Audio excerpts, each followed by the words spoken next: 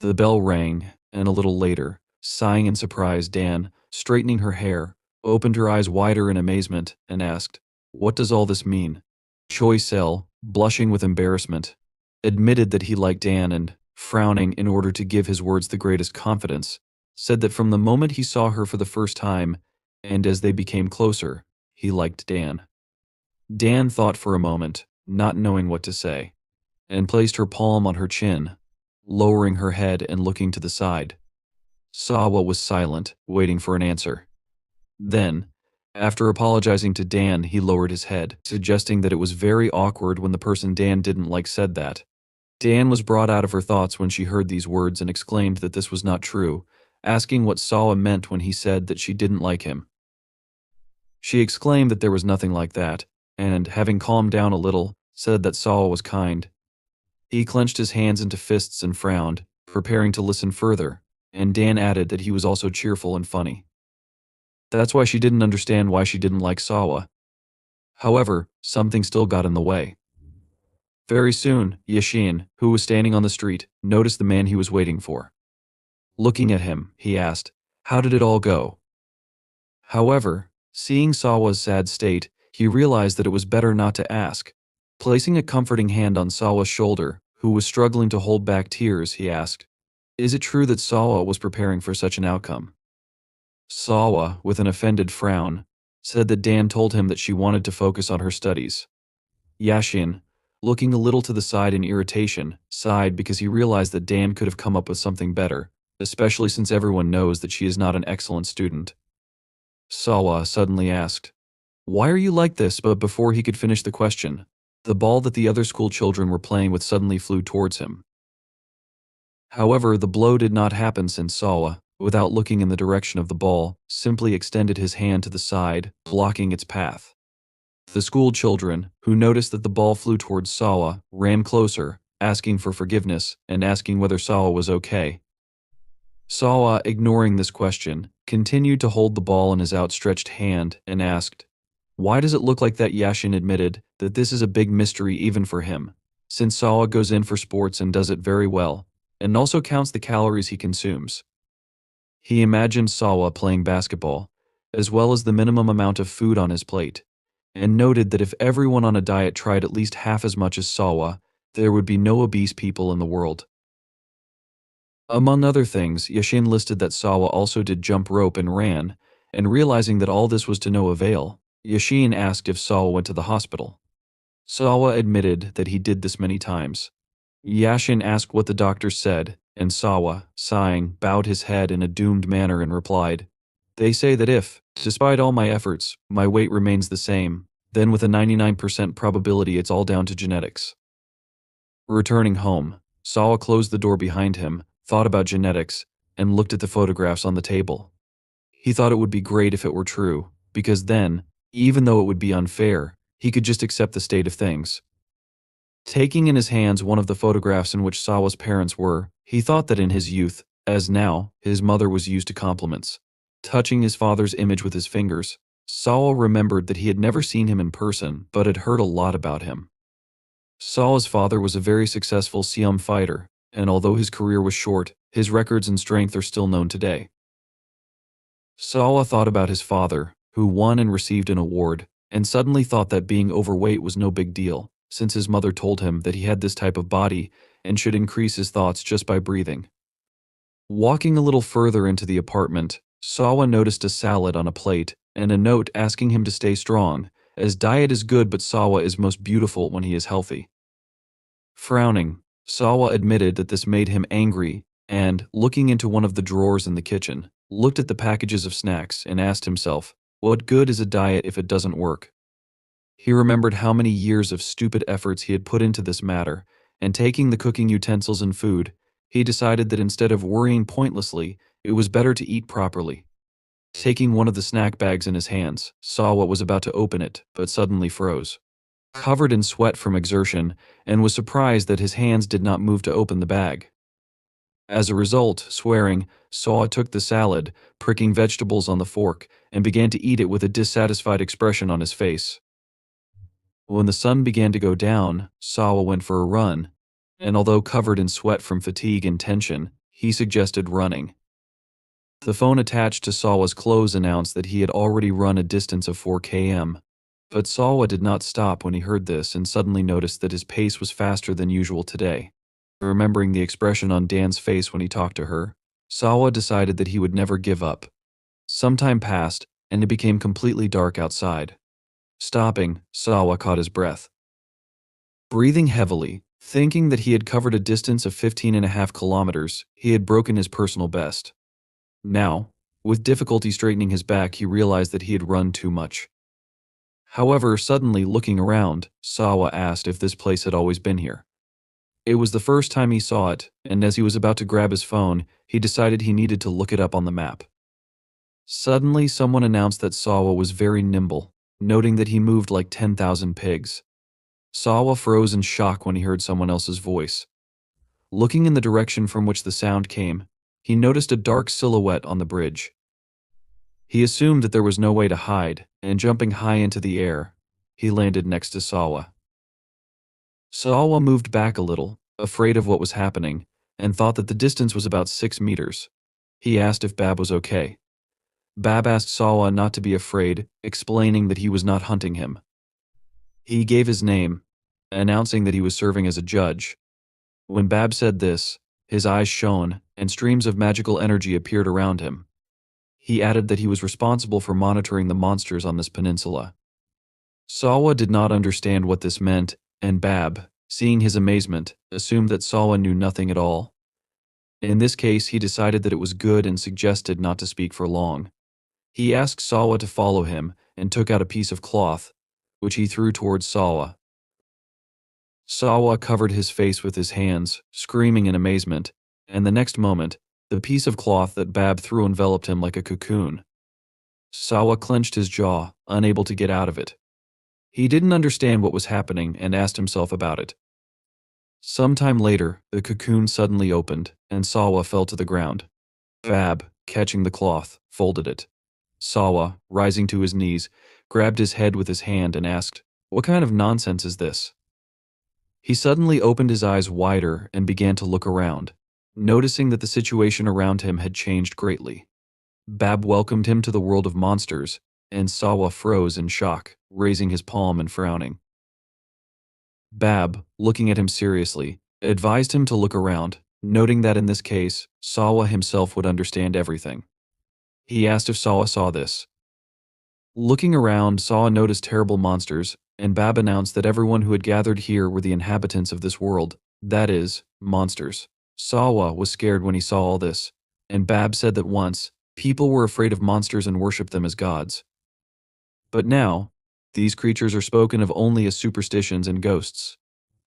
Once every 666 years, a festival was held to determine the king of the monsters, and among all the members of the monster families around the world, including the Korean peninsula, the youngest, most talented monsters were chosen and presented as candidates. Sawa rose to his feet and listened carefully to everything Bab said. Bab, meanwhile, said that 666 years ago, one monster ascended as a king, defeated the rest of the monsters, and by now, 666 years have passed. Sawa asked him to wait, and stretching his palms forward, said that he understood everything but asked why he was here. Bab asked if he hadn't already told Sawa that each monster tribe nominates one candidate. Since Sawa was the only one who inherited goblin blood in both the monster world and the human world, he should be here. Sawa opened his eyes wider, clenching his jaw, and Bab noted that Sawa was a 4th or 5th generation goblin, albeit a next one. Sawa asked for forgiveness, drawing attention to himself, and admitted that he thought Bab had made a mistake. Suddenly Sawa heard a loud sound, and this made him even more afraid. Someone jumped high into the air, and Sawa, noticing this, trembled, unable to control his emotions. The next moment, the monster landed right in front of him, throwing up shards of stone and dust into the air from how hard the landing was. Sawa covered his face with his hand to protect it from the shrapnel, and Bab announced that they should at least give Sawa a test to see how useful he was. Opening his eyes slightly, Sawa noticed a huge monster landing next to him. The monster, turning to Bab, assumed that everything was fine with Sawa and asked if this was so. Without answering this question, Bab seriously announced that if the monster wins, he can eat Sawa. The big mouth goblin agreed to these terms, as he was sure that the chance to eat a person for the first time in 666 years should not be lost. These words horrified Sawa, and he jumped aside, startled. The goblin swung his leg to hit Sawa. Very soon it did hit Sawa, and because of how strong the blow was, Sawa flew far to the side and then fell to the ground with such force that it cracked. Bab warned that even if Sawa inherited the blood of goblins, the right to participate in the festival should not be given to an ordinary person. From the blow, blood became visible on Sawa's clothes, but ignoring the pain, he trembled and tried to get up. Bab, meanwhile, ordered him to prove his worth and frowned seriously, adding that Sawa must do this if he wants to live. Blood ran down Sawa's face, and he frowned before clenching his jaw, trying to stand up. However, he did not have time to do this, as the goblin, having lifted him, threw Sawa to the ground with force, causing even more pain. Cracks began to appear. Sawa spat out blood from his mouth, and the goblin asked if Sawa was really stronger than he seemed. Aito thoughtfully put his hand under his chin, admitting that he thought Sawa was just a tasty piece of meat, but in the end, decided there was nothing to lose. He raised his hand up to deliver the decisive blow and suggested that Sawa would be made into a chop since it's fun too. The next moment, the goblin lowered his hand, but it did not touch the ground. Suddenly, a bright flash of light appeared, and Babai closed his eyes, listening to the loud sounds around him.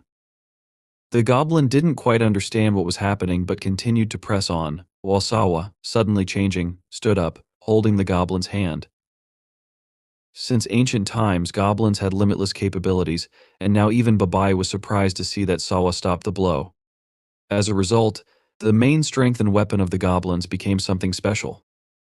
Thinking about this, Babai looked at Sawa, who, clenching his jaw with effort, held the goblin's hand above him. Babai noted that this feature was the sense of play.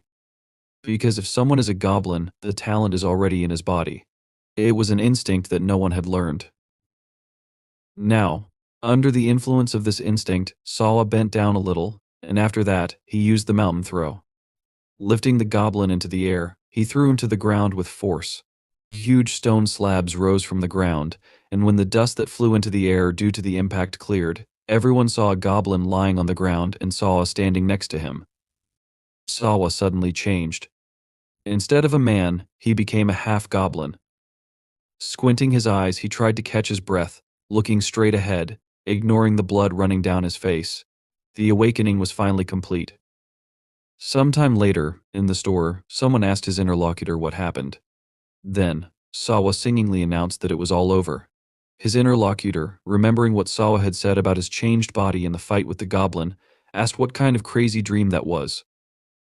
Yashin guessed that Sawa was having a lot of fun there, judging by his face, but Sawa frowned, declaring that there was nothing fun about it since he was getting hit all the time, and all he could do was one throw. According to Yashin, it was strange that in Sawa's dream he was beaten, since usually people in dreams are doing something familiar. He suddenly remembered that Sawa had said he never learned to fight, as he usually took up boxing to lose weight.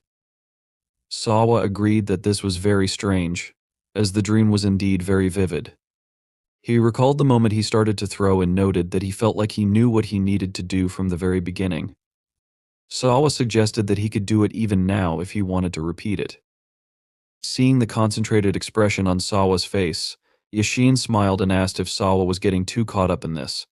Sawa, frowning irritably, noted that he was talking about this, and then, sighing, decided that, be that as it may, all this was most likely due to stress. He clutched the empty juice box in his hands and, looking at his palms, asked if he was really that obsessed with losing weight. Even if it was a dream, he still didn't understand why his body would suddenly become like this. Suddenly, everything changed again, and Sawa looked at his changed body in shock. He was amazed that this happened and suddenly heard someone ask if he had really woken up. Turning his head from side to side, Sawa finally noticed Bai standing nearby, who admitted that he thought Sawa would wake up soon since he had fallen asleep standing up. Sawa, looking around again, realized that this was not a dream. He looked at the world of monsters surrounding him. The monsters that were around began to look at each other because they did not expect something like this, and especially did not think that Sawa would be able to immediately kill the goblin. The monsters assumed that Sawa was hiding his power, but in the end, they realized that this was not the case since Sawa still had goblin blood in him. Continuing to talk, the monsters remembered that they had not seen a goblin serum for a long time, and Sawa, listening to all this, stood with his hands clenched into fists and his head down, not knowing how to react. He was breathing heavily. Finally, Babai, striking the ground with his staff, attracted attention to himself and announced his title as the judge of the monsters of the peninsula. He said that he assessed the candidate, Sawa, as promising, given the evidence of hundreds of monsters around. One of the monsters, located here, poked his way towards Sawa. Babai declared him not a man, but a monster, and added that if anyone was against this, they should express it now and spread the news throughout Bison. None of the monsters were against what Babai said, and noting that, in order to accidentally meet a goblin, one would have to try, they jumped into the air, planning to taxi out to carry out Babai's instructions. The monsters understood that this festival would be very interesting. A little later, coming closer to Sawa, Babai announced that since he had become a monster, his name would now be added to the list. No one could now capture Sawa or harm him without a special reason. Sawa, deciding that this was good, still said that he needed to return home. Suddenly asked himself, what if there is no reason for this suddenly? SVA, who was also next to Babai, said that this was some kind of nonsense and, sighing, noted that either Siva was pretending to be an idiot or he really was an idiot. She asked if he hadn't heard about how he was now a monster. Crossing her arms over her chest, SVA added that if the monster does not prove the ability to completely hide its essence among people, then it will not be allowed to appear in the human kingdom until it is 500 years old. Sivu was amazed to hear this and said that he caused little problems since he never beat anyone and always lived peacefully. But suddenly becoming thoughtful, he announced that if Sivu does not understand, then there is no other choice. Sivu froze in shock, and the next moment he saw that Babai began to look much more threatening. Babai announced that he must kill Sivu. Frightened, Siva jumped back and then froze in shock, noticing that he had flown a huge distance. Landing on the ground, Siva looked at Babai, who again began to look normal, and then asked if Sivan now understood what he was talking about. Sva, sighing, looked away displeased, and Babai added that no matter who Siva considers himself to be, he has the body of a monster. Sivi suddenly realized that for a moment, he thought his body shook. Babai declared that among monsters, goblin abilities were certainly considered the best. Even if Shu Yu is a newly awakened child, his strength exceeds that of a human dozens of times, and therefore, he can kill an ordinary person just by touching him. Having said this, Babai presented the broken and bloody mannequins, and Sivo finally understood everything. Looking down sadly, he said that waiting for 500 years was some kind of nonsense. But Babai suddenly announced that in fact, Sivu only needed to wait 6 months. Sivu asked in shock whether this was really true. B asked if he didn't say that the king of the monsters is chosen every 666 years. This ban was carried out for 500 years by the current king, and Babai said that 666 years ago, everything was different. He imagined a man running through a dark forest as well as a monster chasing the man. Previously, all monsters were free to enter and leave the human realm, and so people could only run away. The man in the memory of Babai suddenly tripped over a stone and fell, trembling with fright. When monsters came, they were afraid of them, or something else happened. Noting this, Babai remembered how the monster looked to the side, hearing some kind of sound. The man, more frightened, looked forward. A larger monster came closer and looked at the enemy menacingly. In some situations, people relied on the strongest monsters that lived among them. Remembering the man's frightened face, as well as the way he bowed when he noticed the monster that protected him, Babai declared that people used to treat them with fear and worship. However, at the end of the festival 666 years ago, the new king, having defeated all the monsters, was not happy with what happened before. On the day the king ascended the throne, he wrote a new law with the blood of the monsters he killed. Because of the ban, now monsters could not harm people and also could not show themselves to them. Because of this, people have long ceased to be afraid of monsters and did not even suspect that they existed. People thought that monsters were just fictional characters from fairy tales, but Babai was sure that this would not last long since in 6 months, a new king would appear who would change everything. In this case, the law would be rewritten, and CVU, hearing this, froze, opening his eyes wider. Babai added that on that day, the sun would set in the kingdom of people, and the moment would come that all the monsters had been waiting for 666 years. It would be a night of monsters in which all the monsters would return to humans and awaken the forgotten fear and horror in humanity. Babai imagined how people, crying and screaming in horror, would run away from the monsters. CVU, also thinking about this, frowned and lowered his head but said nothing. Babai added that during these 6 months, Siv needs to weigh everything that is happening or learn to manage the force in order to do something. This, according to Babai, was something that Siva had to decide on his own. Siva asked how he could control the power. Besides this, he was wondering what would happen if he learned how to do this. He asked how strong one needs to be for monsters to call a person strong. Babai laughed quietly, closed one eye, and grabbed his beard with his hand. Then he noted that for a second, it seemed to him that CVU made a confident expression on his face. That's why he asked what C was up to. Frowning, CVU clenched his hands into fists and asked himself what would happen to the world when monsters appear. He announced out loud that he wanted to make sure that monsters did not touch people. Although it was difficult for a 17-year-old man to make promises, it was clear that the world would become a much more dangerous place if everything was as Babai said after introducing Yashin as well as his mother. Siwa decided that he must at least protect those who were dear to him. Babai, approaching CVU, noted that perhaps all was not lost since the goblin blood in California's veins was very strong. It couldn't be compared to the blood of a pure-blooded goblin.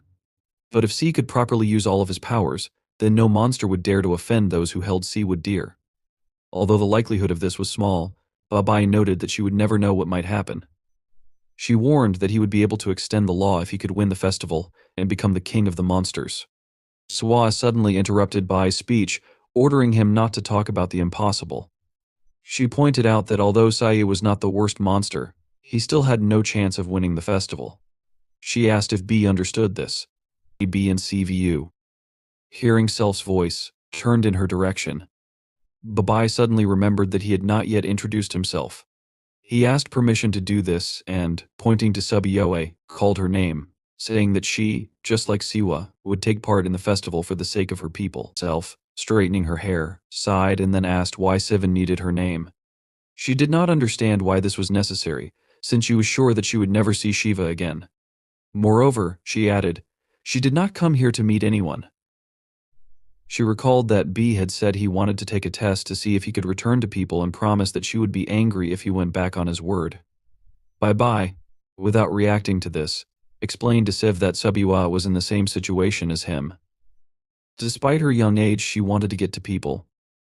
He put this question off because he already had a lot to do, but Subway still wanted to take this test. CVU, widening his eyes, asked, didn't Bai say that monsters would be able to reach people in just 6 months anyway? Bai asked Siwa to look at Sebawa, and Subway angrily asked why she had to take this test at all. Remembering the magic of transformation or the strength of monsters, she said that there were many weaker monsters who had spent 500 years among people. Bai knew about this, and therefore found it difficult to understand how ready Siwa was. The whole point was that, in order not to reveal themselves to people, monsters needed not only basic skills but also patience and self-control. Subway understood what Bai was saying but expressed hope that this was not just a reason not to deal with her.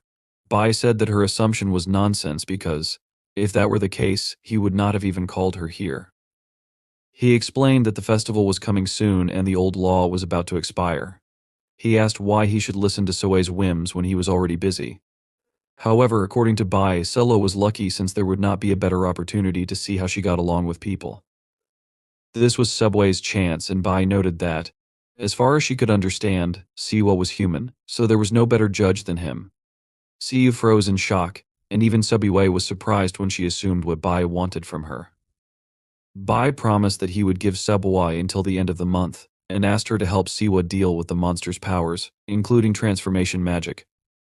He promised that if he saw that Sebawa had progressed enough in a month, he would give her and Siva the right to live in the kingdom of people. Swa still didn't say anything but just stood there frozen in shock. She then asked B to stop talking nonsense.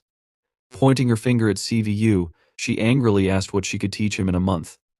In this case, she shouted that Bai had better immediately say that he did not give her permission. Bai said, "If you think so, then you can just wait 6 months," he asked. "What's wrong with that?" Selfa frowned, and Bai asked, "What difference does it make if this happens a month earlier or a month later?" He also added, "Whether Subie abandons Siwa or teaches him depends on her." Without saying anything else, Bai threw a piece of cloth into the air, and it covered him with a dome. Finally, before hiding, Bai admitted that he personally thought that anything was possible. The fabric hiding Bai twisted into a cocoon and, rising in the air, gradually began to disappear. Suawa and Sia watched as the cocoon disappeared in a bright flash. When it did, Subie clenched her jaw and, although she knew the question was stupid, decided to ask it anyway. She asked if Bai knew what strength in monsters was. Siva honestly admitted that he did not know. Sway resigned and realized that she had no choice. Siva suddenly opened his eyes wider in horror as he noticed that the goblin with whom he had been fighting before suddenly stood right behind Self. Swab, noticing the expression on Siva's face, asked what was wrong with his face. Meanwhile, the goblin, attracting attention, asked where Bai had gone. He said that the fight was not over yet, and Siva even opened his mouth in fear. But Sebwa, unlike him, remained calm, and looking displeased at the goblin, said that it had stuck. She added that because of people like this goblin, people had forgotten about monsters. Frowning with satisfaction, she looked at the goblin, and it became so angry that it trembled. Then, calling Self, the goblin waved its hand, intending to attack her. However, Swabi, undeterred, continued to stand in place, while Siva cried out in fear. Upon noticing this, unlike people, where race decided little, with monsters, everything was far from the same, since they had completely different strength and size. The difference among monsters was determined by the average potential and skills of each type. Because of this, classes appeared in the world of monsters. Now that purebred goblins had disappeared, there was debate about which class was considered the strongest on the Korean peninsula. However, pride aside, many monsters reluctantly agreed that one species was still the strongest. At this time, the goblin suddenly froze, finding himself entangled in magical chains. He trembled, covered in sweat from horror. Selfa asked, "Is something really wrong?" She smiled, looking at the goblin's powerlessness. The rabid beasts that were the 9-tailed foxes were considered the strongest monsters on the Korean peninsula, and now Seawood proved it by telling the goblin to continue. However, the goblin could not move, bound by chains.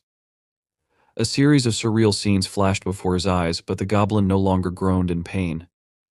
Seawood froze in shock when he noticed what had happened. He eventually realized that simply standing there, frozen in surprise, was not an option. Clenching his jaw, Seawood began to think about what to do next. The situation he faced required him to accept it and adapt.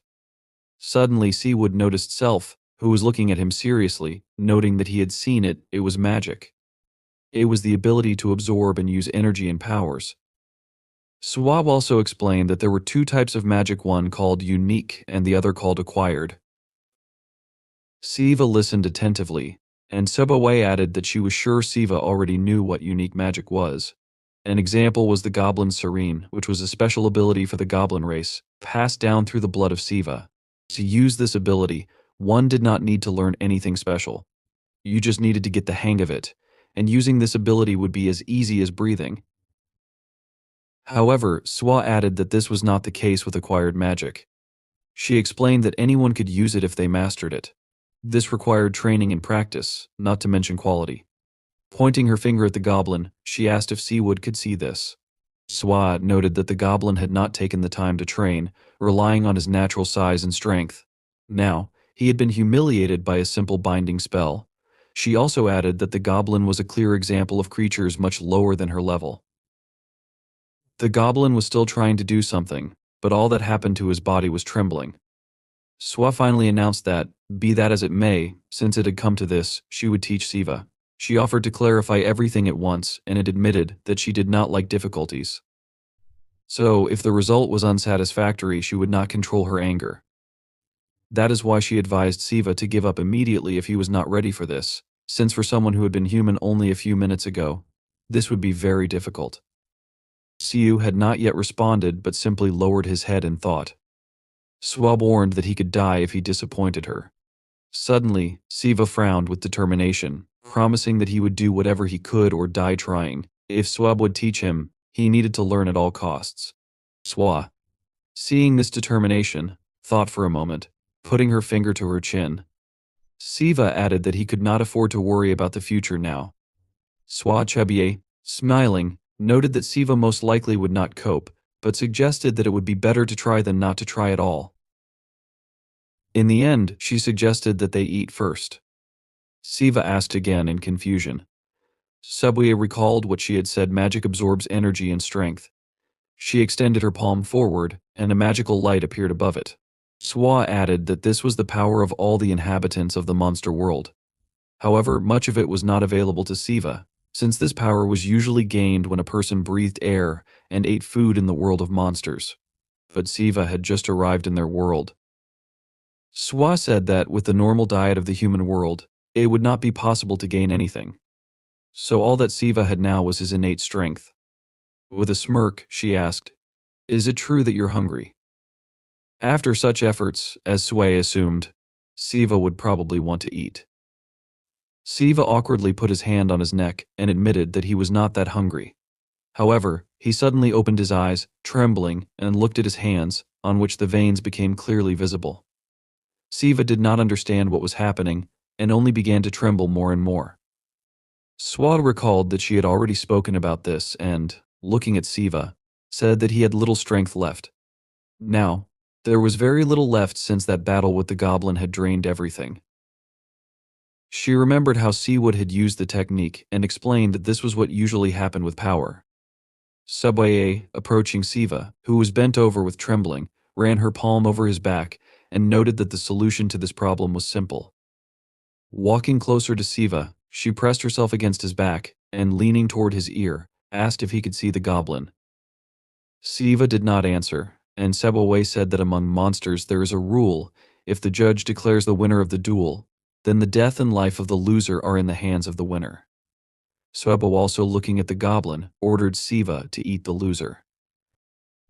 In order to take over the power, Swabier explained that this was the most effective and simple way. Looking at the goblin, who was trembling more, Swa said that at such a size, Siva would quickly get full and warned that hunger would immediately die. Siayu walked forward with a serious frown, acting on instinct. For the first time in his life he felt demonic hunger, and it was inexorably pulling him toward the goblin. This hunger only fueled the whispers in his mind, and all that was in Siva's head was the power of the predator over the predator. However, there was something Sebuyue had not thought about, and because of this, Siu suddenly froze and looked back at Sebuyue. What Soe had not taken into account was the fact that the greedy goblin nature always aims to catch bigger and tastier prey. Noticing that Siva was looking at her, Sebuyue froze in shock, her eyes widening. The next moment, Siva ran forward, aiming at her. Frowning with displeasure, Sebuyue invited herself to look at Siva, and waving her hand, used the chain. A powerful stream of magical energy headed towards Siva. Subway replied that no matter how strong Siva was, there was no need to be so impudent. Siva's body was bound in chains, and Subway wearily added that an unfinished monster like Siva could not eat her. She was shocked that Siva actually thought that way, and asked if he thought she was an easy target. Siayu did not answer and simply stared at her, deciding that he needed to teach him good manners. However, before Subway could do anything, Siu suddenly began to free himself from the bonds. Although he only broke one chain, he still managed to break it with the force of his hand. Swa frowned in bewilderment, realizing that Siva had done it simply with his own strength. Meanwhile, Siva continued to attack, sinking to the ground with force. Looking at him, Swabia assumed that Siva wanted to show that even though he was half goblin, he was still a monster. Grasping the nail of her other hand with one hand, she pulled the nail out of her finger and smiled, ignoring the pain. Despite this, Siva ran to attack again. Swai drew a circle in the air with her blood and summoned the blessed great demon king. She summoned only one fist, and thanks to the magic, a huge fist appeared, which upon hitting Siva, threw him aside. Siva frowned in confusion, amazed by this. He then opened his eyes wider as he noticed that the fist had opened, turning into a palm. The palm began to put pressure on Siva with great speed, pushing him forward. He did not give up, putting his hands in front of him to soften the blow. The goblin took advantage of this and gradually began to move to the side as the palm flew forward. After some time, when the magic dissipated, Sway looked at the trench that had formed in the ground and asked if Siva was still alive. She noticed a dark silhouette in the dust and remarked that nothing could be done, even if Siu was dead. She recalled that he himself had asked for death when he attacked her and admitted that she did not expect much from Siu. However, frowning, she mentally acknowledged that she did not expect any resistance from him and added that the fact that Sia had awakened was surprising even among powerful goblins. She suddenly noticed that Siva's eyes were apologetic, as well as the fact that a horn had appeared on his forehead. Recalling other monsters, she mentally noted that only a few goblins were endowed with unique magic, which was as rare as it was powerful. Meanwhile, Siva took hold of the horn and tore it off. Swajue realized that Siva had the makings to become a symbol of the goblin race. At that moment, Siva stretched his hand with the horn to the side, waiting for it to transform.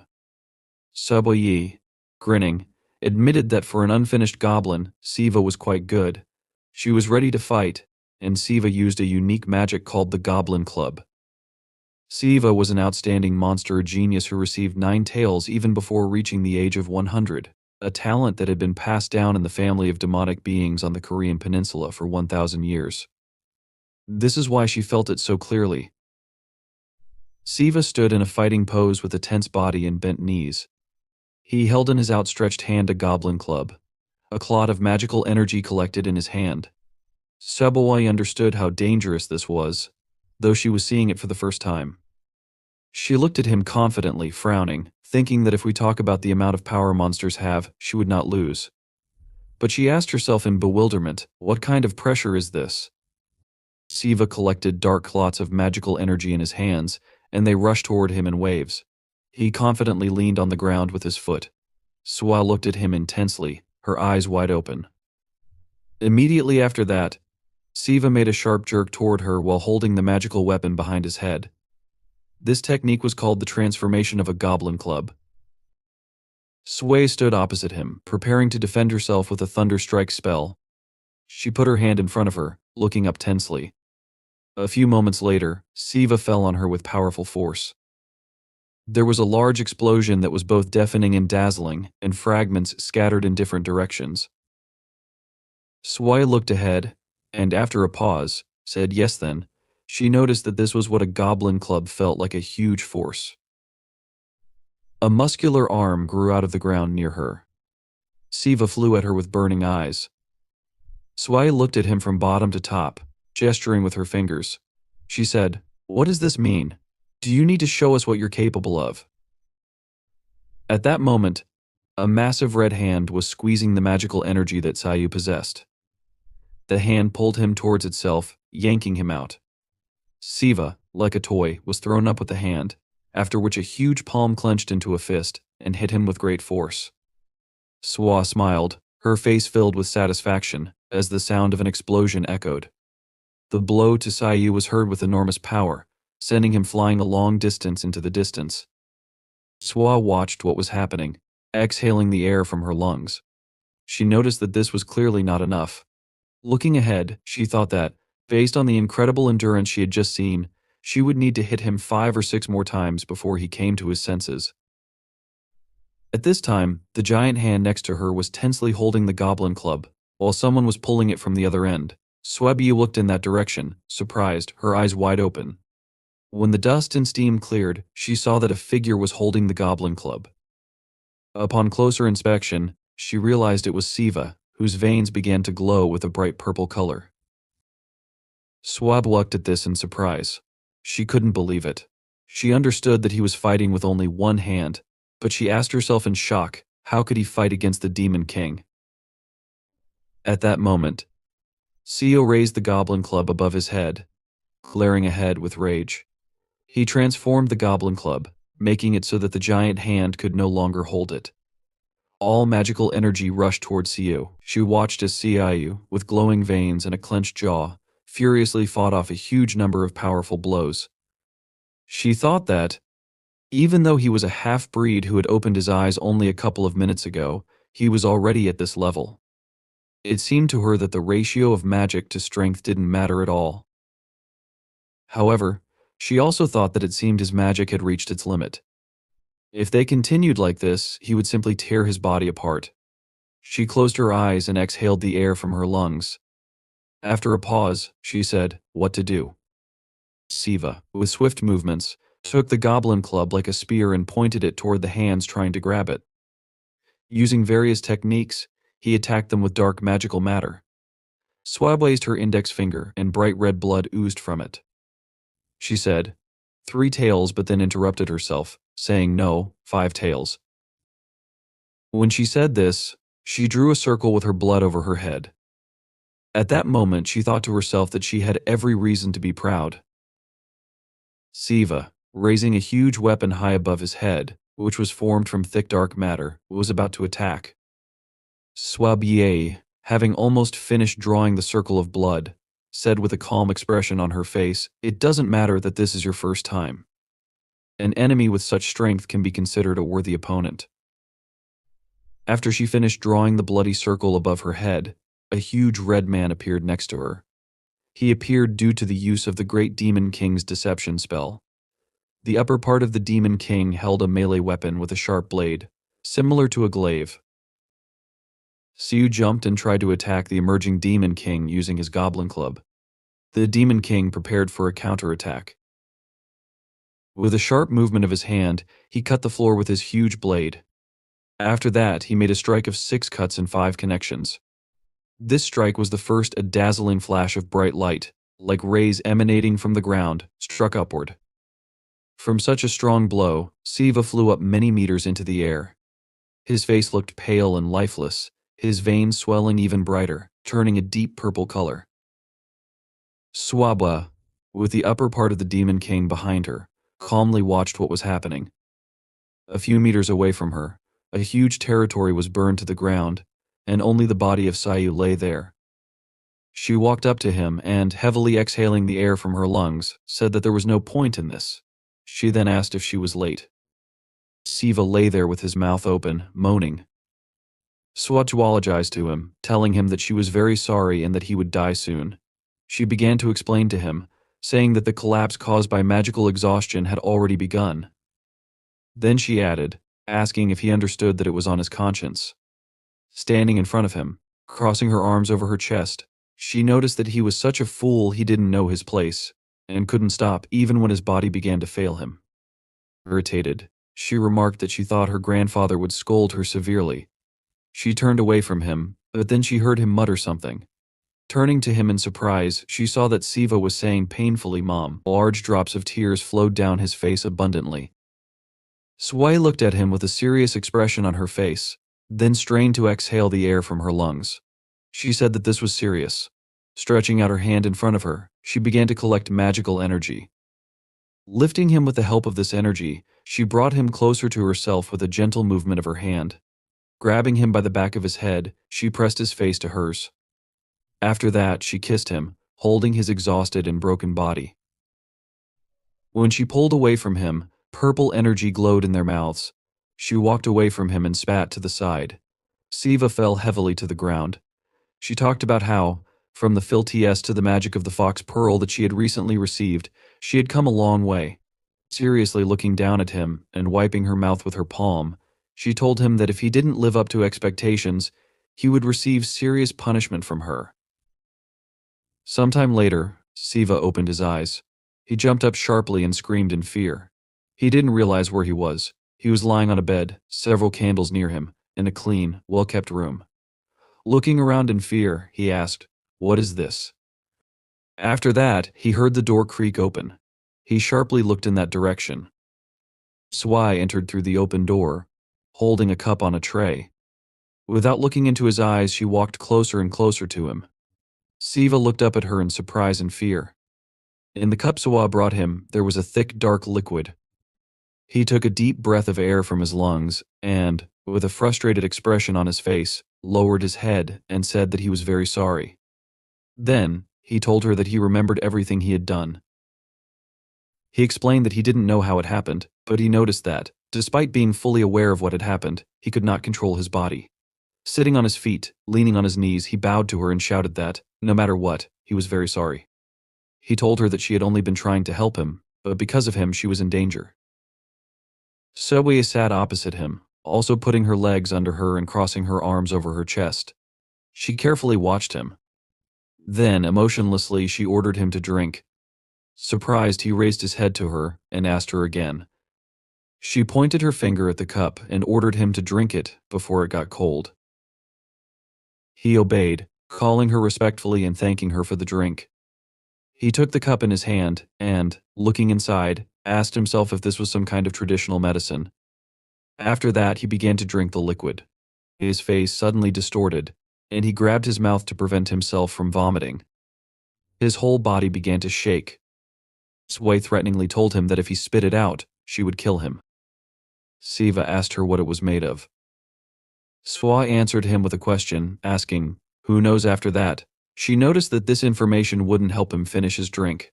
She added that she wouldn't feel sorry for him, so she ordered him to drink and listen. While he drank, Siu's whole body trembled, and there was a grimace of disgust on his face, but he continued to drink the liquid. Sabwa, with a bored expression on her face, said that, firstly, he was forgetting something important. She explained that that large-mouthed goblin ran away while they were fighting. She assumed that he was still alive and probably hiding somewhere, curled up in a ball, for the next 100 years. She explained these actions of his by the fact that he knew how everything would happen if he was caught. Then she noticed that it was the perfect snack for a half-breed like him, and that it looked like he had missed a prey that was already in his mouth. Siva asked her, while swallowing the liquid, if there wasn't another way. She asked him again, smiling, another after that. She ordered him to look at her, and asked if he still considered himself in charge. He told her that he still did not realize that he would have to kill or eat monsters, and he really didn't want to eat it. However, he began to talk about the fact that, to be honest, no matter who they are, for him, they are all dangerous monsters that threaten people. Hanging his head down, he said that if he doesn't do everything right, then in a few months, the people he values will seriously suffer. If he needs to kill, then he will kill, and if he needs to eat them, then he will eat them. He looked at her confidently from under his brows and said that he had already said that he would do everything he could. He then began to confidently say that he asked if there was another way, not because he was not going to eat them. He explained that he asked just in case there were other options. Sway looked at him in surprise and was silent. After that, she noticed that, as she told him, the most effective way to increase your monster power is to eat other monsters. However, she noticed that usually this is only possible in the event of a duel, to which they both agreed. She explained to him that he is a special case. Then she began to tell him that if this does not contradict the rules, then the weak will be caught and eaten. She explained that they will not remain alive for long. After that, she added, saying that moreover, he would no longer have easy prey. She explained this by saying that even if he was a half-breed, many monsters saw that he was a goblin who had a little knowledge of sheer. Rumors about him spread throughout the area. She began to tell him that those whom he can easily defeat will not fight him, but there are others who will come after him. These are those whom he cannot cope with at his current level. Then, rising from the floor, she clarified, using a metaphor, that if he lost a pheasant, then she advised him to cook a chicken. That is, she recommended that he take a simpler path. After which, she asked him if this was true. Siva looked at her in surprise. After that, Soboye, with a smile on her face, pointed her finger to the side and asked him to go. She explained this by saying that she had a gift for him. After some time, they were on the street. He followed her and repeated in bewilderment. A gift in front of him stood Suwa, behind whose back was a large monster bound by magical chains. This monster made loud noises and tried to bite through the magical metal with its fangs. Svier. standing with a smile on her face, asked how it was for him. Then she asked if it was good. CVU, looking ahead in fear, asked, "Is this a monster?" SVA said uncertainly that it was both. She then told him that technically it had lost its right to be called a monster. She began to explain that everyone has their own reasons, however, many of them lose their minds and completely give in to their instincts. She clarified that this was happening just like what happened to him recently. After which, she asked him if this was so. She began to levitate in the sky, saying that when monsters are not as lucky as him and they do something irreparable, they are called animals and not monsters, and deprived of their rights as monsters. She said, dry mouths, after which she clarified that that's what they call those on the Korean peninsula. Using levitation, she rose up and was already standing on the roof of the house. Swa, with a smile on her face, asked him what he was looking at like that. She then asked him if she had already told him. After that, she reminded him that this is a beast that has lost its mind. Behind Sif stood a monster with a crazy face, its eyes directed in different directions. It was no longer constrained by magical chains and was completely free. Siva looked at Sebawai in surprise, standing with his back to the monster. The monster made a sharp blow with its hand. Sparks began to fly in different directions. Siva managed to dodge this blow. After which, standing in a fighting stance, he looked piercingly at his opponent. He exhaled the air from his lungs and looked confidently at his opponent. Swa sat on the roof of the house, carefully watching the fight. She thought that at first, she assumed that he was frozen in confusion and was about to be killed. But now, she noticed that he was using his body better than she expected. She asked herself if she had underestimated him. After that, she thought that even if that was the case, he was probably just trying to delay the moment of contraction as much as possible. At that moment, the monster was approaching Sevi, who was squatting. Swai understood that his enemy came from a family of fire dogs and earned himself a good name. But because of his irrepressible pride, he wanted to represent the family at the festival. He was accused of kidnapping and eating monsters. He exceeded his limit, could not cope with the power of monsters, and went crazy. Now, the mad monster tried to pierce CVA's body with its sharp claws. Siva managed to dodge his attacks. Carefully followed the events taking place. After this, the monster tried to tear his flesh with its teeth, but CVU, with a frightened expression on his face, managed to move his body away from its teeth.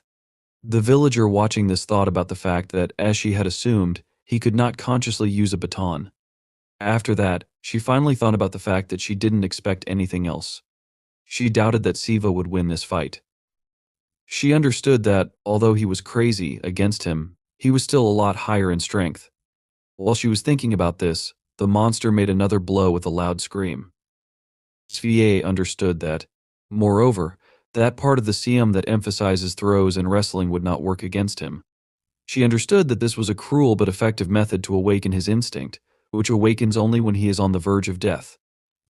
However, she saw Shiva with a concentrated expression on his face in a fighting stance, raising his fists to his jaw, looking in front of him with his knees bent. He was in a fighting boxing stance, looking confidently in front of him. Selfa looked at him in surprise, opening her eyes wide. The knuckles of Siva's fists began to turn white from the effort with which he clenched his fist, after which he delivered a side blow with his right hand to the monster. The monster staggered from the unexpected resistance that was shown to him. Sievy remembered how, in the martial arts section, the coach told him with surprise that he was much stronger than he thought. After which, the coach apologized to him, saying that because he said his goal was to lose weight, he did not expect that he would be so good.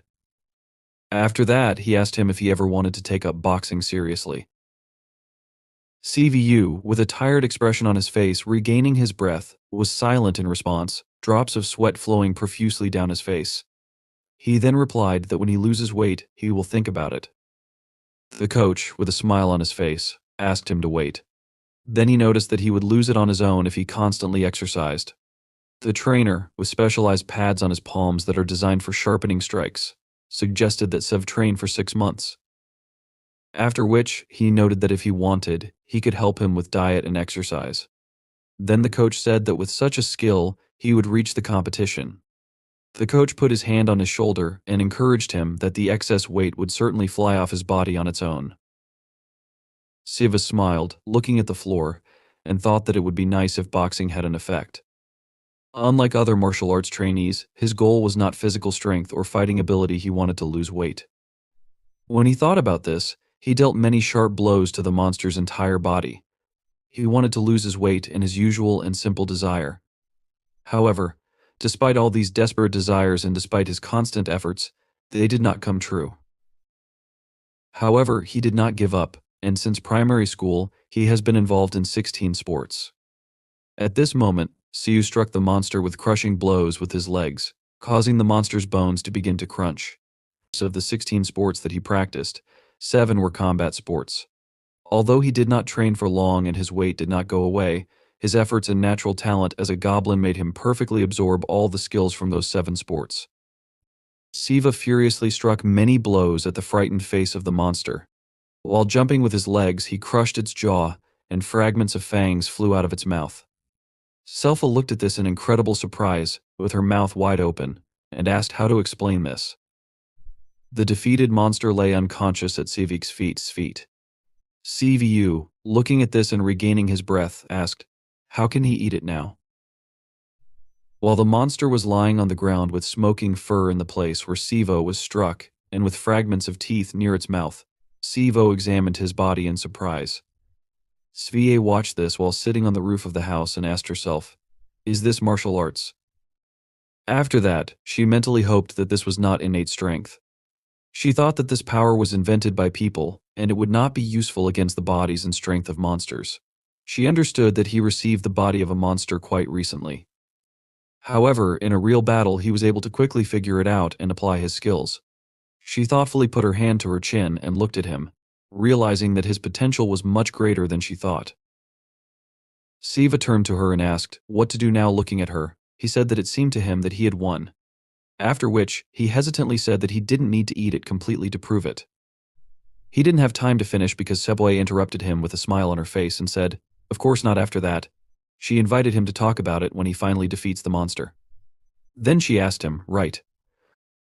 Siva looked at her questioningly. A moment later, a monster pierced his shoulder with its long, sharp fangs. He grabbed him with his sharp claws and, digging into his shoulder, began to tear his flesh. Splashes of blood began to spread throughout the space surrounding them. Siva looked at him in shock. He screamed loudly as the monster threw him up, stretching his skin and crushing his bones. Blood flowed abundantly from his body. He trembled with fear and pain. A monster with a bloody muzzle was approaching him. When he looked at the place where he was bitten, he saw that his shoulder was missing, replaced by a bloody mess of a dark color. He stared at it in horror, shaking with fear from the terror that gripped him. He could not move, and because of this, the monster struck him on the head. Blood began to flow from his mouth. Sela hugged her legs with a bored look and asked, "How is this possible after that?" She said sadly that she was sure they would have more than enough time. He replied, explaining that the main reason people fear injury is not the pain, but the fear that a part of the body will be either deformed or completely lost. This is one of the innate fears inherent in living beings called humans. For an 18-year-old, this was quite enough to trigger a panic attack. The monster, with a bloody, sinister muzzle, growled at Shiva. Surprised, Shiva turned his attention to his shoulder, which was healing before his eyes. He watched as its tissues regenerated and muscles reappeared. He looked at it in bewilderment. A moment later, the monster delivered a sharp blow with its claws, tearing Shiva's chest. He looked at the wound in fear, but after a few seconds, he noticed that his wounds began to close, and the cuts disappeared. Monsters and humans have so many differences that it's useless to count them, but if you were to point out the main ones, they would be endurance, body recovery, and the difference in thinking that stems from these traits. Shiva, after realizing his invulnerability, dodged the monster's next attack. With a confident expression on his face, he stood in a boxing stance, preparing his fist to strike. If he wasn't dead or mortally wounded, then injuries meant nothing. Once he understood this, the subconscious restriction aimed at protecting his body disappeared, and the limits of his physical abilities increased. Shiva struck the monster with a powerful punch. The force of the blow sent the monster flying a huge distance, creating a blazing path in its wake. Shiva looked intensely at his fist, thinking it hurt as if it would break at any moment. Yet, he understood this wasn't happening. He realized his punches had become much stronger compared to before. The monster lay unconscious among a pile of debris and destroyed objects. Shiva thought the impact of his simple punch could be compared to a car crashing into someone at full speed. However, he also realized that he was the only one here capable of recovering. If he reflected on what had just happened, it would no longer surprise him. Sela turned to him from behind and said, "Enough is enough." She walked up to him, placed her hands on her hips, and remarked that his punches landed well. Then she added that while the monster wouldn't die, it wouldn't be able to get up quickly and recover. She shifted her gaze to Shiva and asked him what he thought. Clarifying her question, she inquired about how it felt to not lose his mind and consciously use magic for the first time in his life. Shiva, pointing at himself in surprise, asked with his mouth wide open, "Did I use magic?" Then he said he really hadn't done anything special. Sela responded that magic isn't such a grandiose feature, and even if it's not high level, it can be used in various ways. She asked if he understood. Shiva, still surprised, noted that his body quickly recovered because he used magic. Sela confirmed, saying he had no control over it yet, but even his recent punches were the result of magic augmenting his physical strength. She added that, besides the fact that he hit hard, she wanted to know if he felt anything else. Shiva looked thoughtfully at his palm and said he wasn't sure but felt something similar to static current.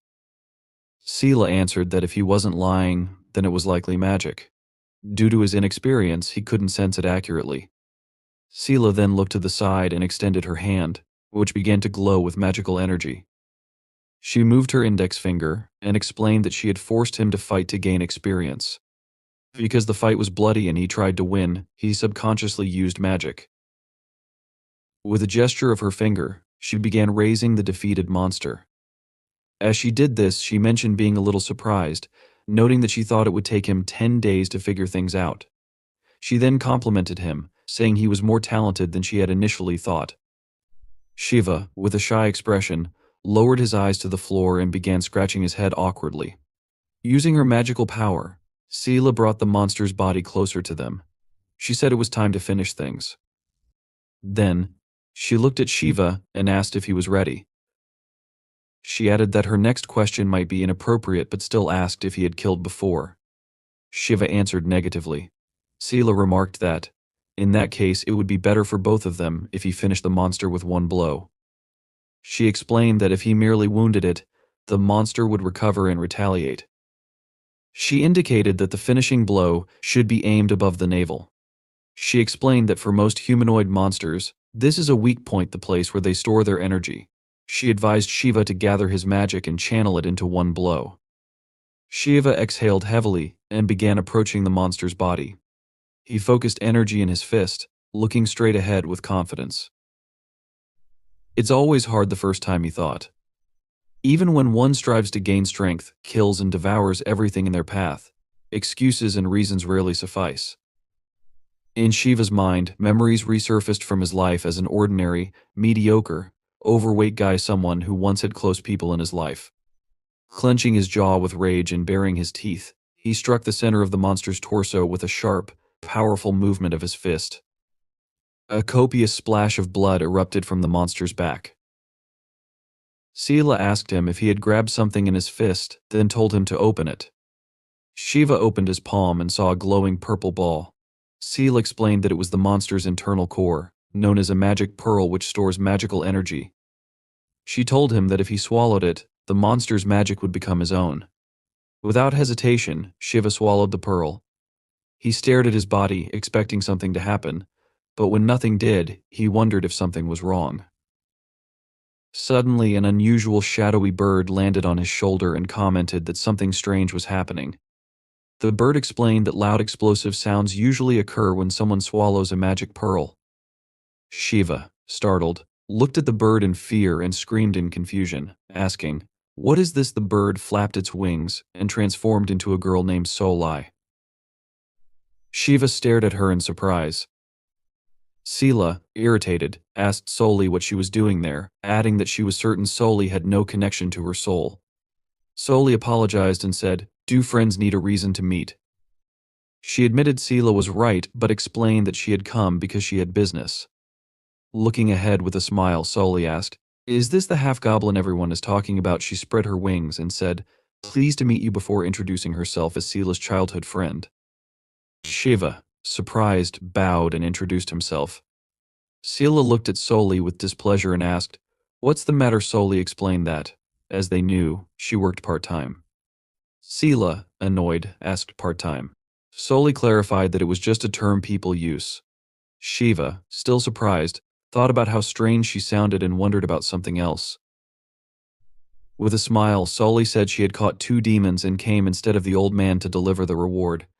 Sela sighed and replied that she didn't need the reward, suggesting that it should go to Shiva, as he had defeated the monster alone and deserved it. Soli agreed and mentioned that she had witnessed everything from the beginning. Moving closer to Shiva's face, she remarked how impressive it was and admitted she couldn't believe he had been human until recently. She then asked if something unexpected might happen at the festival, and after a pause, she asked Sela if Shiva could become her rival. Sela, smiling, replied that she hadn't thought about it. Then she asked Sole what festival she was referring to and commented that Shiva might not last long there. Soli blushed slightly and stared intently at Shiva, saying she was intrigued and believed he had potential. Soli then explained Shiva's reward: he could choose between returning home immediately or gaining the chance to become a stronger monster. Smiling widely, she looked up at him and asked what he would choose. Sometime later, Shiva called Yashin, who responded menacingly, asking, "What kind of nonsense is going on?" Yashin walked down the street, complaining that Shiva hadn't shown up at school and his phone was off. He added that he had answered an unfamiliar number, thinking it was Shiva, and asked if something had happened. Shiva admitted that he wanted to say no, but that would be a lie. Yashin, puzzled, asked what he meant.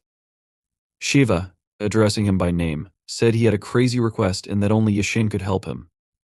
Yashin, irritated, urged him to get to the point. Shiva began explaining, but when Yashin heard the story he responded in bewilderment. What then? Angrily, he demanded to know what Shiva was even talking about. Loud question, where is he now? Anyway, the volume of Yashin's voice almost made Shiva drop his phone. Then, in confusion, Shiva explained that he had some unforeseen circumstances and that his mother would go crazy if she found out he had simply disappeared without a trace for a month. He added that his family had a training center for traditional martial arts in Nong. Shiva asked if he was right, then requested Yashin to tell his mother that he was going there for a month to lose weight. Yashin responded, saying that he thought Shiva knew they didn't accept everyone there. Shiva confirmed this and replied that he knew. He admitted it sounded like nonsense but explained that he was aware of the discomfort it caused and had no other choice, which was why he was asking for Yashin's help. Yashin placed his hand on his face and, after some thought, told him, "Okay." However, Yashin reminded him that he could not discuss the real reason for his disappearance. Looking carefully ahead, Yashin added that if Shiva thought he wouldn't believe him, he should still speak up and not be afraid there was a chance it could be useful. Shiva, looking fearfully at Soli sitting in front of him, noticed her press her finger to her mouth and hiss, signaling that he was not allowed to speak. She explained that he could lie but that revealing their existence was against the rules. She added that even she would be punished for such a disclosure. Sometime later, Yashin responded affirmatively and told Shiva to call if anything happened or if he could help somehow. He then pressed the button to end the call, muttering to himself, "Looks like he lied." After hanging up, Shiva stared at his phone screen with a worried expression and exhaled tensely. Earlier, Shiva had asked in surprise if Soli was saying he could return to the human world right now. With wide eyes, he spread his arms and noted that he thought this was only possible if he passed the test. Soli confirmed this with a smile and assured him she wasn't lying. She explained that if he really wanted to go back, she could send him to the human world immediately.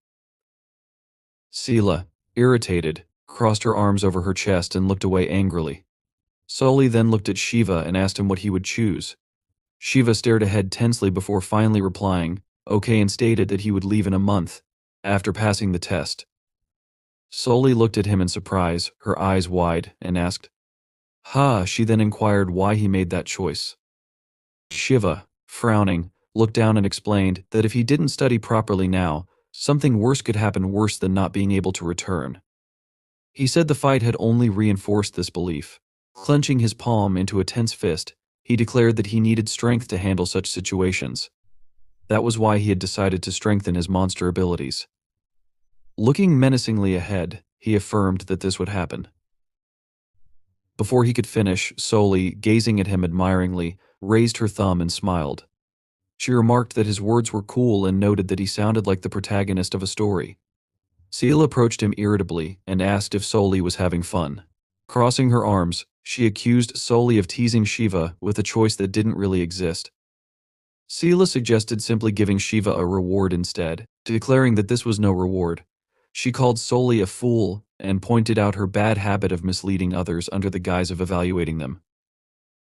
Soli cleared her throat into her fist and explained that the test was to understand the personality and mood of a creature. She added that people learned about one another through similar questions. Turning to Sela, she asked if she had finished reading the book she had given her last time, then followed up by asking if that was true.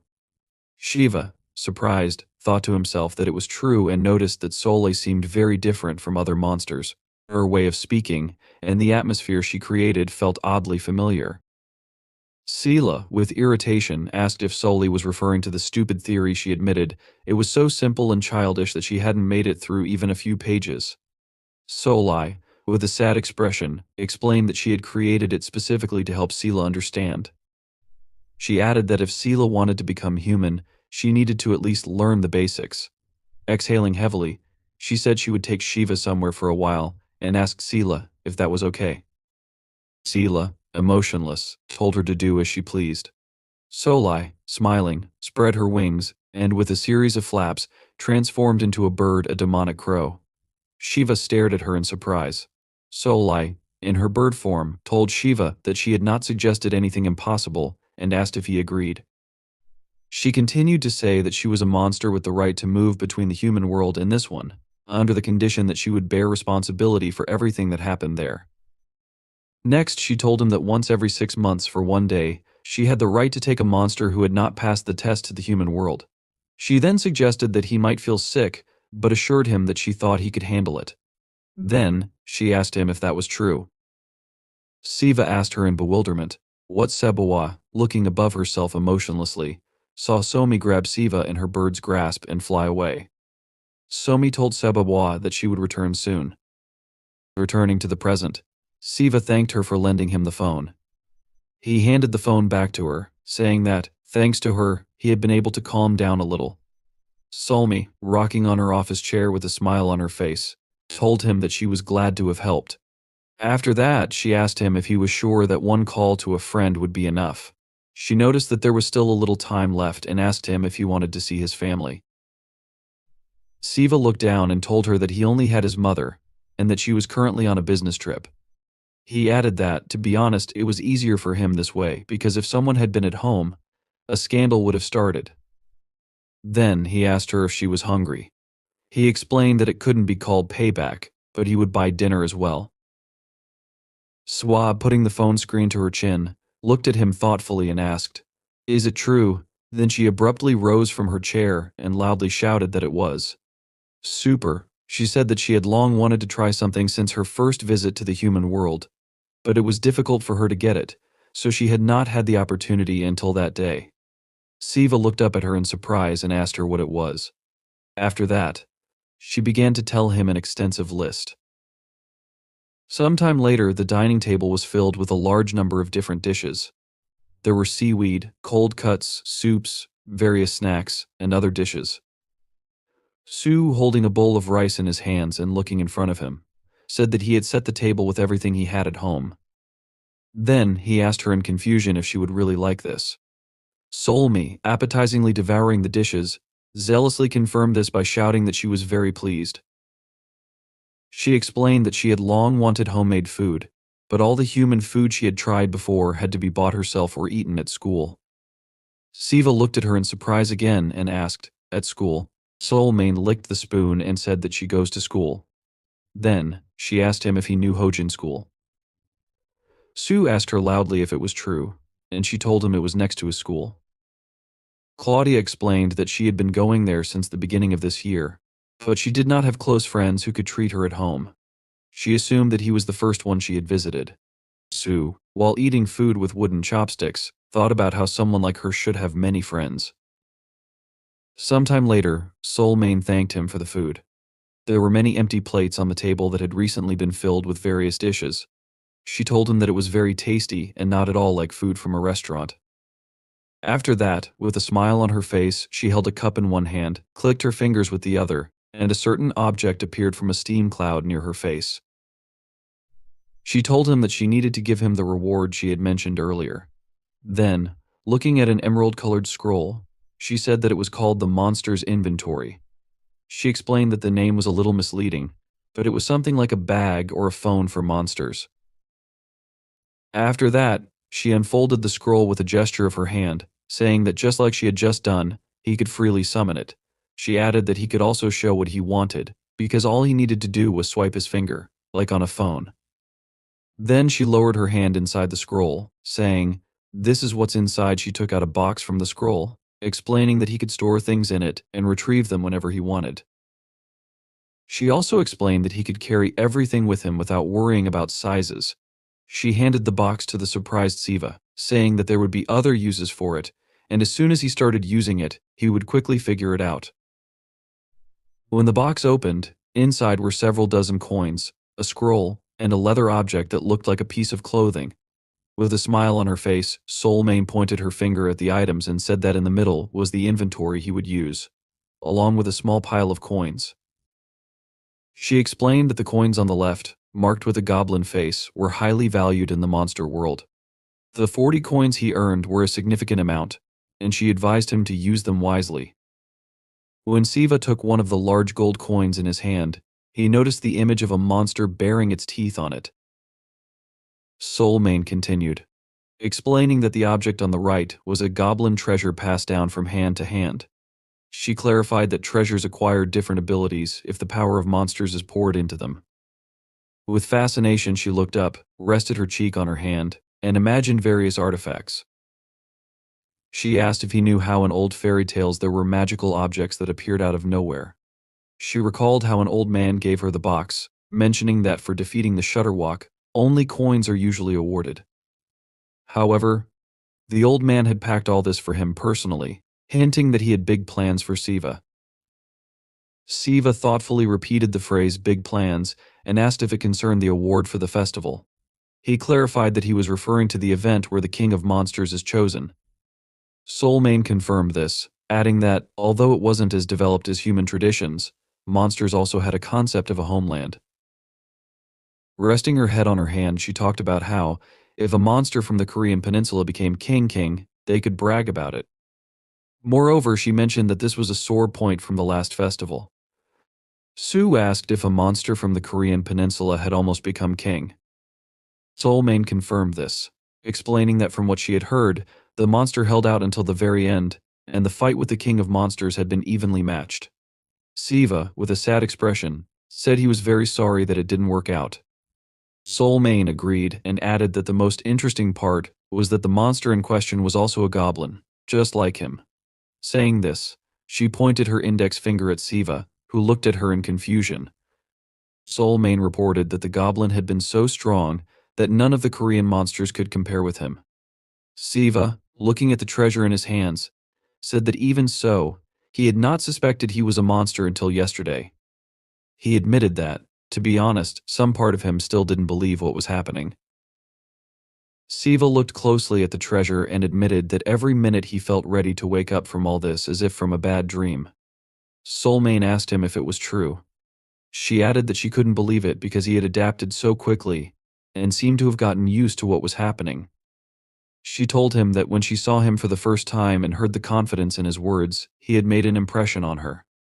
Then she asked him if he knew this. She went on to say that, although he had already made up his mind, it might be a good idea to aim higher. Siva, looking at her seriously with furrowed brows, asked what she meant. With a smile, looking at him from under her brows and holding a glass in her hands, she explained that people and a threat from the new king concerned him. She said he was afraid of this, and if so, why didn't he become king and extend the law further for another 600 years? Siva looked at her in shock. He then asked if he could ask her a question. Soul Mane confirmed with a wide smile on her face and said that he could ask her anything he wanted because he was her first human friend. She said that if he was interested in something, she would try to answer. Siva pointed his finger to the side and said it wasn't serious but just quackery. He clarified, referring to the inventory of monsters next to her, saying that it had started flashing. Soul Me, surprised, turned to the side and saw a large inscription on the inventory urgent. She asked lightly, "Is this?" Then she explained that it was an urgent call transmitted to all the monsters in the area when something important happened. Taking a cup of tea in her hand again, she told him that if the call was transmitted to the human world, it meant a monster had broken the rules and injured a person. She asked him if he understood this, then noted with a smile that it hadn't happened for several decades, so it couldn't be an urgent call. Then, with wide eyes and in great surprise, she realized what was happening and screamed in horror, clutching her hair with her hands. Siva looked on in incredible confusion, unable to move. After that, Soul Mane asked with a loud scream if this was serious. Some time passed, and it was already dark outside. Su, snapping his fingers, froze in amazement as the magic scroll appeared in the air in front of him. Upon revealing it, Su noticed a picture of the armlet he had received as a reward and asked if he just needed to insert his arm into it. He touched the scroll and took out the armlet, assuming it was some kind of armor he just needed to wear. In the end, Siva decided he would need to ask how to use it, but got distracted by looking at the clock on the table nearby. He remembered that a while ago, Soul Mane had announced it wouldn't take long. Looking at her phone screen, he noticed 6 hours had already passed. She calculated that half a day was 6 hours, and if they had arrived at 4, they needed to return before 10. To confirm her words, Soul Mane asked if it was true. Without waiting for an answer from Siva, she promised she'd be right back and asked him to just wait and not do anything. Siva didn't argue, and Soul Mane smiled, asking if he could talk to her informally before she left. She noted that they were friends and told him to just call her by her first name when she returned. At the moment, looking at the still closed door, he realized it was already past 10. He asked himself if everything was okay. If he had known this would happen, he would have taken Soul Mane's number. Now, he was very worried. Suddenly, looking a little to the side, Siva noticed a photo of his father and assumed that if goblin blood flowed through his veins, it was most likely from his father. He remembered how B had said that Siva was from the 4th or 5th generation. Now, continuing to look at his father's photograph, Siva wondered if his father knew he was also a goblin. Su didn't have time to think further because he heard rustling. Turning towards the open window, he asked if it was Solmi. At the same time, on the street in a dark alley, a man, unable to hold back tears, was trembling and trying to say something. However, only muffled wheezes escaped his throat as a spirit forcefully squeezed it, preventing him from speaking. The spirit, moving its hand, screamed as it prepared to deliver a decisive blow. Suddenly, an attack passed through its body. Soul Mane noted that she was still catching these monsters, for which there seemed to be no end in sight. She assumed that at this rate she'd run out of feathers. Looking at the feather she was using as a projectile, she focused on the spirit, who turned away, distracted from the man. Soul Mane asked what the spirit was so worried about. She noted that the spirit didn't feel pain and frowned seriously. At that moment, the spirit jumped, preparing to run away. Soul Mane ran towards it to stop it, and with her attack, which turned into a bright flash, the spirit disappeared. The man, still crying in horror, sat in shock on the ground. The coroner continued to rise in price, and Soul Mane asked him not to worry. Walking closer to another man lying on the ground nearby, she said he would be fine since the wound was not deep. She applied ointment to stop the bleeding and smiled reassuringly. Soul Mane also said that an ambulance was on the way. However, the man was still terrified and suddenly became even more scared when he noticed a huge spirit landing on one of the high-rise buildings nearby. Solmi, noticing the man's horror, also heard a noise from the spirit. She turned around and saw that it had already jumped, about to strike, but someone suddenly used their own attack to cut the spirit before it could touch her. Soul Mane looked at the dissipating spirit particles as Goya approached. He advised her to keep her head higher, adding that if rumors spread about such a spirit defeating her, shame would cover the entire Soul Main family. Solmi, sighing with relief, noted that her family's reputation was already not very good. She added that she knew Goya would be on her side. She called Goya her elder brother, and he, a little dissatisfied, asked who she had just called that. Moving closer, Soulmane explained that Goya was a little older and close to her, which made him her elder brother. However, she didn't insist and said that if Goya didn't like it, she could call him by his name. Goya waved his hand, activated magic, and suggested that Soulmane address him politely. Soulmane suggested calling him something else while still keeping in mind that he was like a brother to her. In the end, Goya told Soulmane to call him whatever she wanted. Then, focusing on the injured man, Goya instructed him to think of the day as a bad one. He explained that a car had hit the man and his friend in the alley, and the driver had fled the scene. Until the ambulance arrived, he ordered the man not to be afraid and to rest. Watching the man gradually fall to the ground, Soulmane realized it was hypnosis. She asked if it was true that this wasn't innate magic from the Goya family. She admitted she had heard that learning such magic separately was very difficult. Soulmane shared that she had tried to learn it from C, but was scolded and had given up. That's why she assumed Goya was ahead of her. Goya, paying no attention to this, looked around. Noticing there were 2 spirits, he asked how many Soulmane had caught. Soulmane announced that including those Goya had helped her with, she had caught 24 spirits. Among them, there wasn't a single normal one, only quackers. In addition, Goya and Soulmane noticed that all the spirits were unleashed, which meant someone was controlling these evil spirits. From what Soulmane had seen, the monsters had killed 7 people and injured about 50 others. She didn't understand who would do this or why, as she assumed the monsters knew how serious a crime it was to injure a person. She suggested that these monsters might just enjoy carrying out massacres, but then closed her eyes and noted that she was mistaken. They didn't only enjoy it, they had a goal. Soulmane was surprised and asked if monsters really killed people for profit. She couldn't understand what this meant.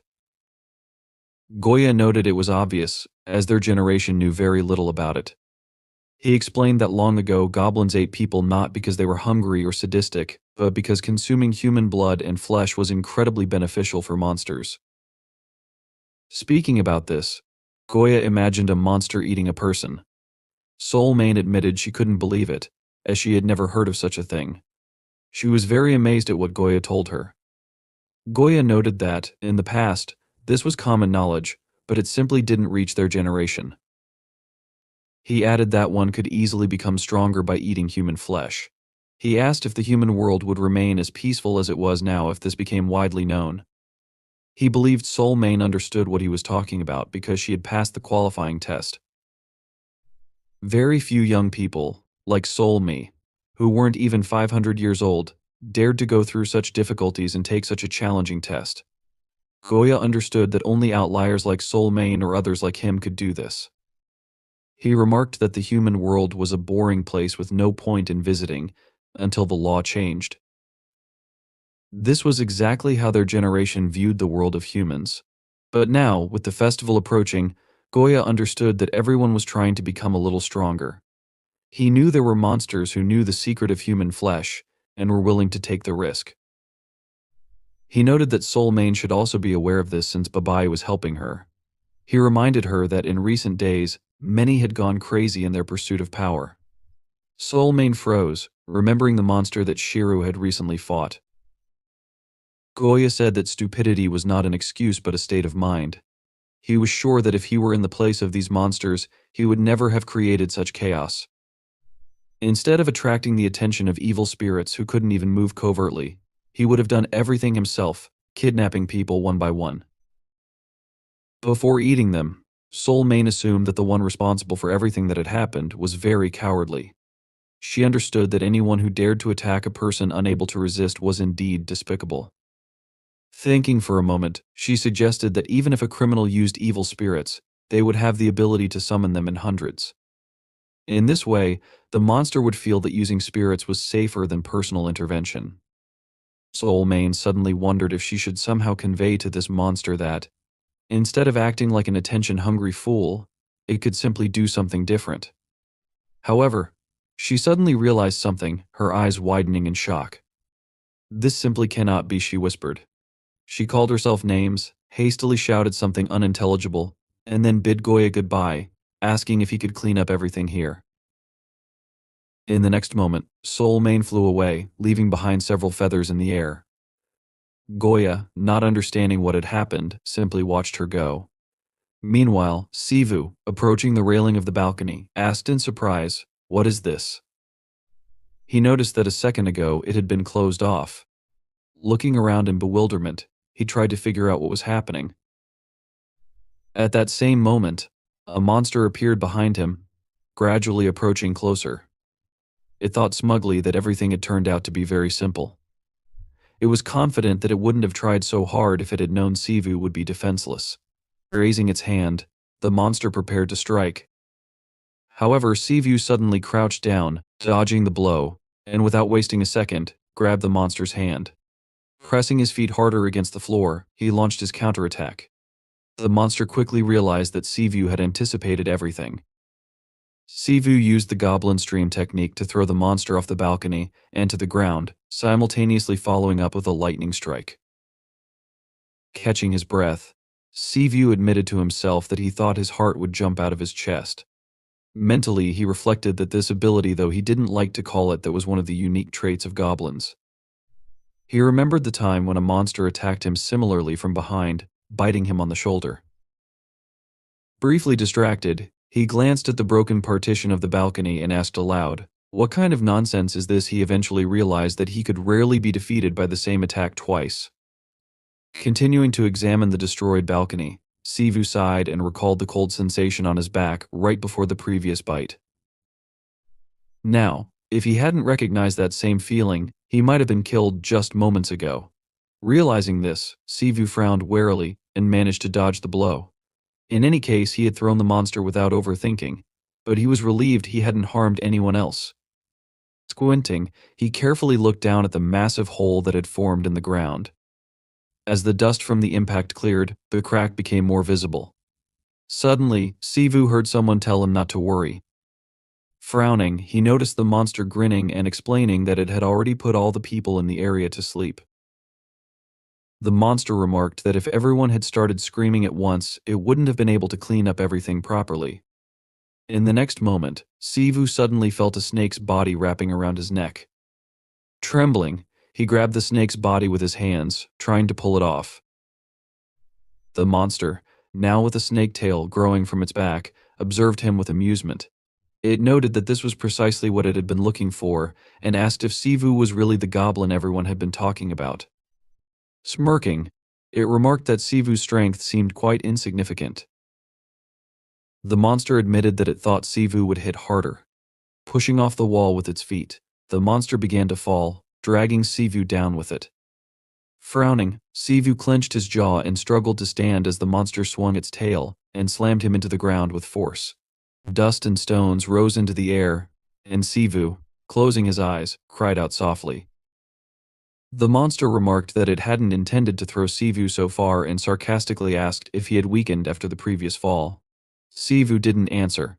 The monster then mused that people might believe the destruction was due to poor quality construction or a gas pipe explosion. It added that the residents of this area were unlucky, though rental prices might drop as a result. Grinning, the monster continued its monologue. At the same time, Sivu thought about the monster harming people and wondered why Soul Mane hadn't returned yet. The monster continued speaking and asked if it was true that it would be amusing if Sivu broke after just one throw. The question was prompted by the sight of Sivu slowly sitting up on his knees. Sivu, now realizing that the main source of the chaos was the monster in front of him, understood everything. The monster taunted him, claiming that by resisting, he was only adding to his troubles. Feeling the weight of incredible danger, Sivu abruptly rose to his feet. At that moment, he noticed the monster in front of him transform. Its appearance shifted from that of a man to a massive snake before reverting to a human form again. The monster asked if Sivu should be given a chance. It then inquired if Sivu would just let it eat him without saying anything. Sivu frowned in confusion upon hearing this. The monster told Sivu not to look at it that way, as it wouldn't hurt him. Smirking, it added that there was quite a big difference in the classes of monsters and announced that Sivu would simply die painfully if he fought back. It then suggested that it would be better to die painlessly if the result would still be the same. Besides, the monster promised Sivu something that made his eyes widen in shock. Showing him a photograph of his mother standing next to it, the monster promised to let her go and eat someone else instead. Then it asked Sivu how this option sounded, thinking the proposal was quite exciting. However, before the monster could finish, Sivu, gritting his teeth in rage, activated his magic and charged forward, intending to attack. He struck the monster and grabbed it by its clothes, ready to use the goblin stream. But suddenly he froze. The monster apologized sarcastically, asking if this wasn't a banal and rude threat. It even admitted that it might have gone too far but asked what else could have been done differently. Sivu suddenly trembled and released the monster's clothes from his grasp.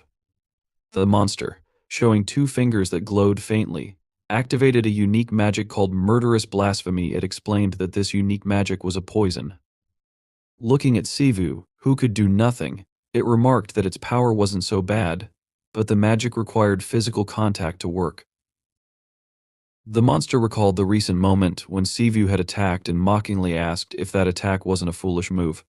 It continued, saying the magic couldn't work on those stronger than it. For it to work on Sivu, the monster explained, it had to plan carefully.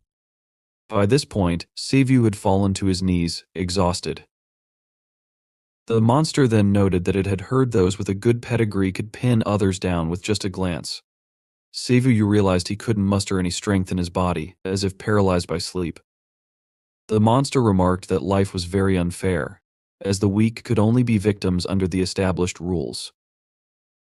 It also added that if Sivu knew how to use the artifact on his hand, things could have been different. The monster commented that trouble never comes when one is prepared for it.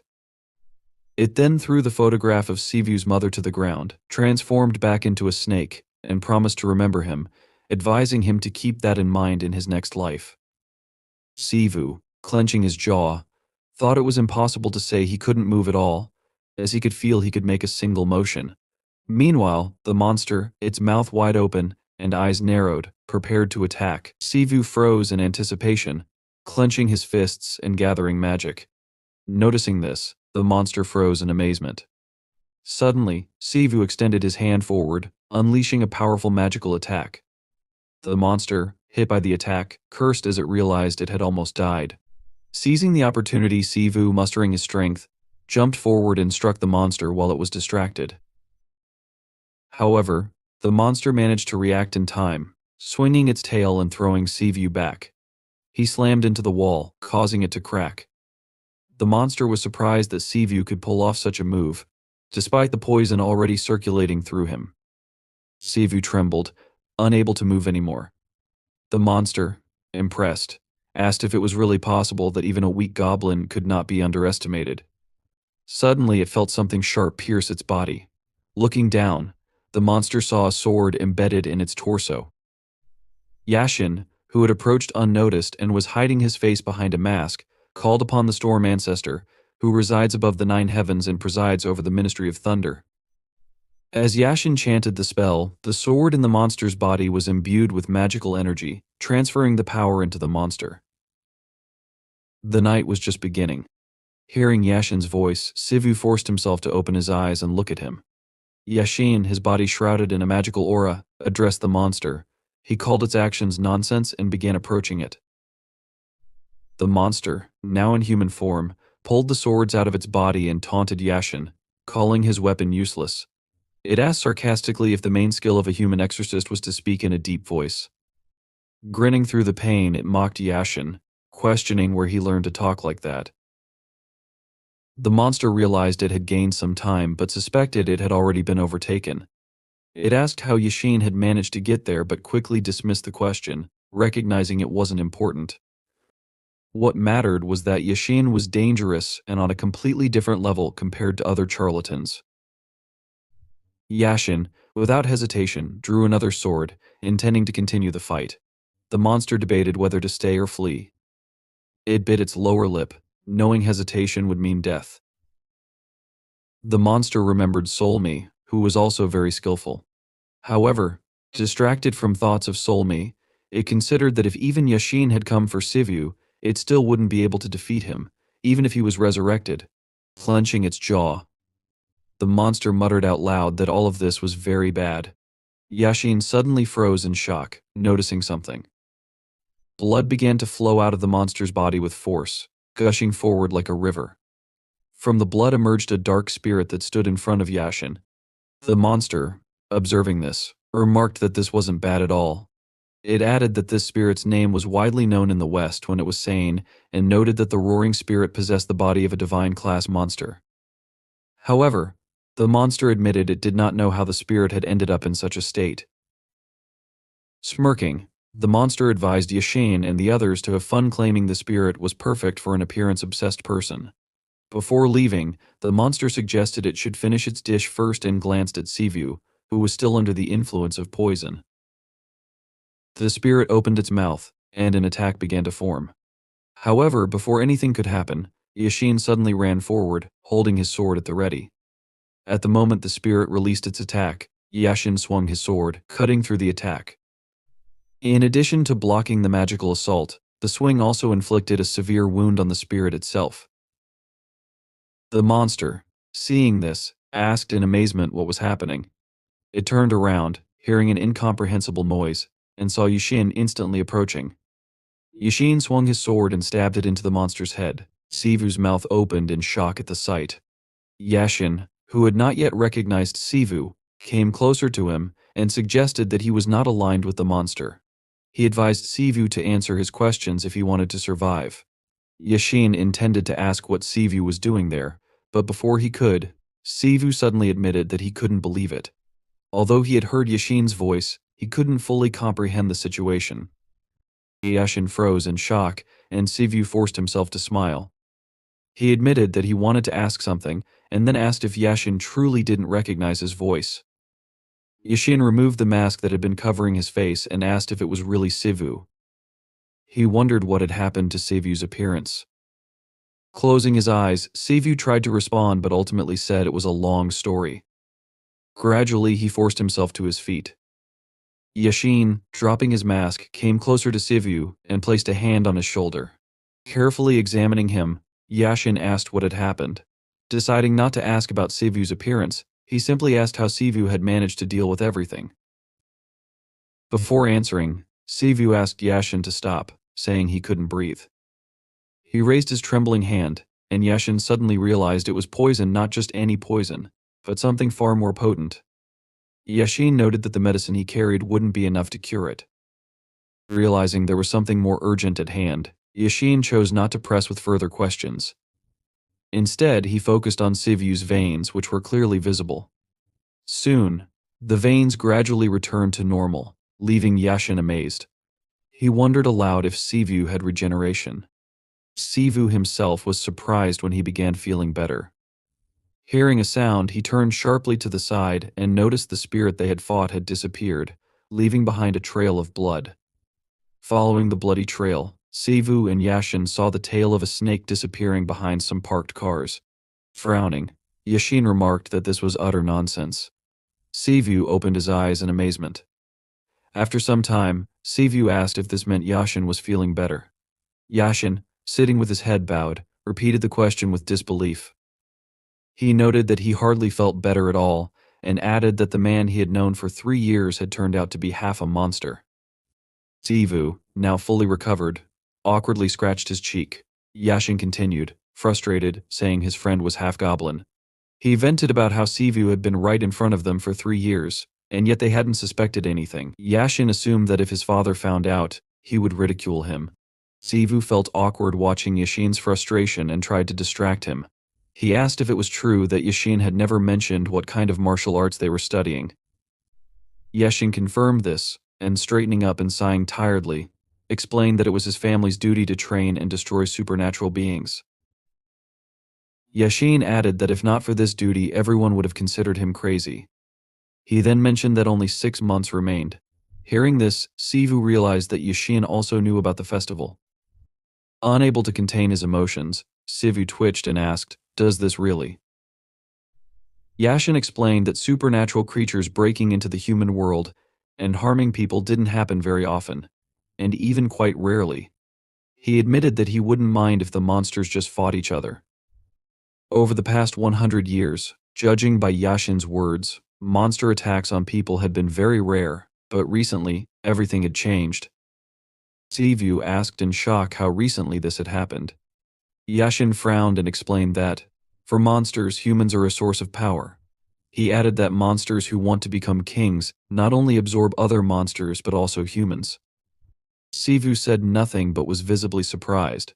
Yashin continued, saying that a month ago, the number of missing people began to grow, especially in densely populated cities. He also noted that there was no direct evidence that monsters were involved, but in most cases there were signs of a struggle in the houses. Raising his head, Yashin said that this was the first time monsters had shown themselves so clearly. Rising abruptly, he grabbed his sword and asked what they had here. The next moment, Sivu noticed a flash of light and then heard someone shout his name. Widening his eyes in amazement, Sivu saw Sowai, who excitedly asked if he was okay. She also asked if Sivu was injured. Sowai, very scared, started apologizing, calling herself stupid. Suddenly, Yashin, pointing his sword forward, ordered Sowai not to approach. Soi froze, unable to hold back her tears. Yashin seriously announced that if she took another step, he would consider it an attack. In that case, he would have no choice but to kill her. Sivu, coming closer to Yashin, wanted to warn him but Yashin interrupted Siva's words and said that this was not a person but a monster. He was sure that the monsters understood what the rules were, so he said that he warned Sowai instead of killing her right away. Siva noted that there was no point in talking to monsters if Yashin wanted to fight. Yashin explained that he was doing this for Siva's sake. He asked if Siva had been told that he could live in the human world if he passed the exam. Siva froze, shocked by this, and Yashin, calling him a fool, asked if Siva even understood what this meant. Looking at Sowai, he reminded him that these were monsters and said that, even if they outwardly looked like people and had individual features, their nature remained the same. Monsters, he said, were driven by a thirst for power and massacre. Yashin thought that monsters were monsters, they ate each other and humans. He said that Siva was still human and, therefore, it didn't matter how mixed his blood was. According to Yashin, this place was Siva's home, so he didn't need the monster's permission to be there. Yashin, already annoyed that Siva was kidnapped, asked if he was now saying that he had to become a full-fledged monster in order to stay at home. He was sure this was nonsense. Deciding that it didn't matter to him what happened, he announced that he would not let Siva go back. Soi understood what Yashin was talking about, as from Siva's point of view, all this was a nightmare. However, Siva was already on the list of monsters, so it didn't matter how he felt about it since he was part of the monster realm. Looking at Siva, Soi decided to put aside what was right and wrong since breaking the rules would entail dire consequences. Imagining B's menacing expression, Soi realized there would be consequences for both Siva and Yashin. Therefore, she decided she needed to deal with this matter before it got worse. Frowning, Soi thought about running away with Siva and trying not to hurt anyone. However, she didn't know if she could do it since Yashin's aura alone was enough to show he was a strong person. She assumed that Siva could work it out, but she couldn't handle it herself. Yet Soi abandoned these thoughts, deciding that even if she couldn't say anything out loud, standing and doing nothing was definitely not an appropriate option. Taking up her quill, she frowned confidently, and saying that she was very sorry, announced that as his guardian, she would have to take Siva with her. Yashin warned her about what he would do if Soi ignored his words. She only frowned more seriously and then suddenly froze in shock as she felt something strange. The next moment, Yashin noticed that Siva stood right in front of him, blocking the path to Sowai, and asked in shock what kind of nonsense this was. Without answering the question, Siva extended his hand forward, and taking the sword from Yashin, began to examine it. He remarked that it looked interesting and asked if the engraving meant anything. Yashin, astonished by Siva's behavior, assumed that he was bewitched, hypnotized, or under some kind of control. However, he suddenly considered that something else might be happening. Calling out to Siva again, he asked what this nonsense was. Siva admitted that he might not understand the term murder but noted that he thought the phrase about a mad monster that devours its own kind could be applied to Yashin, as well as to himself, since he had already devoured someone today. Yashin froze upon hearing this. Siva noted that the one he consumed today was a monster whose right to exist as such had been taken away. He honestly admitted that he didn't know how true this was but announced that, in any case, he had killed someone to protect himself and those around him. He had no intention of stopping. So I, with her lips tightly pursed, watched Siva. He admitted that he didn't want to harm people but agreed to absorb monsters if it made him stronger. Yashin tried to argue, exclaiming that Siva didn't need to go that far. He said that his family and even he had enough power to protect Siva and his mother in 6 months. Instead of answering, Yashin let go of the hilt of the sword. It fell to the ground and stuck there. Drawing Yashin's attention to him, Siva noted that he had something else to say and smiled as he announced that he would become the king of the monsters. Yashin was shocked when he heard this, his eyes widening in amazement. Even Soai was surprised. Finally controlling his emotions, Yashin came closer to Siva and asked if he had gone crazy. He also asked if Siva even understood what this meant. Siva, excitedly, admitted that he couldn't give Yashin the exact definition. However, clenching his fists more confidently, he decided he needed to take the risk because, if he succeeded, the world could continue to exist as before. Yashin wanted to say something else, but Siva interrupted him, asking Yashin not to look at him like that. Siva asked what else he could do. Resigned, he said that everything had turned out this way, and although he didn't know whether it would work or not, he asked what other choice he had. Sighing, he smiled and declared that it was better to do something than to give up and stand still.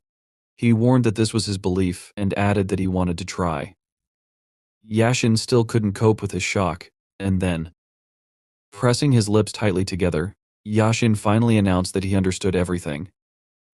As he pulled his sword from the ground, he said it didn't matter whether Siva was a man or a monster, because if his thoughts were pure, then he didn't need to prove his strength. Siva's eyes widened, amazed at this reaction. Yashin warned that if, as a monster, Siva ever crossed the line, he would destroy him without delay. Siva, putting his hand on his neck, agreed with this since he believed it was the right thing to do. He asked that, when Yashin decided Siva deserved punishment, it should be for something for which Yashin would kill himself. Without answering, Yashin took his mask, and before leaving, he looked at Soai and asked for her name. Soai introduced herself, explaining that she was a messenger in the kingdom of monsters. Yashin, realizing this was indeed the case, apologized for interfering in the affairs of monsters. However, he said he had heard that monsters also had laws and order. Soai and Siva listened attentively. Yashin, referring to Siva, promised that if Siva failed or was unfairly killed or injured, then, as the main shaman of the Star Hall, he would destroy everyone involved in it. Turning his back to Soai and Siva, Yashin finally noted that they would see each other again and asked Siva not to worry about his mother. Siva could not say anything other than Yashin's name and stood still, watching as Yashin calmly walked away. When Yashin left, Soai sighed, fell to her knees, and admitted that she thought she would die of fear. She confessed that she had never seen a shaman before, and, almost crying, asked if all shamans were really that scary. Siva didn't know how to respond when he suddenly heard someone say that not all shamans were like that, since Yashin was special even among them. Surprised to hear another voice, Siva turned around, and Soai, recognizing Goya's voice, asked in amazement if he had really followed her. Goya asked what else he could have done. He admitted that he immediately understood what Soai was up to and noted that she rushed forward without even knowing how strong the enemy was or how many allies they had. Goya warned that if the enemy had been slightly stronger, Soai would have simply been eaten. Lowering her head sadly, Soai realized this was true and didn't argue. Goya, meanwhile, turned his attention to Siva and asked if he was the reckless half-goblin. Siva agreed. Goya explained that in the world of monsters, there were monsters that originated from animals, called demon beasts. These monsters typically retain the forms and instincts of their animal ancestors. As the power of these monsters grew, their human and beast forms began to change, such as in the case of Saul. Such monsters were called ghostly beasts. Moreover, there were also monsters that outgrew their primary forms. Siva, thinking about this, widened his eyes, realizing that such monsters were referred to as divine beasts in the past. Siva envisioned a huge monster with several heads, a creature worshipped by both monsters and people. Meanwhile, Goya came closer to Siva, smiled to gain his attention, and introduced himself. Extending his hand for a handshake, Goya announced that Siva would have to defeat him to become the Demon King. Goya, a member of the Black Turtle clan, tried to smile benevolently as he greeted Siva again. Siva, also holding out his hand to shake, wondered what was happening. He noticed the atmosphere had changed and suddenly heard Soai shout that he shouldn't shake Goya's hand. Siva, looking in Soai's direction in bewilderment, pulled back his hand. Soai, frowning, asked why Goya had suddenly appeared and was doing this. She warned that she had already had a difficult day. Goya, however, didn't understand what difference it made. He asked if there was some rule that required him to sleep forever. Goya held his chin in his hand, commenting sarcastically that it was funny. Standing in front of him was a half-goblin declaring he would become the king of monsters. Nevertheless, Goya shook Siva's hand, and before Siva could react, Goya bit his own nail with his teeth. With a sharp jerk of his hand, he activated acquired techniques. A fiery line appeared around Siva, activating the falling earth. Soai jumped up but couldn't do anything. In the blink of an eye, Goya and Siva suddenly disappeared and reappeared in a completely different place near a huge lake. Siva managed to stay on his feet, albeit with difficulty, and frowned as he tried to adjust. Goya assumed that Siva was stronger than he seemed. Despite encountering falling ground for the first time, he could still remain standing. Goya remarked that this was a rare sight, and noted that Siva didn't even seem surprised. Siva frowned and, looking seriously at Goya, asked if he really intended to eat him too. Goya assumed this would be the end of it, but noted that he had something to ask before they started. To clarify, he added that he didn't mean the question metaphorically but was talking about video games. Siva, surprised by the question, admitted that he used to play video games in middle school but didn't play much in high school. Realizing how things really were, Goya asked what genre of games Siva liked. Siva listed several types of games and, realizing he had to choose, singled out one type. He admitted that he wasn't a fan of online games since they created the feeling that spending money was more important than playing. Goya understood this and grinned, suggesting they had a lot in common. Suddenly, Siva heard a sound. Turning around sharply, he noticed what seemed to be an explosion in the water as a large amount of splashes rose into the air. Jumping to the side, Siva dodged the fragments and noticed that an ice spike had emerged from the lake. Loud noises continued, and Siva, running to the side, saw several more spikes emerging from the water and heading toward the shore. In the next moment, all these attacks flew forward. Goya, who was watching the progress of the battle, noted that Siva was definitely very fast. Raising his head, he observed how Siva briefly hung in the air and realized that, instead of dodging and attacking, Siva first focused on Goya and only then evaded. Goya attacked and Siva followed him. Goya remarked that this was quite good for a beginner. Activating his magic, Goya decided to move forward. He realized that when it came to a fight, Siva's senses and talents surpassed expectations. However, what mattered most now was Siva's ability to learn. The enemies who tried to attack him using similar methods taught Siva to be more cautious and not to let his guard down. Suddenly, Goya froze, his eyes widening as he noticed Siva frowning confidently. Using the acceleration from his fall, Siva struck. This solution was the lesson Siva had learned today. He launched a powerful remote attack that flew toward Goya. Siva used bracers items that released the life force and energy of the wearer. Dropping to the ground, Siva began peering carefully into the clouds of dust that had risen, thinking he had learned another lesson. Even if an attack seemed to hit the target, one should never relax too early. He sent several more attacks into the dust. Sighing, Siva thought he had begun to understand the power of monsters, though not completely.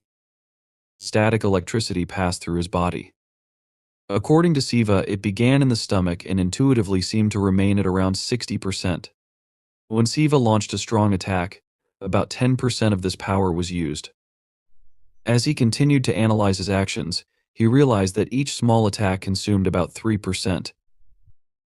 Pondering further, Siva wondered if his power would be depleted like last time when it reached 0%.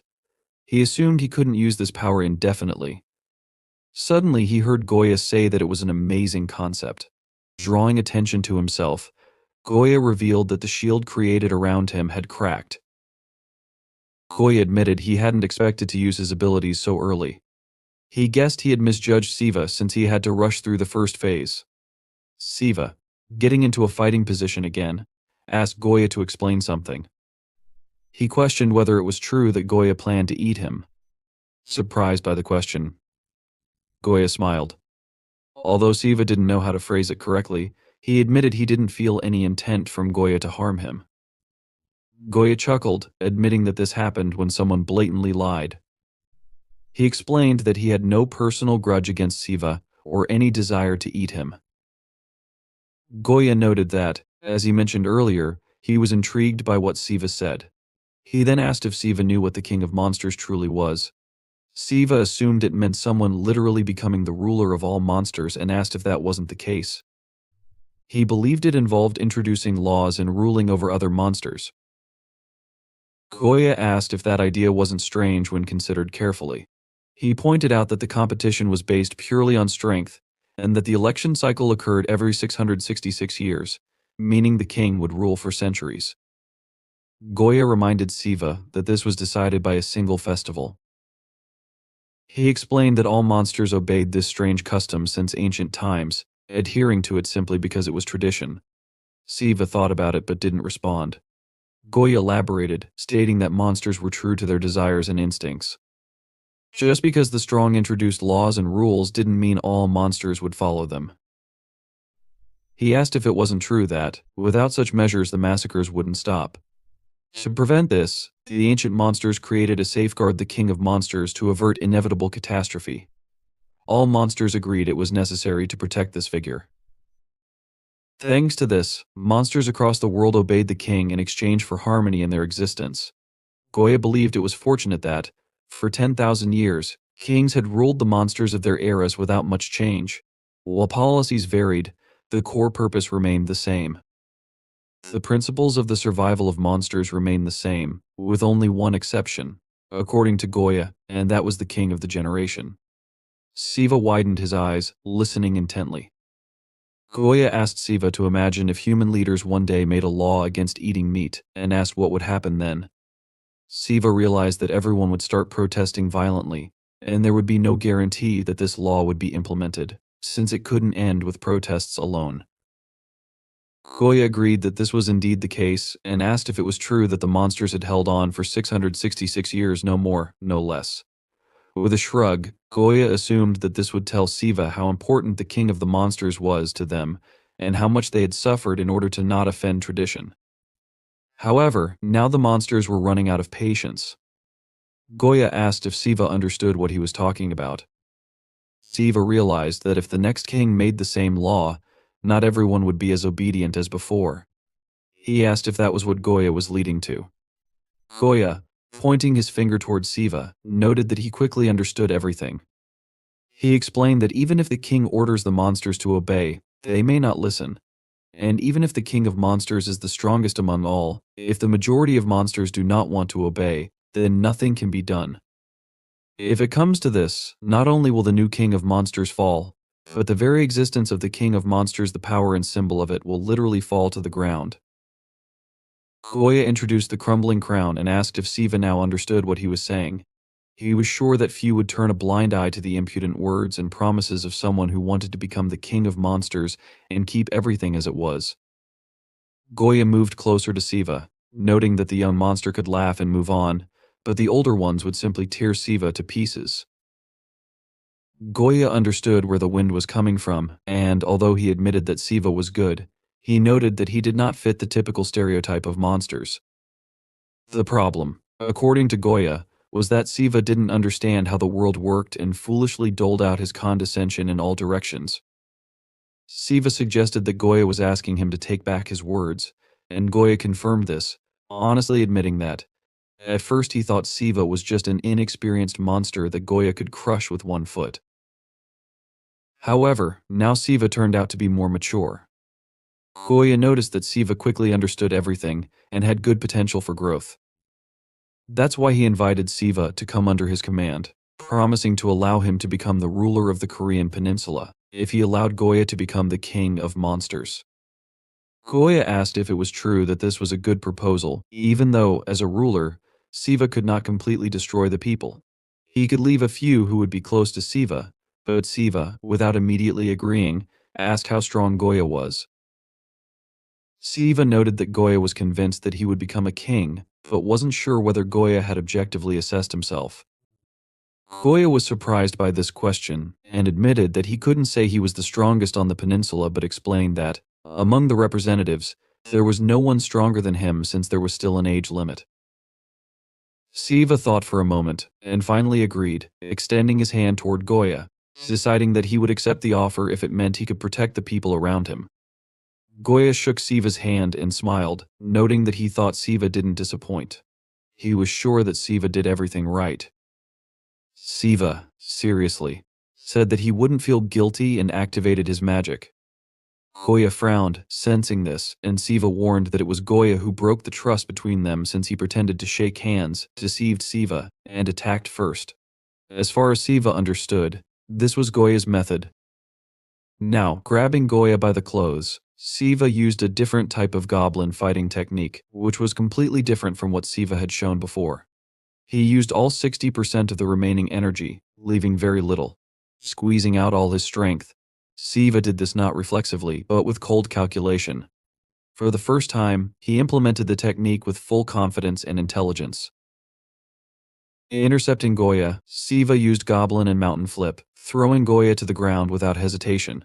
He clenched his jaw and frowned, acting only with confidence and readiness. The force with which Goya hit the ground sent fragments into the air and released a large amount of energy. Exhausted, Siva sat on the ground with his head down. He asked himself if his body kept shaking because of the monster's strength. His assumption was correct, as the restoration of the body and endurance poured all the power of the monster into the attack, leaving only a little spare. Now that he had run out of resources, he could not continue the fight. He stood on his knee. Looking tiredly in front of him, his whole body was trembling.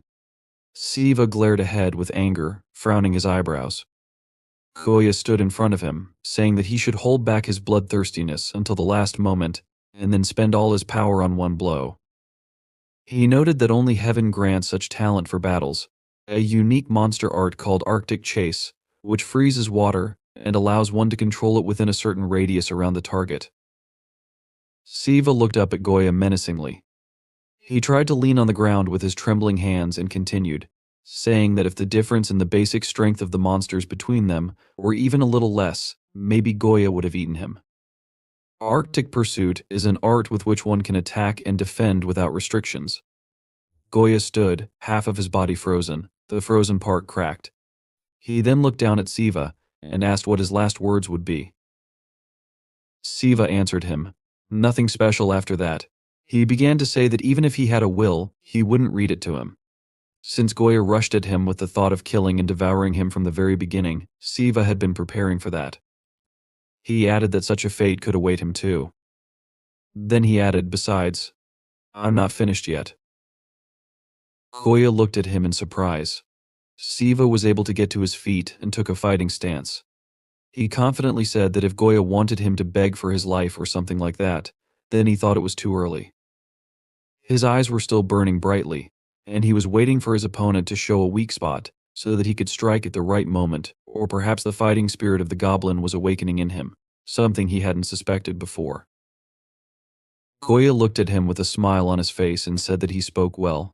After that, he regretted that he only had enough strength to stand. Siva looked at him from under his brows, frowning. Goya extended his hand in front of him, telling him okay, and then patted Siva on the shoulder with a wide, good-natured smile, saying that he had passed. Siva looked at him with wide eyes in bewilderment. Goya continued, smiling, and explained that it was true. He noticed that Siva did not disappoint him, even at the very end. He said that he was just so inspired. Siva asked him to stop, then asked again, "Did I pass after that?" In bewilderment, he rudely asked, "What else does this mean?" Goya continued to smile widely and explained that he just wanted to see if Siva was worth rooting for or not. He then asked, "What's the point of rooting for a fool who has no chance of becoming the king of monsters?" Siva moved back from him in surprise and asked, "Should I root for him?" He then noticed that Goya had just explained why he couldn't be the king of monsters. Siva asked, "Isn't that the case?" Goya confirmed this and said that everyone wanted to see who would become the new king, but they weren't as eager for the Night of Monsters. He explained that he didn't like the noise from monsters since childhood, because everyone tears each other to shreds and growls for no reason. He told Siva that he never understood why everyone behaved as if it were normal and necessary. Looking around, Goya said that compared to that world, this place was very calm and quiet. Although it seemed to him that people lived very chaotically, they could at least choose how they wanted to live. After that, he asked Siva, "Is this so?" He continued, saying that in addition to all this, people like that they know what to do when bored. He began to list manga, games, novels, films. He called all these useless things that do not exist in the monster world. However, with a smile on his face, he spread his hands in different directions and said that monsters liked these useless things more than eating people. He noted that if it happens that the human world can no longer do this, it would be a tragedy for them. Siva tensed his jaw, looking worriedly ahead, thinking that Goya was speaking in the plural. He asked himself, "Does this mean that there are other monsters who think like that?" He then asked, "So me?" After that, Siva said that he understood what Goya meant. However, he noticed that there was still no need to root for him. Goya smiled and interrupted, saying that the problem was that the Korean peninsula had every chance of winning, but whether he would become king or not, there was one issue. Looking into the sky, Goya explained that, including him, all the candidates came from famous families and inherited talents, along with optimal methods for using the unique techniques of monsters that had been passed down to them from their ancestors. There were even unique techniques of monsters of similar strength. He said that the one who had a manual for using practices proven over thousands of years would be stronger by definition. He raised his index finger and asked, "People have the expression born with a golden spoon in their mouth. Is this true?" After that, he explained that it was the same here. Siva exhaled heavily, looking at him seriously, and asked, "Do you want to say that a family is like a conglomerate?" Goya, with a slight smile on his face, repeated after Siva. Pressure then noticed what a cute expression Siva had. He adjusted his expression slightly, saying that in fact, it was more like being pressed into the ground until one died. He explained that as soon as a child shows a grain of talent, the whole family clings to him and shouts that he must become the next king of the monsters. He further explained that it didn't matter whether the child wanted it or not. Once he became a representative of the family, they forcefully placed a yoke on him, a yoke to work for the sake of others' interests and desires. After that, Goya said that if he opposed this, he would be sent to the very bottom or killed, so others would be discouraged. As he said these words, he placed his palm to his neck, making a sharp movement near it. Siva, looking at the ground with a frustrated expression on his face, understood that Goya wasn't a person. However, when the whole family turns away from you and becomes your enemy, it is cruel. After that, Goya extended his index finger towards Siva, winked at him with a wide smile on his face, and shouted that he was different. Then he shouted that his talent was inherited from a famous bloodline, but at the same time, he was not tied to a family or clan. He had his own will and motive to become the king of monsters. Siva looked at him in confusion as Goya brought his happy expression closer, saying that he could do it. After this, Goya interrupted himself and said that he should. Siva pulled away in confusion from the approaching Goya, then asked him to stop and wait. Just then, a massive bird flew overhead. Siva said that he understood what Goya was talking about, but he asked for time to think. When he said this, he put his hands in front of him, and walking back, said that everything was happening so suddenly. After this, with a sharp movement of her bird's paw with claws, Somi, in the guise of a huge demonic bird, began to land on Goya. At this time Goya, with a smile on his face, said that from his point of view, everything was accurate. With a sharp movement of her paw, Somi grabbed Goya by the head, and then, furiously clenching her jaw, squeezed his head with her huge claws.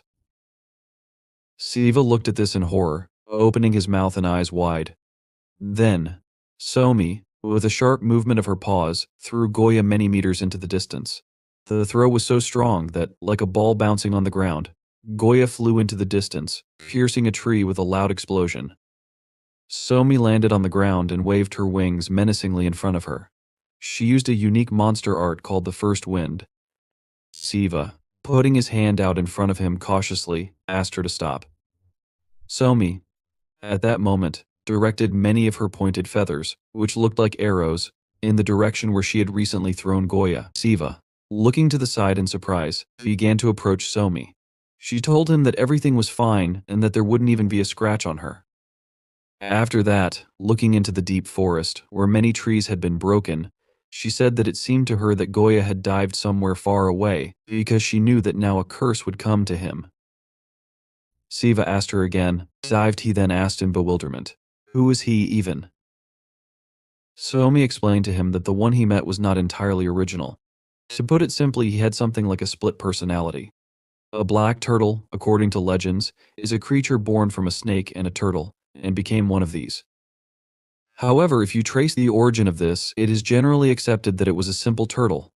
They say that in the distant past there was a genius who understood why yin and yang are needed.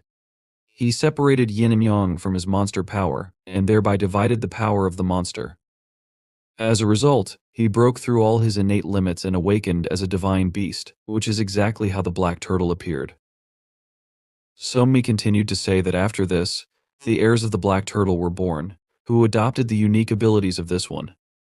However, she clarified that in order to become a full-fledged black turtle, one must go through very painful training, and the side effect of this process is a snake. This is the person with whom Goya communicated. Siva, looking at her in surprise, sitting on the bed with the backpack behind his back, summed up by saying that it didn't seem so bad to him. Then he noticed that, however, at the beginning, it had been different. Somi sat in a computer chair with her arms crossed on her chest. She answered him in the affirmative and said that there was no malice in him, but the problem was that he didn't have much depth either. She told him that he was impulsive and often put people in uncomfortable positions. She explained this by saying that from the concentration of the young energy of the monster's power, a personality is naturally created. She admitted that she didn't know if it was because of this, but his main personality was very calm and cool.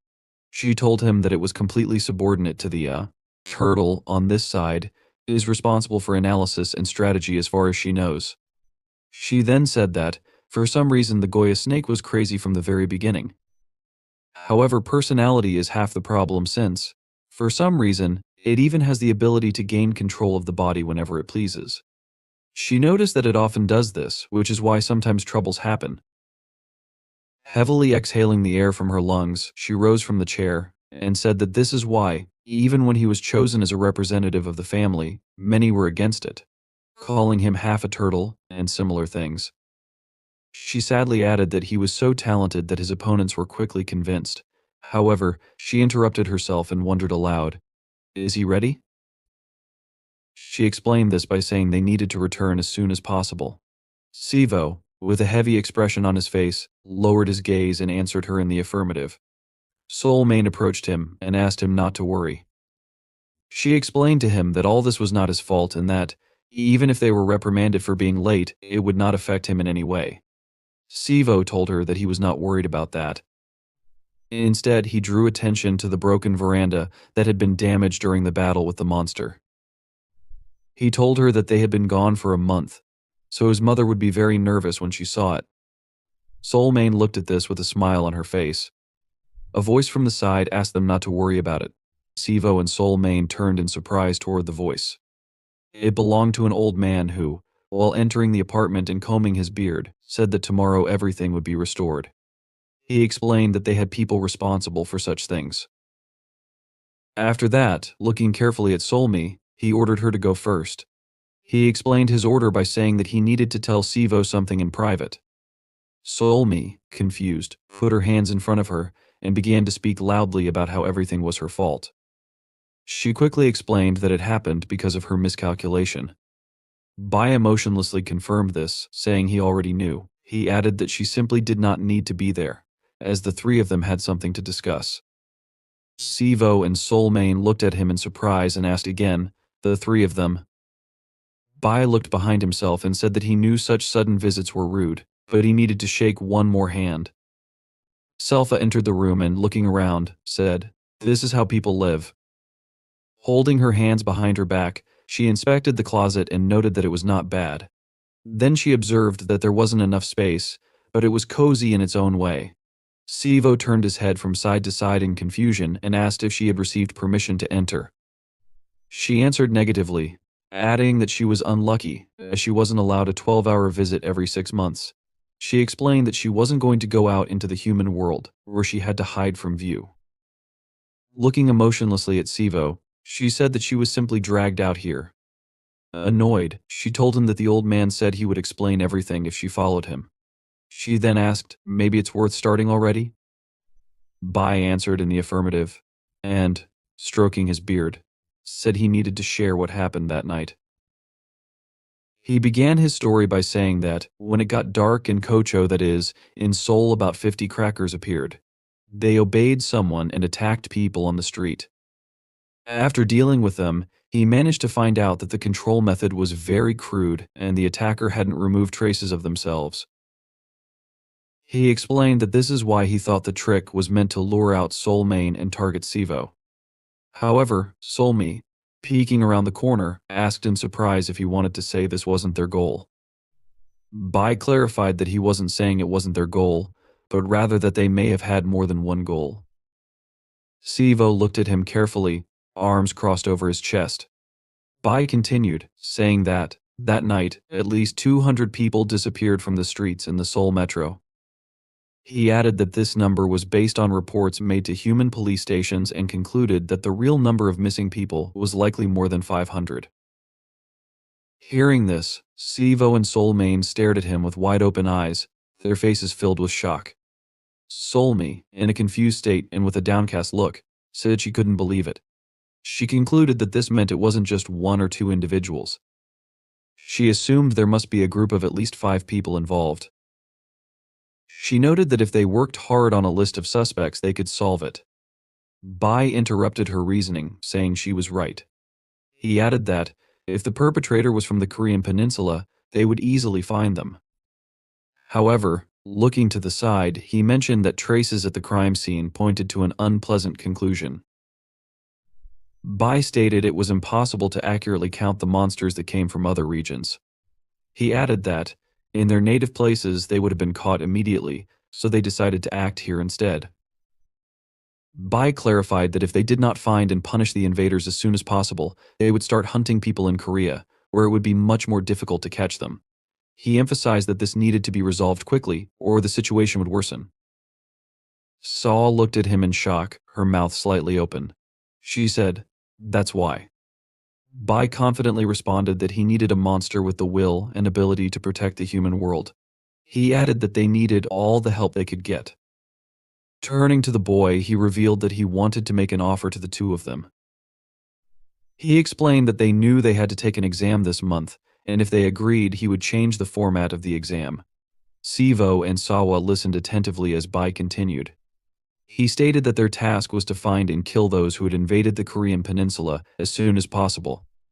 Saying this, he looked at them from under his brows, his frowning eyebrows shadowing his glowing, bright, magical purple eyes.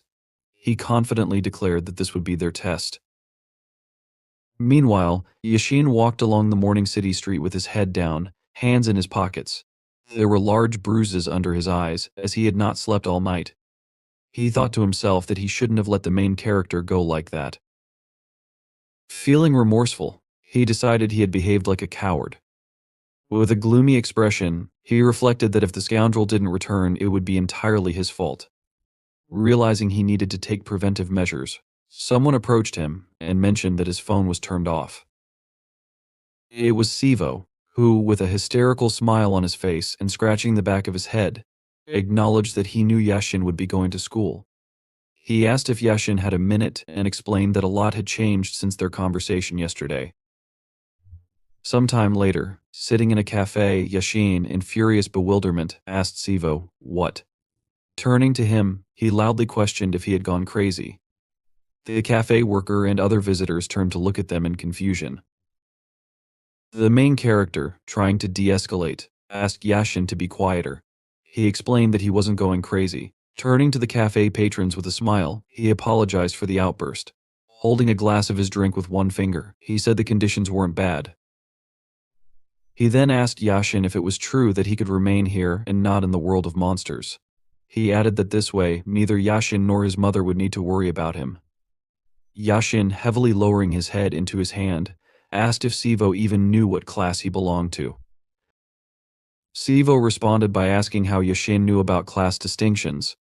Yashin noticed that Sivo had only found out yesterday that he was, in principle, a monster. Yashin then said, "Shin Ryan Qyu." The main character looked at him in surprise as he said this while sipping his drink. Sivo asked what kind of name that was, adding that it was the first time he had heard it. Still, he admitted that the name gave him goosebumps and seemed mysterious. Yashin clarified that it wasn't a single word but a set of 5 words symbolizing the status of a monster. He explained that the lowest class, Su, translated as beasts, referred to monsters barely removed from ordinary wild animals. Although dangerous, they were only pitiable creatures with similar strength to wild animals. Their main advantage lay in their weapons and numbers. Yashin added that ordinary people could fight these creatures even without studying magic. For instance, in old records, there were mentions of such cases. With modern weapons, these monsters could be dealt with without much trouble. However, he cautioned that problems arose with the next class above Su. Monsters at this level were referred to as Go. These monsters had the strength of at least 100 people. However, this comparison only considered physical strength, meaning even thousands of people couldn't match them in combat. The main character, his eyes wide with fear, asked what the other 3 classes were if these were the 2 lowest. Yashin ominously replied, "Catastrophic power." Looking into the glass in his hand, he admitted that he couldn't provide exact details as he had never encountered such beings. He clarified that Ki-class monsters were feared to be 10 times stronger than Go-class monsters. Such creatures could destroy a small city in a single night, turning it into a branch of hell on earth. Yashin explained that in a city like Seoul, their devastation could span entire districts. Regarding Shin and Ryan, he advised that it was better not to get involved with such powerful beings. He warned Sivo not to even think about participating in the hunt. Instead, he advised Sivo to try escaping quietly. If that didn't work, Yashin urged him to call for help or hide at his house. Pointing his finger at himself, he said that if these were really the monsters that invaded Korea, then they were ready to fight the local monsters or shamans like him. He further added that he did not know exactly how many of these monsters there were, but everything would be fine if they were K-class. The main character, looking uncertainly ahead, turned to Yashin and asked what he thought about the monster that had taken the form of a snake. What class did he belong to? Yashin answered that the monster was small. He then noted that it was unlikely to be of Su class, but definitely not K class. He concluded that it was average, meaning it was of the Go class. After that, he mentioned that the corpse the monster controlled had much more powerful energy. He said that if they had managed to deal with even half the power of that creature, they wouldn't be sitting here now. He understood there was a reason why the monster had used it to distract attention. He went on to say that if he understood the situation correctly, that vile man was almost SW, perhaps referring to something specific. Turning to the main character, he pointed his finger at him and stated that his current status as a monster was lower than his own. At best, he was an average or even a lower Go class. Yashin menacingly suggested that he was either a goblin or simply trying to boast. He clarified that this was the truth and advised him not to get involved in situations he couldn't handle. Siva listened with his head down, remaining silent. Yashin continued speaking, his tone growing sharper as he emphasized how important it was to soberly assess one's situation. He called him a fool. While speaking, Yashin thought he wasn't being strict enough but understood he needed to hammer the point home to ensure nothing reckless came to Siva's mind.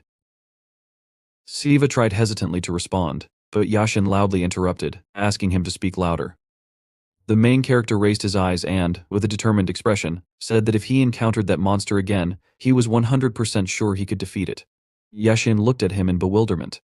The main character, now wearing a triumphant look, reiterated that if he hadn't been there before, he wouldn't have had a chance to make a sound. However, he admitted that much had changed since then. He talked about how he now understood how the power of monsters worked, and had learned a bit about how to fight.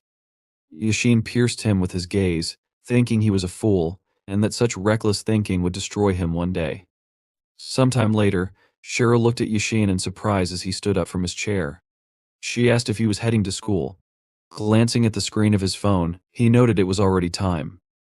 However, Yashin replied negatively, explaining he wouldn't go to school today and that it seemed unlikely he could figure things out on his own. He then stated that, in that case, he would have to figure it out for him. With an authoritative tone, he slung his backpack over his shoulder and ordered Siva to follow him. Sometime later, they approached the Olympic Gymnastics Arena, a modern, large hall built in 1986 to host the 1988 Olympic Games in Seoul. Now, it served as a large dome concert venue. However, ordinary people didn't know it had another purpose. The main character looked around with a surprised expression, marveling at the sight. He said he never imagined there would be something like this in the basement. Standing in the vast underground hall filled with emblems and sparring areas, he noted he had seen several similar places on their way there. He then asked if all this belonged to Yashin's family. Yashin explained that the Olympic Gymnastics Arena was a special underground area serving as a public training center. He denied any family ownership and clarified that the place was created by the government. He also noted that other shamans, not just his family, trained there. As he spoke, Yashin began taking off his jacket. The main character, bewildered, asked, the government realizing the information he had just received, he asked again, "Does this mean they know about monsters in the festival?" Yashin, looking grim, explained that since ancient times, people with power safeguarded the abilities of shamans. He suggested that perhaps the first shamans created the concept of the state itself. Their ability to fight monsters was more valuable than anything else in the distant past. He added that 666 years ago, during the dawn of the Joseon dynasty, the threat of monsters diminished, but the Joseon family still organized a constellation hall for training shamans. His family continued to serve this tradition. Continuing to undress and loosen the tie around his neck, he spoke about how monsters, festivals, and such matters were recognized at a national level. However, this knowledge was a closely guarded secret, known to only a few elites. He also expressed frustration, saying it seemed some did not take the issue seriously enough. Finally, he turned to Siva, confidently asked if he was ready, and told him to attack. The main character hesitated, looking uncertainly at Yashin, who rolled up his sleeves. Shirt said that, as he had already mentioned, there were no restrictions or rules. He added that if he could hit him with any of his moves, then he wouldn't worry about fighting monsters. Sivu asked him if he would use a sword or dagger like he did yesterday.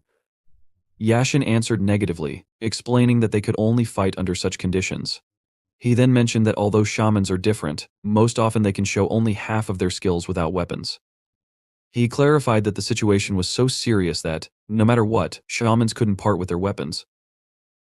Looking from under his brows, he added, however, that he could fight a first-class monster without a weapon, and it would be easy for him. As blue magical energy began to emanate from Yashin, he started to approach Sivu. He told him that, in other words, if he could defeat him, it meant he was a monster of a higher class. He then asked Sivu if he understood this. Hurrying him up, Yashin reminded the main character that he had already told him to attack.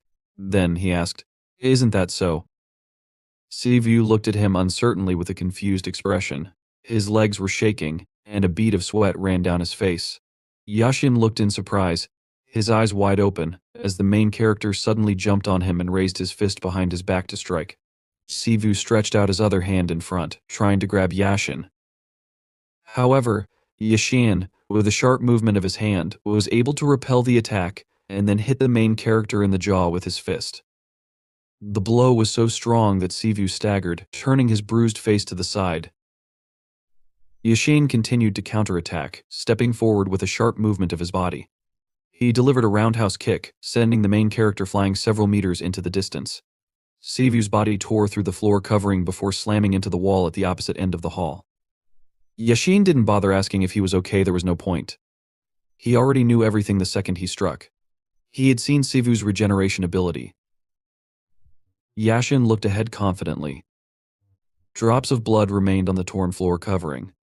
The main character, with a bloody face and a bruised nose, called Yashin Amazing Yashin, wanted to save his friend by forcing him to pull himself together, which is why he didn't hold back.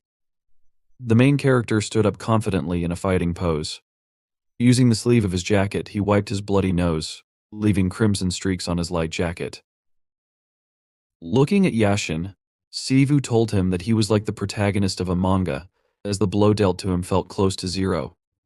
Yashin stared tensely ahead. He realized that he was on the losing side. It felt as if he had hit a brick wall. His clenched fist trembled from the damage it had suffered. He realized that if he had used less energy, he might have crushed all his bones. Sivu, on the other hand, looked ahead confidently. He understood that his friend wouldn't be hurt, even if he didn't control his strength. Yashin, however, realized that Sivu was a far more dangerous monster than he had initially thought. They locked eyes. The atmosphere in the room and their moods shifted. The main character was the first to attack. Moving at great speed, he bypassed Yashin from the side and launched a surprise attack. He jumped on him, stretching his arms forward. Yashin, managing to turn toward him with a confident expression and furrowed brows, noticed that Sivu had become much faster than before. However, he understood that Sivu's attack style was still reckless. Before Yashin could finish his thought, Sivu grabbed his hand. Reacting quickly, Yashin kicked Sivu in the face with his knee. Yashin's eyes widened in surprise as the main character raised him above his head with a single hand. After this, Sivu cast a spell of temporary prohibition, channeling the energy of all created things. He commanded it to descend and become one. Yashin looked down in confusion, suspended in weightlessness. He clenched the fist that Sivu was holding above his head. Then, their hands separated. With a crushing blow, Yashin knocked Sivu several meters into the distance. Bright blue magical energy filled the entire space around them. Landing on the floor, Yashin stood surrounded by dust and steam, which rose due to the air shaken by the powerful blow. With a serious expression, he looked ahead, frowning menacingly as he turned to Sivu. Yashin asked him what he was holding. Then, he asked if it was what he thought it was. The main character hesitantly confirmed it. Clumps of dark matter, called the Goblin Club, appeared in his hand, glowing a bright red color. Looking at it with wide eyes and an open mouth, Sivu admitted that it was the first time he had summoned it of his own free will. However, something wasn't quite right. His overall condition was quite poor. As he looked at the Goblin Club he had created, he understood its implications. Regarding the physical endurance of the main character, everything was not so bad. However, after sighing, he realized that the problem lay in spiritual energy. The issue was that during the battle last night, Siva had spent approximately 93% of his spiritual energy. Usually this amount would be restored after a full day of rest, but in the human realm, the process could be delayed. While Siva was sleeping at home, the protagonist's current exhausted state ironically helped greatly when he pulled out the Goblin Club. Although Siva lacked control over his body, his consciousness and senses were heightened, allowing him to vividly remember the first time he used the Goblin Club. Suddenly distracting Siva from his thoughts, Yashin admitted that all of this was a little disappointing to him. He explained that he had read about Goblin Clubs in old documents. Now, he didn't know whether the documents had exaggerated the power of the weapon or whether the problem lay with the main character himself. However, Yashin still noted that, based on what he saw and felt, he was not particularly impressed with Siva. He didn't think the documents were wrong, though. As he said this, Yashin frowned warily, noticing Siva jump high into the air. Narrowing his eyes, Yashin observed closely as the main character added that he did not think he was superior to himself compared to last time. Magical energy began to emit from the Goblin Club, spreading far to the sides. As Siva swung it, striking with immense force, Yashin quickly put his hands out in front of him, using them as a shield.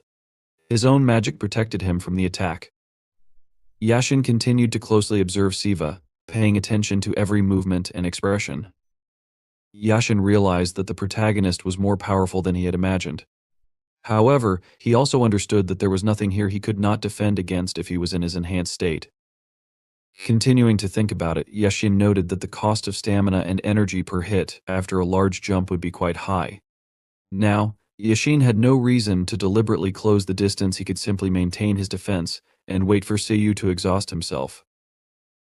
Suddenly distracted from his thoughts, Yashin opened his eyes wide in amazement as he noticed that Siu, having transformed the shape of the club so that it looked like long threads, stuck one end into the ceiling and hung on the resulting vine in the air.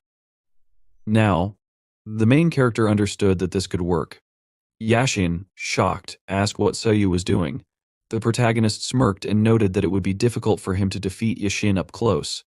He added that he felt he could not continue to block that huge fist-like attack. Siu knew for sure that he would not be able to duplicate the power of his last club, and mentally noted that the size and strength of what he had created now were simply nothing since it was not even half of what it was last time. However, Siu also thought there was something more. He focused on the fact that he had the ability to freely change the shape of the club, which could obey his wishes. The free end of the resulting rope joined together to form a ball, and the protagonist, with enough cunning, began to spin it to increase its speed and striking force. He then suggested they begin. Yashin warily watched the ball that Siu launched approaching him. At the last moment, Yashin put his hands in front of him to stop the attack. He had to lean back a little and clench his teeth tighter.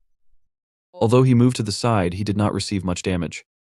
Siu, at this moment, continued to strike using the goblin club, making Yashin's eyes widen in fear as he understood what the next attack could be.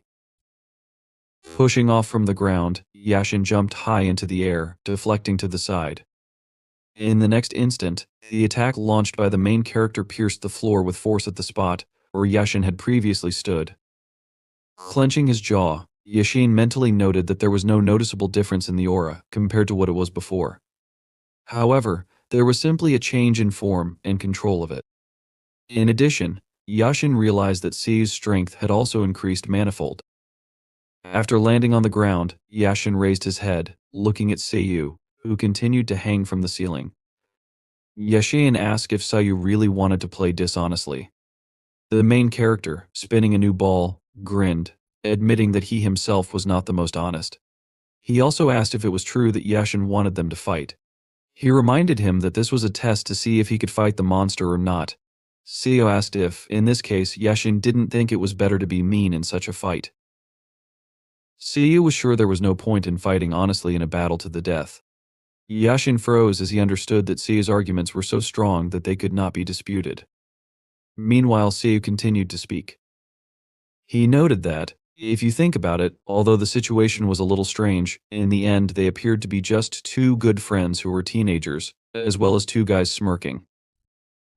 Siu added that sometimes admitting he was wrong was the best option, hinting that Yashin should say he was wrong.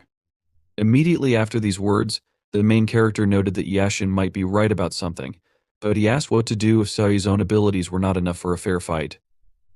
Yashin remained silent, not knowing what to say, and activated his magic to be ready to repel possible attacks. In the end, he asked if it was really going to be like this. He trembled, unable to contain his emotions, and then, grinning angrily, said he had had enough of listening to the nonsense that Siu was saying. The main character sarcastically said that he was very scared and launched a new attack, but Yashin jumped to the side, dodging. Siu didn't stop there and launched the ball again. The attacks were very powerful, and Yashin realized that he needed to become faster. Mentally, he noted that it was becoming increasingly difficult for him to avoid Siu's attacks. As he dodged another blow, he noticed that he was adapting to Siu's martial arts and speed, and moreover, was doing it quite quickly. However, the main character struck again and Yashin realized that he had moved in the wrong direction. At the last moment, Yashin put out his hands in defense and clenched his teeth tightly, using all his strength to repel the attack. A huge explosion appeared, and Siu, seeing it, excitedly shouted Yashin's name and asked if he was okay. Siu changed his tactics to minimize the effects of others' attacks, although it was much weaker than before. However, he assumed that Yashin was already wounded. Suddenly, Siu felt some movement along the thread he had created and then heard Yashin. Turning to the righteous comfort of longevity, the main character widened his eyes in amazement and offered to listen to Yashin talk about the true ruler, who allows the sun and flags to shine brightly, as well as the urgency prescribed by law and demanded by equals. As the dust from the impact cleared, Siu saw. Yashin stood firm and managed to intercept the weapon Siu was using. In addition, Yashin activated magic, saying that the arrows could pierce willow leaves like thorns. He extended his hand forward, and a powerful magical attack rushed along the thread. Siu, seeing this, opened his eyes wide in amazement and looked up, noticing that the attack Yashin had created cut part of the thread at the top, causing Siu to gradually begin to fall.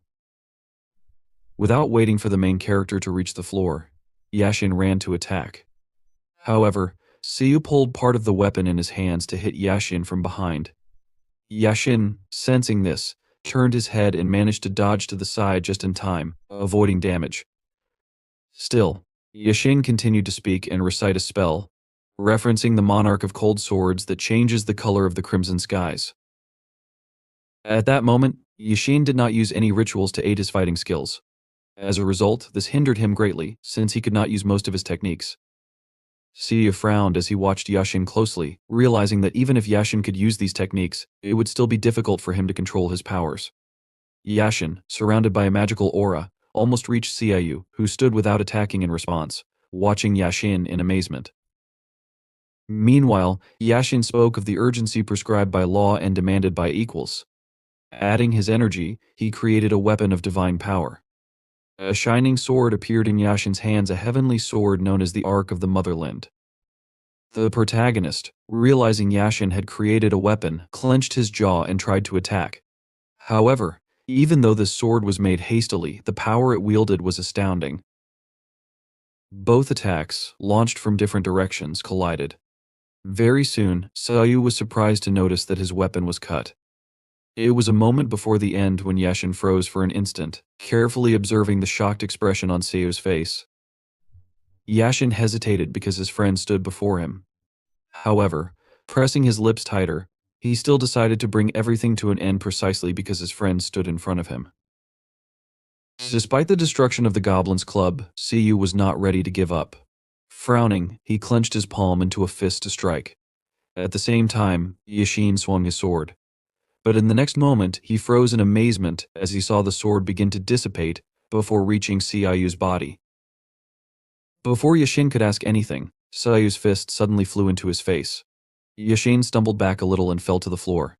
The main character, bewildered, asked what had happened. The goblin's magic gradually began to dissipate, and Siu asked why Yashin had spared him. He noted that he would have recovered quickly even if Yashin had killed him. Yashin explained that it wasn't about sparing him. Lying on his back, he said he had used all his power in the Ark of Exorcism. If the enemy had been a monster, it would not have been able to withstand the blow, no matter how strong it was, even at the chi level.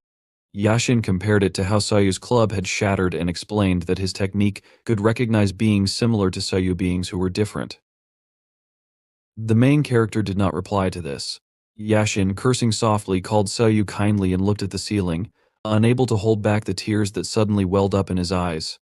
A little later, as they walked outside, Yashin kept his head down, looking at his feet.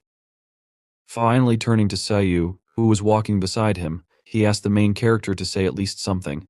Yashin admitted he was very annoyed when Siu was so quiet next to him. Siu, startled by Yashin's sudden outburst, twitched nervously. Finally, he asked if Yashin's nose hurt much. He wanted to say something about what would happen if a scar remained, but Yashin interrupted him. Yashin announced that there would be no scar, explaining that although he didn't have the powerful body of a monster, he had worked hard. His body could heal broken bones and torn skin in a day. Touching his bandaged nose with a finger, Yashin realized something and asked if it was true that Siu had restrained his powers right before the blow. He noted that the moment Siu realized Yashin's attack wouldn't work, he weakened the blow. If he hadn't, Yashin's nose would have been destroyed. Sighing, Yashin admitted that Siu had potential and told him he could run around the city and catch monsters if he wanted to. Yashin told him to do as he saw fit. Siu thanked him for his understanding.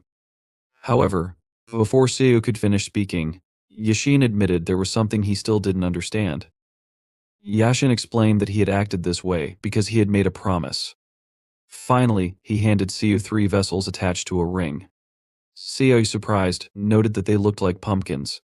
Yashin confirmed this and explained that they were consumables disposable bombs. To activate these bombs, Yashin said, one only needed to hold them in their hands. Yashin quickly and confidently explained to Siu that if he was in a hurry, he could simply throw the pumpkin on the ground to activate it. He added that all Siu had to do was hold it in his hands, and the magic inside the pumpkin would be activated. Yashin advised Siu to use the pumpkins when he was in danger and warned him not to break several pumpkins at once, even if he wanted to use multiple simultaneously. Siu thanked him for this but excitedly asked if he could truly accept the 3 pumpkins. He noted that they contained Yashin's energy and asked if that wasn't the case. He remarked that the amount of energy stored inside was immense and admitted that he hadn't thought such items would be easy to make. Yashin froze in shock upon hearing this and asked how Siu knew. He assumed that Siu must have seen it before, but Siu explained that wasn't the case. Touching one of the pumpkins with his hand, Siu admitted that, while holding it, he could feel the same energy Yashin had used in their battle. He imagined Yashin during the moment of attack, and added that much of that energy was now stored inside the pumpkins.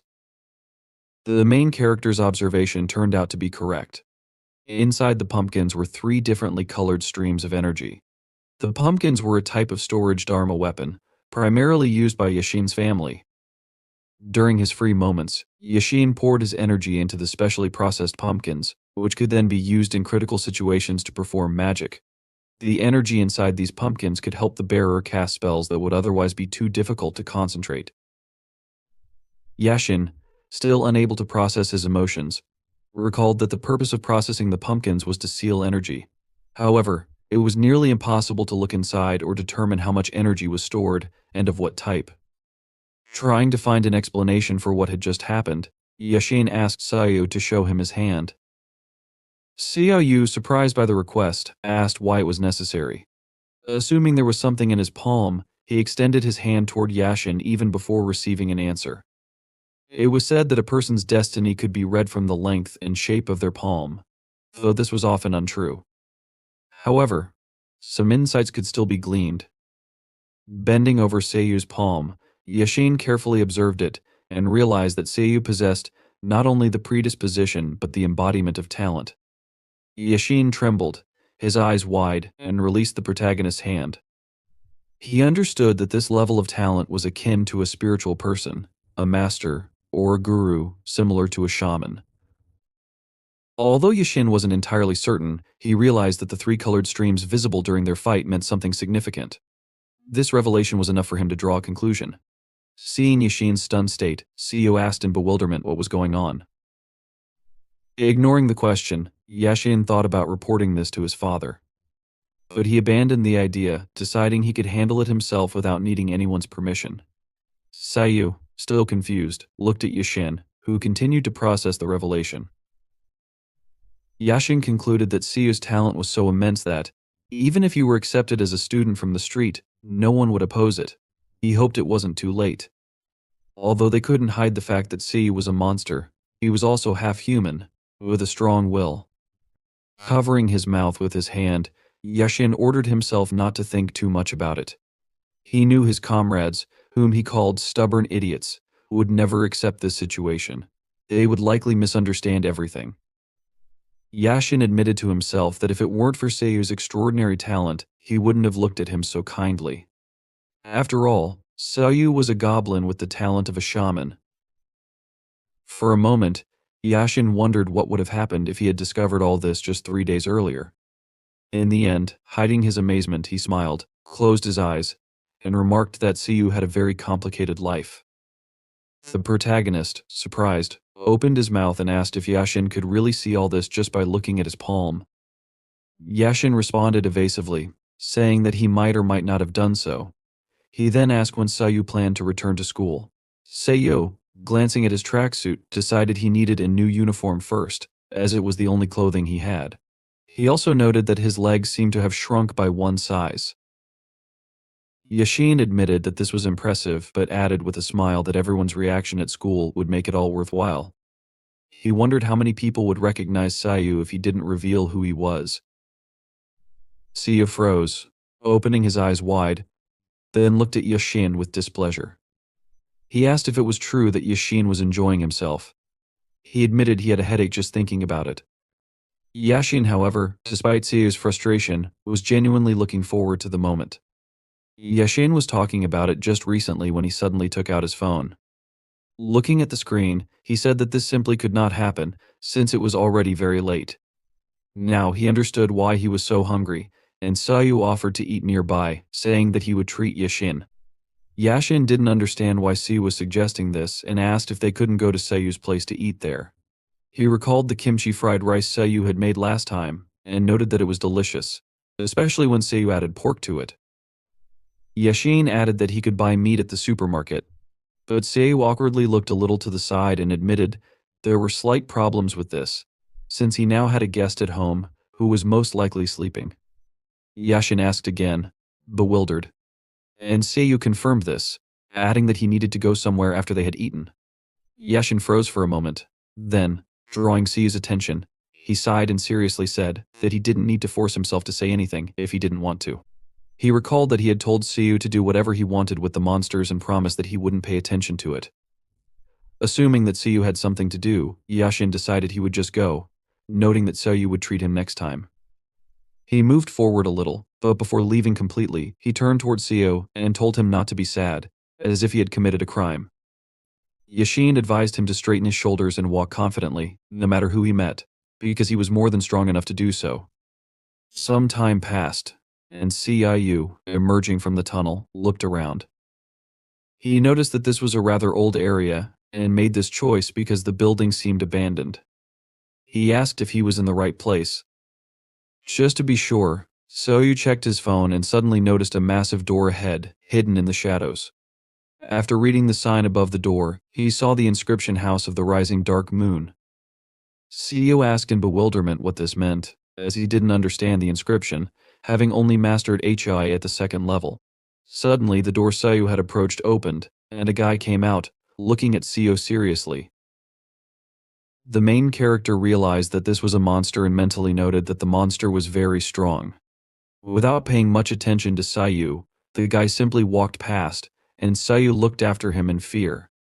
Suddenly, someone else appeared on the threshold of the house, exclaiming in amazement upon noticing that a new guest had arrived. Siu looked in the direction of the voice and noticed Hungarian, who admitted that she was glad to see Siu. She introduced herself and announced that she was the head of the House of the Rising Dark Moon.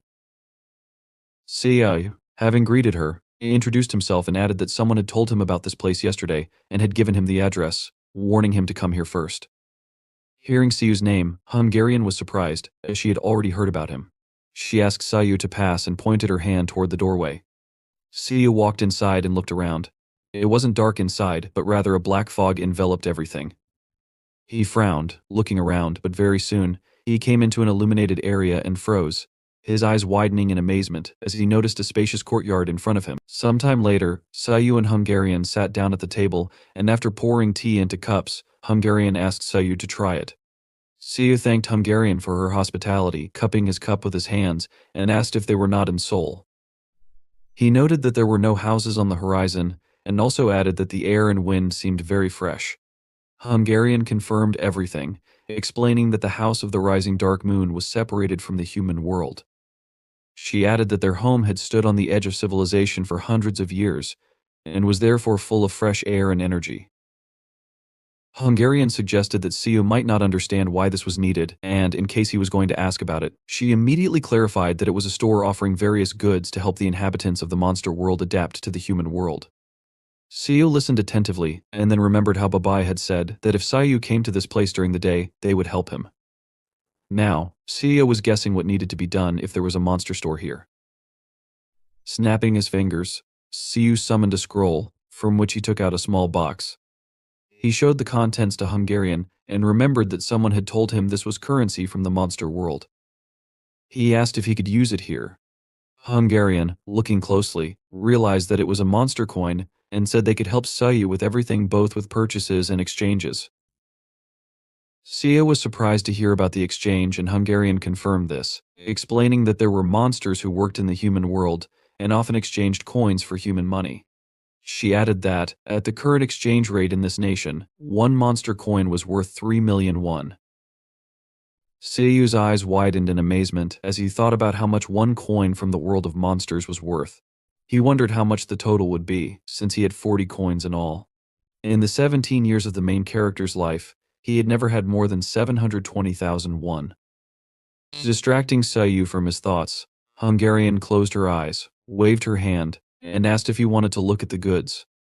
Looking at the assistant who came closer, she asked him to show Siu their demonic spirit pill. The assistant agreed and opened a chest, revealing several containers inside. Hungarian explained that in front of Siu were the demonic spirit pills, which were the most popular items in their store. These pills accelerated the restoration of a monster's strength. Siu leaned forward a little to take a closer look at the contents of the chest. Hungarian noted that the main character knew that in the human world, there was almost no natural strength of monsters, and even in the monster world, recovery took some time. That was why one pill was made from many elements of the monster realm, using the secret technique of the House of the Rising Dark Moon.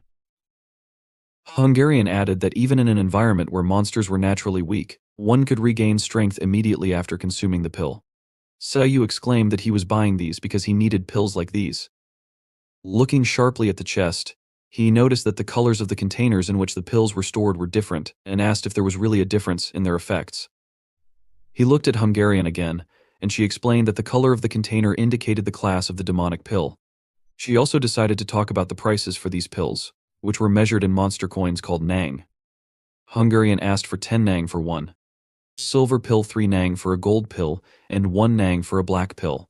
Hungarian added that the higher the class, the faster the recovery speed, and advised Seiyu to buy a black pill if he was in a hurry.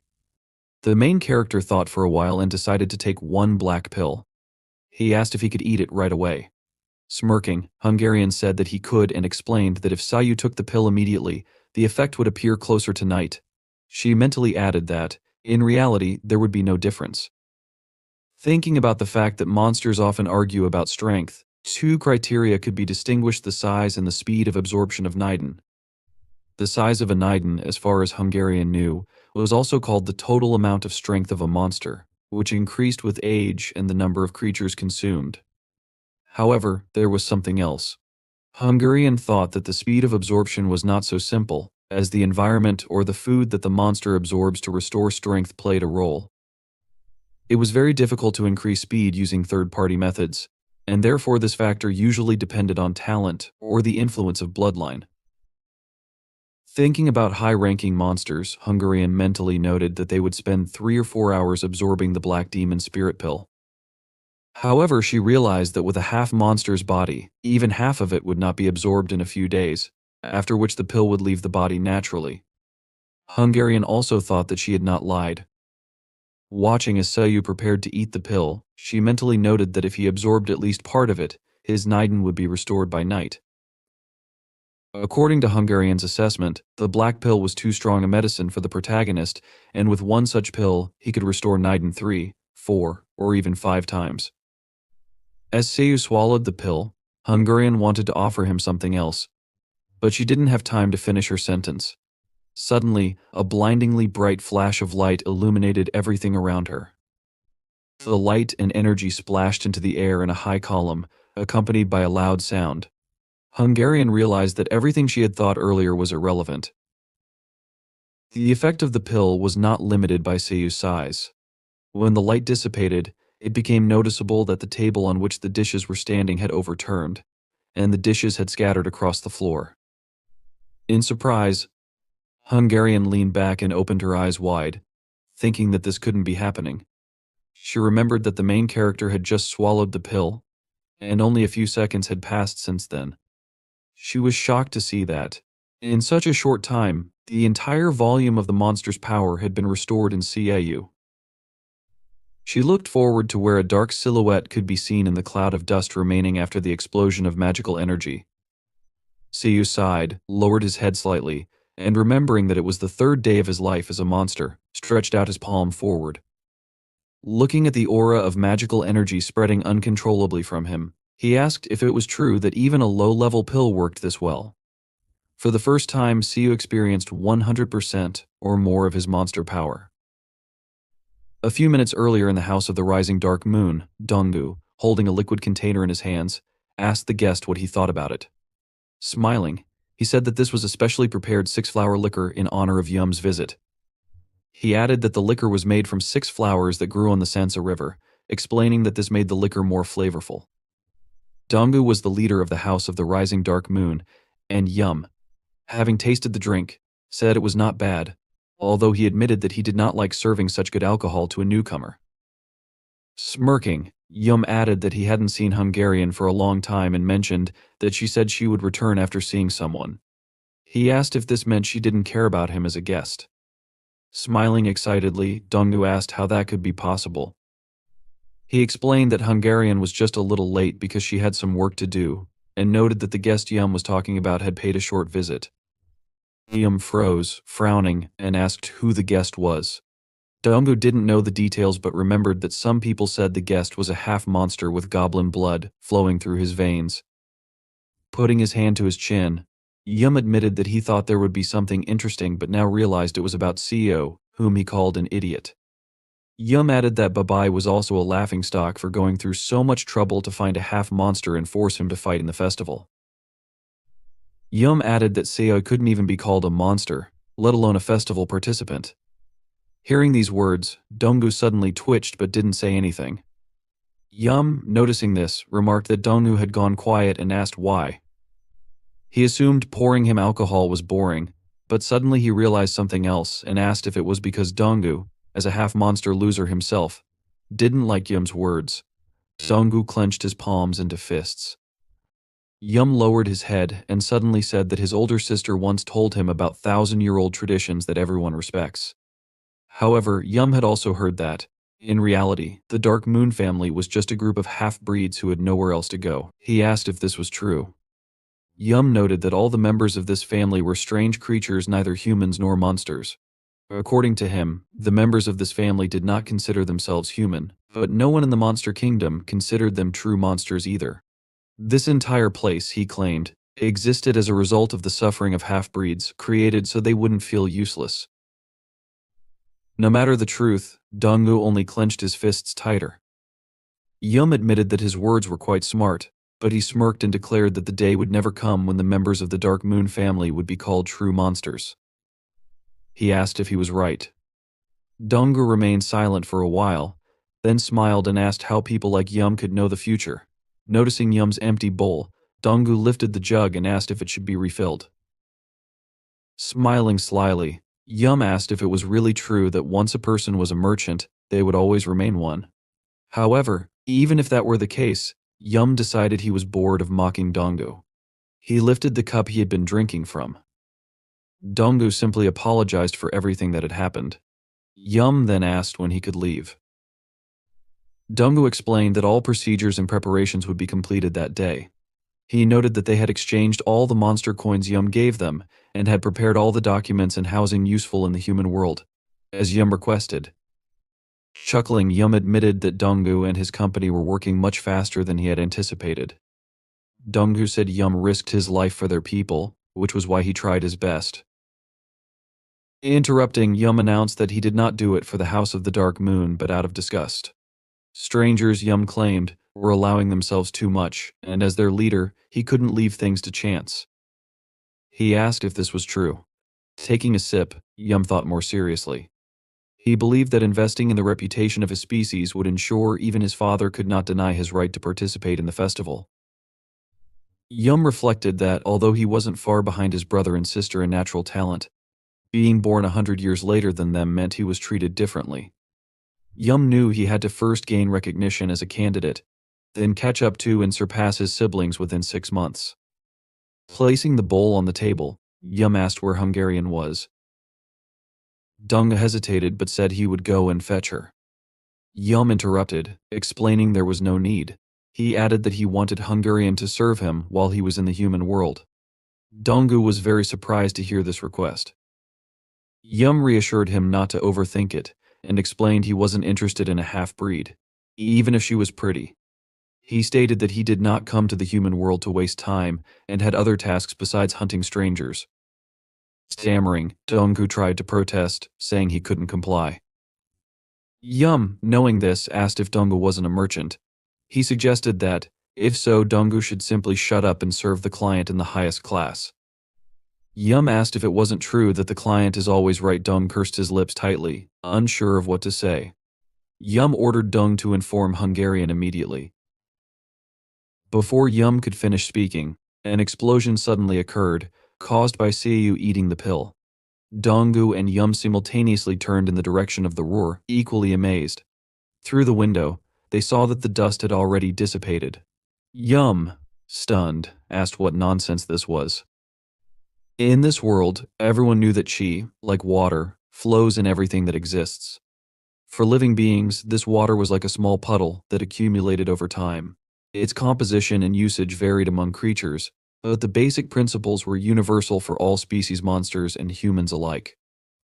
Even with a larger container, a being could not hold more than their natural capacity, a fact so fundamental that it didn't require elaboration. At that moment, Siu, looking at a frightened Hungarian, asked if she was okay. Energy was still emanating from him. Siu assumed something strange had happened because of him and added that the pill was much better than Hungarian had described. Hungarian, in shock, wondered why this had happened. The protagonist continued speaking, noting that the sensation was very pleasant. He tried to think of how best to describe it. He suggested that it could be said that he could do anything in the world, and Hreen thought that the obvious principle did not apply to Siv.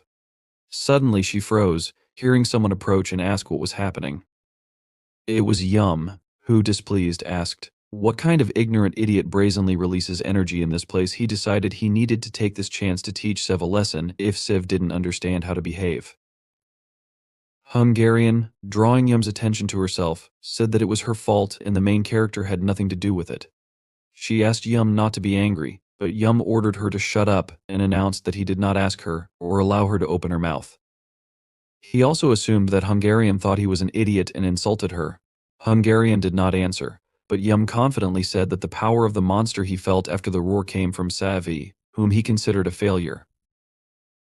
In addition, Yum suggested that Siv did not understand where he was and continued to release energy, which irritated him greatly. Looking contemptuously at the main character, Yum asked if Hungarian still expected him to ignore everything because of her weak excuse. Siv was silent, listening carefully to Yum's words. Hungarian wanted to ask Yum for something, but before she could, Siv suddenly turned sharply toward Yum. He apologized, explaining that he was not yet used to controlling his monster power. Touching a finger to his lips and smiling, Siv, who had a kind and modest character even for a human, admitted that he did not expect something like this to happen and apologized to Yum, suggesting that he had disturbed him. However, because Siv's Niden was filled to the brim for the first time, his body and mind seemed to ascend. Running his hand through his hair and still smiling, Siv suddenly added that, even if everything had happened this way, it seemed to him that Yum was speaking too rudely to someone he had just met. For a moment, the protagonist's character became more like that of a monster than a human. Hearing these insolent words, Yum frowned angrily and asked what Siv had just said. Ignoring the question, Siv asked what Yum was even thinking. He admitted that he was genuinely sorry for how things turned out, but, remembering Yum's earlier insults, advised him not to speak so rudely. Clenching his jaw in rage, Yum waved his hand, sending Siv flying far to the side. When Siv hit the ground, a cloud of dust rose into the air, and Hungarian watched in horror. Seeing her expression, Yum ordered Hungarian to look at it and warned her not to overstep her boundaries. He declared that this was not a fight but education, a process of teaching mud-blood monsters proper manners. Despite the strong attack, Siv soon rose to his feet. Seeing this, Yum waved his fingers, launching another attack that struck Siv from below, hitting him in the jaw. Hungarian begged Yum to calm down, stating that violence was prohibited in this place regardless of the reason. She added that even if Yum came from a noble family, The Great Hall would not turn a blind eye to what had happened. In response, Yum sent several attacks at Hungarian, causing her to scream in pain. Yum reminded her that he had told her not to overstep her boundaries. Yum glared cruelly at Hungarian, who trembled in pain, bent over, and clutched her stomach. Yum added that he had once thought Hungarian was the smartest of them all, but now she had shown herself to be just another half-breed. Hungarian, covered in sweat and racked with pain, couldn't hold back the tears that welled in her eyes. She asked herself what had just happened. She felt not only the monster's power but also something entirely new, something invisible. Suddenly, Hungarian realized that this was a divine beast, a unique ability. Yum, meanwhile, turned to Siv and ordered him to come closer and kneel, as he intended to teach Siv the manners Babai had failed to instill in him. Siv, getting into a fighting stance, asked if Yum was still talking nonsense. Throwing off his jacket so it wouldn't interfere, Siv ran toward Yum and remarked that, if Yum wanted to resolve things with words, he should have asked politely. Siv also pointed out the irony of Yum preaching about manners after hitting him so brutally. Stopping in a more comfortable position, Siv smiled confidently and invited Yum to continue. Yum didn't argue, agreeing to fight. He suggested that Siv had a death wish, extending his hand forward to activate magic. But suddenly, Yum's eyes widened as Siv, moving quickly, struck multiple times, reflecting the attacks Yum had directed at him. Both Yum and Hungarian were equally amazed by this, and Siv asked confidently what they thought of his abilities. If it was true that what Yum threw at him was water, he smiled and admitted that he didn't know the basics well but noted that it was all about the art of monsters. The main character assumed that Yum was throwing small drops of water at him at a very high speed. Remembering the first attack, he assumed that Yum first hit him with tea spilled on the floor. Although it was not much, it felt conventional. Siv was hit by it but smelled a little tea, so he understood everything. Yum suggested that the main character was ready for him to strike again. Siv, recalling the second hit, noted that drops the size of fingernails suddenly appeared out of nowhere. He surmised that Yum was using moisture from the air or dew from the grass. Siv also noticed how Yum had just hit him and assumed that the greater the distance, the stronger the blow. Thinking it was all about acceleration, he was not proud of what he was about to say. However, smirking, he noted that he had already had a similar experience last night, and, in comparison, Yum was very weak. Yum frowned in confusion and asked what Siv had just said. Trembling slightly, Yum was clearly taken aback. Siv, smiling, apologized to Yum in case he had offended him, and then ran sharply forward. Clenching his jaw in dissatisfaction, Yum asked how the main character dared to act this way. Before he could react, Siv approached, frowning in concentration, and raised his hand to strike. Noticing this, Yum assumed that Siv was attacking with his right hand. Yum believed that the ability to control monster power was insignificant on its own, as the direction of the attack could be seen using monster energy. This, to Yum, indicated that Siv had not yet trained to hide it. Yum assumed that Siv would now learn the cost of his ignorance. However, the moment Yum struck, Siv abruptly dodged and confessed that, as he thought, everything looked really obvious. Yum's eyes widened in fear. Not expecting this, Siv launched his own attack, remembering how Yashin had read his movements. Seeing that Yum was struck by Savi, Shreen, unable to contain her emotions, opened her mouth in shock and placed her palms over it to somehow hide her amazement. The main character, smiling, looked at Yum, who had fallen to his knees and was trembling in pain. Holding his hair with one hand, Siv taunted Yum, calling him weak. Shreen, holding her bruised torso with her hand, looked ahead in confusion and admitted that she couldn't believe what she was seeing. She was shocked for several reasons. This was Sav's first fight with magic. Yet he had instinctively repelled attacks, realized the enemy could read his energy, strengthened it by hiding the direction of the attack, and then redirected it in another direction. He accurately hit his opponent, a basic skill for strong monsters but remarkable for a beginner like Savi. Siv stood, exuding abundant magical energy. Yum lay on the ground, crouching in pain, pressing himself into the dirt. Hungarian, watching this with blood flowing from her mouth, thought about how this descendant of the goblins had appeared only 3 days ago. Before that, he was just an ordinary person. In bewilderment, she asked herself how it was possible for a 3-day-old monster to become so strong. The main character looked menacingly at Yum and asked if that was all. Then he added that it didn't matter to him. If it was, he ordered Yum to apologize and leave. Finally, he asked if that suited him. Yum did not respond and continued to shake while lying on the floor. Siv pointed his finger at Hungarian and said that, while Yum might be causing a scene, he had crossed all lines. Siv asked what Yum had done to the person who had tried to stop the fight. He continued, declaring that, no matter how one looked at the situation, it was 100% Yum's fault. Again, he ordered Yum to kneel down and apologize. Yum began to raise his head. His face was tense, and his teeth transformed into wolf-like fangs, with veins bulging on his face. Siv turned around, noticing Yum's transformation, and remarked calmly, "That's how it is." Suddenly, a sharp spike, created from frozen water, flew toward the main character's head. Siv managed to raise his hand in time, but the spike pierced it completely, and thick, light blood began to flow down his arm. Siv glanced warily at his injury. Immediately after, Yum rushed at him with a furious expression, his hands extended in front of him. The main character, watching calmly, stepped back. Pouring out abundant magical energy, Siv raised his leg. With a sharp movement, he kicked Yum in the torso, sending him flying several meters into the distance. The blow was so strong that Yum, hitting the ground multiple times, flew farther and farther. When he finally landed, a large explosion was heard. The unique magic of the High Tai clan is called Pure Autumn Water, the ability of which is to control nearby water. As recently noted, the principle of operation of this magic is similar to the northern martial arts of High Tai. However, looked ahead with a crazy expression while lying on the ground. His body did not stop shaking, and a wild smile spread across his face. Looking from under his brows, he appeared more like an animal than a monster. What separates Pure Autumn Water from other magics is its narrower application. With this ability, one can increase water pressure to the maximum.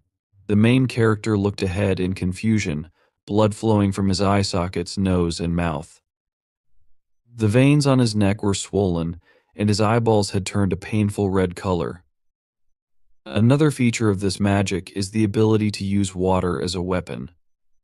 This weapon is as sharp as metal and can work even with a single grain of water inside the enemy's body. The magic can also act as a poison, destroying internal organs, including blood vessels and nerves. The main character fell to the floor, leaning his hands on it. You see him, standing a few meters away, began to rise to his feet after delivering a powerful kick. With a smile on his face, Yusum remarked that there is something fascinating about the regeneration of monsters. He added that losing an arm or a leg is nothing if one has enough strength. However, he insidiously noted that poisons and infections take much longer to recover from. Looking at the exhausted expression on Siva's face, who was shaking as blood flowed profusely from his eyes, nose, and mouth, Yusim sneered. He said Siva probably wouldn't understand, adding that as a human, he hadn't experienced such things either. Summing up, Yusim admitted he was surprised, even though Siva was a completely inexperienced enemy. Then, with a wide smile, Yusim raised his hands, from which magical energy emanated. He declared that his exceptional pedigree, inherited by luck, must be the reason for his prowess. Yusim hinted at his goblin blood, saying it was simply fate. Hungry and trembling with fear, a woman standing nearby turned pale. Her face reflected a bright blue glow as Yusim formed a massive amount of water around himself, controlling it through his magic. With this display, he taunted the main character, claiming he wanted to help him understand he was no match for a real monster, despite his mixed heritage. Siva, lowering his hand toward the floor, spoke with determination. He admitted he didn't know whether he was a real monster or an imposter and didn't care to find out. But there was one thing he was sure of. Yusim looked at him wide-eyed, a bead of sweat running down his face. The main character, now filled with magical energy, stared at him menacingly. With a furious tone, he insulted Yusum, calling him a non-entity. Yusum, confused and startled, formed magical water energy around himself. Raising a hand in bewilderment, he wondered if Siva had already healed his veins and organs. Clenching his fist and biting his lip, Yusum sent a powerful stream of water energy towards Siva. This energy, called reservoir, was a complex variation of pure autumn water that extracted water from rivers, lakes, seas, and even groundwater. This technique, considered advanced, compressed water to such a degree that it defied the laws of physics. The real weight of the water was hundreds of times greater than what it appeared to be. The powerful stream, faster and stronger than a speeding truck, was directed straight at Siva. The main character stood firmly on the floor, holding a goblin club in his hand. The club, glowing with bright red energy, was formed from dark matter emanating from his own body. Looking ahead confidently with a calm gaze, Siva focused on the future and dismissed the immediate threat. As the water magic stream approached, just meters away, Siva raised the goblin club above his head. With a furious gaze, he infused the club with his magical energy, releasing power far beyond that of an ordinary fighter. With a single sharp movement, he directed a powerful beam from the goblin club, splitting the incoming water stream in two. Yusum, standing a few meters away and controlling the stream, froze in shock. He watched in disbelief as the water he had painstakingly formed was forced apart. With his eyebrows raised high, Yusum realized Siva was far from defeated. In front of him, there was only a destroyed building where he was supposed to be. The flow of water had already weakened and spread throughout the surrounding space. Yusum asked himself in bewilderment, where did he go? A splash of water came from behind him. Yusum spun around with a tense expression on his face. The main character calmly asked him what had happened to the words he had said earlier. If he had enough energy, it wouldn't matter if he lost an arm or a leg. After finishing his quote, he said, "Okay." A moment later, with a sharp movement, he separated Yusum's hands from his body. Yusum looked ahead in horror. The main character, with a sly smile on his face and holding a goblin club in his hands, offered to get rid of these. Yusum looked ahead with wide-open eyes and absolute confusion. He saw his severed hands lying in the water, turning it a bloody red. A pained sound escaped his mouth as he fell to his knees in the water. The main character, looking down at him emotionlessly, asked if it really hurt that much when someone's hands were cut off. He admitted he had never experienced it himself, but sarcastically reminded Yusum that he had claimed to be a real monster. He added that being a monster meant Yusum should be used to pain. Yusum looked up at him in horror, his eyes wide and his mouth slightly open. A moment later, the main character struck him with a direct kick, sending Yusum flying several meters away. Yusum, now trembling on the ground, was not shaken by the pain of losing his arms. The Haitai clan, undoubtedly a clan of divine beasts, ruled over many monsters. Yusum, the youngest and most cherished among them, had always been loved and adored. He was not used to being in such a position. The main character, standing menacingly in front of him, asked if it was time for him to apologize. Yusum was unaccustomed to someone being so superior to him, nor to the suffocating pressure he now felt. The main character extended his palm toward him. Yusum, horrified, with tears in his eyes and his mouth wide open, screamed and begged for forgiveness. The main character asked him what he was talking about. Summing it up, he motioned with his thumb to the side and said Yusum had also offended him. He added that it was not only about him, but that there was someone else to whom Yusum owed a proper apology. Freen looked ahead in bewilderment, her eyes wide open, sweat running down her face. The main character ordered Yusum to bow his head and ask for her forgiveness. Yusum looked uncertainly in her direction and hesitated to speak. Siva glared at him menacingly, frowning, and demanded, "What is this? What do you want to say?" Continuing to stare at him imperiously, Siva said he couldn't believe Yusum still didn't understand anything. He asked if Yusum would continue to slur his words.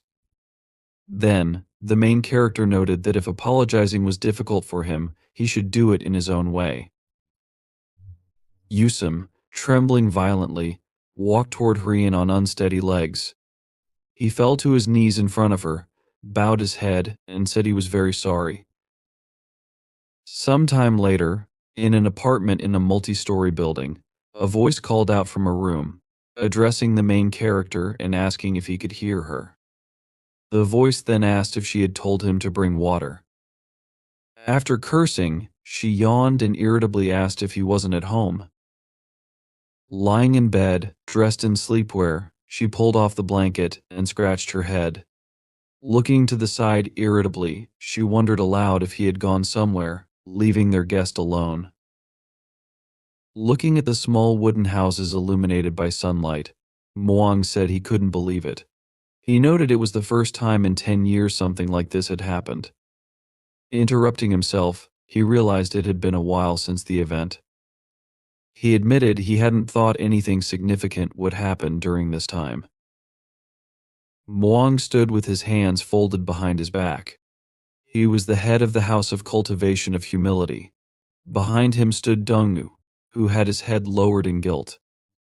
Dongwu sadly admitted it was his fault. He added that if only he had been a little braver, things might have turned out differently. Muang told him there was no use blaming himself. Then, looking ahead thoughtfully and putting his hand to his chin, Muang said it wasn't Dongwu's responsibility. He added that he and Hungarian shouldn't have entertained Yusim. Muang continued, saying he knew the youngest of the Haitai clan was unusual, but he hadn't realized just how much. Turning to Dongwu, he asked if that meant Hungarian was seriously injured. Dongwu looked at him with wide eyes and admitted it seemed she was injured, but there didn't appear to be anything serious. He added, with a worried expression, that she was much more shaken by the guilt of the situation itself. Dongwu then mentioned that even if they were talking about dark absorption magic, how could Hungarian have predicted everything would escalate so quickly? She remained silent in response to him for a while, and then answered, saying that because of her absorption speed, the possibility of reflection had appeared. Dawn asked her again in surprise. In response, asked him where the guest was now. In the illuminated room, with a tray on which various dishes and cookies were placed on the floor, Sue sat, looking in front of him in surprise. It had gradually cooled down, unlike what it was 3 days ago. This time he did not completely lose control of his body, he only entered a slightly insane state due to his strength. However, all his emotions and willpower were still within his control.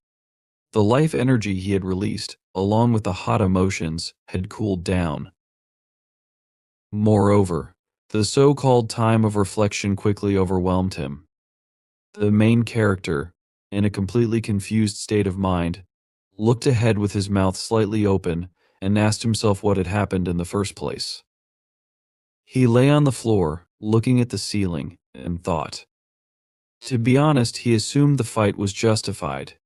He understood that regardless of who initiated the violence, especially with the desire to kill and cut off a hand, it was also necessary to nullify the effects of magic. He reasoned that he would now repeat everything without delay. But then, he literally felt euphoria and pure pleasure from cutting off his enemy's hands. He wondered if this feeling was temporary.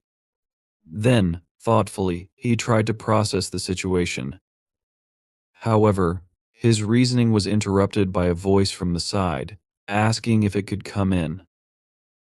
The main character looked at the ceiling in surprise, his eyes wide open.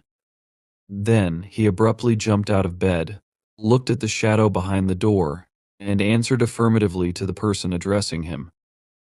Hungarian entered the room, pressing her hands to her torso and looking sadly at the floor. He told Hungarian, who had come up to him, that it seemed to him she had been wounded. Then he asked if she was feeling better. Hungarian answered affirmatively and said the wound was not serious. Sua, with a surprised expression, asked, "But didn't you spit blood?" He noted that the same thing had happened to him and explained that the wound could not have been a light one. Hungarian, with a tense expression, leaned her elbows on the table and asked him to forgive her. She said she had lost control and acted wrongly. Siva hurriedly put his hands in front of him and repeatedly reassured her, denying her self-blame. He explained that the responsibility for the fight lay only with its participants. Afterward, he began to explain to her that he should apologize, even though it was just a roof he could still destroy. Hungarian replied tensely that it was her fault. She started to talk about how she shouldn't have offered the Black Spirit Pearl to him.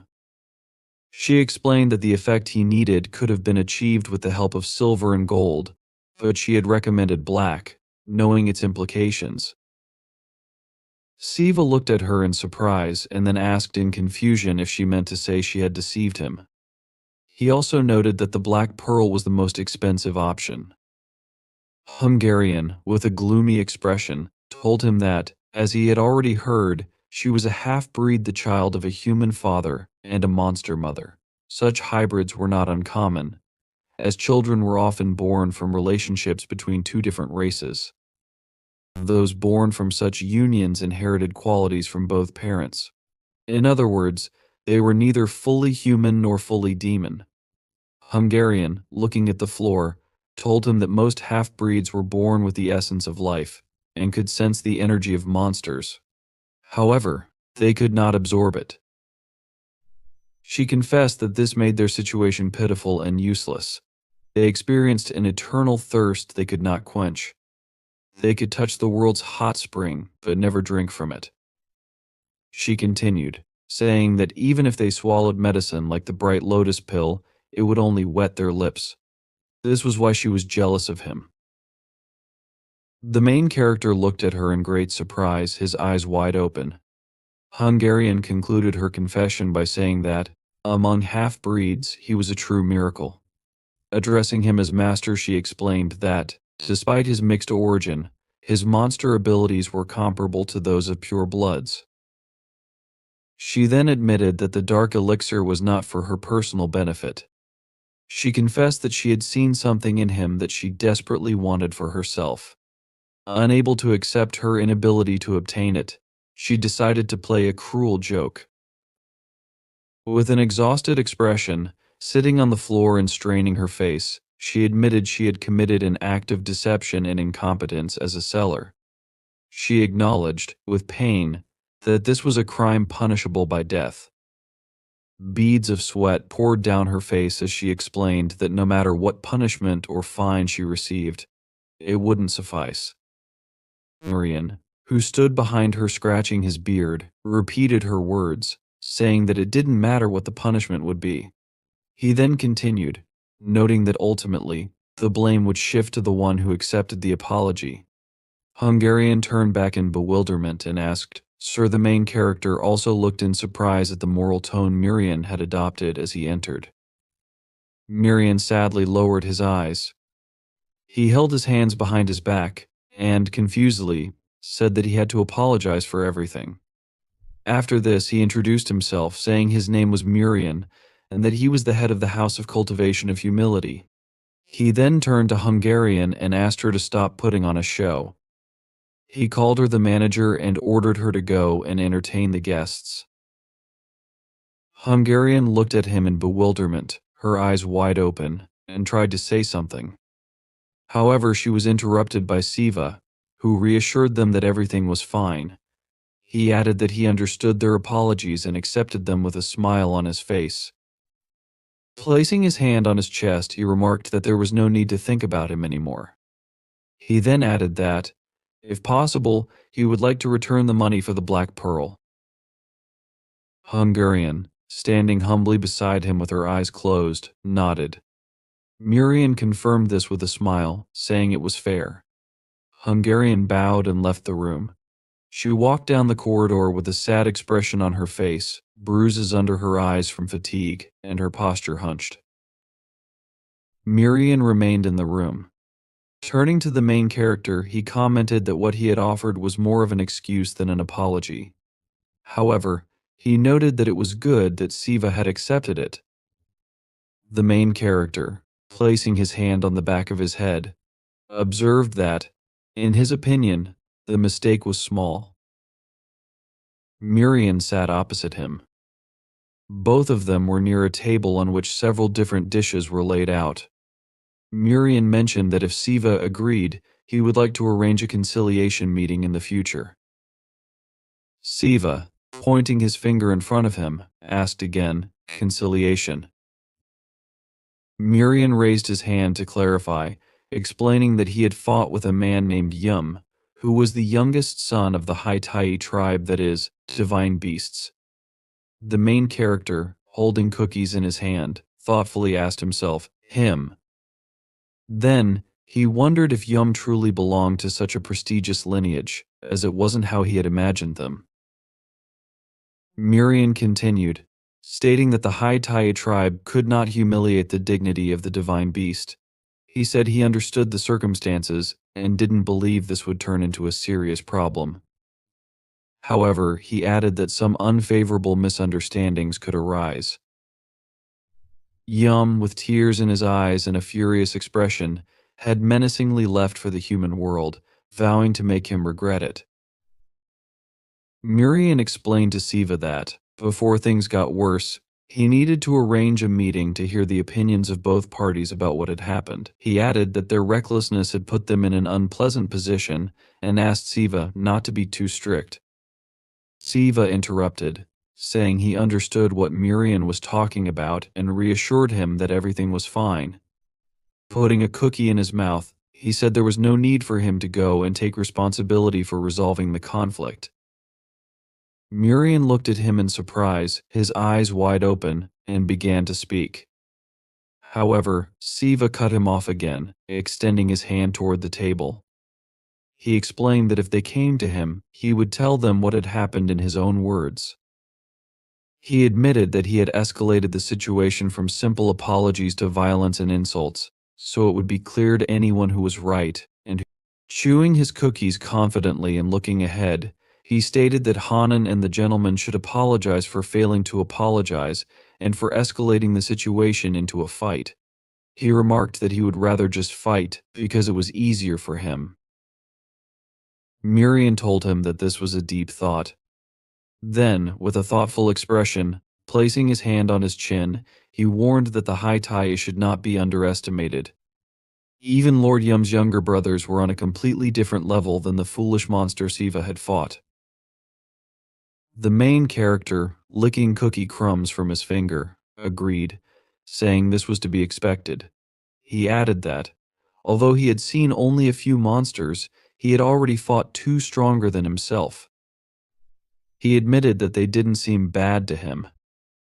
Continuing, the protagonist remarked that there was nothing he could do about it. To become the king of demons, he needed to defeat them all. Miriam looked at him with interest, his hand still resting on his chin. He commented that you didn't hear such things often.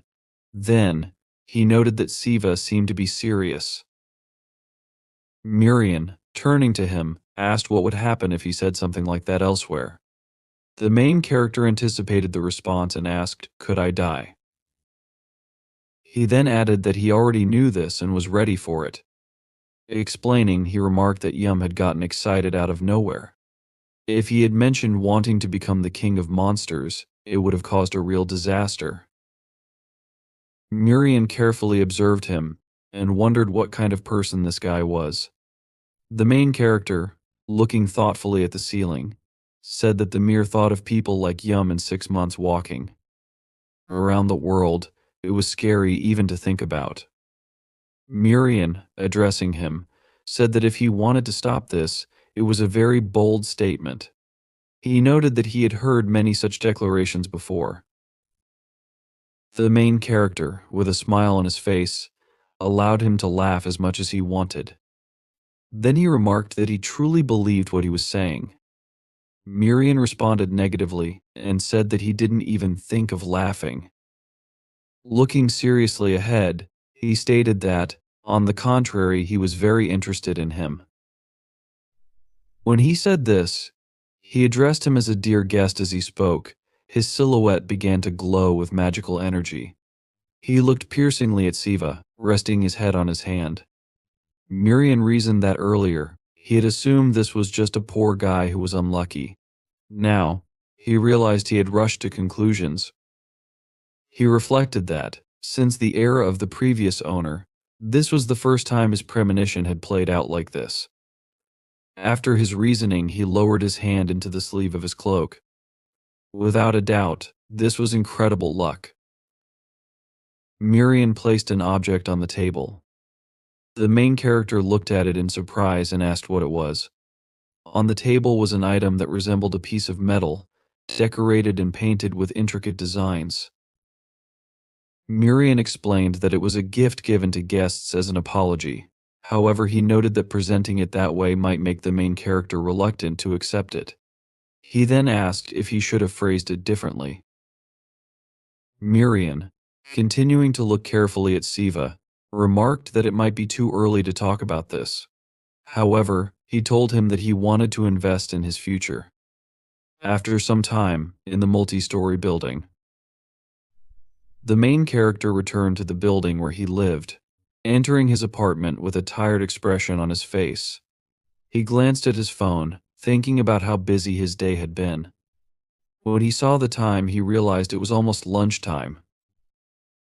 From inside the apartment, a voice asked him where he had been and why he was so late. The main character, still looking exhausted, apologized, saying he didn't think he would be delayed this long. Soa, dressed in a tracksuit, was speaking to him. She looked at him menacingly and ordered him to stop. A bird perched on her forearm, and her face suddenly became emotionless. She told him, okay, before noticing that he hadn't been around for long. She mentioned that she had gathered some information. Siva looked at her in surprise and asked, information. He then leaned down, smiled, and waved at the bird sitting on Sua's shoulder, addressing it as Solmi. The bird, to his shock, sharply took off and sank its claws into his face. The main character screamed in fear, and moments later, he was lying on the floor while the bird tormented him. Sua, still standing, asked him if he was a fool. She demanded to know why he thought the bird was Solmi. She shouted that it had a completely different color. She explained that she was a summoner who attaches the souls of the dead to the feathers of a crow. Soon, the bird flew out of the open window. After it left, Sua turned to Soul Mane and told her to be careful. Sua then looked at Siva and told him that although she was a magpie, she didn't have a single white feather.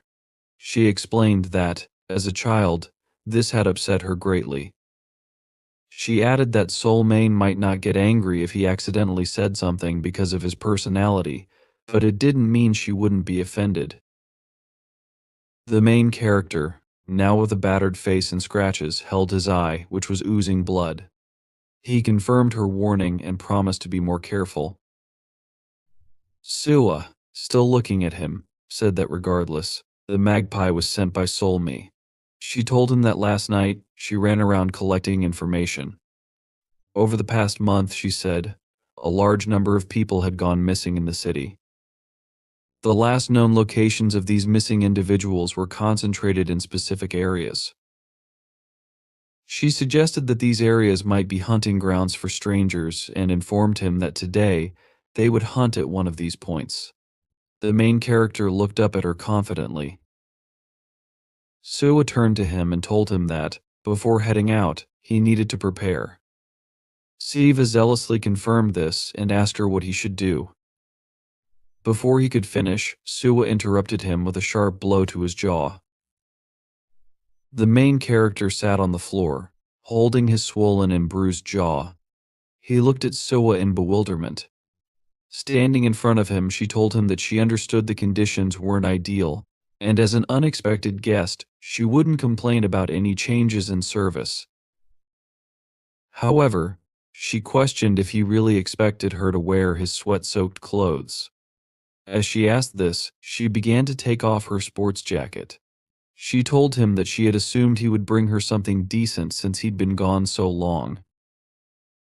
The main character, with an upset expression, muttered that it was his most expensive tracksuit. Soa cut him short and ordered him to stop. Confidently looking down at him, she commanded that they go buy clothes immediately. Later, they arrived at a tall multi-story building. Soa asked, "Is this?" She added that it was the best department store in the country. She asked Siva what it was called. He replied that it was simply called the department store. Looking at the tall building in surprise, he admitted he wasn't sure if it was the best in Korea. However, he added that if you go to the provinces, you could find more options there.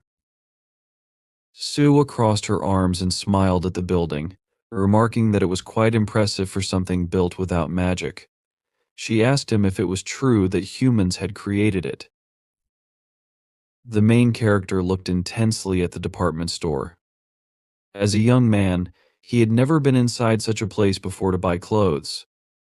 It wasn't that he wasn't interested, he was at an age where appearance was very important, and he had saved enough money, but there had always been a problem: his build. Some time ago, when he was still overweight, Yashin had suggested they visit the store. Yashin had offered to buy at least one set of clothes and asked if this was okay. The main character, with a frustrated expression, had exhaled and said he would do it as soon as he lost weight. Now, standing in front of the store, he thought this was exactly the moment he had dreamed about for years. He clenched his palm into a fist, telling himself he would enjoy the moment to the fullest. Then he turned confidently to Soa, his eyes sparkling with determination, and shouted, "Go ahead." With a smile on his face, he invited her to try on anything she wanted. He told her that if she wanted to buy something, she only needed to let him know. Soa looked. Sue looked at Sua emotionlessly, noticing that this was what she wanted. Afterward, she thanked him for now. When they went inside the store, it was worth mentioning again that this was Sue's first time buying clothes for himself, so he didn't know the average prices for clothing. The main character looked at the price tags in horror. Sweat flowed profusely from his face as he held a label in his hand. The label displayed an amount of 950,000, along with details about the style, color, and size of the clothing. A girl consultant in the store, smiling brightly, pressed her palms together near her face and cheerfully remarked that his girlfriend was very lucky. She added that not many guys would spend that much. Sue, with a confused expression, held the jacket intended for Sua with both hands. Just then, Sua stepped out of the fitting room. The main character, standing with his back to her, continued staring at the label, convinced that there must be an extra zero in the price. At that moment, the consultant girl screamed in delight at Sua's appearance. She turned to Sua and shouted enthusiastically that the outfit suited her perfectly. Sua, now dressed in her new attire, carefully examined her reflection in the mirror. She looked around and concluded that it looked good. Turning to Sue, she asked how he thought it looked. The main character, with a pained expression and tears in his eyes, thought to himself that it cost more than 5 million. Yet, he was glad that he had exchanged enough money beforehand. Looking at Sua painfully, he hesitantly remarked that he thought it looked cool. Soon after, his phone buzzed with a notification. It was about a debit of 1,980,000 from his personal account by the clothing store. Sue stared at his phone screen in genuine surprise. Large drops of tears welled up in his eyes. Sue crossed her arms arrogantly and asked if she had told him to get rid of what he had chosen for himself. The main character remained silent, still staring at his phone screen with a worried look. As they left the store, the girl consultant smiled widely as she watched them go. Sue tried to calm himself, explaining inwardly that Suwa still had a lot to learn. He reminded himself that he had been able to get 30 gold coins, which was a reason to feel reassured. Exhaling deeply, he tried to relax. Suwa then suggested they look at something else. Su, filled with fear, asked her if she wanted anything more. She gave him a blank look and asked what he was talking about. She explained that they wouldn't be staying for just one day and questioned if all he had was a single outfit. The main character crossed his palms nervously, trying to answer her, but Suwa gestured with her finger for him to follow her. She asked him to come closer and extend his hands. When Su obediently stretched out his hands with a puzzled expression, Suwa placed a small handful of gold coins from the monster world into his palms. Looking at the coins in disbelief, Su's mouth hung wide open. He was delighted but completely speechless. Suwa told him that if he thought 10 gold coins were enough, he should use them. If he needed more, she asked him to say so right away. She added that he could keep the change, explaining that it wasn't much, but that he should accept it as a gesture of gratitude. Suwa, with a friendly smile and her hand on her hip, then turned around and invited him to move forward. Su, still confused, continued standing with his outstretched hands holding the coins. They soon entered another clothing store. Inside, there were many stands and hanger racks displaying various items. In the center of the large hall was an area for paying for purchases.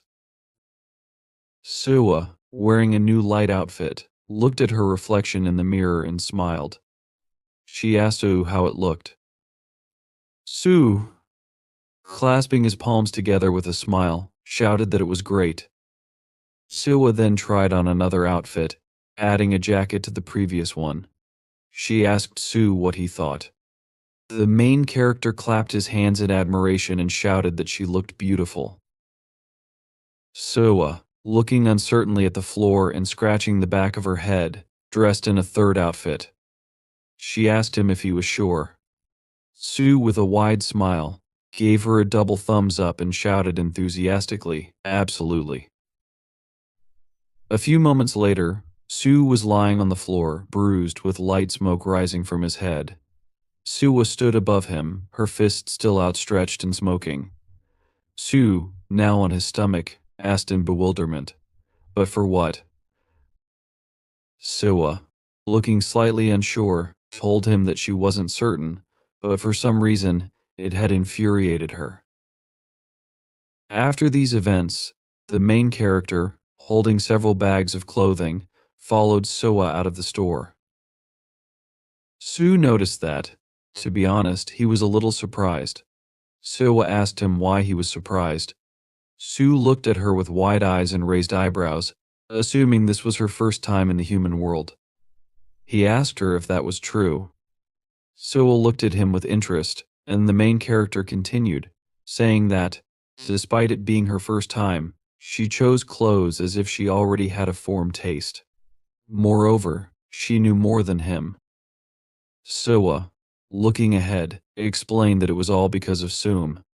She told him that Sum thought she was interested in clothing and kept bringing her all sorts of items as gifts. However, Suwa added that it annoyed her.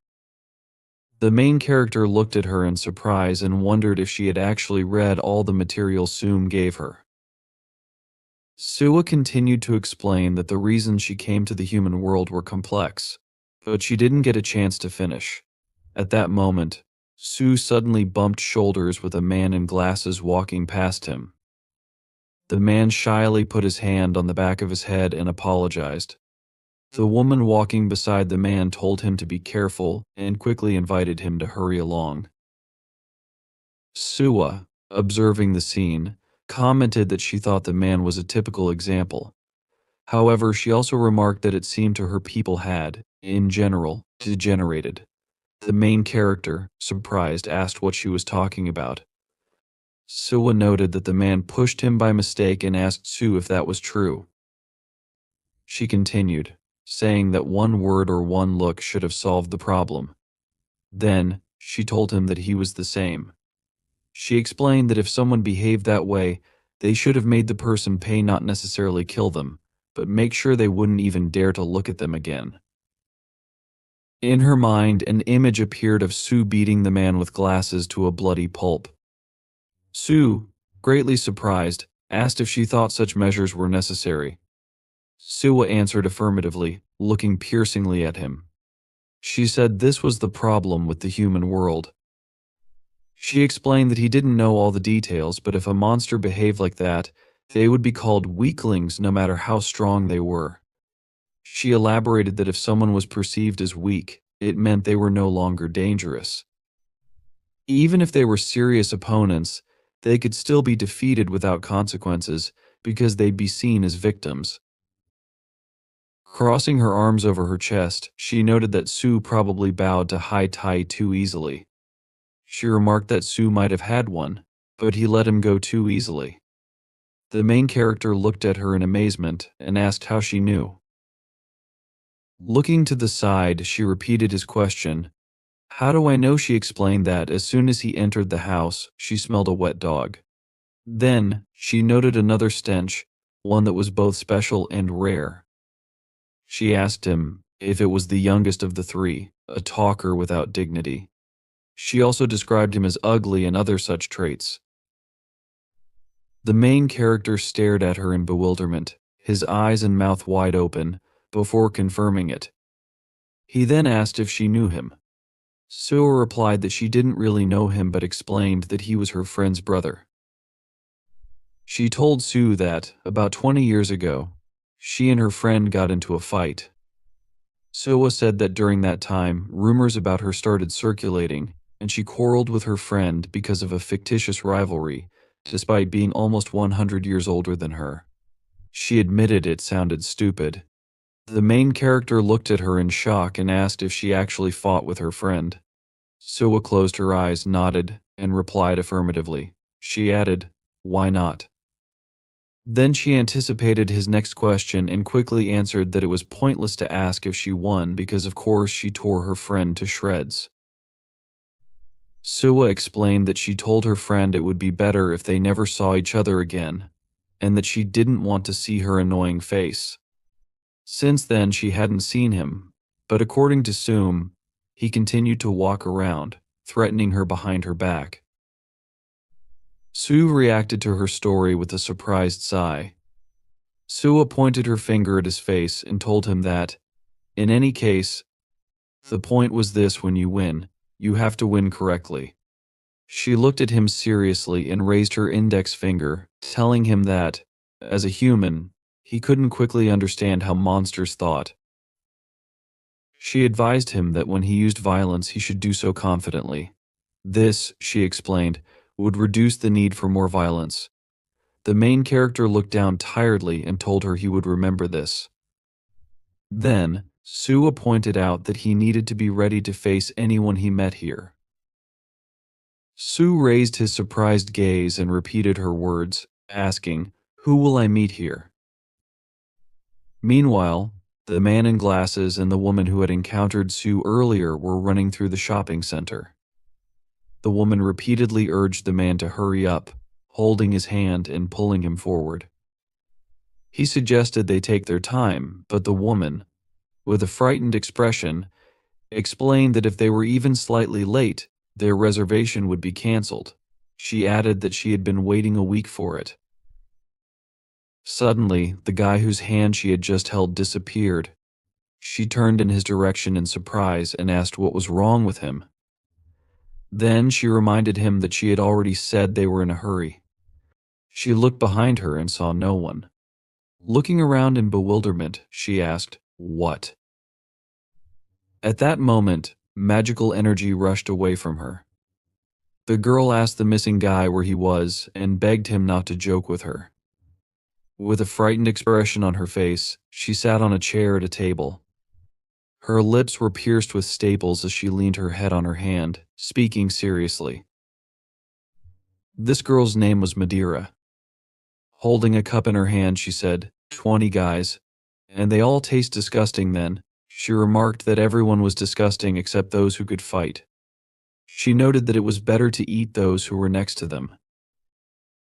As she drank from her cup, she looked to the side in surprise. A boy, holding his mother's hand, was staring at her with wide eyes. Madeira looked back at him. The boy's face contorted, his mouth opened wide, and his face turned red as he stood in horror. At that moment, Madeira opened her mouth wide and pulled out the bloody glasses of the man she had recently eaten. Large drops of tears appeared in the boy's eyes, and his pupils narrowed from fear. He screamed loudly in horror. His mother, bewildered, asked him why he was behaving that way. Madeira, still calm, continued sipping her drink. Suddenly, voices came from behind her. Calling her the puppeteer, a man approached her and asked to talk. This man's name was Rai. Madeira looked up at him with an ominous smile and reminded him that the upper world was his territory, while the dungeon was hers. She asked him, wasn't there an agreement that we wouldn't interfere in each other's hunting grounds? Then she added that he apparently took the rule too seriously. After that, she asked why relatives should be separated when they were so close before. Rai, calmly looking down at her, said that the underground monsters of those territories were already coming. He explained that they had tracked them. Madeira, speaking happily, said, finally then, she asked if they would give up. She noted that the broker's conditions were to avoid fighting with the monsters here, and asked if that was true. Rai answered her, saying that, to be precise, the condition was not to create problems. He explained that, in other words, everything was permissible as long as they didn't cause a fuss. Madeira observed that he knew the theoretical conditions well. Then, she remarked that a month had passed since they started hunting, and only now were they doing something. She commented that the monsters in this region were no good and couldn't even protect their own cattle behind fences. She laughed, finding it amusing that they were afraid of them. Rai removed his glasses and explained that was precisely why he was doing this with his brothers and sisters. He continued, saying that if they were taking risks by being here, they didn't need to worry about casualties. With a smile on his face, he looked at Madeira and asked for her help. Then he told her that 2 local monsters had come here today, and they would simply catch and eat them. Soa, overhearing this, remarked that they were continuing with their impudent nonsense. The main character, looking at her in surprise, realized what this meant and said, "So you didn't come here for clothes?" Soa explained that it was one of the reasons, but also because of information from Sum. With a smile, she added that this was the largest department store in the country, and the place where people disappeared most often. She revealed that during their shopping she had deliberately scattered seeds. Sue looked at her tensely as she said this. Soa continued, stating that in crowded places, it was better to observe and grab rather than run. With a sly smile, she looked ahead and asked, "What is this?" She noted that instead of running, the monsters were just sitting there. She concluded, "That's why we should give them something to fear." The protagonist and Siwa looked ahead with sinister, confident smiles on their faces. Sue remarked, "This area," but then interrupted himself, correcting, "No, this city is their hunting ground." Siwa continued, agreeing that they were very mistaken. She and Sue both thought about why there were so many people in the department store. They realized the reason was not only that it was the most popular department store in the country, but also because it was the intersection of 3 subway lines where large numbers of people passed through daily. In addition, the department store housed a bus terminal connecting the city with other regions. These 3 elements combined to create the center of the city, where tens of thousands of people passed every day. Suwa and Sue understood that if a few people disappeared here, no one would notice. Looking around, the main character added that if the monsters avoided witnesses and cameras, no one would know anything about it. However, he immediately corrected himself, suggesting that the monsters didn't even need to hide from the cameras, because in such a crowd, many would simply think the missing people got lost. SVA admitted that she was not sure if the person had made a mistake or moved to another place, but judging by the tracks, she noted that there were about 4 hunters. These hunters, as it seemed to her, had divided the hunting areas among themselves, creating 3 territories, one of which had 2 hunters. Before continuing the discussion, Sui honestly admitted that she did not know what kind of monsters were hunting in the area. Having learned that there were 4 monsters, CVU asked if it might be better to report everything to the Divine Judge, given the number of hunters. He was also worried since they didn't know anything about the enemy. However, San noted that this would be a good option in another situation, but if they did so now, there would be no fight. She explained that the monsters seemed to be provoking them, almost as if they knew CVU and Subway had come for them. The monsters appeared to be warning that they would not run away. San introduced the hunters and emphasized that they should have an escape plan in case someone other than her and the main character became involved. Swa suggested that, in such a case, the monsters would simply flee. For her and CVU, this would amount to defeat. She understood that since their goal was to catch the monsters, letting them escape was not an option. She also admitted that pursuing the monsters might not be possible, as they had to obey the law. Looking at the crowds of people passing by, Soa warned that chasing the monsters would be difficult without harming civilians. She added that the monsters would likely use this advantage as soon as they could, and this would most likely dictate where the battle would take place. With a tired sigh, SVA mentioned that Bai had given them this test for a reason.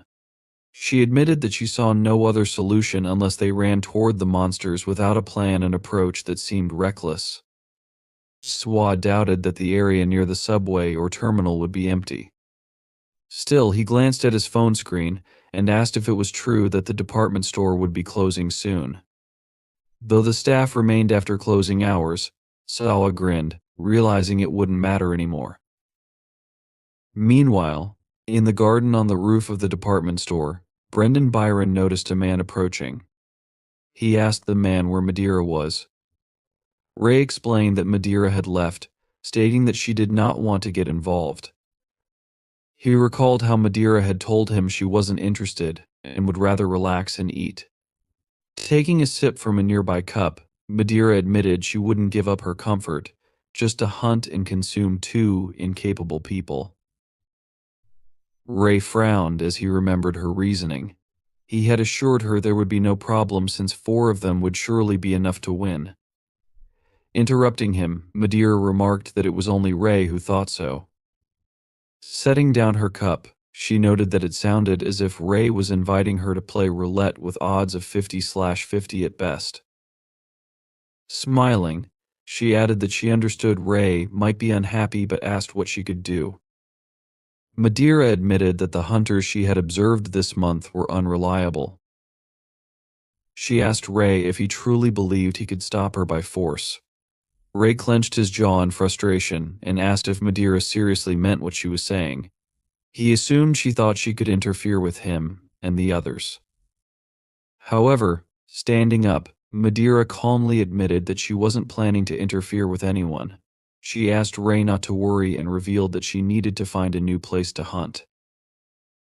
Deciding to be honest, Madeira acknowledged they were parting ways. Ray wanted to argue, but Madeira walked past him, thanking him for everything. She explained that she had learned a lot from him, but believed this was likely the end. With a final grin, she wished Ray good luck. Byron, crossing her arms, insulted Madeira, accusing her of not appreciating Ray's kindness. She added that Madeira's head should have been torn off on the spot. We noticed that Ray seemed to have a soft spot for Madeira. Ignoring Byron's remarks, Ray warned that nothing would change because Madeira was gone. She wasn't particularly strong, and Ray believed the 3 remaining hunters would be enough. Ween, placing a finger on her chin, agreed that this might be true but admitted she didn't expect Madeira to refuse, given how much she loved to hunt and consume. Byron caught Ray's attention and asked what he planned to do after killing the 2 rookies. She believed other monsters would need to be dealt with harshly. Ray explained that he had prepared a place for them to hide, where they could continue hunting in the area. Byron, surprised, asked if he truly meant they would stay here. Ray confirmed this, saying they would keep hunting people and eliminating the local monsters chasing them. He explained that they had a geographical advantage. If they disappeared into the crowd, their pursuers wouldn't be able to fight at full strength. Ween warned that this strategy had its limits, arguing that leaving their enemies alive might be more dangerous than risking a few casualties. Those trying to catch them would lose. Rai admitted that this was indeed the case and explained that this was why they needed to absorb as much as possible before returning to the continent and reaching the Kingdom of Seoul. Turning to Ween and Bian, Rai asked them to think about the humiliation their family had suffered. Frowning, he noted that they most likely wouldn't be able to return home yet. However, he added that when they did, no one would dare underestimate them again. Magic energy began to be released from Rai's body, and after calming down, he declared that together, they would not only control the monsters of all the Central Plains, but also rule the next era and become kings of the monsters. Bian and Ween smiled happily when they heard this. At the same time, Swa began to use her magic. Rai, Bian, and Ween felt the sudden surge of power and froze, their eyes widening in amazement. They were surprised by the sudden appearance of the monster's power, which engulfed the entire building. Soon after, a voice was heard. Swa asked, "Isn't it already late?" She ordered everyone to go home. The people walking around the department store, affected by Subia's magic, froze momentarily and then began to disperse, obeying her command. Subua added that they should act quickly and strengthen their innate magic, which was called Violet Whisper. The voice, enhanced by the monster's power, subtly convinced the surrounding creatures. The effect was stronger depending on the difference in strength between the monsters and the proximity of the user to the target. Now, using her skill, Sway remembered how she had used it on the main character. Moving toward Rai and his sisters, she asked, "Weren't there 4 of you, Rai?" And Bian frowned wearily, looking in the direction of the voice. Sabla admitted to herself that it was quite difficult to use this ability from afar and without a direct contract. Smirking, she noted out loud that Rai, Bian, and Ween couldn't be completely stupid. Everyone understood that only an exceptional genius among monsters, possessing incredible technology and strength, could cover the entire department store. Rai, frowning, confidently assumed that Sebi was still on the floors below. However, in an instant, she jumped onto the roof. Subiya surveyed the current situation and announced that she could smell Rai and the others even from inside the department store. Now that she was closer, she could sense it even more clearly. Subwa even envied humans' dull sense of smell and expressed relief at the fresh air, as being near Bian, Ween, and Rai made it almost painful to breathe. Not hearing this, Bian frowned angrily and clenched her jaw, calling Subway names. Ray stopped her, ordering her not to pay attention to the pathetic provocations. Turning to Ween, he told her to go downstairs. Ween, surprised, asked if they didn't want to fight together. Rai warned that they needed to catch both targets and, looking at Subiyoi, said that he and Bian would deal with her. The second monster, which had prepared the attack, was not as strong. That was why Rai believed that Ween could handle it alone. He told her to catch Swa and consume her herself. Ween, very pleased to hear this, still asked for confirmation. Without waiting for an answer, she instantly ran to carry out the assignment and disappeared. Swa commented that this was a bad decision. She suggested that it would have been better if Rai had told Ween to run as far as she could because that way he could have at least saved one life. Byron remarked that Sabiye was very kind but warned that, in such situations, one should worry more about one's own life than about Ween, their younger sister. Rai, still frowning, carefully observed Saboy. He acknowledged that she was obviously strong. No matter how much he tried to convince himself otherwise, Rai understood that Sabaya was highly skilled. If they had encountered Swai a month ago, she would have easily defeated them. However, Rai believed that things were different now. They had consumed about 1,000 people in the last month and were ready to face her. Rai and Bayan prepared for battle, modifying their arms. Swajua, undeterred by this, admitted she liked how Rai and Bayan underestimated what they were getting into. Tearing out one of her nails, she smirked confidently, challenging them to prove their worth. At the same time, inside the department store, a woman who had been hypnotized stood leaning her forehead against the wall. Approaching her, Siva placed his hand on her shoulder. The woman, feeling his touch, woke up and looked around in amazement. Siva asked if she was okay. The woman, confused, admitted she didn't understand what was happening. Smiling, Siva explained that there had been an alarm earlier due to a gas leak, which was why the department store had closed early. Pointing behind him, he told her that the main entrance was still open, so she could leave through it. Thanking Siva for the information, the woman looked around and asked if he had seen a child, a boy slightly taller than her. Siva guessed she was talking about her grandson. He explained that he had seen the boy on the lower floor, adding that the boy had gone to look for her because he was worried. Sighing with relief, the woman began heading downstairs.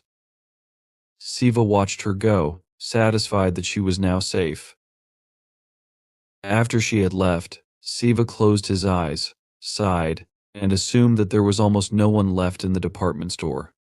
He remembered saying something similar before Sebois had left.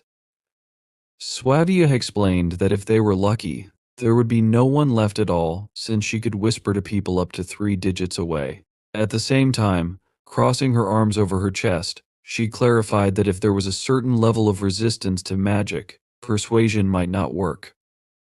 That was why she had asked Sue to walk around the department store and look for those who didn't obey her whispers. Turning around, she began to leave, and the main character agreed to fulfill the request. He continued to walk through the department store, looking carefully around. He found about 7 people but decided to look around again, just to be safe. Suddenly, Siva was distracted by a voice. Turning around, he noticed a person coming closer. The person commented on how strong Siva's aura was. The main character had been looking for this man for a long time but was still unsure of his decision. Siva frowned in confusion, not understanding what the man meant. Meanwhile, the person continued speaking and assumed that the situation was a little strange. It was Ween who smiled, leaned forward slightly, and suggested that Siva pretend they hadn't seen each other. In that case, she said, they wouldn't have to fight. This proposal surprised Siva even more. Bewildered, he asked her to repeat herself. Ween honestly admitted that she had come to absorb the main character but noted that he wouldn't be very nutritious for her. Besides, she liked people like Siva. She then asked if it was true that monsters didn't have to eat each other. Unlike Bion and Ray, Ween didn't want to become the king of the monsters. Hearing these words, Siva clenched his jaw tightly and leaned back slightly. Meanwhile, Ween continued speaking, saying that this world would belong to monsters in 6 months. That time would be enough for them to eat their fill and never go hungry again. Without ceasing to smile, she leaned closer to the main character and asked if it was true that he, too, would calmly eat everyone in 6 months. She suggested that they become friends instead of behaving like boring enemies. No one would understand that. Ween mentioned that she, Ray, and the others had already eaten here. Noticing that Siva still hadn't answered, she hurried him to respond. She admitted that she liked him very much. The main character opened his eyes wider, still in shock, unable to cope with his emotions. Finally, ignoring Ween's previous questions, he asked if she had come from below. Ween, surprised, looked toward the nearby escalators. After thinking for a moment, she smiled and guessed that it had been Siva who sent the old woman. She said she had seen the woman and her grandson when she was coming up and that she had eaten them. Now, calling herself stupid, Ween awkwardly smiled and put her hand on the back of her head. She admitted that now that she and Siva had met, she understood she should have acted differently. However, before Ween could finish speaking, Siva swung his hand forcefully and struck her in the face. Ween's head jerked to the side, and the main character gritted his teeth in irritation, frowning at how strong the blow was. Ween was thrown far back, hitting the wall hard. Dust and fragments of stone flew into the air. Siva, having calmed down a little, froze, thinking he finally understood everything. However, in truth, he didn't understand at all. Because the monsters had eaten people, the last 3 days had been complete darkness for Siva. He now personally understood what monsters were and how dangerous they could be. Remembering all the monsters he had encountered, Siva realized at that moment that he only knew the danger that one monster posed to another. Now the main character couldn't contain his emotions, and his hands began to shake. He understood that for ordinary people, monsters were a disaster. Meanwhile, Ween, moving slightly away from the wall where a dent had formed, cried out quietly. Touching the injured part of her face with her palm, she asked if Siva thought he was being too rude. She added that he could have simply said he wasn't happy. Then, distracting herself from the topic, she licked the blood from the corner of her lips and was amazed at how things had turned out. Deciding to overlook the fact that Siva had struck her, she admitted she had initially thought he was weak. Now, however, she assumed that the main character was quite powerful. Ween observed Siva, as well as the magical aura around him. The main character, clenching his fists, said it was a relief for him. Ween's eyes widened as Siva instantly approached her and jumped to attack. Ween realized the attack would come from the left, but she didn't have time to react. Siva dealt a powerful blow, throwing her further to the side. Siva decided that instead of enjoying the act, he would convince himself he simply wanted to eat. That way it wouldn't feel as disgusting. Frowning seriously, Siva continued delivering precise blows, attacking over and over again. Ween gradually retreated, unable to stop the relentless assault. The character did not stop attacking and, concentrating his energy, launched one of his most powerful attacks, which caused the floor to crack. Ween fell to the lower floor, and Shu jumped down after her. Ween laughed sadly and asked, "What is this?" She realized that Shu was mocking her. Looking at her body and broken limbs, she admitted that she had seen many types of monster powers but noted that this was something entirely different. Raising her gaze, she noticed Shu holding a goblin club he had created. She asked what it was. Shu didn't answer, but Ween admitted it was very cool since she had never seen anything like it before. She was genuinely amazed and asked if this was Shu's unique magic. The protagonist confirmed it and, getting into a fighting stance, swung his club, directing a powerful attack toward Ween. As a stream of magical energy flew forward, but it caused no damage to Ween. She realized what had happened. Shu, noticing this, trembled slightly and opened his eyes wide in amazement. Meanwhile, Ween's hand had transformed, and she blocked the attack, remarking, "Isn't this view unpleasant?" She grabbed the club, and Shu, shocked, asked what kind of power this was. He failed to hold the club in his hands as the attack dissipated. Still stunned, Shu realized it wasn't just strength. He hadn't even noticed Ween's instant recovery or her swift movement to block the attack. He wondered aloud if Ween really looked like this. Frowning, Shu suddenly noticed an attack coming his way. He raised his arms to block it and managed to defend himself. Ween, also frowning, prepared to attack again. She sharply thrust her hand forward but suddenly froze, dissipating the magical energy. Her eyes widened as Shu intercepted her hand and delivered a counterattack. Ween hadn't expected this.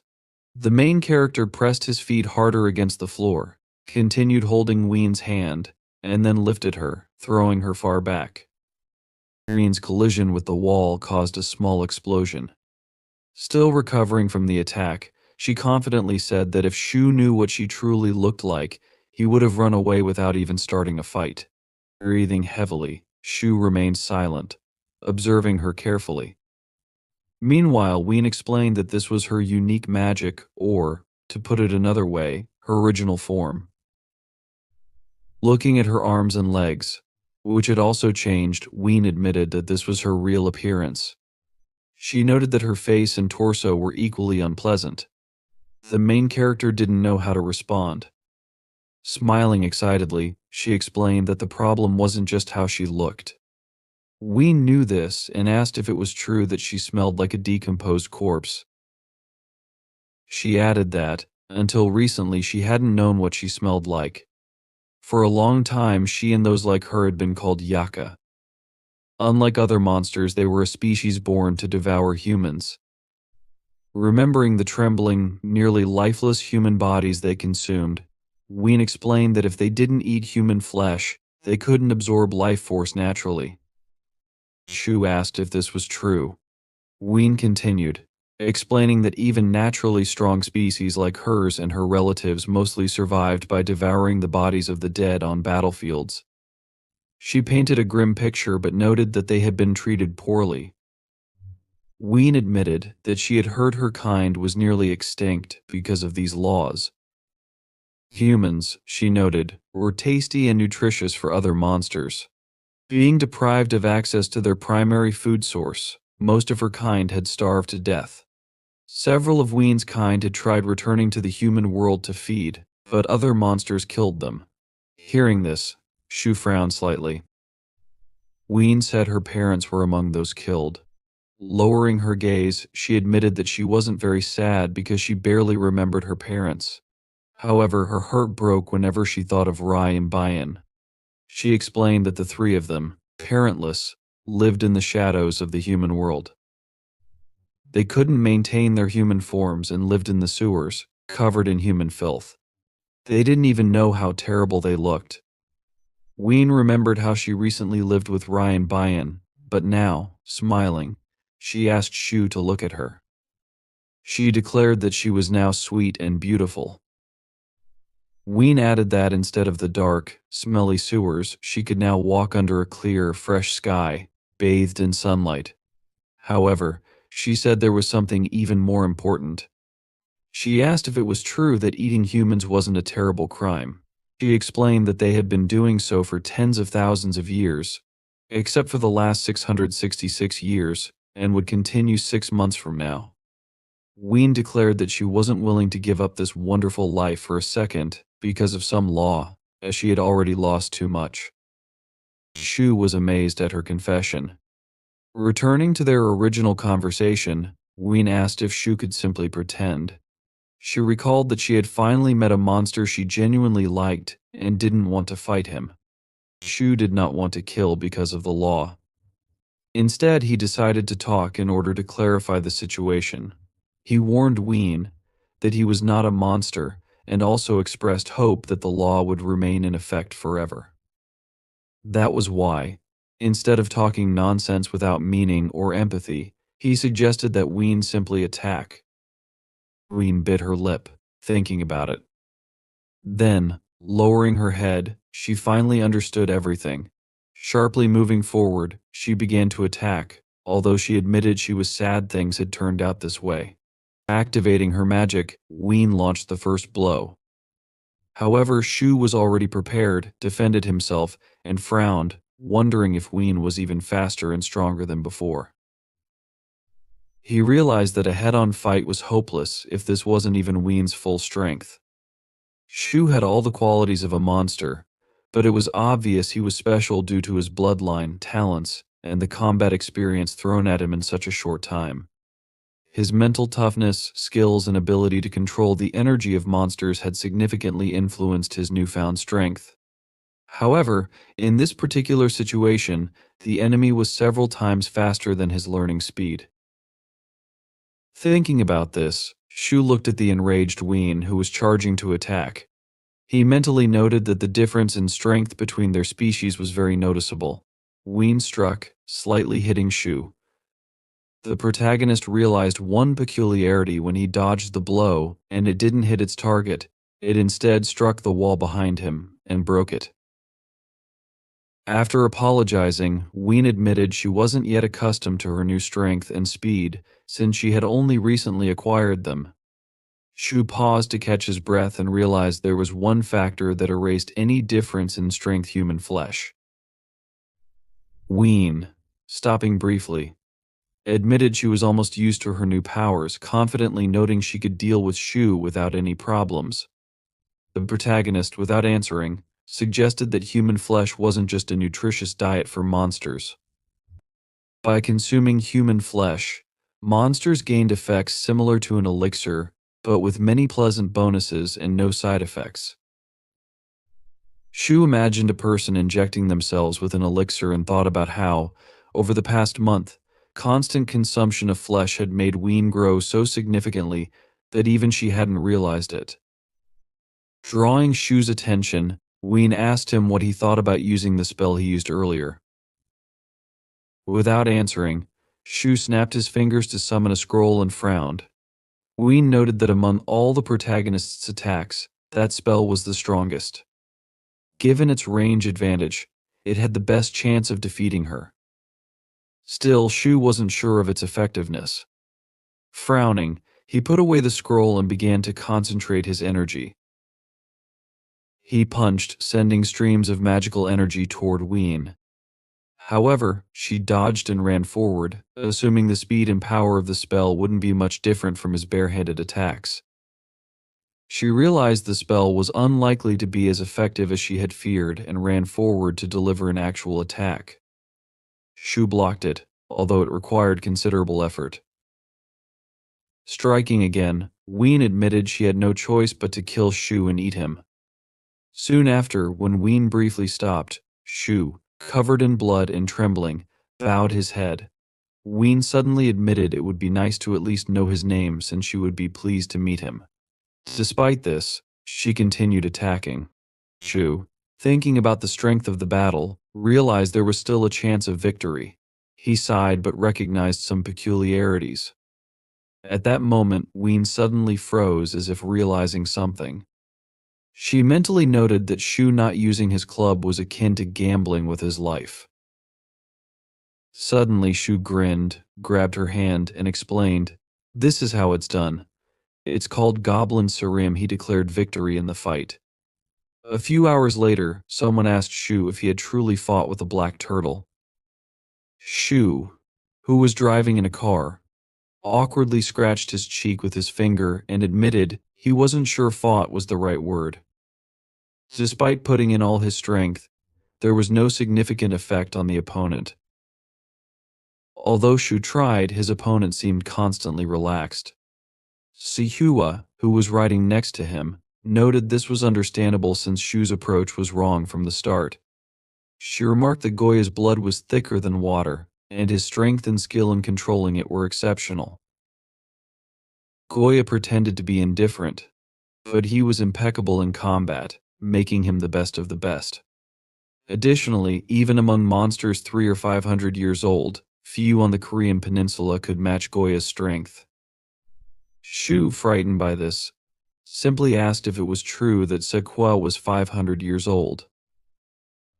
He assumed her statement applied to herself as well. Sewa, angered, glared menacingly at the protagonist and asked what he meant. Shu, nervously moving to the other end of the car, apologized, saying he didn't mean to offend her. Siwa, calming down, grinned as if amused. She was sure she would win because, no matter her age, she was the strongest. Returning to the original topic of conversation, Sui asked what CA was doing when he fought Goya. She suggested that it was not as pleasant as when Sia fought against her. The protagonist froze in surprise upon hearing this question.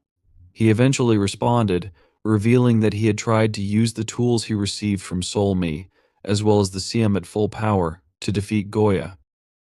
The driver of the car thought that young people nowadays had very strange conversations, CVU, meanwhile, lowered his head, closed his eyes, and admitted that he didn't see shock or anything like that in Goya because it was pointless. Swabi, crossing her arms over her chest, looked to the side and then asked if Goya hadn't moved. CVU asked again in bewilderment, and Sebe clarified that she was referring to the moment when CV used his technique. She suggested that, since Goya was not a physically focused fighter, he either stood still or CVU played on surprise. The protagonist confirmed that this was indeed the case and explained that he struck while they were shaking hands. Swa realized that the reason why CVU was unable to harm Goya was due to something other than the difference in their skill levels. In the end, she smiled and declared that it was simple. She noted that no matter how powerful magic is, it doesn't make everyone equally invulnerable. After all, Siam is primarily a contest of strength. She asked if this was true. Some time passed as Subiyue thought about what she was feeling. She was glad that it didn't make her angry. Rai, who stood in front of her covered in blood, paused and asked what Sebae was even talking about. Swa froze in amazement, not expecting this question. Then, smiling, she said that her assumptions had turned out to be correct. She admitted that she had left something just in case because she was worried. Rai and Bian were unusually strong, and she had been concerned they might die. Yet Rai's level only slightly reminded Swa of the person she was thinking about. Rai, trembling in pain, stayed silent and listened carefully. Swa admitted honestly that she was a little disappointed. She thought Rai and Bian would force her to use at least 4 towels. However, sighing, she calculated that she had only used 3. If she really wanted to, 2 would have been enough.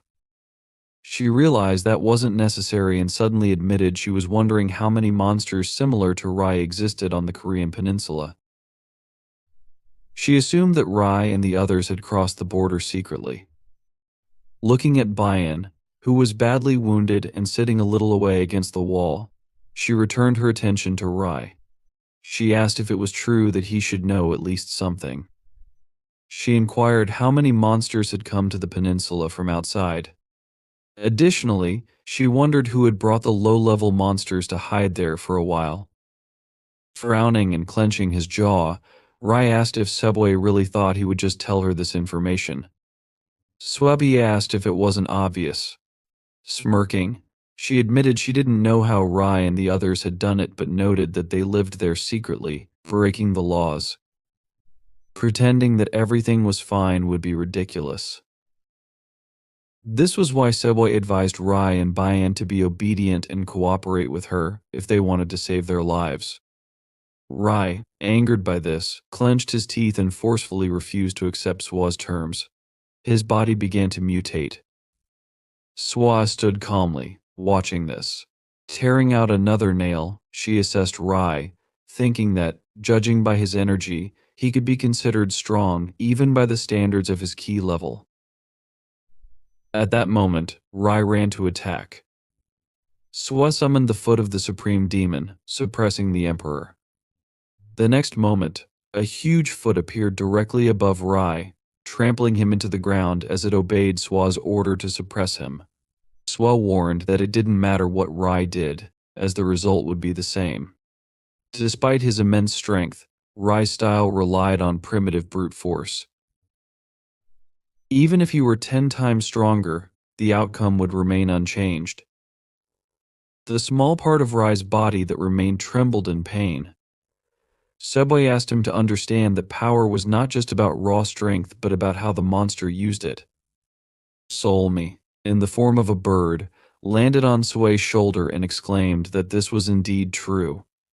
Looking at Subiyoi, she noted that Sue looked cool. Sebawa, surprised by Sol's appearance, asked how long she had been watching. Solmi, taking on human form, exclaimed that she had just arrived. She added that Swa's reaction was very boring, noting that Swa was not like this before. Swa explained that she only reacted the first few times because she thought that if she behaved this way at every meeting, something was clearly wrong with her. Distracted from this topic of conversation, Swetchway suddenly looked intently at Soulmane and asked if something had really happened to her. She suggested that Soulmane looked very unwell. Soulme, who indeed appeared exhausted, admitted that a lot had happened since last night. She had not slept and had been flying throughout the entire kingdom of monsters and the kingdom of humans. Almost crying, she looked at Subway with weary eyes. Hope, asking her to save her, surprised Sia with this request. So I explained that she was collecting information, transmitting messages, clearing up consequences, and entertaining guests, but there was still a huge amount of work to do. Swatwa, looking at the crying Solmi, asked in bewilderment what she was saying.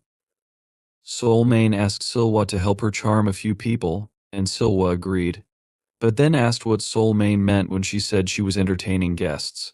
Soulmane wanted to explain what was going on but suddenly froze, feeling the building shake slightly. She asked if something was happening downstairs, wondering if there were still monsters there. Swa smiled and suggested it was Sivo, most likely fighting. Soulmane froze in horror when she heard this, and asked if Suwa was brought here by the main character. She recalled that these were dangerous monsters who could be much stronger than Siu. Sighing, Sefe didn't argue with the fact that these monsters were indeed quite strong, noting that if Siv was unlucky, he might die, though the chances of that were small.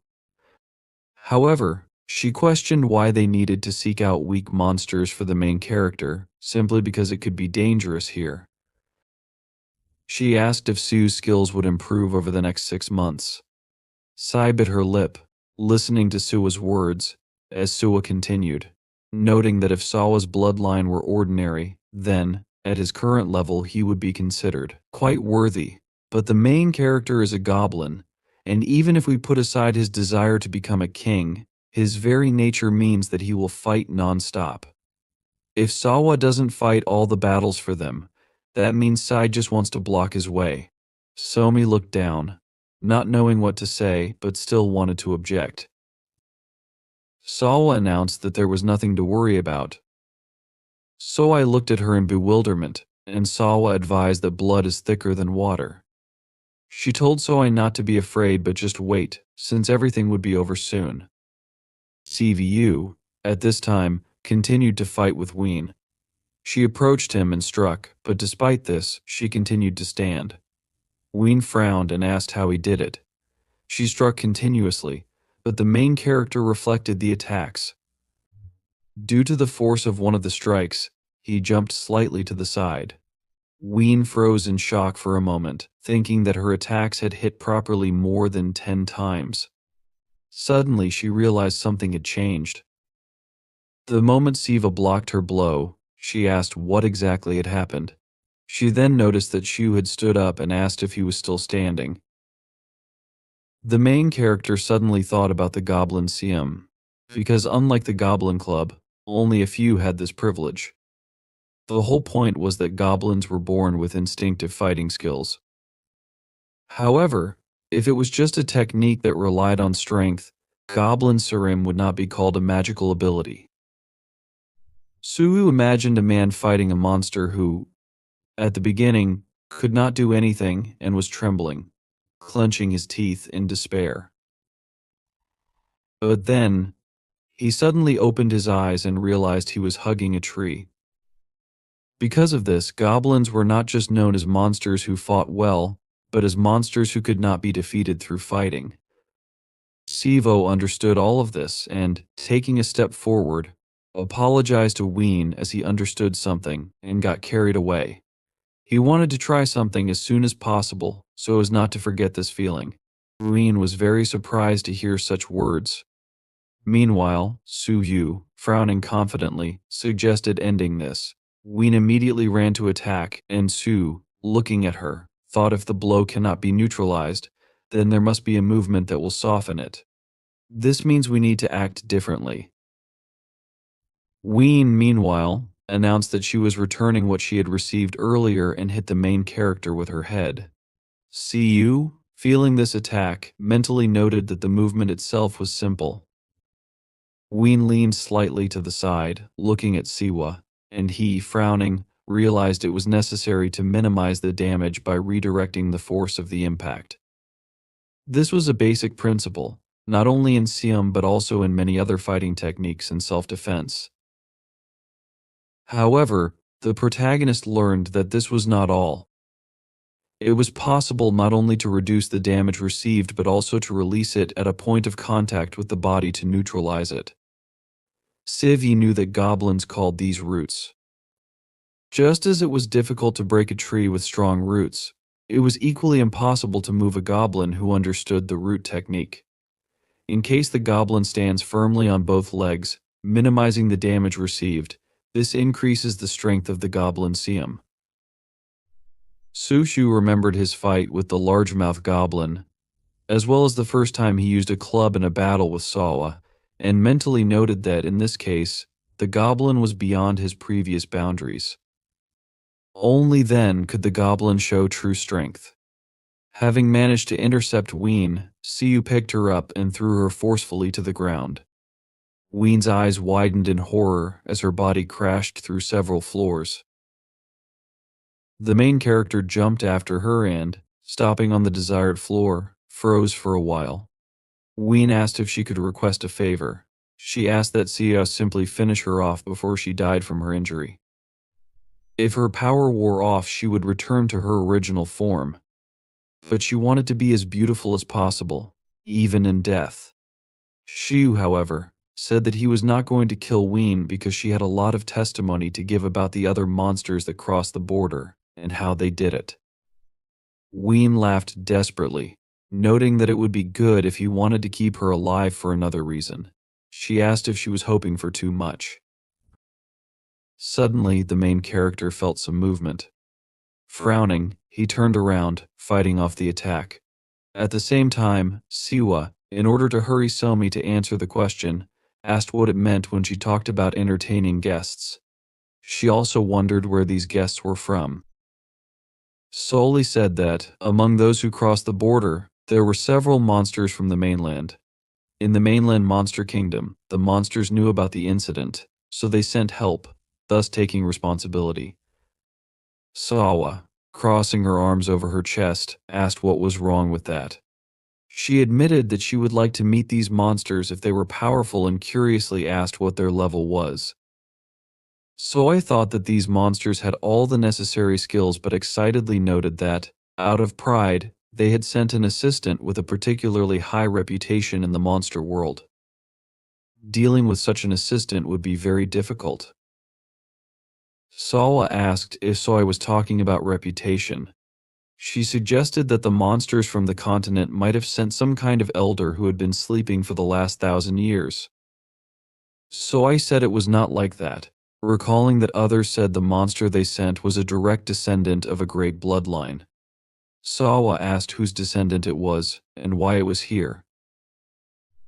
At that moment she stood looking at Shy-Eye, who was standing opposite her. Somi said that this monster was the great and wise equal to Heaven Shai, who was said to be the granddaughter of Sun Wong. Shai stood menacingly, looking at the main character, her hand resting on her side. Siva looked at her with furrowed eyebrows, thinking the attack was not aimed at him. He asked himself if this meant she was not an enemy.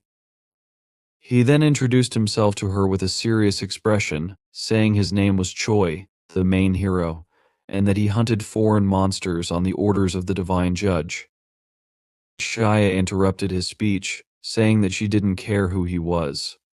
With an imperious expression, she called him unclean. Sua looked at her in confusion, thinking about her accent. He asked himself if she really was not a Korean monster. Shia then said that behind him was a sinner who deserved death. She raised her hand and pulled a strand of hair, squeezing it between her fingers as her eyes began to glow bright pink.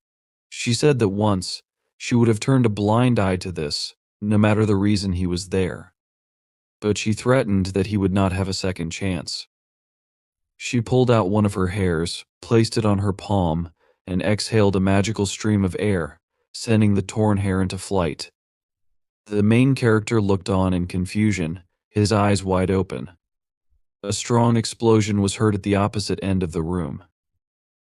Shy-Eye, looking ahead emotionlessly, said that she thought this would be enough. The main hero stood in front of the defeated Ween with his arms crossed. His hands were tattered, as were his clothes, and smoke emanated from him. Shy-Eye noticed that he was stronger than she had thought. CVU realized that if this had happened 30 minutes ago, he would already be dead. He looked intensely through his hands, which were shaking with tension. The stream of shock was executed perfectly. However, for the young stem and roots of the tree named Xiao Sorer, such force was very difficult to withstand. Fighting stance along with this, asking himself if he could block this blow twice, he understood that most likely he would not succeed. Hay asked him if he was still standing, then she noticed that it didn't matter. She explained that even if he evaded, she would still kill him.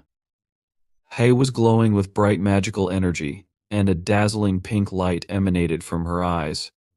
She squeezed another hair from her head with her fingers, pulled it out, and placed it on her palm. She used a monster art spell, and when she directed this hair to the side, a sharp gust of energy, akin to a cruel god, was released. Powerful magical energy surged toward the main character. When it reached him, there was a deafening and blinding explosion. The entire space around them filled with thick magical energy, making it difficult to see. Suddenly, had turned her head to the side and looked in surprise.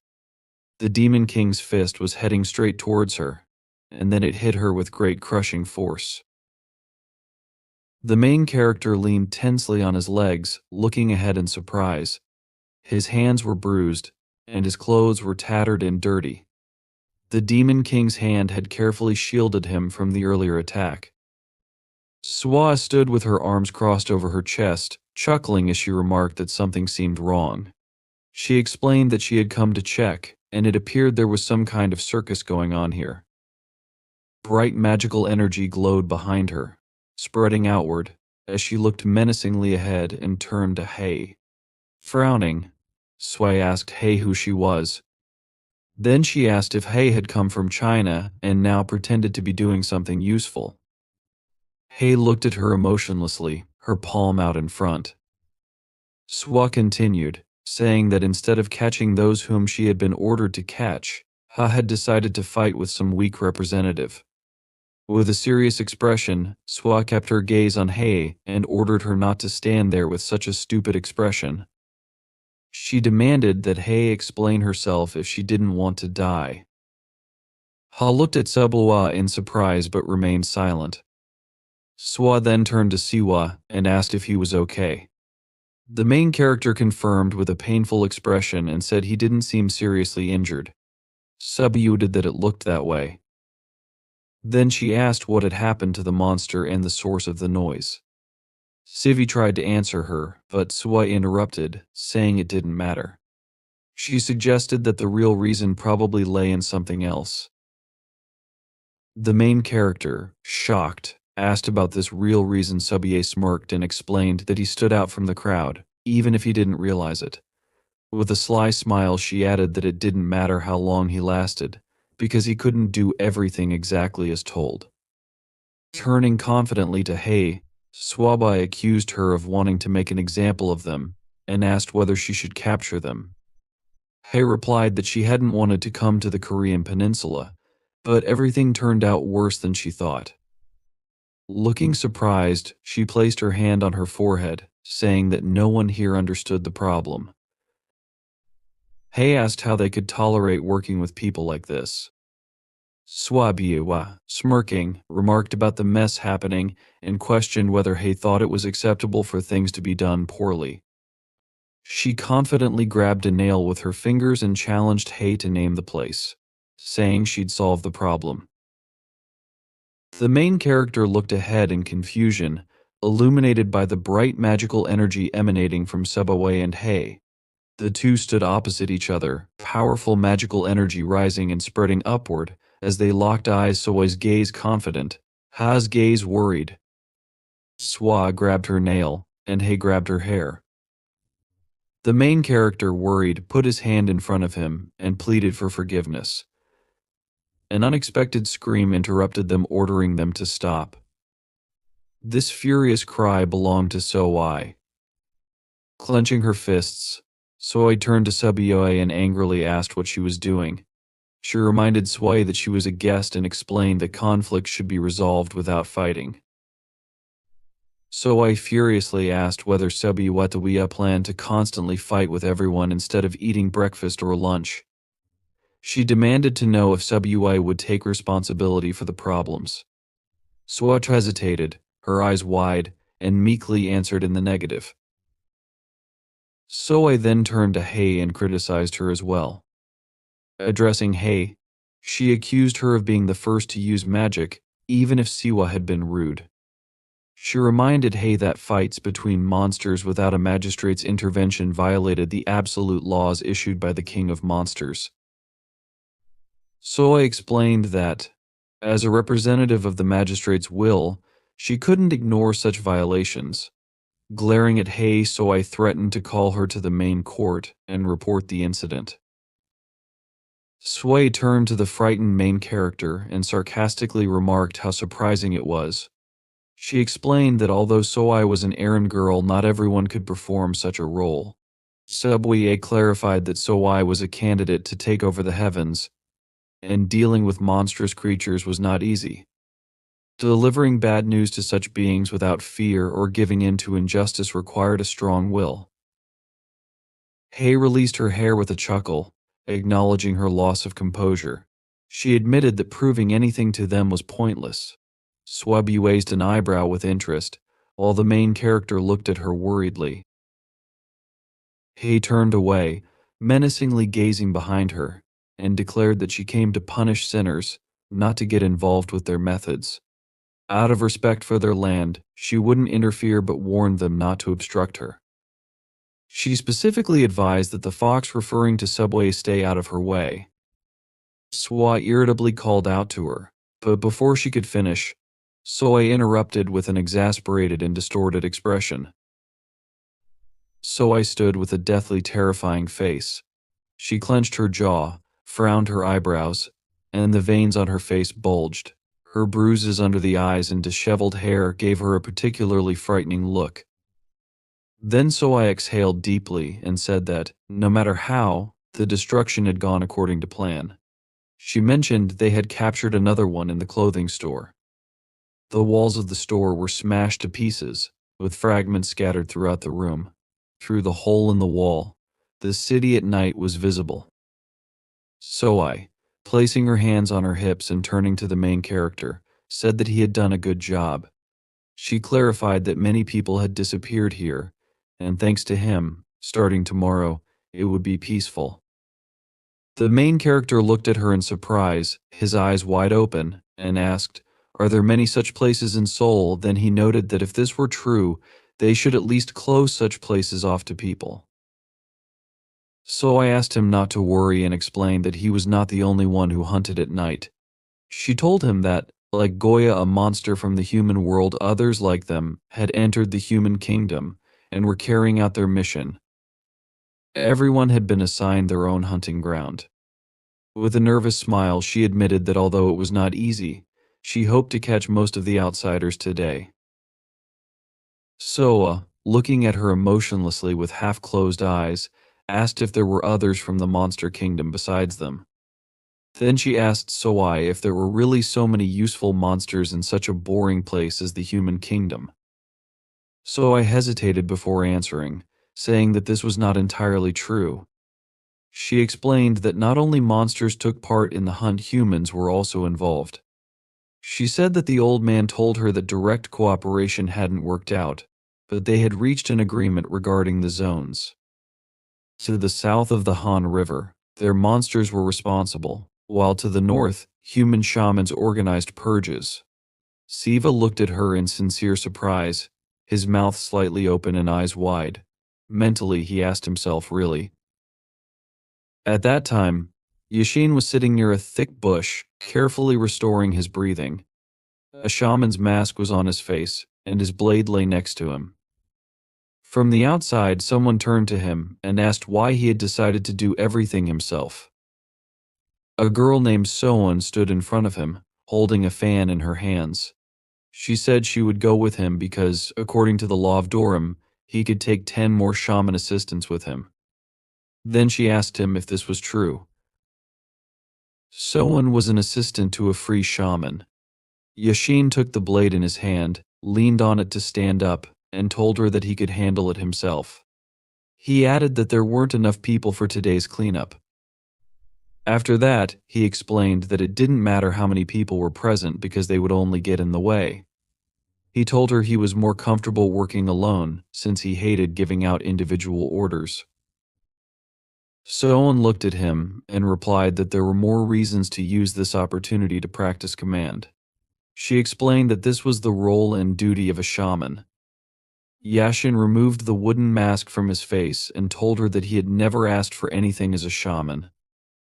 Then he asked her again if this was true. Taking off the mask completely, he said that the old man had put him in a position he never wanted. Turning to Soan, he told her that if she wanted him to refuse, he would do so at any moment and become a shaman only if she commanded it. Soan looked at him in confusion, pressing a closed fan to her face. She remarked that a shaman who didn't want to command and a shaman who didn't want to do anything on his own were both stupid. Then she noticed the monster behind him and said, "That one is quite large, isn't it?" She asked him if it was from the key class and whether it was the creation of a group leader in Namsan. Yashin turned behind him, looked at the creature, and asked her again if that was what she meant. He then confirmed that it was indeed from the key class, but clarified that it wasn't a leader, it was average within its group. In front of them, on the ground, lay a large defeated monster. It was a creature that lived in the mountains and preferred the meat of women. This monster mainly lived in Japan. Yashin commented sarcastically, as if that would change anything. He then said that the leader was about the size of the Namsan Tower. Soan looked ahead with interest and thought to herself that there were about 10 of them in Namsan. She wondered aloud if she could single-handedly defeat a group where the average monsters belonged to the key class. Her thoughts drifted to what had happened a month ago, but she quickly interrupted herself and realized that, even a couple of days ago, the growth was enormous. Looking ahead with a smile, Soan thought that although Yashin lacked experience, no one in the Sessa department was capable of achieving what he had. Despite objections, the elder appointed him as a shaman for that very reason. She realized that he was the first genius in centuries, born in a transitional state, to reach the level of Zen. While she was thinking about this, she looked at Yashin. He, looking around and summing up, asked, "What's next on the schedule?" Then he followed up with another question, asking whether she should meet someone and report the situation to the Minister of Defense. Soan answered him negatively and clarified that the report should instead be made to the head of the police, that is, the commissioner. Then, looking at her phone, she added that they were waiting for him, so she would send him right away. Yashin, with a tired expression on his face, hunched over in bewilderment and asked, "Now after that," he suggested, "maybe I'll just sleep and go tomorrow. It's just a report, after all." She told him he was talking nonsense and added that today the whole of Seoul had been turned upside down. Shifting her gaze from her phone to him, she said that they had done everything possible to minimize losses and successfully destroyed the enemy. "For us, it's over, but for civilians, things may turn out a little differently." Looking back at her phone, which displayed a picture of a department store, she noted that even if they controlled the media, those methods weren't foolproof. She then suggested that they might blame it on a North Korean terrorist attack. Yashin, with an exhausted expression, muttered that it seemed like she just wanted to think that way. Soan replied, "This means you need to make people believe in it, even if it's nonsense." She added that rumors make even the most meaningless news more credible, after which she asked him if he understood this. Yashin tiredly put his hand on the back of his head and told her, "Okay, I get it." Then he noted that it was late, but since it was the weekend, he figured it didn't make much difference. Soon, emotionlessly informed him that he needed to be at Incheon Airport at 7 a.m. with her. Yashin asked again, in furious bewilderment, at 7 a.m., then he aggressively asked her why it was so sudden. Soon, not reacting to his expression, continued looking at her phone and confirmed that it was true. She explained that she had just received information from an elder, and it seemed the request had come from a rather famous Inoi family in Japan. She looked up at Yashin and added that they had asked to send 2 people, and the elder had agreed. Then she asked him if he had heard of the Cyrus family. She admitted that she only knew about Japan from anime. Yashin clenched his jaw in frustration and asked, "Why me? Why not someone else?" Soan assumed it was because the levels needed to match. She explained that the children of the head of the family were coming here, and they were his heirs.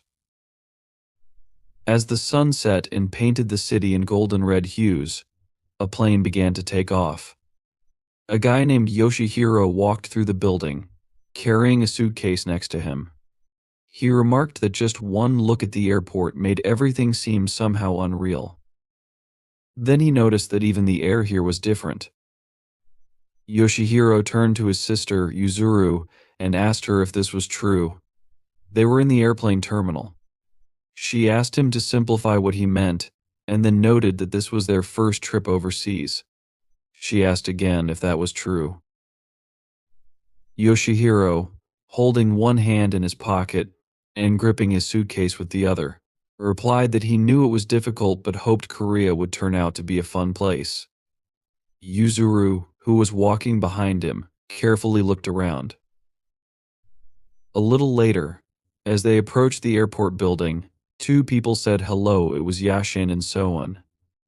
Soan, noticing Yashin intently looking at the screen of his phone, asked if it was too late for him to bother with a translator.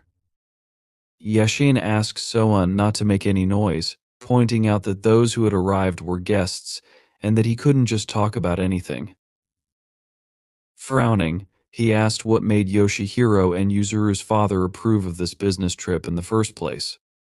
He remembered that it had never happened before that shamans and Imaji worked together. Soan mentioned that there was one precedent, explaining that during the Japanese colonial period, under the supervision of an elected governor-general, 2 Inoi arrived through the port of Busan. Soan added that there was a record of these 2 Inoi collaborating with Korean shamans to perform exorcisms together in Seoul and Busan. Yashin asked what came of it. Soan explained that together, they were able to capture the supernatural creature causing the disturbance, but noted that there were problems in the process.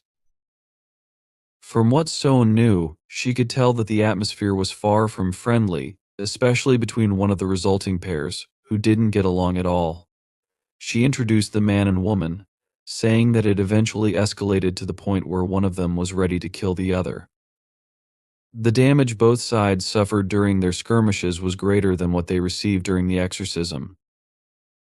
Soan described the bloody sword and fan, noting that this was to be expected since their working methods and perspectives were very different from the Imaji. Finally, Soan asked Yashin to be careful. She added that, although she did not think the Ani who arrived had evil intentions, she still assumed that disagreements could very well arise. Yashin thought for a while, not knowing what to say. After that, he suddenly admitted that he didn't know what he was doing and decided that if he didn't like something, he would simply leave. He guessed that the Ani might want that too, so it wasn't the worst option.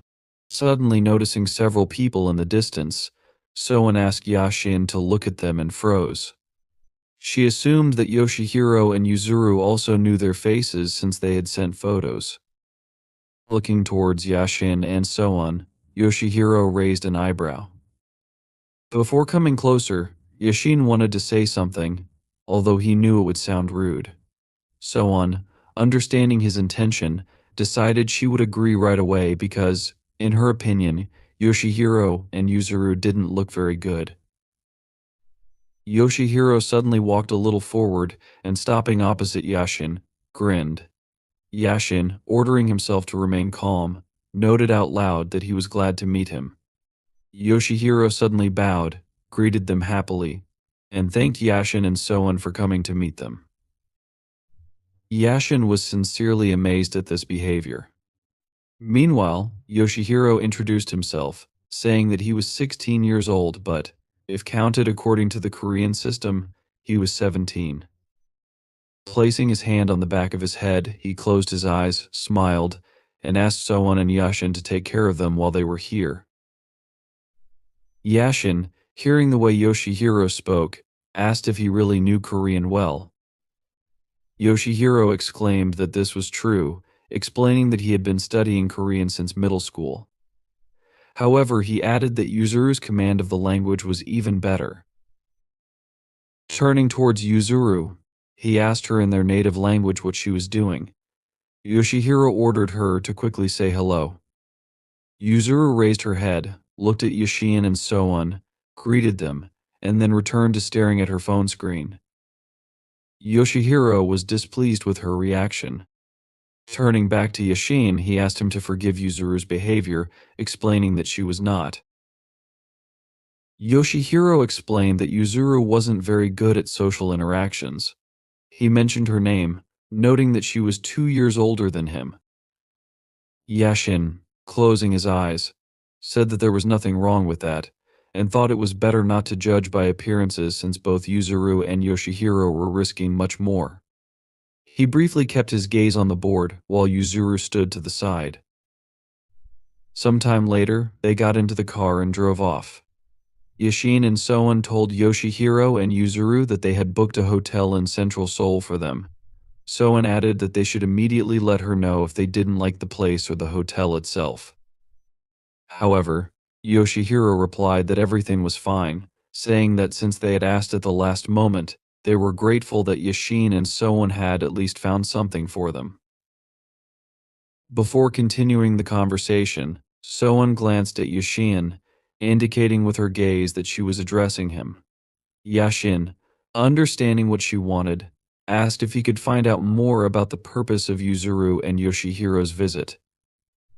He announced that he had heard it was an exchange trip, but admitted that he was curious about its actual purpose. Yuzuru, oblivious, continued to look at her phone.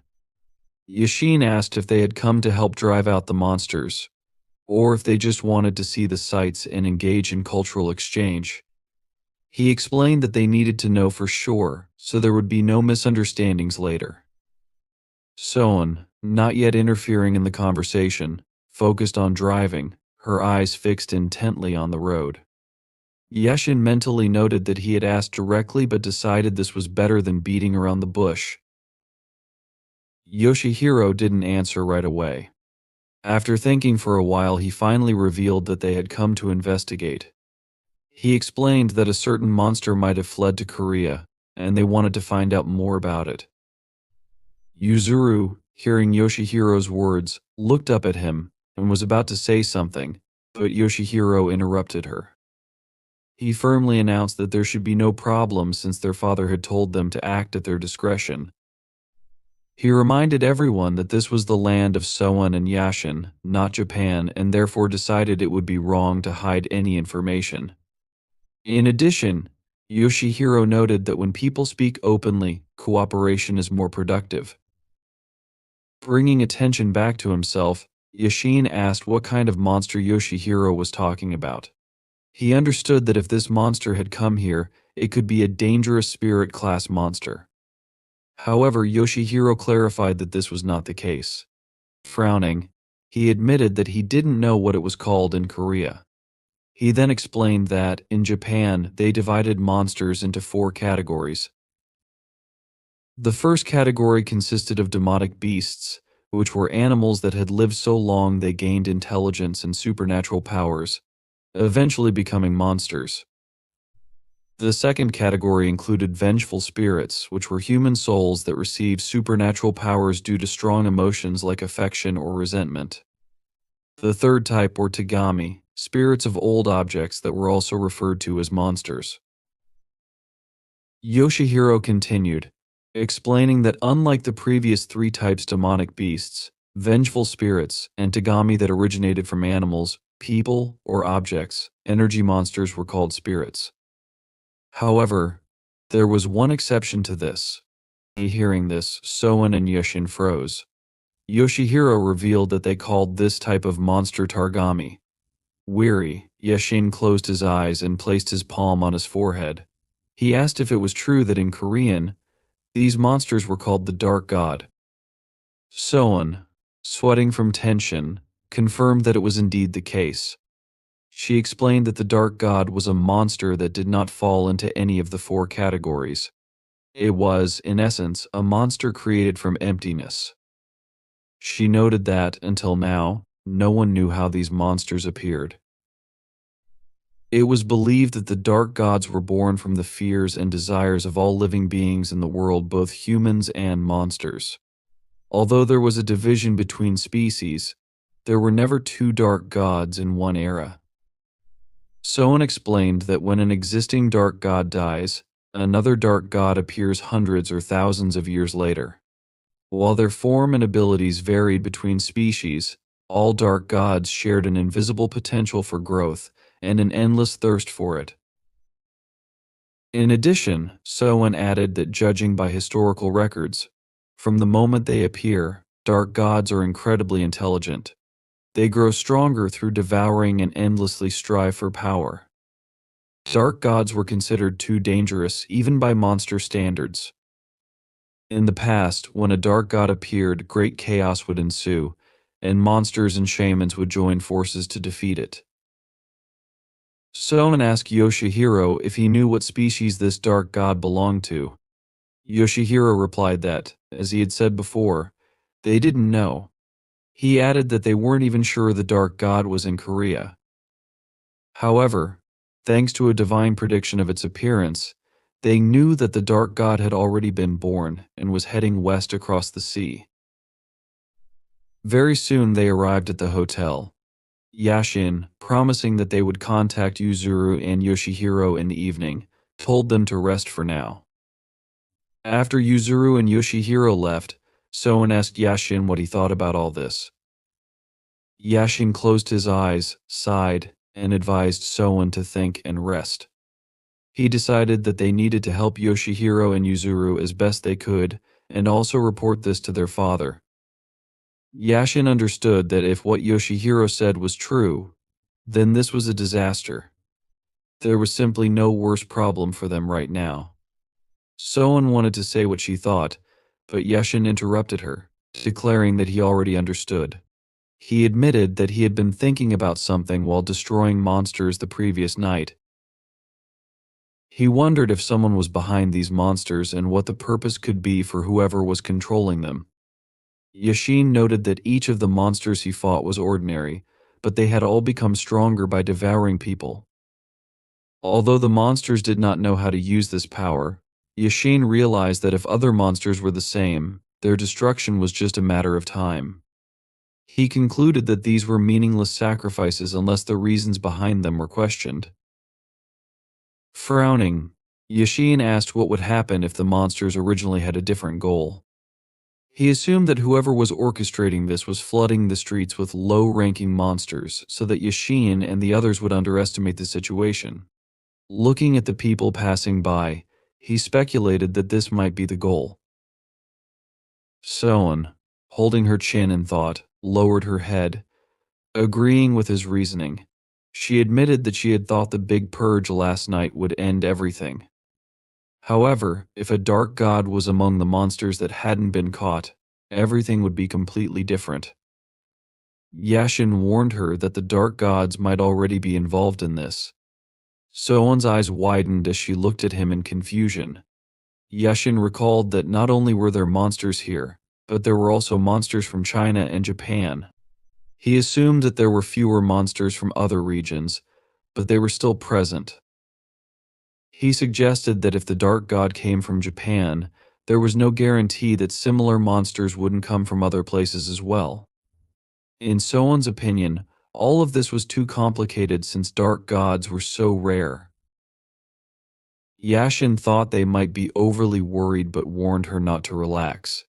If the dark gods from other regions had been growing stronger over the past month, they would be completely different from the monsters they had encountered last night. While Yashin and Soan were talking, Madeira walked through the streets, looking around, and Xia Hai stood on a raised platform, frowning and peering at the street below her. Yashin, meanwhile, suggested that someone like the masters of Ai and Yan might have arrived to capture these gods, expressing the hope that it was just his worries.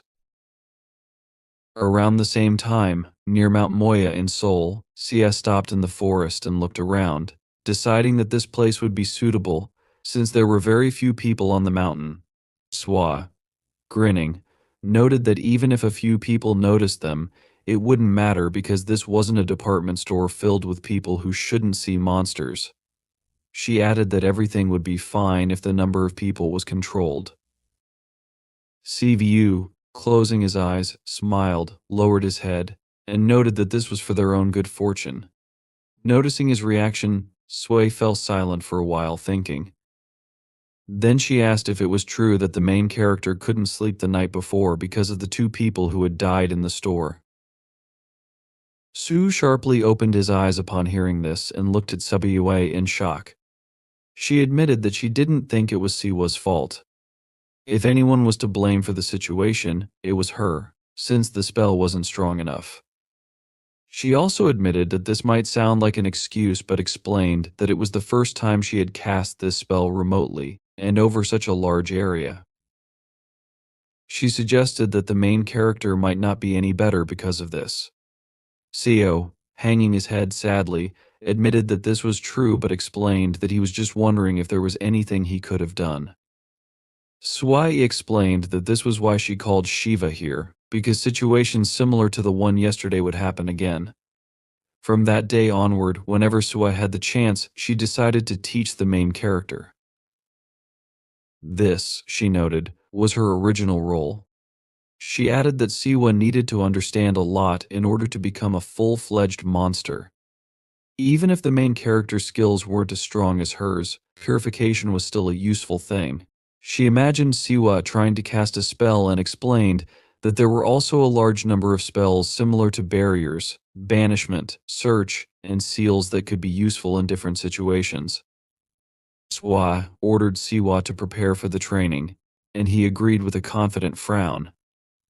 However, Swai decided that there was something she needed to do first. She abruptly approached Siwa, and he, amazed by this, leaned back a little, struggling to maintain his balance. Noticing that he was starting to fall, Swai grabbed him, telling him to be careful.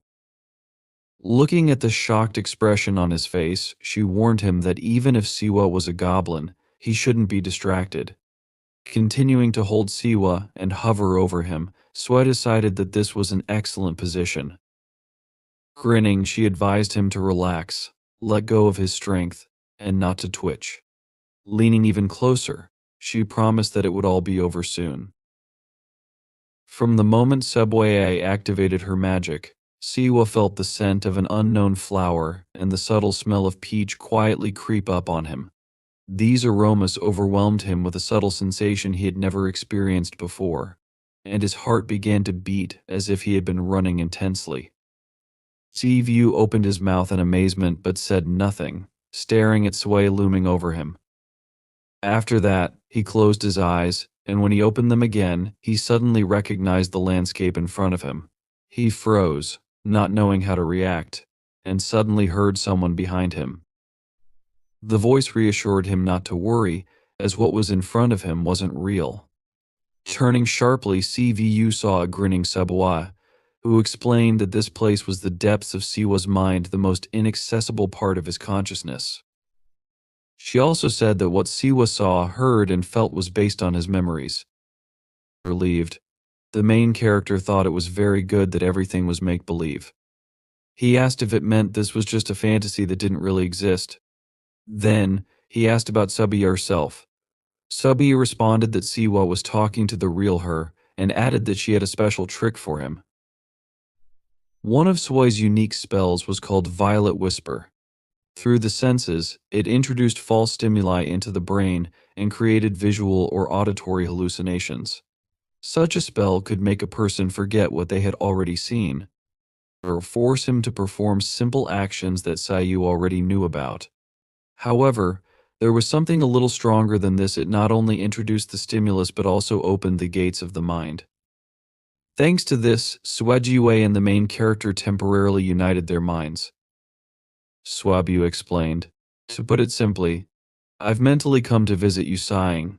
She admitted that there was usually no special reason to resort to this, but now the situation was different.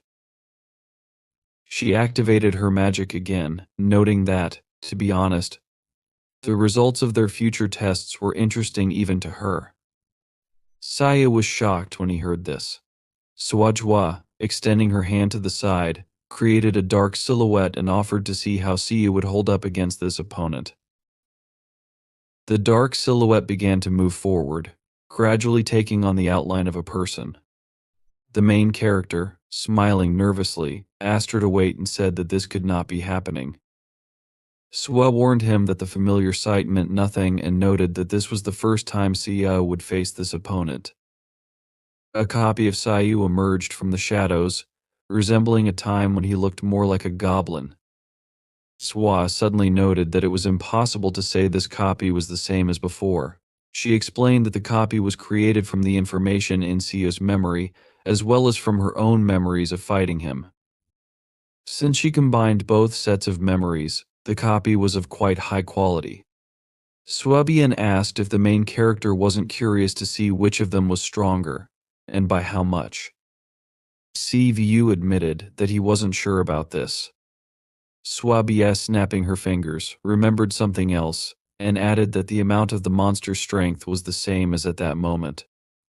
She created a table and chair off to the side and noted that Siu's body was already on the verge of destruction, clearly remembering how little monster strength Siu had left. Swa continued speaking as the copy of the main character pushed off the ground with force, instantly approaching CVU and striking. Sitting down at the table, Swa said that even without the power of a monster or something similar, the copy was very strong. CVU, having difficulty blocking the blow, opened his eyes wide in horror and asked what kind of monster this was.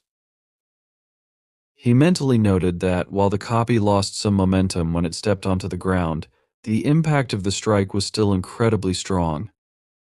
The copy of Siu, meanwhile, continued to attack, this time using its leg. The main character couldn't defend himself, which caused him to frown. The copy relentlessly delivered powerful blows, and Siu barely managed to block them. He mentally asked himself, was I really that strong back then? He realized that both the strength and speed of the copy were superior to how he fought in the store. He also noticed there was something else about it.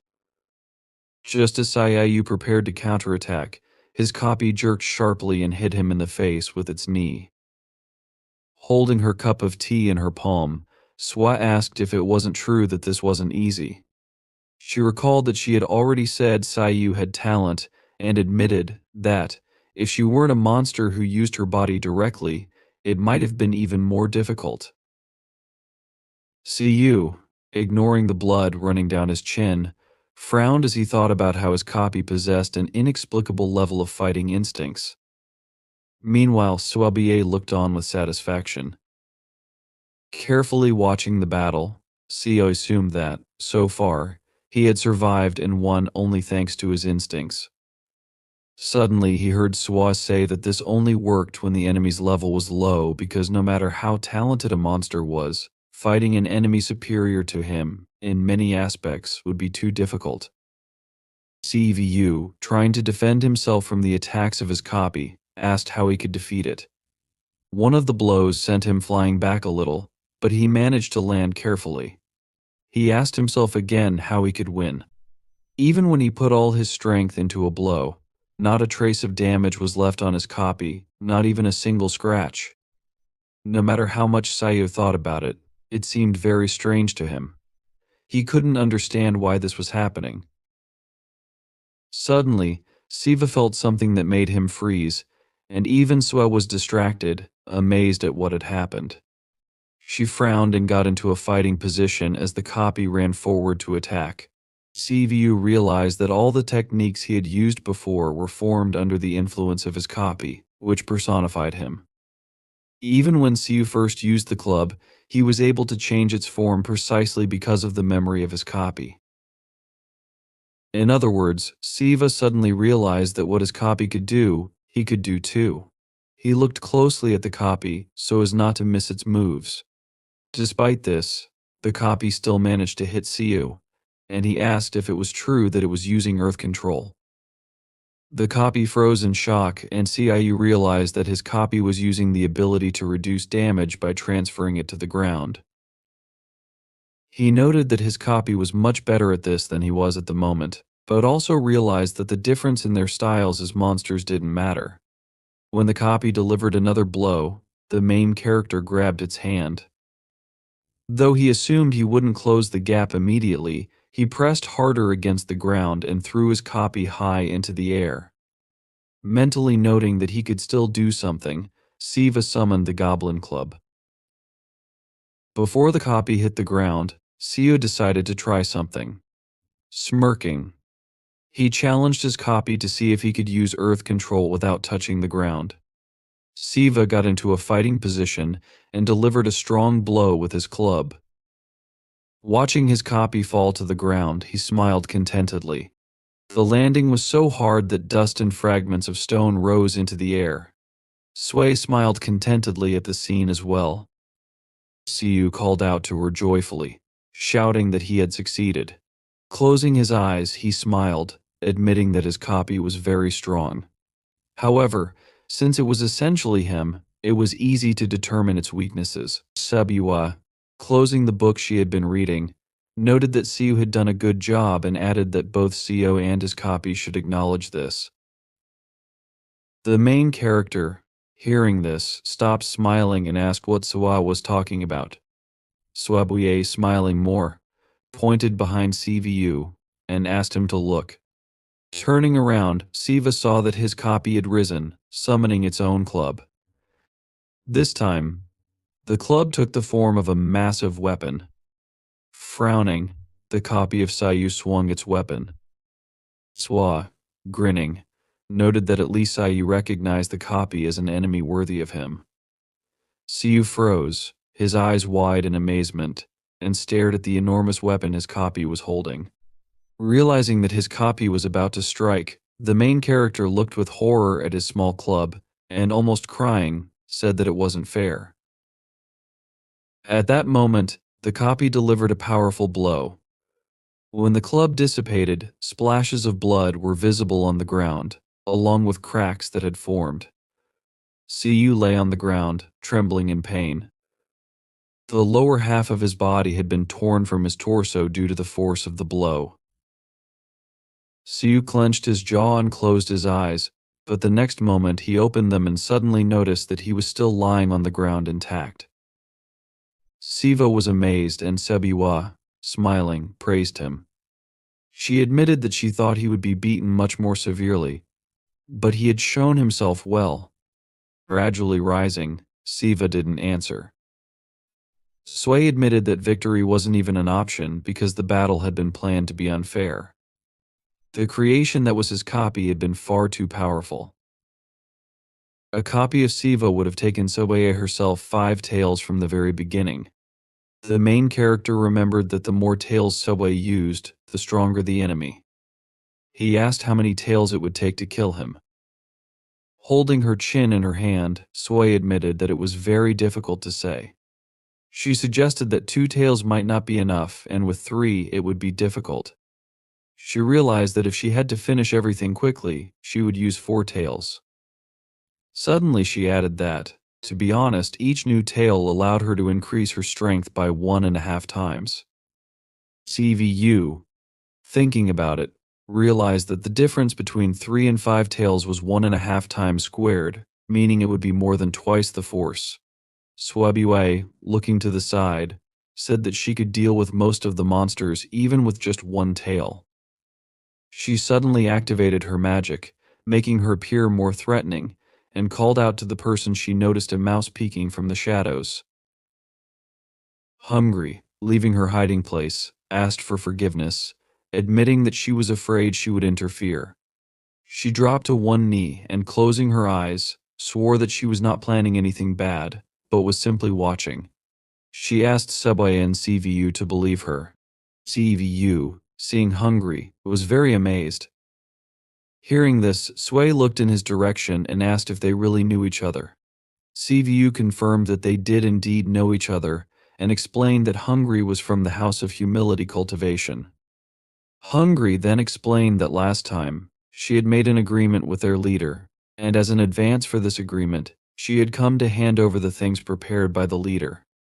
She clarified that these were the best treasures of the monsters, as well as clothes for CVU. The main character froze, his eyes widening, as he did not know how to react. Even Sebue was a little surprised. One day ago, at the House of Humility Cultivation, when Mirian and CVU were talking in a room, Mirian suggested that calling it an investment would be too abstract. He then asked if it was so, before noticing that everything was simple. He said that he wanted to help CVU so that their guest would become a winner in the arena as quickly as possible. He added that financial assistance was just the beginning. Raising his hand, he said with a slight smile on his face that he would also provide CVU with very special things that even their guest did not know about. Mirian also mentioned that, in addition, CVU would be provided with various amenities, such as assistance with any information that reached them. CVU listened to this with a confused expression on his face. Lowering his eyes, he looked at the table filled with different dishes and replied that it sounded great. Then he raised his eyes and asked, "But isn't investing when there is an expectation that they will get more than they invested?" He noted that if he became the king of the monsters, what they would demand from him could be very significant. Mirian looked at him with a thoughtful expression. A thoughtful expression appeared on Mirian's face, and he combed his beard with the fingers of his hand.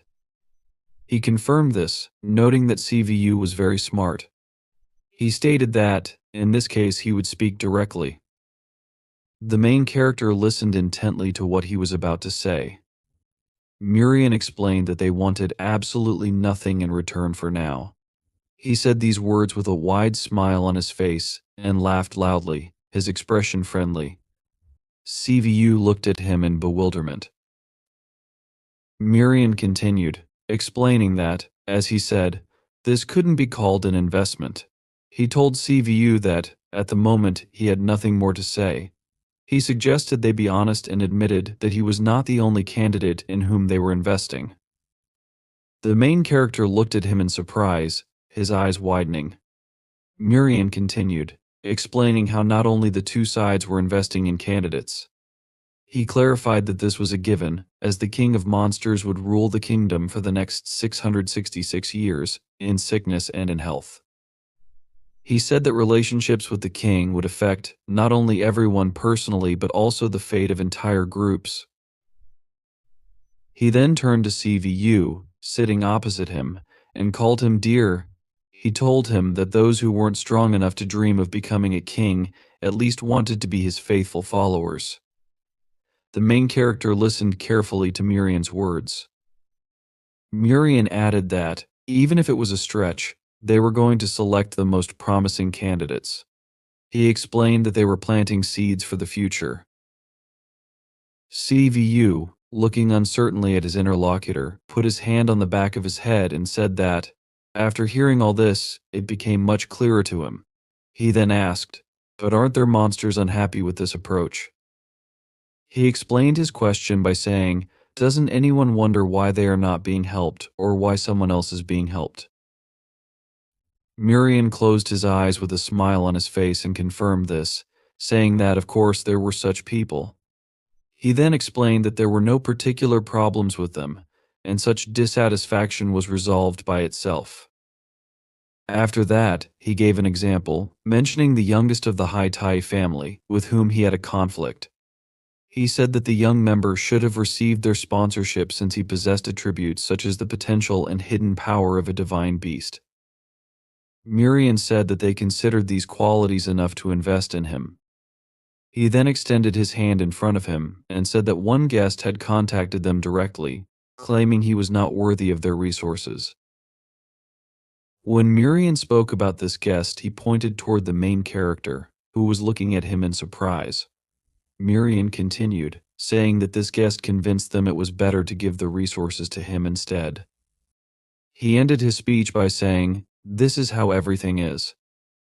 He looked at CVU with a serious expression on his face and, stretching his hand out in front of him, said that if CVU wanted someone to invest in him, or if he wanted the amount of investment to increase, he would need to show that he deserved it.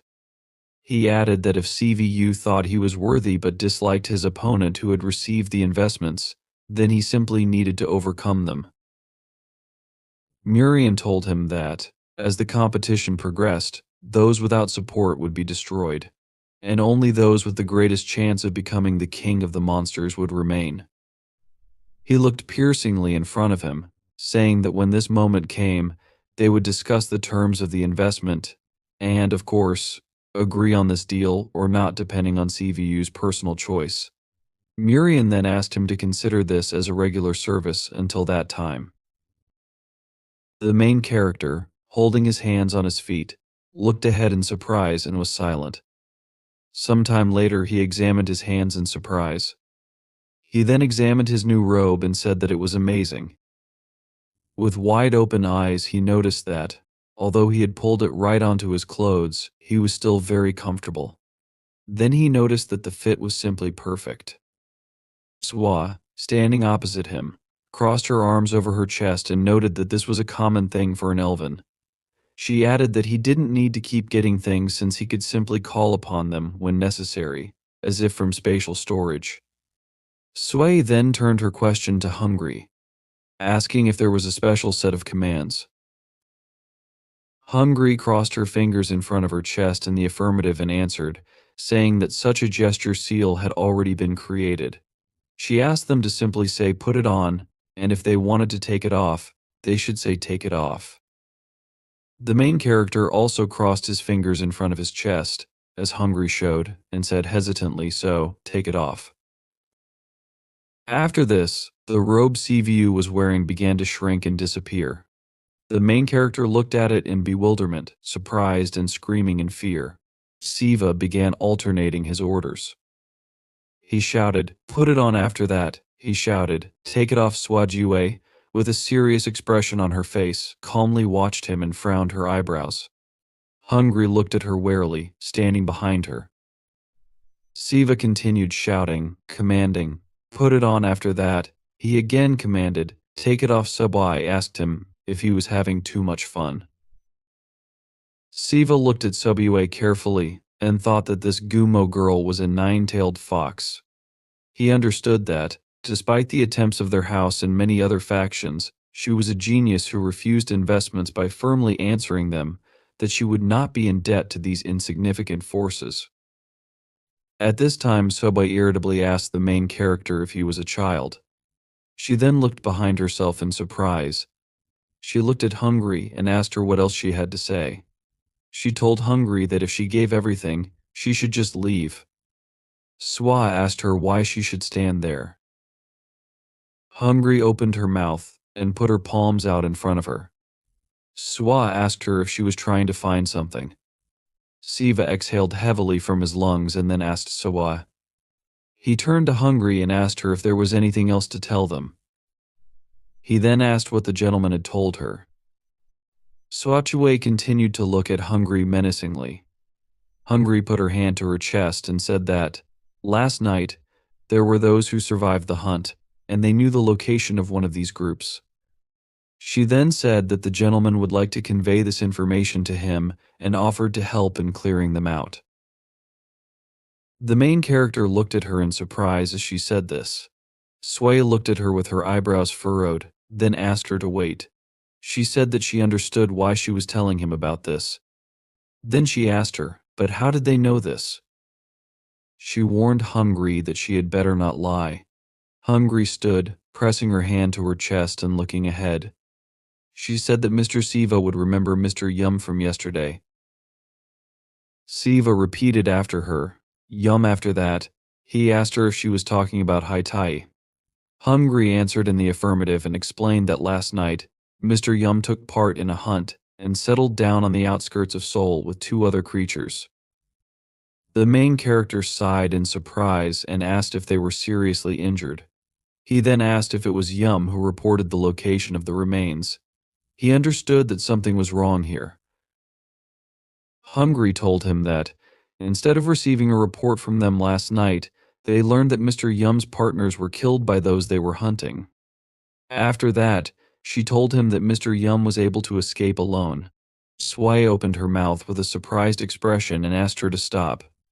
She then asked her, were they unable to destroy someone after that? She said that she had never heard of such a thing. Hungry, looking at the floor, said that they themselves found out about this only in the morning, and Yum came to them late at night. She told them that, despite his wounds, he panicked, so they brought him inside to help. But he never recovered from the injury and continued to fragmentarily repeat the events of last night. She told them that, shaking with fear, he spoke of his fear of the enemy and guilt for the failure of the mission. He hid under the blanket and, turning to his mother and sister, asked for their forgiveness. Hungry then said that the shock of these two accidents seemed to have hit him hard. Sebawa said that he would have a bleak future, as he didn't even lose in battle but shamefully fled alone. Then she said that the entire clan had been destroyed, and in his place she would have been better off staying there. The main character turned to Hungry and asked her, "Is this the only thing you know?" He noted that he thought the judge should find out about this. In response to his remark, Swajiwe noted that the judge most likely already knows or will find out soon. Then she said that no one would do anything special. She then asked, "Is this true?" Siva looked at her in surprise as she said this. Sway stood and looked at the bird that had landed on her hand. She said that last night had been much more eventful than expected. She then started talking about the fact that they could not finish the hunt in one area, and perhaps the plan would be to unite with other regions to resolve this issue later. She said that, first, they needed to check something. The main character looked intently at the bird sitting on Subway's hand. The bird stared back at him. Soe suggested that she thought Soul Main was suffering from the consequences and was a little inexperienced in using the skills she had learned. Sway turned her head to Siva and said, "If you care about this." Then she asked him to check on her. Okay, the main character asked her in bewilderment. Is that possible? Sobaye, stroking the bird on the head, noticed that the master would most likely say not to tell Soul Main or her father. However, she noticed that it was she who thought so, and now permission was not needed. After that, she asked if it was known where the monster was. She said that if she caught the monster and reported on it, there would be no problems. After that, she said that something else was more important. She asked him if he wasn't worried too much right now. Saying this, she noticed that if at least one monster was captured, then at least several people would be saved. She then asked him if this was true. Swab, looking carefully at the main character, said that in his place she would go, so she would not stop him. Letting the bird fly with a gesture of her hand, she said that if he wanted advice, she recommended that when he saw the enemy, he should determine its type. Then, going to the side and glowing with bright magical energy, she said that if the enemy's feature was physical strength, then everything would be fine. However, she clarified that if the enemy's feature was magic, she recommended that he be prepared to run away from the battle and advised him to fight accordingly. She explained her advice by saying that whatever he decided, everything depended only on him. Then, with a sharp magical jerk, she teleported to another space. In the place where she had just been, a stream of magical energy was formed, rushing far upward. The protagonist and Hungry looked at this. Siu, without looking at Hungry, assumed that she would not forget about it, after which he asked her if this was true.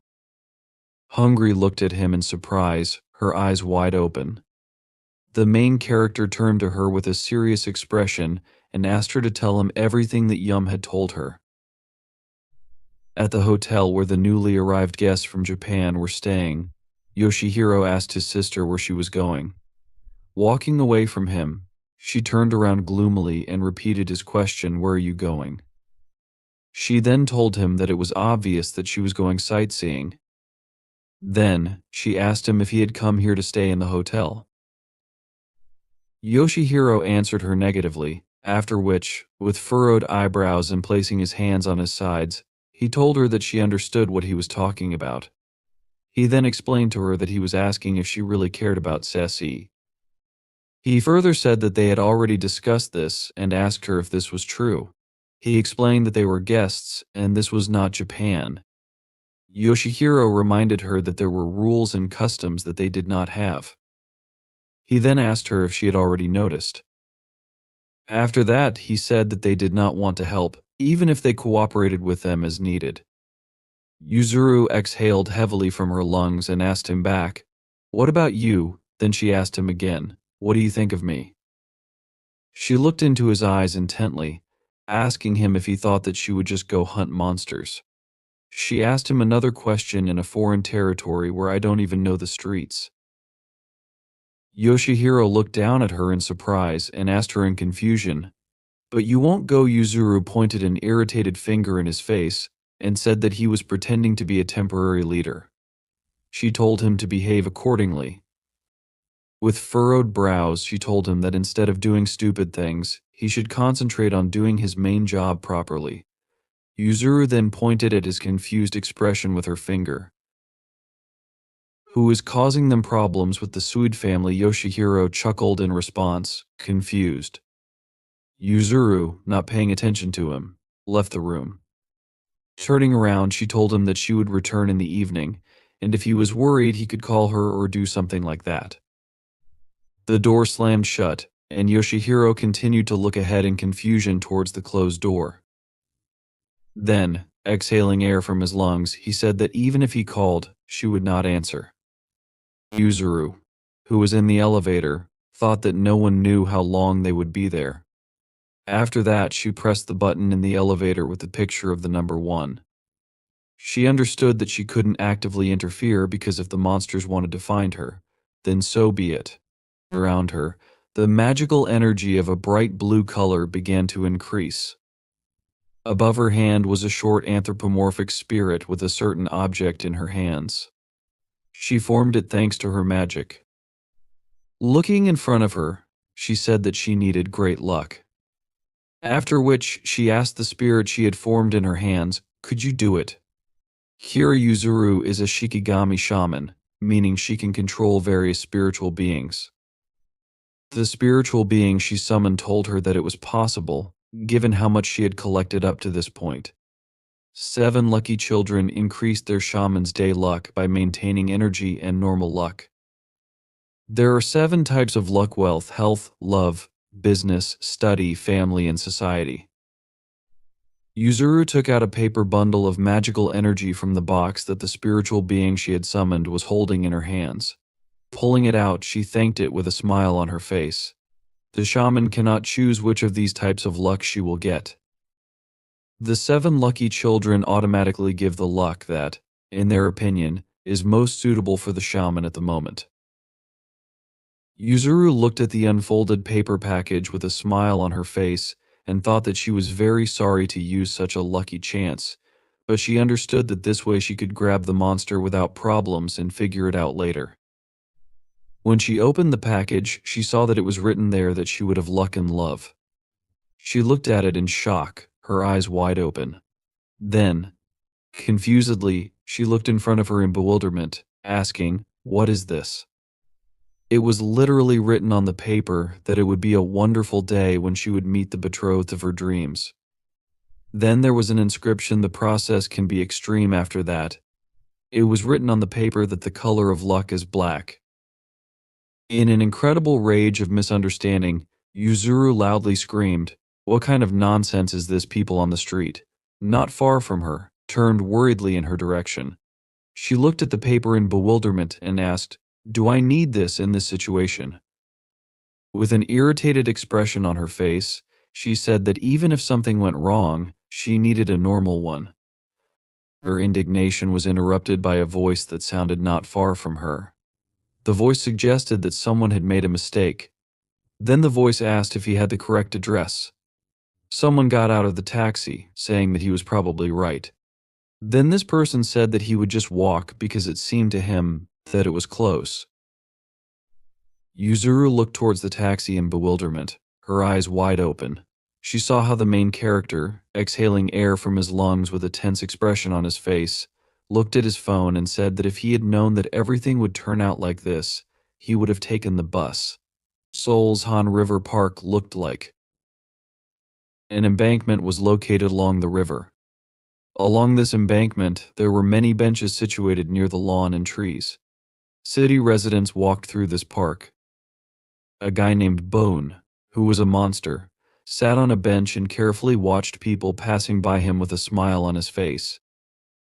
From the outside, they addressed him by name and said that he was having fun. It was Madeira who said that it seemed to her that he hated people. He turned to her and leaned his elbows on the bench on which he was sitting. Looking at her, he asked, "Is she here too?" After that, he asked her how long she had been there. Madeira, holding a drink in her hand, answered that she had been there for a couple of minutes and was enjoying the view. Not wanting to disturb him, she lowered her gaze and said that his unexpected appearance was quite interesting. He asked her if she didn't expect this. Then he closed his eyes, leaned his hand on his hip, and told her that in order to watch something, you don't have to love it. He explained that most people don't like insects, but from the outside, looking at them is quite interesting. With a smile on his face, he looked in front of him and told her that it was the same with him. He said he was sometimes interested in watching how these people scurry around. Madeira sat down on the bench next to him, and with a bored look, lowered her face into her hand. She said that even if they were unpleasant to him, Bun laughed, telling her that she was still young. Then he told her that she hadn't even celebrated her second birthday yet. He asked her if that was true. After that, he continued talking about how, given how quickly she learns, she would soon understand what he was talking about. Madeira looked at him with a bored expression and chuckled in response. Then, exhaling air from her lungs and looking at the people passing by, she said that this was certain. She noticed that some things can only be understood after they are over. After that, she asked him if those three monsters were dead. Bun, looking ahead with interest, told her that the eldest two, Ray and Bayan, had definitely died since their enemy turned out to be surprisingly strong. After which, he said that the youngest, Ween, might still be alive, but she could consider him dead. He explained his reasoning by saying that if she had already been captured, they would have done everything to get information out of her. He then noticed that she wouldn't be able to tell them anything about the fact that, last night, she regretted what happened. She told Bun that until she refused Ray. Everything had been fine, but when she left the store, the more time passed, the more it dawned on her. After that, she asked how she looked to the three of them. She said heavily, "And what did I do?" Bun looked at her with interest, and she said that it was quite stupid. After which, she asked him if it was true. She said that she had spent a year with them and only now understood. Then, with a crazy face, red and blood-filled eyes, a wild animal grin, and dripping saliva flowing down her beard, she said that she had to eat those three. She said through her teeth that she was very angry, and the more she thought about it, the angrier she became. She said that all night she ate whatever she wanted. People walking in the park began to hug their bodies, shaking in bewilderment from the cold and asking what had changed so suddenly. The girl was trembling from the cold and squeezed her shoulders with her hands, saying that she was so cold. Madeira said that her hunger had not been satisfied. Bahan, looking at her with a smile on his face, asked, "How many did you eat?" Madeira, with incredibly wide-open eyes and small pupils, looked madly at the floor, indicating that she hadn't counted. However, she mentioned that the building in which they hunted with those 3 monsters was now useless since she ate everyone inside. Then, she turned to Bone and asked, "Is this possible?" Bun, smiling, answered her that it didn't matter whether it was possible or not since there was no point in hiding anymore. He explained to her that after last night, the inhibitions had disappeared, and wherever she went and whatever she did, there would be consequences. He then told her that he would not interfere or stop her since he never had the right to do so. He looked at her friendly and told her to go and have fun. He said that this is all he asked of each of the 7 of them. He took out his phone and, with his fingers clicking on the screen, said that all the residents of the apartment complex were missing. Then he asked, "Will the news spread by lunchtime?" Madeira, continuing to hold the drink in her hands, asked how he knew that Ray and Bayan met a strong enemy, and that only Ween survived. She hesitated, then asked if he was there too. With a smile on his face, Bion asked her again, then confirmed it. He told her that he was there too. After that, he explained that it wasn't that he had anything to do with her or those 3 monsters. He said it was more of an accident since he was keeping an eye on what was happening because he was already nearby. Madeira grinned and noted that it sounded like he had noticed something important. Bion, with his eyes glowing with magical energy, answered her that there was nothing special about it. Then, he noticed that there was nothing like that, at least not yet. Shiru walked along a crowded street, with Yuzuru carefully following him. She mentally stopped herself and asked, "What else is this?" Looking at him in surprise, she realized that his aura was as if he was not trying to hide. She thought that even if he wasn't the kind of monster who breaks the law, given the recent events in the country, this was quite stupid. The main character walked with one hand in his pocket and the other holding his phone, which he looked into with a tense expression on his face.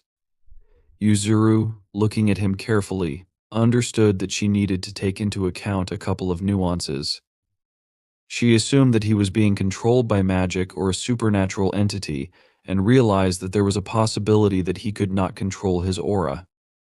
However, in fact, the main character specifically showed an aptitude in order to lure someone out. Siu Yu continued to walk forward, looking at the small knife he was holding in his palm. It was a miniature knife with a black handle and a decoration on it in the form of a picture of white flowers. The blade of the knife glowed with purple magical energy. It was called an engraved sword, and this blade belonged to Master Yusum. When Hanan handed him this sword, she said that if you pour aura into it and throw it at a target, the blade would separate in such a way that it would allow the one holding the handle to track the one he hit from a distance. The main character then asked her if the broken part of this blade was in the monster that Yusum was chasing. He asked her another question if there were restrictions, like how long the blade could stay inside someone. In response, Hanan explained that the effect worked at a distance of about 1000 km or until the target reached the blade. However, she clarified that there was a special condition for this. She told him that the condition was that he could only get it with a stronger aura than the one who drove it into him. She said that this was the only way to retrieve a piece of the blade. The main character, with a surprised expression on his face, opened his eyes wide and looked at her as she said this. Now, as he walked along a richly built-up city street, he thought that when it was taken out of the handle, the missing part would grow. After that, he thought about the fact that if the enemy was able to overpower Yusum, and not only him but also 2 other monsters, then despite the fact that he had the strength to defeat the blade, he could not reach it because the sword was still broken. Siu thought about this while carefully looking at the dagger that glowed brightly in his hand. The main character looked confidently in front of him, frowning his eyebrows. He understood that there was only one explanation, which was that the enemy deliberately did not pull out the blade from himself. Siu saw, at a short distance from him, a large building similar to a factory, glowing with a thick purple light of magical energy. This factory was an abandoned building with a lot of debris and construction material inside. Someone's voice addressed Tao. The voice belonged to a monster with an unusual appearance called Zen, to whom Tao turned in response. Zen hesitantly pointed his hand, buried in his sleeve, at him and said that this was blood in Tao's hand. Then Zen asked him if he could just leave it like that. Tao, with a wide smile on his face, asked him if he was talking about this thing. Tao sat on the rubble of construction, stretching out his hand, pierced through by a blade in front of him. It was a blade from a sword belonging to Yusim. His hand was bandaged. Tao said with a smile on his face that everything was fine. Then, he explained that the wound was small, and he wouldn't pull out the blade, as new ones would come to him. They were interrupted by the voice of a monster approaching from the direction. This monster with extreme squinting eyes was called Hufin. Hufin, simultaneously looking in different directions, turned to Tao and asked him what was the matter. After that, he asked him if he wanted to attract those who were hunting for them. He then asked him another question, what's the point. He noticed that if the chase continued, they would be able to feed on people as before. Tao, continuing to smile, confirmed this and began to talk about the topic. He told them that from now on he would not eat people. After these words, Hufin and Zen looked in his direction with wide-open eyes in bewilderment. Hufin furiously asked him what he was talking about.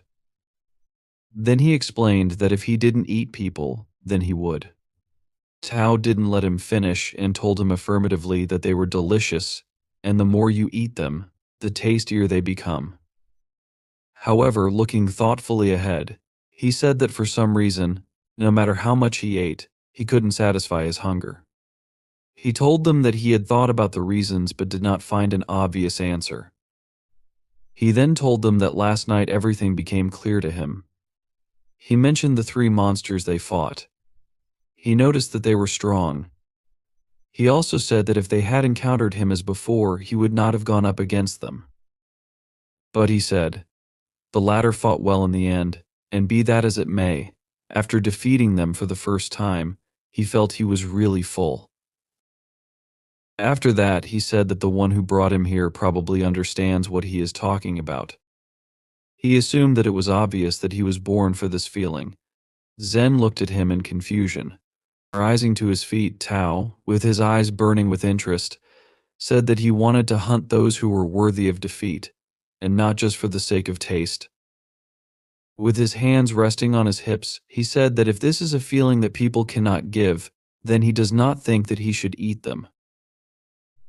Hufin, straining his jaw, noticed that this sounded like nonsense and he was losing interest. After that, he said that he didn't understand him and didn't want to understand, because they had a great chance, and he didn't want to get into trouble because of his whims. Tao turned to him with a smile on his face and asked, really. He then suggested that perhaps this was true, but his greed and his view of things were incompatible. Tao approached Hufin and, with a smile on his face, suggested that this meant everything was over between them. He said that he was very sorry, but noted that perhaps it would be better this way. Hufin stood in front of him, his back straight, confused.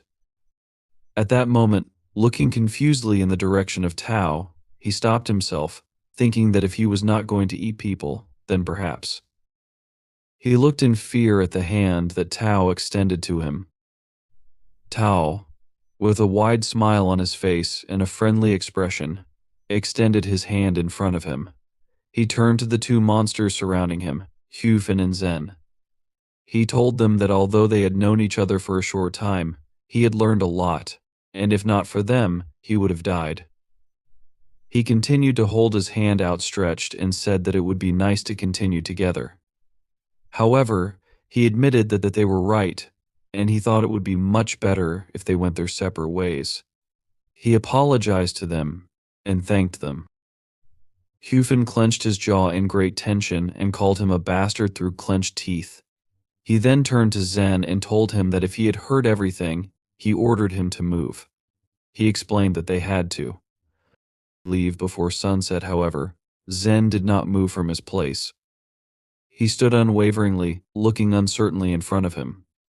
Hyufen, irritated, asked him why he was hesitating. Zen said hesitantly that he wanted to be with Tao. Hyufen asked him again in bewilderment. Zen exhaled heavily from his lungs and spoke about what they experienced last night, thanks to Tao. Then he asked if this was true. After that, he confusedly continued to say that he also wanted to become as strong as Tao. Tao looked at him in surprise while Zen continued to say that, in this case, he wanted to fight, not with people. Hyufen asked him irritably, "What are you saying then?" Angrily, he pointed his finger at Tao and said that he didn't even know the details. He asked him if he had forgotten who he and Zen were in the first place. Pressing one of his hands to his chest, Hyufen shouted that the transformation of their bodies was not the same as Tao's. He shouted loudly that he was just a dirty copy. Tao said that, as he said, it was dangerous to be with him, especially for Zen. After which, he warned him, saying that he would most likely die.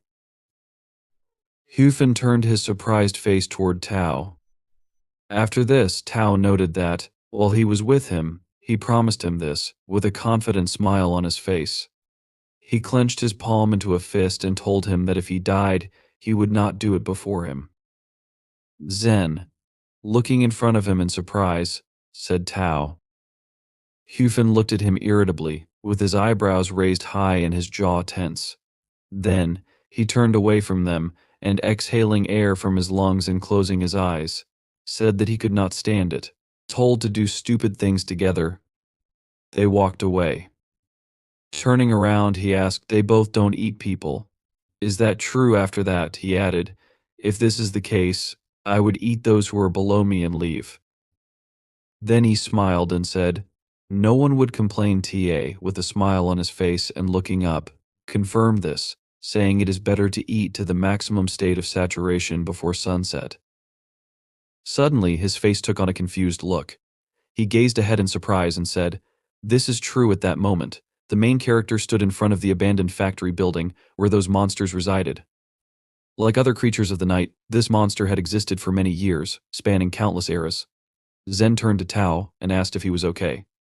The ominous name it bears depends on the era and region. Ta affirmed that he was fine. Zen reassured him that everything was fine and noted that Ta was just a little surprised. Despite the era, its essence remains the same, characterized by an uncontrollable thirst for conflict.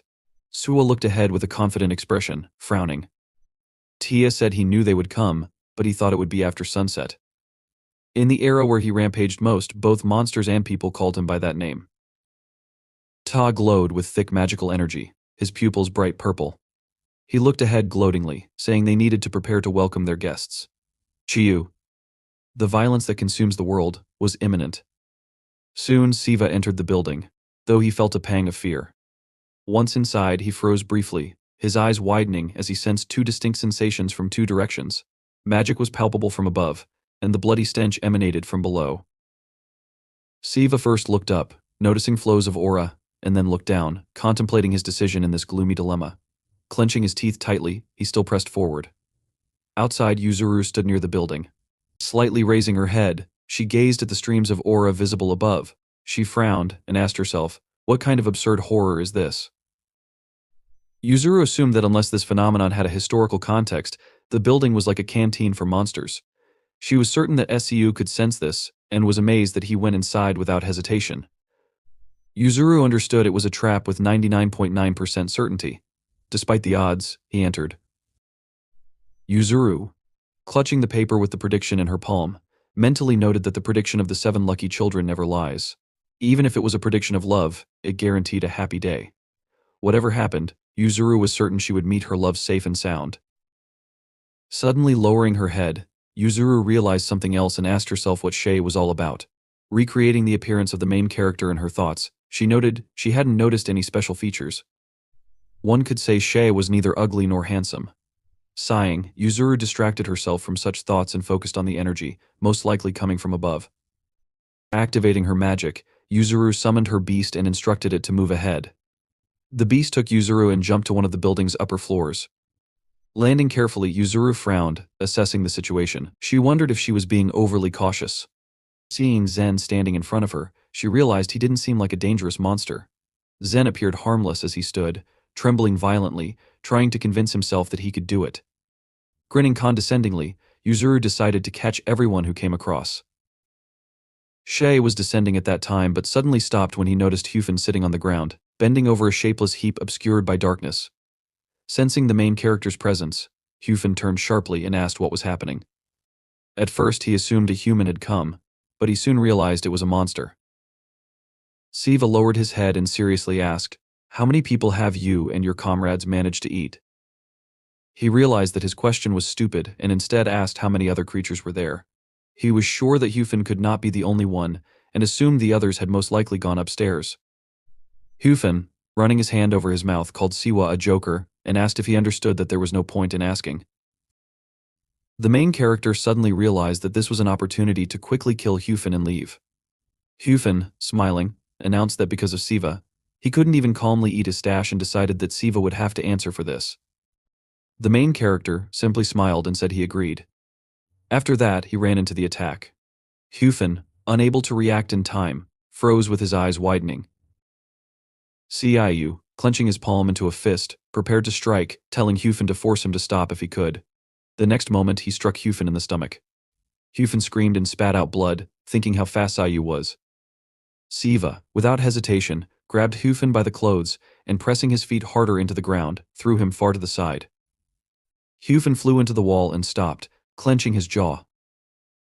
The main character then announced that he would ask another question and demanded to know how many monsters there were and the strengths and abilities of each. As magical energy began to release from him, it seemed more threatening. He ordered Hyufen to answer quickly. Hyufen, having modified his body, called Siwa funny but noted that the main character practically didn't react to the changes in his body. The next moment, Hyufen suddenly struck.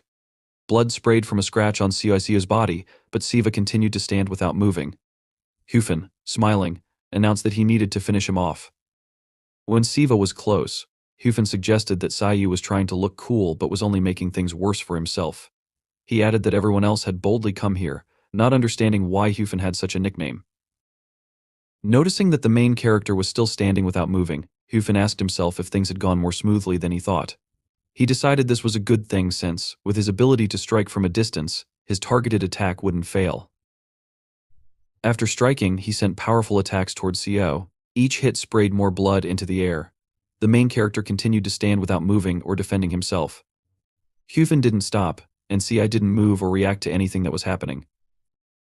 After some time, Hyufen stopped, breathing heavily, and asked what was going on. He was amazed that, despite his injuries, Siu was still standing. Hyufen asked who the main character was, convinced that Siva should have fallen. He asked why that hadn't happened. Siu simply called Hyufen a weakling, and added that he understood why Hyufen ate people. Hyufen froze, listening carefully, as the main character declared that Hyufen was doing all of this to become stronger. He understood Hyufen's desperate desire to gain even a little strength, but he asked whether it was really necessary to kill and eat so many people for such an insignificant growth.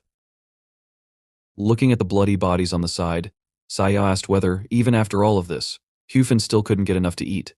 In Siva's opinion, this was strange since killing people for such a small thing was beyond his understanding. Frowning, he raised his hand to strike. Hyufen, seeing this, clenched his jaw and leaned back but managed to wave his hand to stop Siu's strike. The protagonist's palm was cut. The blow severed his hand, but even so, he didn't stop his attack. With the remaining part of his hand, he struck Hyufen in the face, throwing him fair and slamming him into the wall. Hyufen laughed with all his might, calling Siu funny, and declared that the reason they eat people was obvious because they could. Siu stopped listening to the explanation. Hyufen, though trembling and gravely injured, smiled and asked, "What is wrong with the strong eating the weak?" He added that the main character was no different, waving his power around, as if making a statement. In Hyufen's opinion, this was amusing.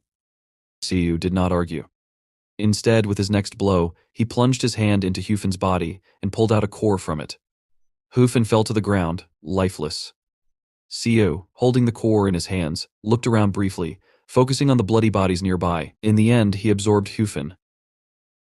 At the same time, on the upper floors, Zen, attacked by Yuzuru's magic, was knocked aside and trembled, unable to even speak. Yuzuru admitted to herself that no matter how much she thought about it, something felt wrong.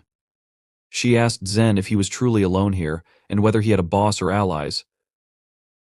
The beast Yuzuru had summoned stood beside her as she crossed her arms and frowned, trying to appear more threatening.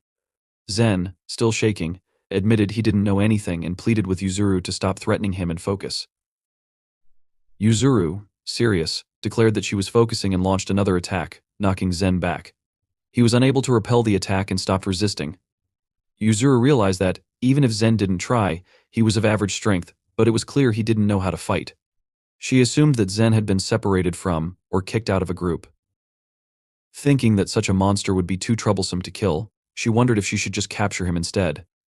Zen, shrouded in remnants of magic, lay on the ground, barely moving.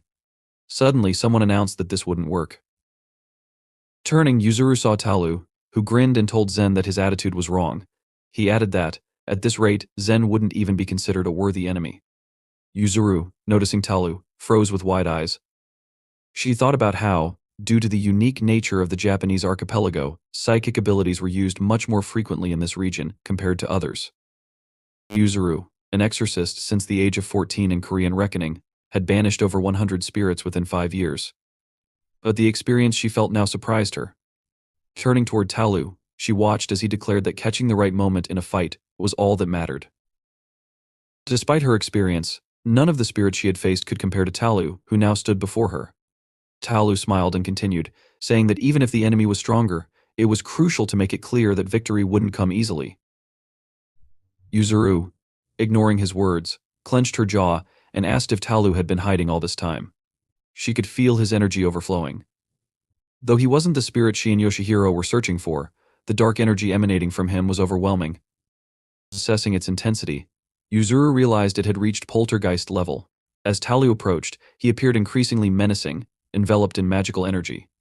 He apologized to Yuzuru, claiming he didn't want to cheat but wanted to give his colleague a chance. Yuzuru didn't respond but realized that her chances were the same whether she fought or ran away. Talu, meanwhile, wanted to continue speaking, but suddenly he sensed something. Turning sharply, he put his hand in front of him, catching a long vine. The vine, controlled by the goblin club used by Siu, stretched toward Talu. Looking in the direction of the thread, Talu noticed the main character jumping closer, preparing to strike. Even before landing, Siu regrouped in midair. Clenching his jaw, he swung his leg to strike. Talu, noticing the new enemy, smiled in anticipation. In the next moment, Siu delivered a powerful blow, sending Talu flying to the side. He crashed into the wall, raising clouds of dust into the air. Zen, noticing this, watched in disbelief. Excitedly, Zen shouted TA's name and tried to rise. Someone, attracting Yuzuru's attention, asked if she had spoken about this recently. This person remembered Yuzuru mentioning something about a Superman or something similar.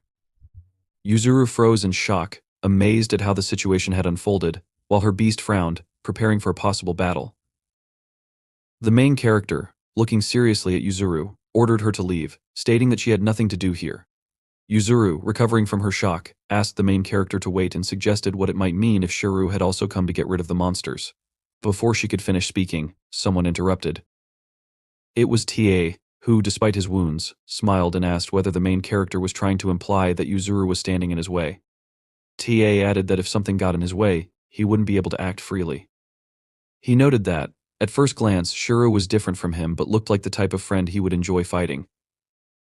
Shuru remained silent, ignoring TA's words, while Yuzuru suddenly asked Ta if he was seriously saying that she would get in the way. Furious that a worthless monster would say such a thing to her, she took the vessel that the beast had been holding in its teeth and activated the Beggar's Union, and roaring thunder. Yuzuru asked how Ta even dared to treat her like that. TA, amazed at the turn of events, watched as Yuzuru, drawing Shiru's attention, declared that if she were in his place, she would have moved aside. She was not going to restrain her power just to avoid hurting the main character. Shiru looked at Yuzuru in bewilderment. Yuzuru, once again activating the roaring thunder, waited for the required amount of energy to concentrate, and then summoned a furious thunderclap. The beast, previously standing beside her, transformed into a ball of energy and flew forward, turning into a powerful attack. Yuzuru stood firm, concentrating. When the attack exploded, raising clouds of dust, she thought to herself that since these monsters were her enemies, she would not hold back. Determined, she decided to give it her all and unleash her full power. Seeing that her beast was ready to attack again, Yuzuru used another furious thunderclap. The second attack struck from another direction. When the dust cleared, Yuzuru froze, breathing heavily. Suddenly, she realized something was wrong. After only 2 lightning strikes, she was already exhausted far more than she should have been. This was not even half of what Yuzuru was normally capable of. Her eyes widened as she realized that the energy of this country didn't align with her own. The next moment, Shiru suddenly approached her, grabbing her hand, and asked her to strike a little less forcefully. Yuzuru looked at the main character in bewilderment but didn't question him. He explained that it hurt.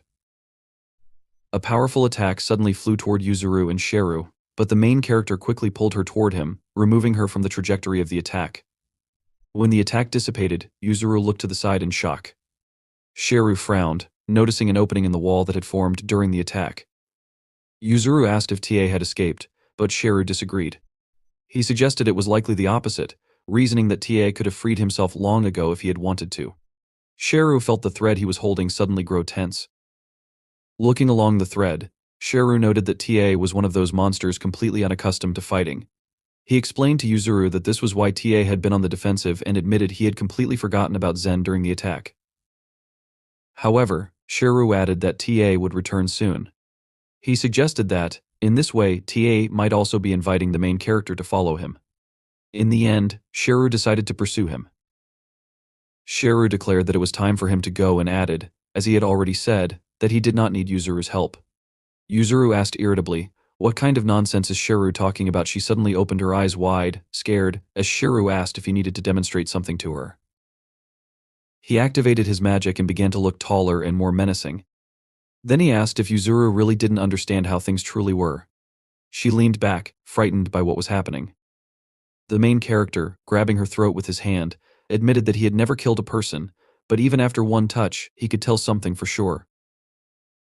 Yuzuru trembled, trying to grab Shiru's hands to remove them, but she couldn't do anything. Shiru declared that if he applied any more force, her neck would break. He asked if she would just stand there. She clenched her jaw but still couldn't do anything. The main character warned that if she didn't act right now, she would die. He suddenly froze in amazement, feeling something. He looked to the side and noticed that the spirit summoned earlier by Yuzuru had become much smaller, but was still trying to attack him. It crashed into his side. Shiru paused for a moment, thinking, and eventually released Yuzuru's neck, asking for forgiveness for his behavior. Yuzuru fell to the ground, clutching her throat. Shiru admitted that he hadn't thought he would cross the line. He wasn't sure if Yuzuru knew this, but he warned that the attack had actually been aimed at him, not her. Yuzuru was surprised to hear this. Shiru explained that Yuzuru wouldn't have been able to dodge the attack, and he knew he had to save her. The main character remembered the moment when Yuzuru saved him from an earlier attack and explained that this was why he had staged his own attack to delay Yuzuru and buy some time. He didn't know whether it was pride or something else, but looking at the disappointed expression on Yuzuru's face, he asked if she now understood everything. Shiru warned that her strength wasn't enough to defeat TA right now and declared that it would be better if she simply turned around and left. The spirit Yuzuru had summoned frowned, ready to fight, but didn't attack. Shiru, stepping aside, warned that he didn't want to see more people die, at least not today. Suddenly, he remembered something else he needed to say. When Yuzuru turned in his direction, Shiru mentioned that there were human remains in the basement of this building. Although he understood it was an extremely unpleasant sight, he asked Yuzuru to take care of those people. He insisted that they couldn't be left like that, and needed a proper burial. Having said this, Shiru left. Sometime later, while following the thread, he stopped when he heard someone express happiness at his arrival. It was TA, who honestly admitted that they could have fought back where they were. However, he warned that by staying here, he was keeping his promise to his comrades. TA assumed that Shiru had already realized this on the way, but noted that he needed to be cautious about random people getting involved. Ta explained that the area would soon be demolished, so there weren't many people left. Certain rumors about TA and other monsters had spread, which had driven most people away. Scratching his temple with his fingers, Ta noted that sometimes a few people passed through to film something. Ironically, it made it easier for the monsters to hunt. Diverting from the topic, he suggested not paying attention to it. Noticing Shiru getting into a fighting stance, T apologized, suggesting that he might have been explaining things for too long. Grinning, he exclaimed how excited he was. The next moment, Shiru and TA simultaneously ran forward to attack. When Shiru struck with his club, Tia managed to block it but didn't stop moving. In the next moment, Shiru attempted another strike. This time, although Tia noticed the attack, he was unable to parry it. The blow sent Tia flying back, crashing into a wall and breaking it. Tia opened his eyes wide, and in the next instant, noticed Shiru jumping closer to deliver another attack. This time, Tia was ready and parried the blow. At first glance, the battle seemed evenly matched, but as it continued, the difference in technique became evident. However, both fighters landed powerful strikes on each other, gradually moving across the battlefield. TA, fully aware of his nature, smiled enthusiastically during the battle. His strength was truly remarkable. The battle was stunning. When TA struck again, the protagonist spat out blood from his mouth. TA used perfect compatibility, and there was quite a lot of blood. Siva realized that he was just lucky. He suddenly remembered talking to someone who had mentioned a preservation gem. They noted that it didn't matter what state the monster's body was in or whether it was the first time he had taken something like that. Although the interlocutor wasn't certain, they remarked that Siu had handled it quite well. This person was determined to hammer the point into Siva's head, warning that there was no need to take the pill a second time. The main character, looking at several bottles of pills standing in front of him on the table, asked in amazement what those words meant. He remembered that he had been able to defeat Yum by eating the pill, though it had cost him a significant amount of money. Swa, who had been talking with Siva all this time, explained that he was simply lucky. She noted that an excessive increase in energy is just as dangerous as exhaustion. She reminded him that this was exactly what had happened during his fight with the Shutter Swallow. The main character had been unable to cope with the overwhelming energy and had lost his mind due to the sharp increase in it. Siva listened attentively as Sway explained that if he continued taking pills out of a thirst for power, something terrible could happen. Though she admitted that she didn't know exactly what the next dose might do, she warned that it could turn him into a monster. Siva, having flown a little to the side due to a blow, stopped. TA, looking at him seriously, exclaimed that the main character was truly unusual.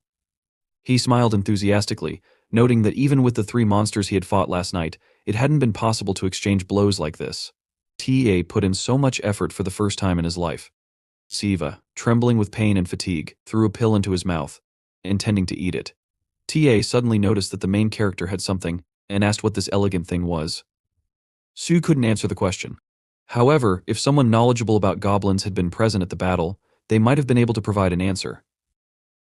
What appeared through the use of Shu's magic was called the goblin cap, the third ability possessed by the goblin race.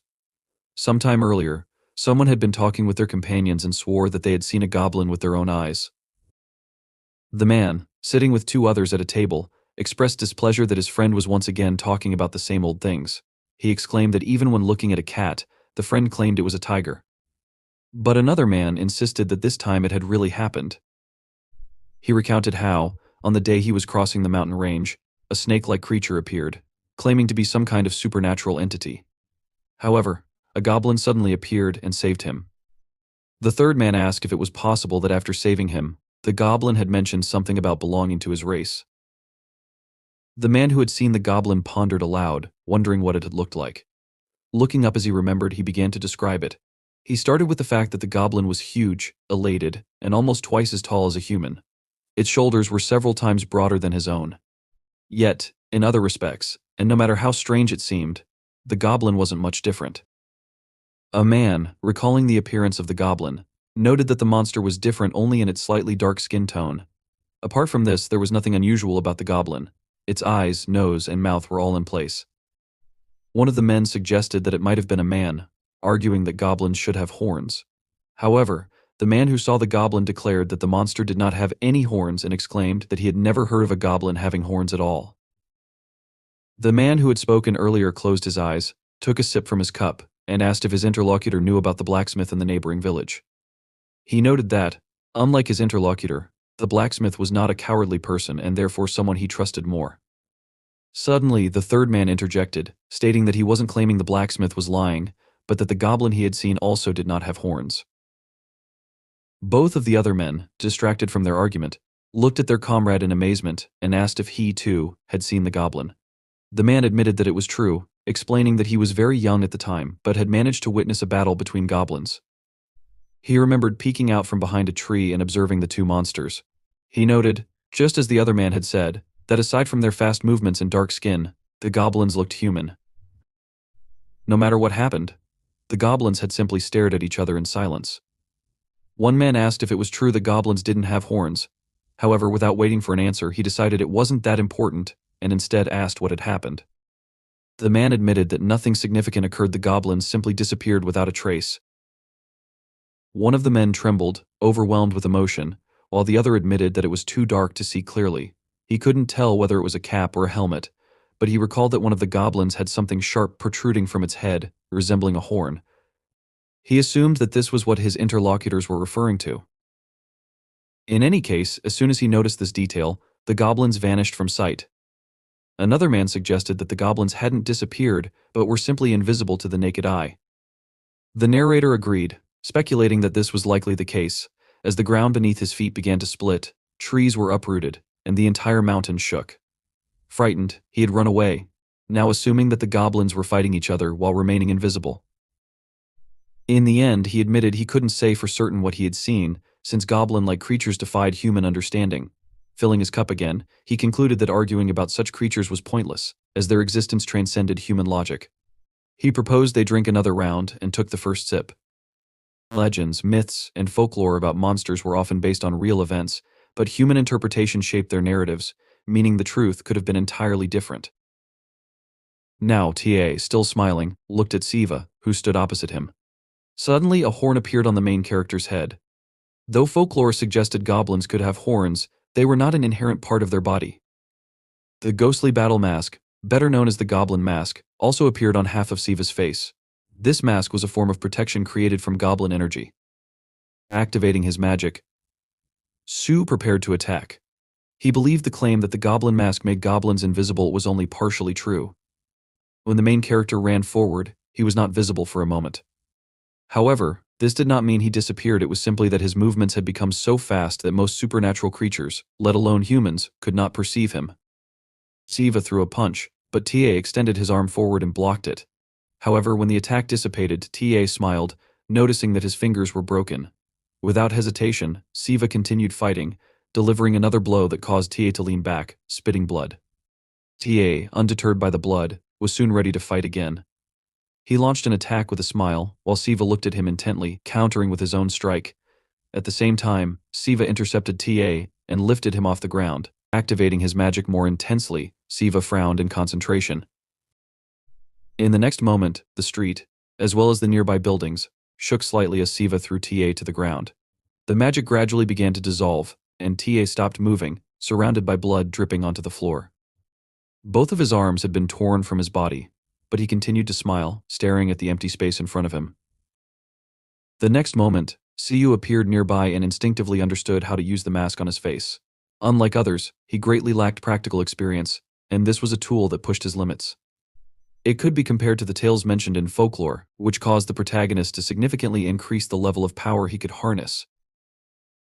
Now, he frowned, realizing that this was more than enough. For the first time since becoming a goblin, Siva suddenly felt pain in his muscles. He looked down at his shaking hands, noticing how quickly his energy was being expended 3 times the normal rate. After analyzing his condition for a short time, the main character realized the rate was even greater and mentally noted that he wouldn't last long in this state. Clenching his jaw tighter, Siva looked at TA, who admitted that Siva was indeed unusual. Though trembling, TA's limbs quickly recovered. He admitted that not only last night but all the time since his birth could not compare to just a few minutes of their fight. Now, TA had realized a lot of things and declared that he finally understood how strong, tough, and fast he could be, as well as what he was truly capable of.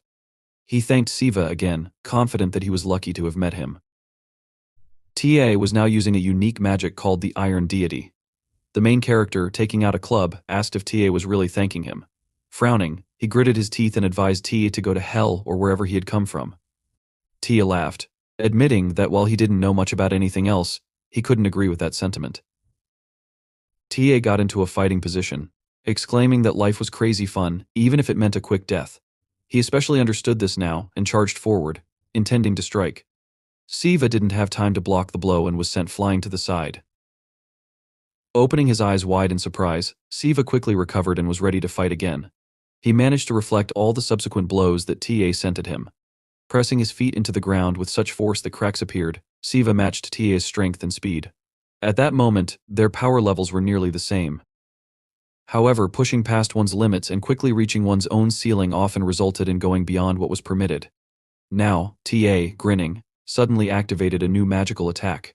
He struck Siva with it, throwing him far to the side. When the explosion dissipated, TA saw the main character's body embedded in the wall. It became clear that not only goblins could evolve during battle. Looking at the new attack he had learned, T asked in amazement if he could really even do that. It was the unique magic of the mystical wind of past winters. Siva quickly recovered from the damage he had received. Leaning forward slightly, he dodged TA's next attack and ran forward, simultaneously taking out his goblin club and cutting through TA's strike. He frowned, watching carefully, and suddenly noticed that TA was approaching again, ready to attack. It was a battle of indomitable monsters. The force with which TA struck tore off Siva's arm. The main character, gritting his teeth, continued to fight with one hand, realizing that to defeat an opponent like TA, he would need a level of power head and shoulders above his enemies. Siva and TA continued their fierce battle, both understanding the stakes. TA grinned while Siva frowned, and TA began creating weapons using the Iron Deity and the mystical barrier of past winters. His hands began to gradually form the spear of the Windlord, and at that moment, the main character started changing the shape of his goblin club, endowing it with his magical energy. Ta struck, and a powerful stream of attack flew towards Siva. However, when it dissipated, TA, spitting out blood, noted that this was all very unfortunate, but at the same time, predictable. He admitted that the main character's weapon was much better and gradually began to lean to the side, having suffered serious damage. Siva stood for a while, breathing heavily, and looked at the weapon he had created. But suddenly he heard someone say that it was all amazing. Turning around, Siva noticed someone approaching him, who commented that Siva was using a ghostly battle mask, as well as goblin wrestling. It was Bayun, who admitted that even for an ordinary goblin, all of this was very impressive. Smiling, Bayun noted that in any case, he was glad to meet the main character and introduced himself, extending his hand forward. Finally, Bayun announced that he and Siva were the same and activated his magic, causing his eyes to glow dimly. The main character stood a few meters away from Bayun. Bayun, looking at him carefully, told him that he shouldn't strain himself too much. He then explained that he didn't plan to interfere in their fight with TA. The main character, regaining his breath, looked carefully at Bayun, his eyes wide open. He asked himself, did he say that they were the same? Then, in surprise, he asked himself if he really meant it. Bayun interrupted his thoughts by throwing an object in his direction. Siva opened his eyes wide in surprise when he heard the sound of a falling object. He turned around to where the object had fallen and saw Bayun, standing with his back to him, looking at the defeated TA. Bayun told him that T looked happy. TA was lying in a pool of blood, his clothes and body smeared with thick drops of blood. His body had been cut into two parts by a straight line across the upper part of his body. On his bloody face was a happy smile, from which thick streams of dark burgundy blood were oozing. Looking at this, Bayun said it even disappointed him a little. He noted that if he had more time to get used to his magic, the outcome could have been completely different. Then Bayun added that there was nothing wrong with it, and that next time, he would definitely succeed. The main character, jumping up behind him and preparing to attack, said that there would be no next time. Bayun opened his eyes wide in surprise, and after that, the powerful blow Siva made provoked a strong explosion, emanating streams of magical energy. The main character, with a concentrated expression on his face, looked menacingly in front of him, frowning his eyebrows. Bayun reacted in surprise and, standing on the cracked concrete, told him that even with a perfect block from behind, the horn, he still felt the blow. Bayun held a large weapon with his bloody hand, and turning to Siva, told him that he had a rather sharp horn. His hand was shaking from the tension it felt after blocking the blow with the horn. Then Bayun noticed that he could have lost his sight if he had made a mistake. The main character looked up in sincere bewilderment, his eyes wide open, mouth slightly open, with a drop of sweat running down his face. What he now felt so clearly was the same thing his opponents felt when they hit him. Blocking a blow inflicted with full force was only a matter of pure strength. The completed form of the technique that Siva had awakened not so long ago was called dispersing a blow using the ground. Bayun, looking at the main character with a smile on his face, and continuing to hold the sharp horn with his bloody hand, through which drops of blood were flowing, told him that he thought there was no need for additional evidence. However, he was glad that Siva understood everything. After that, with a slight movement of his fingers, Bayun threw away the horn with which Siva had just attacked him. The main character was thrown several meters into the distance from such a strong push. Bayun continued to say that he understood this might shock Siva a little. Then he told him that they said he was the only remaining goblin in the whole world, and now someone like him appears. Siva looked at him from under his brows, heavily recovering his breath. After this, the main character confidently said that he was not surprised. Then he added that, besides, he didn't care if he was a goblin or someone else. After that, his destroyed arm began to grow from his shoulder. He moved forward, saying that he was just curious, and that was all. Then he asked him a question: did he really bring all? These monsters from other countries came to this one, so that they would hunt people. Bayun, with a wide smile and a friendly expression on his face, shouted, confirming this. He then loudly said that this was how it was. He explained that from their recruitment to all these murders, as well as various hiding places and providing information, he shouted loudly, saying that all of this was created by him. He then turned to the protagonist, assuming that he was wondering why he was doing all this, after which he asked him, "Isn't that right?" Siva looked at him in surprise, without saying anything in response. Bayun, still with a smiling expression on his face, put his hand in front of him and began talking about how there was no problem with this and no point in hiding anymore. He would tell him everything.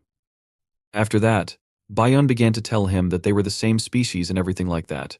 He said that's why he thought it would be very interesting to talk with him. He then looked piercingly at the protagonist with his glowing eyes. Siva tried to make a sharp lunge, striking the place where Bayun had just recently been. His eye glowed with a bright red light from the rage that overwhelmed him. Bayun, with a calm expression on his face, slowly stepped to the side, dodging the blow. Then he chuckled, and heading toward the main character, said that his first advice to him, as a fellow man, was. Then, using an uppercut, he struck Siva in the torso. From such a strong blow, the main character spat out a cloud of blood from his mouth. Siva's eyes widened from the pain he experienced. Bayun told him that they were facing an opponent much stronger than him. He should make sure that at least one of his feet was on the ground. After that, standing right in front of Siva, he told him that even though their horn was small, it was an absurdly unbalanced magic. The main character, with a tense and angry expression on his face, looked at Bayun, who was preparing his new blow. Along with this, he told him that unless he dealt with the magic of poisons or curses, as long as he stood firmly on his feet, he wasn't at all afraid of most attacks. Then Bayun, raising his hand back, added that even the blows were from the other side. Immediately after that, he made a direct blow with his fist to Siva's face. Many rays of bright magical energy poured out from his fist toward the main hero. The main hero's face was thrown back as Bayun hit him with many blows, moving from one place to another with huge speed. He struck him again and again. Bayun held a smoking fist in front of his face with a smile on his face and said that he was still amazed at how Siva could withstand a blow at full power, even without using supernatural powers. Then he said that it was amazing. At that moment, Siva was lying on the ground, his clothes dirty and torn, his whole body covered in abrasions and bruises, blood flowing down his face. His whole body was shaking from the blows he had endured. The main character looked at the ground with a lost look in front of him. This time, he talked about how, without any training, he had mastered almost all the basic abilities of goblins. Then he asked him if they could return to their conversation. He addressed Siva by name and asked him if he liked dogs. The main character looked at him with wide-open eyes and bewilderment. Bayun continued, saying that dogs were beautiful and in many aspects even superior to people. However, he noticed that sometimes these could be annoying. For example, in his opinion, dogs that are raised by a weak owner bare their teeth without even realizing the whole situation. After which, he noticed that they sometimes even bite people. He asked Siva if this. It was true. The main character was on his knees shaking. There were many bruises on his body, and his clothes were stained with his blood. Bayun, standing in front of him, said that of course, in such cases the fault most likely lies with the owner. However, sometimes these pathetic creatures became incredibly repulsive. He said that creatures that exist solely to satisfy the needs of the superior race are able to live only by receiving care and attention. He told him that the fact that these creatures wagged their tails without understanding all the dangers was obvious in itself. With his eyes glowing with magical energy, he said that as soon as this realization comes, these creatures cease to be cute puppies. He continued, thinking aloud, telling Siva that they were disgusting and useless creatures that lived in ignorance. The main character, looking at him from under his brows, called him a crazy bastard. Then he said that he would release monsters and kill people for such a stupid reason. Bayun suggested that it seemed to him there was a misunderstanding, after which he answered in the affirmative, saying that he did not like people. However, he added that he despised not only those who didn't understand anything. With a smile on his face, he exhaled the air from his lungs and said how long ago it was. He explained to him that the king of monsters did not yet exist. Then he added that there was no need for him. He squatted down opposite the surprised main character and told him that there were no laws among monsters since force ruled everything. He told him that the only thing that mattered was the food chain of the strong and the weak, or his position was determined precisely by strength. He said that if the strength of people and monsters was not enough, then they were nothing more than prey, destined to die. Then, with a wide smile on his face, he noticed that if you think about it like that, it even sounds interesting. After that, he asked the main character, sitting opposite him, "Is this true?" Without waiting for an answer, he said that countless monsters were looking forward to the end of these 6 months so they could finally freely catch and devour people again. However, he noticed that if you delve a little deeper into this topic, there's nothing more fun than this. Bayun continued to think out loud, saying that most likely, the vast majority of these creatures were initially not much different from people. He said that only the prey had been protected for much longer. Siva looked at him in bewilderment, his eyes wide open, listening carefully to his words. Meanwhile, Bayun talked about how such people could only bark at the weaker, as if they themselves were predators. However, at the same time, they lived in safety, much more than people. Bayun gave an example, saying that creatures of the same species with them were unpleasant even to look at. He suggested that with people, everything was exactly the same. After that, he turned to the main character, suggesting that he had probably seen a lot of these in his life. He then asked him if this was true. Bayun said that parasites who receive much more than their worth, under the protection of laws, common sense, and various organizations, without any shame, make purchases for which they are not able to take responsibility, as if it's their inalienable right. He said that they live in the hope that they will be protected. After that, looking carefully at Siva, he asked him to imagine what a world would be like, where such unreasonable defense did not exist at all. He asked, "Doesn't that sound great?" Then he began to argue out loud that there was no such right or law that allowed such a parasite to exist. He again said that the only criterion was strength, and those who could not answer for their actions simply die or suffer. The main character frowned at him, frowning, and tried to restore his breathing by actively inhaling and exhaling air from his lungs. Siva, with blood running down his face, said that this was far from beautiful and sounded like the sick fantasy of an 8th grader. Bayun laughed at this comparison and noted that perhaps this was so. Then he added that he did not expect Siva to understand everything just because he said it, noting that in any case, such a reaction was quite normal. After that, standing straight, he informed him that despite the fact that they belonged to the same species, their age, experience, and values were different. Looking down at the main character, Bayun said that that's why he decided to make them look alike. Siva looked at him with a questioning, surprised look. Bayun explained that since he had defeated TA, he had an interest that went beyond the usual kinship. Bayun stood next to him, hands in his pockets, smiling, and invited the main character to join him. Then, with his eyes wide open and lighting up with interest, he said that he would tell him everything that he was capable of as a goblin and what he needed to know in advance. Then he added, saying that he would explain to him what kind of creatures they were and what debt the main character seriously looked up at him and told him that he didn't want to. Then he said that if Bayun asked him to stop talking nonsense, he should. Bayun closed his eyes with a condescending smile on his face and said that everything was fine. He explained that this wasn't a case where he had the right to choose, so he shouldn't worry. Suddenly, like energy lines began to appear around Siva. Looking intently in front of him with a serious expression on his face, Bayun said that although this was disappointing, Siva should have already realized that resistance was useless. Suddenly, Bayun's eyes widened in surprise. A few meters behind him, from behind a pile of construction debris, Yuzuru flew up, holding an artifact in front of her. Bayun turned to look at her in surprise. Yuzuru, holding the artifact in her hands, Used the Nocto Thought Power spell. It was a lightning trap spell. After she cast it, many powerful, dazzling lightning bolts simultaneously hit Bayon's body. Such a strong attack made him tense up, his entire body rising into the air.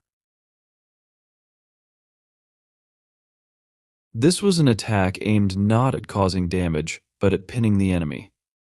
At that moment, the main character, with eyes burning with rage, rushed into the attack and struck Bayon's jaw with his knee from the bottom up, throwing his head back with the blow. Bayon's body began to fly up, and Siva, at that moment, formed a goblin club near his palm. Regeneration had slowed down due to the fact that the entire nervous system was focused exclusively on one thing. The main character formed the goblin club weapon in his hand and ran toward Bayon. The formation of a goblin's own club was an incredible and boundless transformation, and almost nothing was known about what exactly provoked such changes or the principle responsible for increasing strength.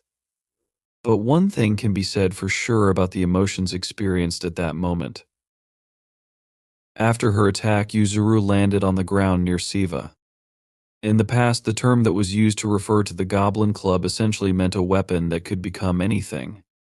However, more precisely, this weapon can be described as something that takes whatever the owner of the form wants. Yuzuru looked up with a concentrated, surprised look, holding the artifact in her hands. Using this ability, the main character could use a variety of forms for different situations. However, even now, Siva, with his eyes sparkling from the magical energy overwhelming him, held in his hand a goblin club, which spread out in clots of dark magical energy throughout the space surrounding him. What he did was not just a tool that would be useful at this moment. It was much more than that. Now, a fierce desire to achieve his goal had been added to it. The main character looked at his victim with a menacing gaze, a monster that devours people and the people who are eaten. It was no longer possible to prevent this terrible catastrophe. But if this is so, then at least one cannot miss this goal that is right in front of his eyes. Without taking his eyes off, he looked at Bayon, who was in the air. The main character confidently told himself that he would not miss this time. After which, he furiously turned to Bayon and told him not to even doubt that he would kill him. Siva, with his eyes brightly glowing with multicolored magical energy, holding a powerful weapon with many sharp teeth in his hands, looked up for the first time. He put into the club all his determination and emotions that came from the heart. Bayon laughed, looking down at him. The main hero was clutching The goblin club glowed with a bright, bloody color. The main character had the intention of killing. After that, with a sharp movement of his hand, he struck, imbued with the will of the owner, the true nature of the goblin club. Siva made a powerful blow aimed at Bayon, who was in the air. At that moment, two directed beams of magical energy met in the air, forming an explosion. The main hero demonstrated strength worthy of the spiritual level. Yuzuru looked above her in a shocked state, her eyes and mouth wide open. Siva, heavily regaining his breath, held the goblin club over his head. His whole body was incredibly tense. After this, the exhausted protagonist wearily lowered his goblin club and began to relax his body in an unsuccessful attempt to catch his breath from the intense struggle. Yuzuru looked at him in surprise and asked herself, what the heck? Then she asked herself if this monster was really that strong. Remembering the appearance of the warlike Siva, she thought that she had never seen such power before. Immediately after this, the main character, with a sharp jerk of his whole body, keeping the depth of the goblin club at the ready, ran up to Yuzuru and raised his weapon, preparing to strike. Looking at her intently, he ordered her to bend down. Yuzuru, at that moment, was holding the artifact in front of her with a frightened expression on her face, preparing to defend herself from the attack. Then she realized, in shock, that there was something behind her. Her eyes sharply widened in realization, and at the last moment, she managed to move her body away from the blow made by the main character. Siva dealt a strong blow, cutting the space from top to bottom. Then he looked in front of him in great fatigue. Bayun was there and asked himself what he could say about this. Then he said that, just like before, it never ceases to amaze him. Bayun stood opposite him with a calm expression, a large and red glowing horn growing from his forehead. He was dusting off his slightly stained white shirt, and in his right hand he held a goblin club. The main hero, looking at him with tension, thought that he knew he was weaker than him, but he didn't even suspect that he was that much weaker. Bayum continued to say that, moreover, this is not an instinct revealed in a crisis situation, but a conscious desire to reveal his true nature. Then he asked if Siva was capable of this at his age. Bayum carefully looked at the main character and asked him what his feelings were. He suggested that this was not bad, after which he asked him again if it was true. He said that Siva was finally able to take control of his lust for murder. After these words, he used as an example a saying that says the first manifestation of truth in nature must always achieve the goal of awakening. Bayun put out a goblin club, formed into a weapon in front of him. By creating this, he was saying that, at this rate, Siva might even stop being considered a goblin. Siva stood next to Yuzuru, holding the goblin club in front of his body. A sharp impulse of magical energy was sent to the center of the main character's body. Siva was able to put the goblin club in front of him, which received the blow. Bayun, with a smile on his face, told him that this would not work. Immediately after his words, the club that the main character was holding in his hands broke into two parts, the fragments scattering in different directions. Due to the broken defense, the attack from Bayun hit Siva, causing him to fly several meters back. Yuzuru looked at him in fear. Approaching her, Bayun said that the essence of the club was that the shape it took depended on the desire of the owner, and now his club was a weapon created to kill him. He explained to him that, in other words, the only purpose of it was to kill. He further said that trying to defend himself with this would not make much difference from simply taking a blow on his naked body. After which, he interrupted his words, denying what he had just said. He admitted that if Siva had prepared for the blow from the very beginning and not tried to fight back, that would have been even better. The main hero was on his knees, shaking from the pain he had received, with a black hole in his chest. He strained his hands and squeezed a fragment of his club in his palm. Bayun approached Yuzuru, who stood with her back to him. Turning to her, he noticed that she was not from this country, after which he asked her if this was true. Yuzuru looked ahead with a frightened expression on her face, then looked at him in shock, her pupils greatly reduced in fear. Bayun asked her why she was here. He then remarked that he certainly had one guess, but at the very least, she should have found out about this place first before interfering. Bayun spoke these words with wild eyes. He voiced his desire, which was that he wanted to wring her neck right now. Then, turning to the main character, he asked him what he thought. Bayun noticed that he could let her go, but he clarified that he would only do this if she threw away what was. In his hands, the main character at that moment looked at Bayun with an intense gaze, greedily inhaling air into his lungs. In his hand, he held a pill received in the House of Humility. Bayun said that he thought this pill was from the House of Humility, after which he asked if this was true. After these words, with a sharp movement, he grabbed Yuzuru's neck with his hands. She screamed in surprise and, straining her head, squeezed her jaws and frowned. Bayun also calmly continued, saying that this was a good remedy, but he noticed that, for some reason, it had a positive effect on him. After which, he asked the main character if this was so.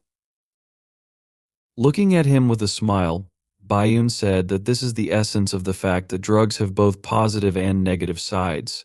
He assumed that this was the second time, after which he asked him again if this was so. Bayan began to talk about how the sudden surge of energy overloaded his energy center, and it would recover 3 times more than usual. He admitted that he couldn't even imagine what could happen in the worst case. Then, continuing to speak and turning to Siva, he told him that even if nothing happens, he still wouldn't do anything about it. The main character calmly continued to look at him, holding the pill in his hands. He did not answer his words in any way. Summing up, Bayun lifted Yuzuru, whom he was squeezing by the neck with both hands, and asked him to sit aside for now, since he did not want to cause him even more harm. Yuzuru was shaking from the suffocation she was experiencing due to Bayun's hands squeezing her neck. Yuzuru turned to Bayun and asked him not to listen to Bayun. The main character continued to silently look in their direction while holding the pill near his mouth. She said that she died during an exorcism through suffocation. She said that she was always ready for this death, because it was her job. Bayan looked up at Yuzuru and told her that she was seriously upsetting him. Then, with even greater force, he pressed his hand on her neck. Yuzuru tensed up greatly from the pain she felt. At the same time, with her hand she grabbed Bayan's hand, but she could not do anything to him. Bayun reminded her that he told her to shut up. He was unable to continue his speech because the sudden movement cut off his arm at the elbow. He looked at his severed stump in bewilderment. The main character looked in front of him in surprise at what had happened. Yuzuru, at that moment, fell from a short distance along with Bayun's severed hand. Bayun turned to the side with a surprised expression.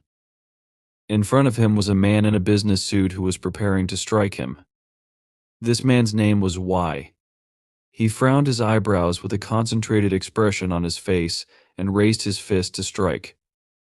After that, with a sharp movement of his hand, he struck right in the center of Bayun's face. Suddenly, a hand squeezed Siva's shoulder. They ordered him from behind to stand where he was. It was Goya, who, calmly looking down at him, told him that he had already done more than was required.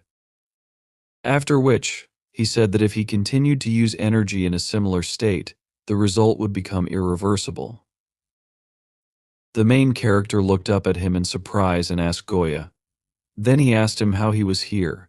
He didn't have time to finish his question because Goya, looking at the battle in front of him, asked him, answering the question with a question, doesn't it seem to you that it's too late to ask? Something like that. He explained that although there were no people there, the destruction was too serious. Su, looking at the devastation surrounding them, many destroyed buildings, houses, smoking fragments, and construction debris, exhaled heavily from his lungs. After that, he turned his attention to Yuzuru, who had landed on the ground. He looked in front of him with a smile. Goya, with an emotionless expression on his face, looked carefully in front of him and said that, however, it wouldn't stop there. At that moment, Young, quickly moving around, tried to strike Bayun. He stretched out his arms in an attempt to reach Bayun, but he dodged these attacks. Due to the fact that he had missed one blow to his face, he now had a cut on his lip and chin, with blood flowing from it. Bayun, with a concentrated expression on his face, jumped up and hit Young with his knee from the bottom up. While doing this, he told him that it was too bad. He explained that, despite his outstanding skills and speed, his lack of strength was too noticeable. Young's head was thrown back by Bayun's blow. At that moment, Bayun, with a smile on his face, was holding a goblin club in his hand, saying that in this way, no matter how hard he hit, there would be no effect. Suddenly, thin streams of blood began flowing from Bayun's eyes. He looked ahead in shock, with his eyes wide open. Young summed up by saying that nothing could be done about it, since they were not born with bodies blessed by the gods like theirs. Young said this with a straight face, blood flowing from his nose and mouth. His body began to glow with bright magical energy as he cast the pure autumn water magic spell. Copious streams of blood began to flow from Bayan's ears, nose, eyes, and mouth. He looked ahead in bewilderment while many streams of blood concentrated on his chin and flowed down. The spell he used was called the Blood of the Maiden, adjusting his glasses on his face. Young said that when fighting such an opponent he had no choice but to use this method. Yu Yang was a representative of the main sanctuary of the Seti clan. With a shocked look, Bayon tried to say something, but all that came out of his mouth were clots of blood that he spat out. The unique magic of the Seti clan is associated with changing the shape and nature of the surrounding water. The closer it is, the more effective the magic is, which is especially noticeable in the example of pure water. So, most methods of application involve attacks using groundwater and steam. A smile appeared on Bayan's bloody face. He understood that hand-to-hand combat would not work here. Then, he asked himself if he had applied this to his body. He suggested that it was heating the blood. He realized that, even if this was just a theory, given the entire history of the Seti clan, it was safe to say that not many people could repeat this. Young, at this time, with a confident expression on his face, concentrated magical energy of bright pink color around himself. He then extended his outstretched palm in front of him. Bayum looked at it carefully, with his eyes wide open and a slight smile on his face. After that, a projectile was sent from Young that flew towards Bayan. He managed to dodge, and a blinding and deafening explosion occurred a few meters behind him. With a smile on his face, Bayon asked him what he had just shot. Was it a drop of water? He then noticed that, given the material, the efficiency was not so high. He asked him again, "Is this so?" Young, carefully observing what was happening, said that regardless of race, everyone has their own advantages, after which he asked Bayan if he agreed with this. When Young asked him about this, several drops of water appeared near his body and levitated around him. Immediately after this, several projectiles created from droplets were sent towards Bayun. Many powerful explosions sounded synchronously near the houses. Goya said that he had already encountered something similar. At that moment he turned to the main character, telling him that this is the magic of Seti, and he himself had experienced it the day before. Su, looking at him in surprise, asked again, Seti. Then he realized that now, after hearing this name, everything fell into place. After that he noticed that, however, the effectiveness of his magic was on a completely different level. He mentally admired the difference. It was like the difference between heaven and earth. The main hero looked tensely in front of him, thinking that, even if this is the same attack where they shoot drops of water, he can fight back as much as he wants, he thought, comparing it to this. Goya interrupted his reasoning by saying that even among monsters of the same type, their abilities vary greatly. Su looked at him in surprise as he said this. Goya continued to talk about the innate talent and efforts that everyone offers to hone it, as well as the instructions that guide them. He told him that, in all aspects, this guy is the best in the Shai clan. When he talked about this, his gaze was focused on Young, who, with a calm expression on his face, stood in a fighting stance, concentrated magical energy around himself. The space behind Bayan was blazing and smoking. Young, looking at him carefully, thought that even under the influence of magic, Bayan was able to move as if it had almost no effect. He understood that this was exceptional regeneration and adaptability that surpassed common sense. Bayun, with a bloody pattern on his face, asked with a smile, "Is that all?" He noticed that he had just begun to warm up. Young unemotionally pronounced Goya's name and told him that he would have to give it his all. After that, he asked him to take care of these two and any possible consequences. The main character and Yuzuru reacted in surprise to the sounds they heard. They did not understand what it was, but they heard something powerful approaching in their direction. Tensing, clenching his fists, Young raised them up. As soon as he performed this action, an incredibly huge and wide stream of water burst out of the ground, crushing many centimeters of concrete and asphalt into small pieces. Bayun, looking at this admiringly with a smile on his face, said that he had just noticed that it had become dry. He then asked Young if he had really collected all the water that was here. An ominous and huge creature, similar to a water dragon of incredible size, looked menacingly at Bayun, opening its mouth wide. Young referred to this creature as Isami. After that, he ordered Isami to take it. When he gave this order, his small, brightly glowing pupils looked carefully in front of him. With a hand gesture, he pointed down with his index finger. Isami stretched out, becoming taller, and Yuzuru opened her eyes wide in amazement. She even opened her mouth, but could not say anything.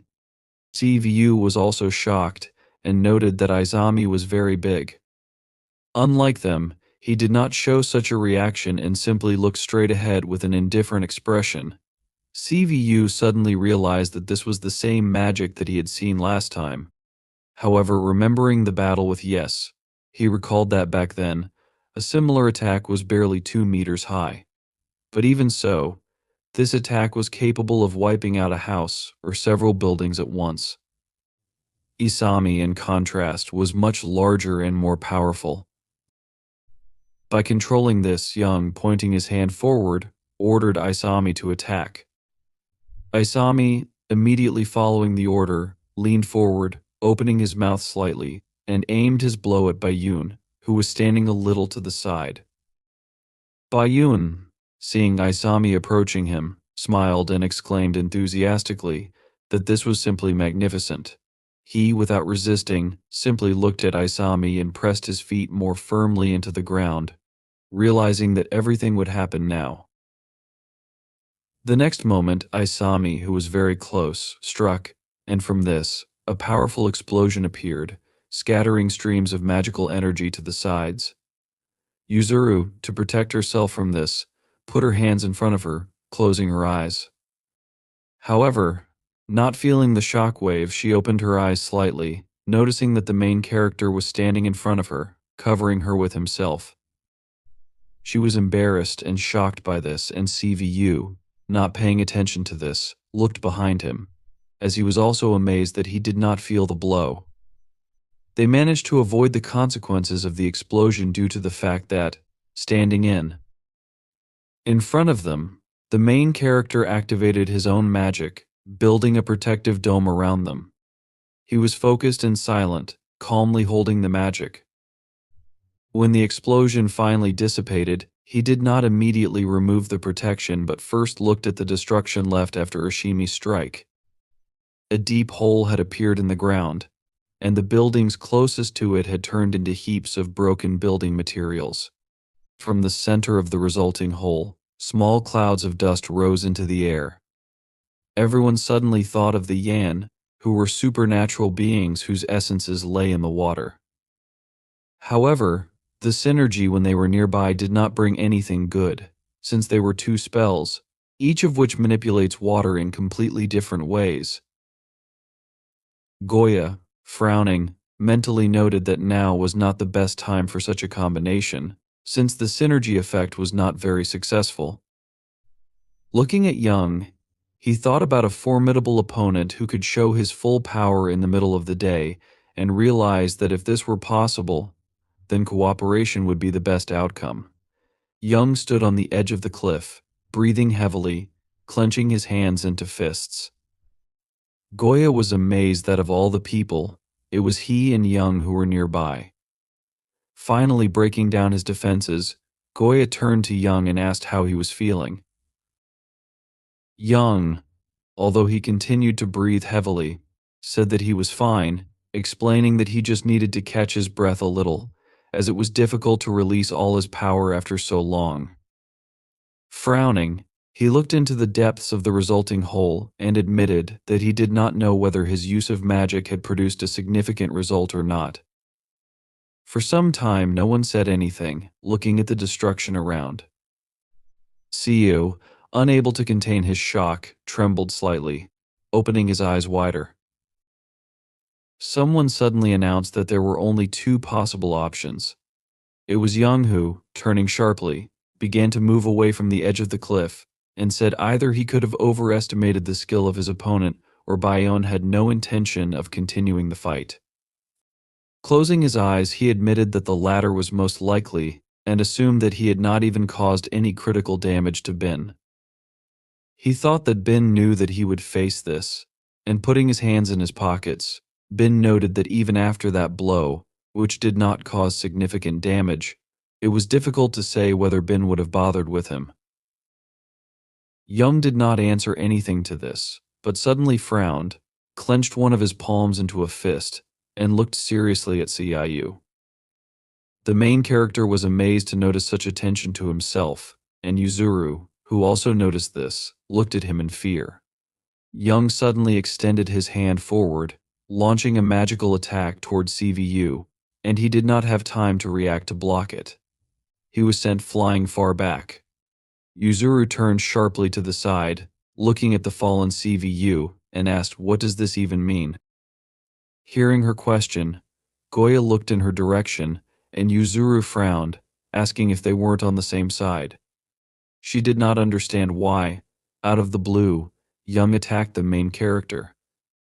Young, adjusting his glasses, closed his eyes and asked Yuzuru not to worry about it, since he just did what he had to do. Looking at the face of CVU, lying to the side and no longer hidden behind the mask, Young announced that the main character would now return to normal, since there were no longer any factors posing a threat. Yuzuru frowned, pursing her lips tighter, but said nothing. Young said seriously that, from now on, he and Goya would take care of this matter, since people should not interfere. Gradually, they left the destroyed area. A little later, when it began to get dark outside, in another place, TA was sitting with his eyes closed, leaning against the wall. Madeira, looking at him, realized that he, too, was a dark god like her, and assumed that T felt different due to the fact that he belonged to a different species. This was slightly different from what she expected, however. Madeira realized that in this case, it would be even tastier. She opened her mouth, about to devour TA, but Bin stopped her as he came closer. He was sure that, even if they didn't know what would happen in the future, they still needed to take a more friendly approach. Madeira stopped and looked at Bin in surprise. He smiled and noted that it was not bad that Madeira and TA could absorb each other. He came closer and expressed hope that they would both grow up and do everything right. Looking at Bin with displeasure, Madeira cursed and asked why he was still alive.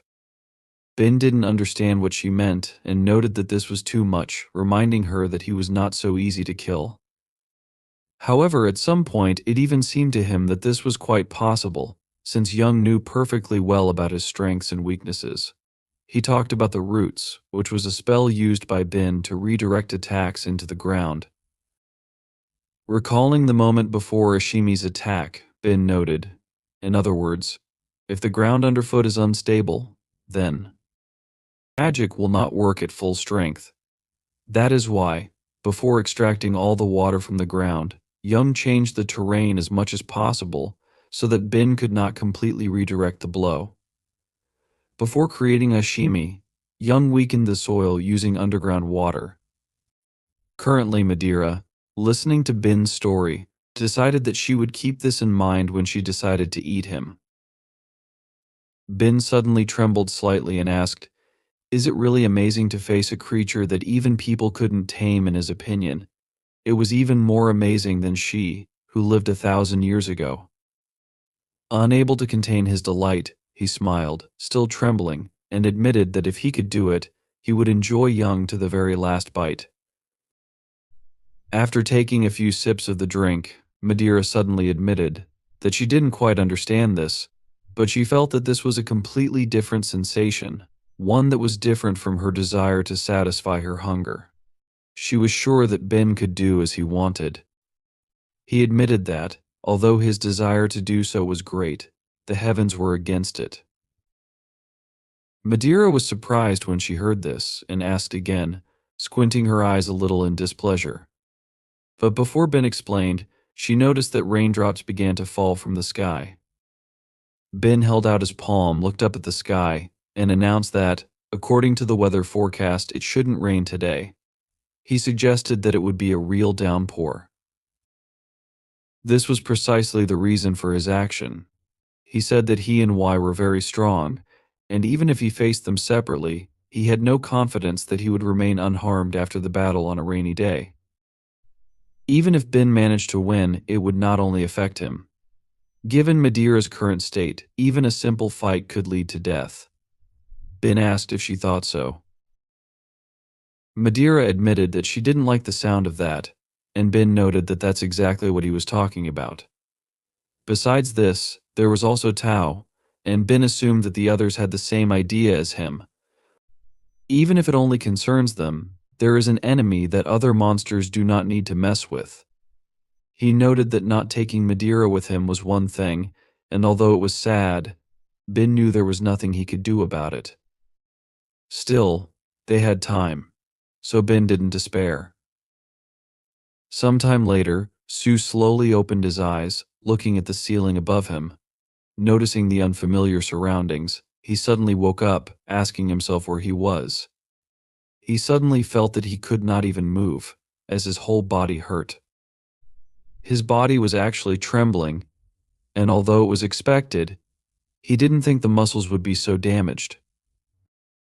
Suddenly, the main character noticed that someone's shadow had fallen on his body and looked to the side without turning his head. He noticed Young next to the bed on which he was lying.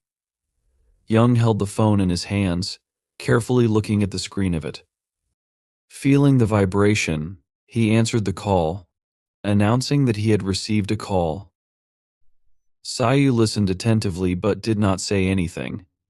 Young continued to talk on the phone and turning to the head, exclaimed that everything was really like that. Trying to convince the interlocutor that he was fine and only received a few scratches, he thanked the head for his concern. Ending the call, he explained to Siu that he had asked to take half a day off because he wasn't feeling well, and because of which the head was very worried. He also wondered if Xiao's body was okay. There should not have been any serious injuries, but Young warned that the body would ache for some time since the main character had overdone it.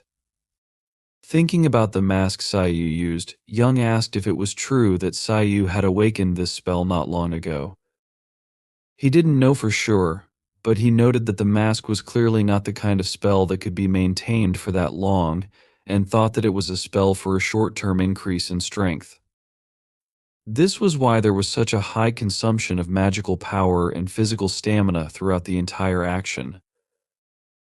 Recalling the moment when he directed the attack toward the main character, Young explained that it was for this reason that he had to resort to force for the activation. Still, Young realized that Siu was confused and asked if this was true. Sitting down on a chair nearby, he wearily lowered his head, closed his eyes and apologized to Siu since he had to act as quickly as possible. The main character forced himself to sit up on the bed, although his body continued to tremble. Young suddenly wanted to talk about what happened to his younger sister, but he interrupted his story and decided to get to the point. Siu was surprised to hear this, and Young, continuing to avoid his gaze, explained that he was not an evil being by nature. However, he must admit the mistakes he had made because this could not be justified by immaturity. As a member of the monster species residing in the human realm, Young formally apologized to the protagonist. But Siu admitted that he didn't think he had anything to apologize for, as he felt that Young simply had no other choice. Besides that, Siu was wondering what happened to Ben in the end since he remembered that Ben said he was also a goblin. Moreover, his magic was similar to Sei's. However, the main character also knew that there should only be one goblin, which was himself. Bai, who entered the room suddenly, announced that he also thought so but suggested that this judgment was his own. Along with his apology, he felt it necessary to explain everything. Siu, hearing Bai's voice, looked at him in shock. Young also turned his head, and closing his eyes, touched his beard with his hand. He called the name Baiyun and explained that he was the prince of the goblins who lived on this peninsula 1,000 years ago. In addition, it was possible that Baiyun was Ci's ancestor.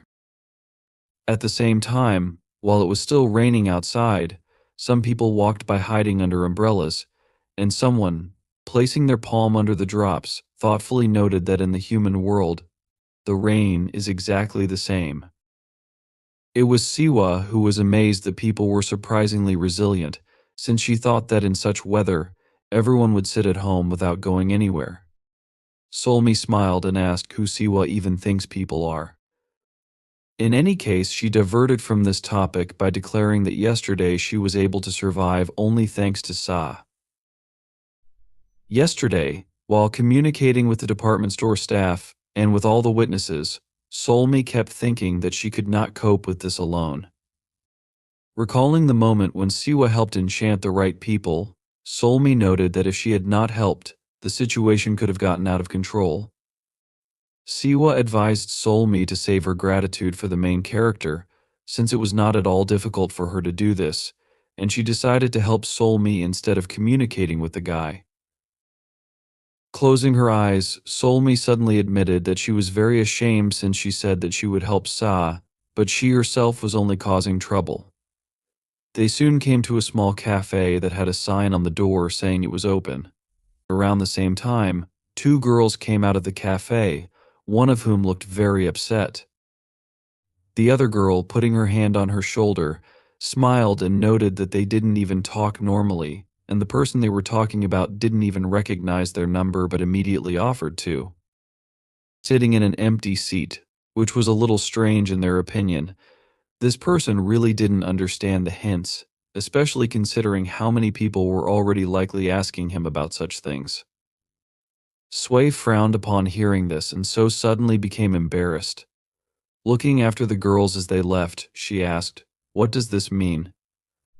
Soi, opening the door to the cafe, explained that most of the visitors are actually people who come to see Goya, but what is most ironic is that he did not even understand this. Walking inside the cafe, Somi and Siwa folded their umbrellas as they were walking under.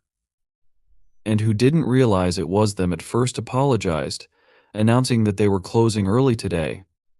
However, he soon realized that it was Subui and Solmi, smiling, explained that Goya was ahead of her, and asked why he decided to close the cafe.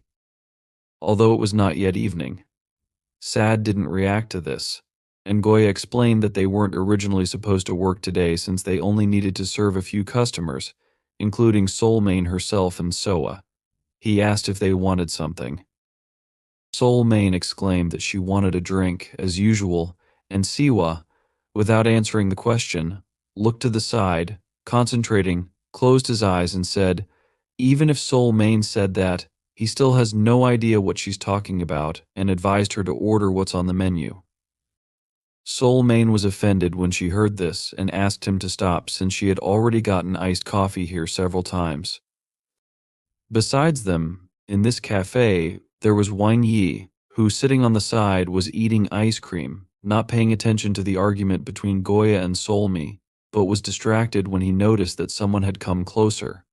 Solmain, also distracted, called out to Siwa and asked what would she do. She noted that there was tea here, but one wanted to recommend some kind of drink if Siwa was not against it, but fell silent when she noticed that Siwa was looking at Wangu without looking away. Wang Yi, displeased, asked why she was looking at him. He assumed that Siwa wanted to die, and the next moment, someone suddenly screamed, asking Siwa to calm down.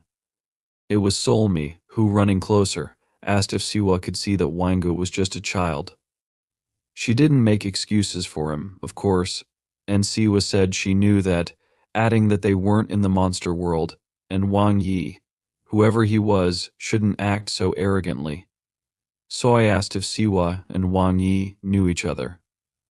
Suddenly, someone said that in a place where there is no tiger, the raccoon thinks of itself as the main thing. Wangu, frowning, remembered that someone told him that where the tiger disappeared, ruthless creatures had appeared, and one fox was especially disturbing. He stood up from his seat, and Solmi, hearing these words, looked at him in amazement. Saul was outraged, thinking that even among monsters, there was a concept of natural enemies. This mainly concerned those who came from the animal kingdom, and the confrontation between the original individuals still had an impact on the monsters even after transformation. However, after becoming monsters, the balance of power between the species could not coincide at all, and yet the entity did not disappear anywhere, and this influenced the descendants in whom the same blood flowed. That's why Siwa and Wang Yi stopped next to each other and looked seriously into each other's eyes. Solmi, looking carefully at Wangu, thought about the reason why such an atmosphere of fear could arise from their instincts. She guessed who Wangu might be, but was distracted as Siwa told her not to worry because even if Wangu made the first move, she was not going to pounce on the first person she met like a weak-willed animal. Not paying attention to all this, Goya calmly wiped the table in front of him with a rag, and Swaji, looking threateningly at Wangu, asked if they needed to call bye-bye. She was already ready for battle since she came to the human world. She had not really had normal food. Wangu didn't mind this, although he wasn't very interested in fox meat, and he assumed it wouldn't take much time. However, before anything could start, someone suddenly stopped Wangu, realizing that they couldn't leave him alone even for a minute. Elsa's voice called out, and Somi turned around, noticing William approaching closer. He reminded her that Bai had given Wangu a rare opportunity to enter the human world, and if he got into a fight on the first day, it would affect his reputation. Looking at her with disappointment, Wangu exclaimed that Soa was the first to provoke him. He reminded her that Bai had said other monsters could also call him, asking if, even then, they shouldn't fight. Yan, remaining calm, reminded him that in the business world, mere adherence to protocol is not enough. Since Soa, with whom Wangu was arguing, is currently the most powerful member of her time on the Korean peninsula, Wangu himself, who is not even a member of the tribe, is in no position to argue. Moving closer to Wangu, she leaned against him from behind, warning that in this case, it didn't matter at all who was really to blame. Wangu did not argue further, and Yan added that, ultimately the responsibility would fall on Wangu. She also noted that Suwa was well aware of this. Wangu did not answer but simply frowned. He eventually admitted that, of all the requests for mercy she had heard before, this request was the most pitiful. In the end, this time Suwa decided to forgive Wangu since she was even embarrassed to kill a tiger cub who had not yet known the taste of life. Soulmane realized that, fortunately, this was more of a provocation than a real threat. Given Suwa's personality, this was probably the only correct answer, because if Wangu had decided to attack or begged for mercy, Suwa would have killed him without any pity. Meanwhile, Squaw noted that all of this was quite old-fashioned since there wasn't only a possible Sukran, but also a Changi who had raised a young tiger for many centuries. She imagined a girl hugging a small animal, and added that if Yan and Juan didn't want this to continue, they had better get a grip on themselves. Juan, smiling, asked Wangu to listen to Soa. Soa admitted that she didn't know why Juan cared about Wangu but noted that, for someone like him, it was simply ridiculous. In the end, distracted by this, she frowned and asked why anyone even needed to call her. Soulmane also asked that the others just say why they were there since it was a cafe, and she didn't like it when anyone smelled like burned wood. William admitted that she and Wangi were also interested in knowing this since, after yesterday's hunt, they were told to hide for a while. She asked if something had happened. Closing his eyes, he said that, as far as they already knew, Bai had issued a temporary license to suppress the commotion that had arisen. This meant that even monsters without qualifications who came to the human world could take part in expelling uninvited guests if they had enough strength. However, the situation had changed. Wanggu and Wulangu were warned that all temporary license holders, except them, were ordered to return to the monster world due to a lack of skills. Everyone was amazed to hear this and wanted to know more about the details. However, interrupting his words, Sua and Soul Mane simultaneously asked about Sua's situation. Honestly, he said that he did not know what was happening but noted that, with the main character, everything was different. Juan, not understanding what they were talking about, watched the others in amazement. Solmi, horrified, asked if it was true that the others hadn't sent Sua to the monster world alone. She exclaimed that otherwise, this would go beyond all reason. Sua agreed, saying that, although Sua was not so weak that she could be beaten by the first person she met, it was still dangerous. She asked if it was true that Goya understood that strength is not everything. Considering the pure power of the monster, the main character was still not ready. The point was that a human, no matter how skilled in battle, is just prey. If Sua were left alone in the monster world, it would be perilous. He would only live a few days before being hunted down and eaten. Closing her eyes, she turned around, heading towards the exit. She said she was leaving and would inform Bai that she was returning to the world of monsters. She planned to train the main character for a month, as promised, and then appear in court. She was confident that everything would be fine because Siwoo was persistent. Goya, sighing, warned them that, no matter what Sawa and the others decided, it all depended on them. However, he asked that they first listen to him to the end. He added that Seo was still here, and that the decision to send him to the world of monsters, or to leave him here, had not yet been finalized. Sawa stopped and turned around in amazement. Goya added that, in addition, all of this was closely connected to their new goal, as Sawa and the others had to protect Suyu from humans. At this moment, the main character, slightly coping with the shock, asked if Bai was really saying that Bahan was his ancestor. He realized that, at first glance, Bahan was almost no different from him, but wondered what it meant if Bahan was indeed his ancestor. He asked aloud how old Bahin really was. Bai, closing his eyes, announced that if this goblin was truly Bahin, then he was about 1,500 years old. Sawa was very surprised and then remarked that Bahin had told him that was his name. Thinking about the number of years Bai had mentioned, the main character asked with interest how long Bahin had lived. Young noted that the story was slightly different in this case. While it was true that monsters had a longer lifespan than humans, their average lifespan was about 500 years. What allowed monsters to live beyond this period was the strength of the monster itself. When a monster accumulated a certain amount of energy, it could increase its life expectancy and preserve its youth for up to 1,000 years. Siwa, shocked, asked if Young was really saying it was possible to increase a lifespan to 1,000 years. He remembered that Bahan had lived to be 1,500 years old and still looked young. Bai confirmed this, stating that at the age of 1,500, Bahan looked as though he wouldn't even live to be 100 years old. However, it wasn't just his appearance. Even as an experienced fighter, using all his power, Young was unable to inflict significant damage on Bahin, allowing Bahin to leave the scene successfully. Young knew that, no matter how unskilled he appeared, this pathetic pretense had to stop right away. Bai was surprised that there was a monster capable of matching Young in skill and realized that, among the local youth, Sawa and Goya were the best they had. Even if Bahin claimed to be a goblin, he could not have met Young with a decrepit and old body. In that case, he would only be an ancient myth to be told to Siwa if they had the time.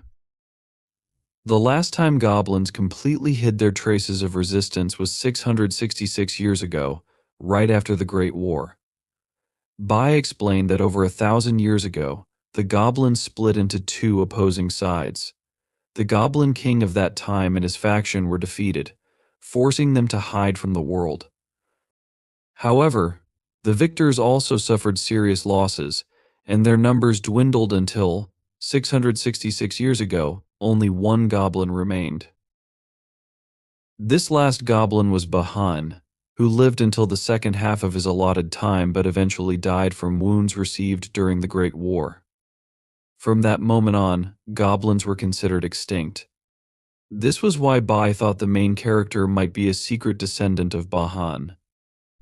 When Bahin breathed his last, more than 100 years would have passed since his transformation into a goblin, even though he was the only one left. Even though there was no direct evidence to identify Sawa's ancestors, if Bahin's short lifespan was taken into account, it somewhat aligned with Sawa being a descendant of Bahin, left 666 years ago. The main character listened attentively, and Bai added that one of the infamous family members who died 1,000 years ago was Bahan. The fact that Bahan had now returned, maintaining his appearance and strength, raised many questions. Siu realized that if other goblins existed and Bahan was still alive, then they could indeed be his ancestors. Young and Bai confirmed this, acknowledging that if the goblin Siu encountered was truly Bahan, it no longer mattered how he had avoided aging. More importantly, it raised the question of why a goblin with such power had been hiding for so long. Therefore, it did not matter at all whose blood flowed through the veins of the main character. Frowning, Bowie asked why they were only learning about Siu and his family's pedigree now.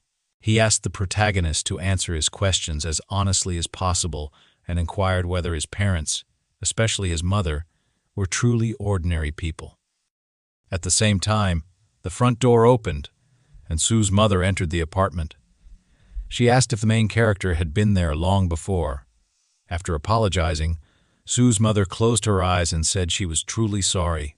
She stood with her hand on little Siva's shoulder and announced that it was all her fault, admitting that, unfortunately, she had nothing more to add. She asked if the other children were badly hurt and what their parents were saying. However, the woman Siu's mother was talking to waved her hands, exclaiming that everything was wrong, and explained that it was not that serious. It didn't look like the main character was bullying other children since it was the fifth graders who instigated all of this in the first place. At that moment, Siva was in the third grade of primary school and stood looking to the side with a frown. The woman noted that, apparently, Siu had tried to take away from the fifth graders a soccer ball that his classmate had brought to school. The fifth graders took it away, and the main character saw all this and decided to intervene, telling the older children to return the ball. This led to a quarrel. Fortunately, those children were not harmed in any way except for a few small wounds from a slight push. Since it was those older children who had offended the third grader, even their parents could not object. The woman promised that she would inform Siva's mother if any other problems arose. She then bowed and thanked Siu's mother. Soon after, Siu's mother and Siva went outside. Looking at the main character, she assumed he was very angry with her, but Siva said that was not the case. In any event, he felt it was all his fault. His mother, however, did not think he had done anything wrong since hurting others is wrong. Yet, she acknowledged that sometimes there was simply no other choice. She still wanted to tell Siva something and squatted down in front of him. She admitted that she sincerely hoped the main character would never find himself in a situation where he would have to hurt someone. Looking back, Siva realized that even then, he had a vague premonition. What his mother told him was very strange. Stretching out her little finger, she asked the main character to promise her this. This was not an educational conversation about the dangers of violence, which parents usually conduct. Siva promised what his mother asked, realizing it was very important to her, even though he didn't know why. After this incident, he never resorted to violence, until he became a monster in the end. Now, the main character explained that his father was a professional athlete who met his mother at the age of 24. They got married, and almost immediately after, Siu was born. His father died of an incurable disease shortly after his birth. Judging by how successful his father was in sports, Siu thought he had inherited goblin blood from him. Having gotten dressed, Siu continued to talk about his mother, noting that she works as an appraiser of ancient art objects, such as ceramics, paintings, and much more. Sometimes, she is even offered roles as a mediator in transactions. She was an ordinary person who had absolutely nothing to do with the world of monsters. Siu assured that otherwise he would have found out much earlier that he was a monster and not just a few days ago. However, Bai noted that she might have avoided speaking of it on purpose. He also pointed out that, for the main character, this might sound strange, especially given the suddenness of what was happening. Still, comparing the current Siu to the person he was just a few days ago, one could say his life had completely transformed. Like day and night, even when Siu and Bai first met the protagonist. Siu was much closer to a human than a monster. Bai had only told the soul goblin about the need to participate in the festival, and he had absolutely no expectations for Siu's development. However, the main character now realized that he was not as useless as Bai had imagined. He asked if it was true, finding it ironic. He frowned slightly, straightening his hair, and Bai admitted that everything was exactly as Siva had said. The speed of his development, which Bowie had observed in recent days, was simply phenomenal. Young stood all this time, just listening carefully to their conversation. Bai added that, even taking into account the talent of goblins who specialize in battles, Siva's growth was clearly beyond the norm. That was why Bai began to suspect Siu's mother and asked if the main character was really an ordinary half-monster. He assumed that Siu was originally an instrument created to give Bahan the opportunity to participate in the festival. Frowning, Siva confidently shouted that this was nonsense and that the likelihood of such a thing was extremely low, even if Bahan was still related to the main character. At least Bai knew that Siu was not guilty of any of this. The main character did not understand why all this was happening. In this case, Young announced that the problem was that only they thought this way. More precisely, people who knew about the existence of monsters thought this way. The shaman people, on the other hand, saw Siu as a threat and as someone associated with Bahan. Just today, there had been several cases of mass disappearances across the country. Siu was surprised to hear this. Young and Bai explained that, around noon, the police confirmed that most of the residents in high-rise residential complexes in central Seoul were missing.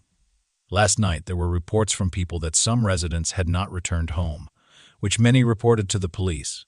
Two similar incidents occurred in another area of Seoul, as well as in Incheon and Busan. Since this incident was covered in the news, public opinion was currently on the verge of panic. Having said this, Young handed the main character a phone and opened the desired application. He also noted that, regarding the kidnapping last night, this was something they had been preparing for over 2 weeks. Together with the shamans, they coordinated and provided work in areas where the other party was involved. They also collaborated with members of another organization. The shamans had asked the country's leaders to facilitate their operation. If they simply agreed to turn a blind eye to the night of unrest and cooperate with the monsters in the latest operations, they promised to make every effort to destroy most of the monsters in the city. However, in one day, which had not even passed completely, certain problems arose. Siva carefully read what Young showed him on the phone screen and frowned. Young explained that not only last night, but over the past month, interest in mass disappearances had begun to grow like wildfire. Bai announced that this caused them some difficulties. From the point of view of the shaman people, they constantly had to expend strength to compensate for their incompetence. What Siu had done today, while fighting Tao, was too noticeable. Although it was lucky that no one was hurt, there were quite a few witnesses to the incident. Sighing, Young added that it was actually his fault, and Bai announced that the shamans were asking for a new person, using this as an excuse. He suggested that they wanted to punish the monster who had gone berserk in the middle of the day. The main character was amazed, but did not argue with the fact that it was his fault for going alone without receiving permission. Although this was true, Bai and Young were sure that the issue only concerned monsters. Despite the fact that Siu acted against the judge's order, his opponent was a monster who had killed countless people, thereby breaking the law. Moreover, Siu did not harm anyone with his powers, and his monster form was not revealed to human society. Siva had to suffer some kind of punishment. Bai, as the judge of monsters, was going to assign it himself, and it would not even be a punishment but rather a reprimand. Although the shamans tried to forcibly take Siva, Bai said that he need not worry about it. Siva, sighing, closed his eyes and lowered his head. Bai added that Siva and his mother would be under his personal protection. The main character opened his eyes when he heard this and asked again in bewilderment. Bai confirmed that this was indeed the case, suggesting that the shamans knew about their existence and suspected that he and Siu might be somehow connected. If indeed Su's mother raised him, the shamans had already pronounced a sentence on her. The main character was horrified when he heard this. Bai frowned, and Young became wary.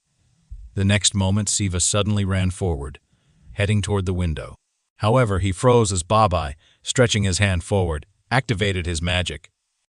Babai admitted that he understood Su's feelings, but could not allow him to go to his mother on his own. Siva found himself tied up with a piece of cloth, and Babai warned that this was exactly what the shamans wanted. Babai added that he had already sent someone to protect Siva's mother, so he asked him not to worry, saying it would be best if he stayed under their protection. Young noted that the main character needed to listen to Bai's words, as given his physical condition, encountering the shamans would have unpredictable consequences. Young wanted to continue speaking, but Siva interrupted him. Struggling to get up after falling, he admitted, trembling, that it was all his fault. He had forgotten to get permission and went on his own without notifying anyone. He realized he had created problems for himself and others. Siva admitted that he was too foolish to think things through and had not imagined that anyone else, especially his mother, could suffer from his actions. Bai and Young frowned as they heard this. The main character suddenly admitted that he was sorry, acknowledging that he was causing trouble but couldn't help it. If something happened to his mother, he would never forgive himself. Tears began to flow down Siva's cheeks, and he activated his power, tearing apart the fabric that bound him. Freed, he clenched his jaw. Babai, astonished, wondered if Siva had really torn the magic apart with sheer physical force. The main character promised that he would immediately return after ensuring his mother's safety, allowing Bowie and Young to do whatever they wanted with him afterward. He added that he was genuinely sorry before jumping out of the window. Bowie and Young were silent for a time, watching him go. Finally, Babai asked why Young had just stood there and watched. He asked Young not to tell him that he was so pathetic he couldn't even say a word. Young explained awkwardly that there was no water nearby for him to use, and blowing up a fire hydrant would have drawn unnecessary attention. Bowie frowned and asked about the rain outside the window. Young did not know how to respond. Bai sighed, calling him simple-minded, and noted that this was why everyone said Young was behind even his sister, although she lacked talent. However, Bai admitted that this was likely just the nature of Young's clan. The softer they were, the more human-like they became. Young suddenly asked if Bowie himself hadn't been too harsh on Siu. While Young acknowledged Su's exceptional potential, he also noted that the magic cloth's power did not dissipate just because it was torn. Both Bai and Young glanced at the scraps of fabric. In the end, they decided it did not matter what the main character did, as their relationship with the shamans would not change. They watched Siu as he ran quickly through the city. Bowie remarked that the reason Siu had ended up in such a situation was largely their fault, as they had not handled things properly. They were not so callous as to ignore a child's desire to protect his own mother. Siva ran, frowning and clenching his jaw. At that moment, in her apartment, his mother stared at the screen of her phone, noting worriedly that the main character was not responding to her messages. She did not understand where he had gone. Suddenly, She heard a sound and looked sharply in its direction. Realizing the sound came from the door, she asked who was there. She did not understand why someone was knocking on her apartment door. Suddenly Sue appeared behind her and ordered her not to move. Sue's mother froze, obeying the order. Sue's mother froze, obeying the order. Sue realized that Som was right and assumed that she had underestimated people too much. She did not expect them to be so annoying that she would want to kill them. Frowning, Sue stepped forward. At that moment, the door opened and Yashin walked inside. Surprised to see Sue's mother and Som, he announced that it didn't matter how many monsters had come. He would get rid of each one as soon as he saw them. He advised Sue to leave if she didn't want to die. Before he finished speaking, Sue ordered him to bow down. Yashin frowned, clenching his teeth. The command Sue gave sounded like an invocation. Using the small violet string technique, she infused her voice with chai, causing disorientation and clouding Yashin's consciousness. Sue pointed her finger downward, resting her other hand on her hip, and looked at Yashin imperiously. Enchanted Yashin, who exuded magical energy, stood frozen in place, struggling to draw his sword. Sue carefully observed him, wondering why he hadn't attacked immediately. She speculated that he might be worried about harming the main character's mother. Exhaling, Sue turned to Solmei and told her to leave, assuring her that everything was under control. Solmei, emerging from behind the wall, asked if this was the main character's mother. Rejoicing that they had arrived in time, Som commented that even if they had been late, nothing would have changed, given his level. Yashin knelt, tense, his fists clenched. Sue placed her hand on Sue's mother's shoulder and lightly confirmed Som's words. She noted that, in the end, no one was hurt, and they had been able to protect her. Suddenly, Sue and Som's eyes widened in surprise. A large magical barrier of immense height surrounded the area, covering a cluster of multi-story buildings. Som, pale with fright, asked what it was. Both monsters instinctively realized what had happened. Som exclaimed that the barrier could not have been created quickly, concluding that this had been planned from the start. She stared in shock, asking why someone had been sent forward at this time. Meanwhile, Yashin stood at the doorway, thick, bright blue magical energy pouring from his body and eyes. Sue turned to him. In surprise, she asked herself, was he able to get rid of the small violet string technique with the help of his own chai? Realizing this, Sella grabbed her nail with a sharp movement of her hands, preparing to attack. The sound of metal hitting the floor echoed in the room. The sword that belonged to Yashin had been thrown to the floor. Yashin spread his hands in different directions and told them that he was not going to fight with them. He explained that the person they were holding was the mother of his friend. After that, he said he had come to prevent her from being kidnapped. He added that if they shared the same goal, he would help them. Solmi, hugging the protagonist's mother, looked at him in surprise with wide eyes and shouted. Furrowing her brows, Sila looked at him piercingly and said that he had a familiar face. She then asked him if he was Sua's friend. Solmi answered affirmatively, saying that just the other day he had protected the main character while he was not around. Yashin, looking at them with a serious expression, told them that time was running out. He added that perhaps they themselves had noticed that a barrier had been installed around the complex. He explained that while it was active, they would not be able to get out. Fortunately, there was a way to get through it from the inside. Sila, looking at him menacingly and continuing to hold onto her nail, said that in addition to telling them about a way to get out, she wanted to know why he behaved so self-confidently. As if that was how it should be, Yashin asked her again, looking at her in surprise. Sila told him that, as she understood, he was a friend of the main character. She asked him, wasn't he a shaman before that? Frowning, Sila looked at him carefully while squeezing her nail. She said that the past Sivu and the current one were completely different creatures. She asked him if this wasn't more important to them. That is, to the shamans. After that, she questioned if he really wanted to turn his back on them just for the sake of friendship. Sol-mi watched the situation with a tense expression, thinking that, although this might sound rude, there was some truth to Sila's words. Yashin, lowering his hands, said that he understood.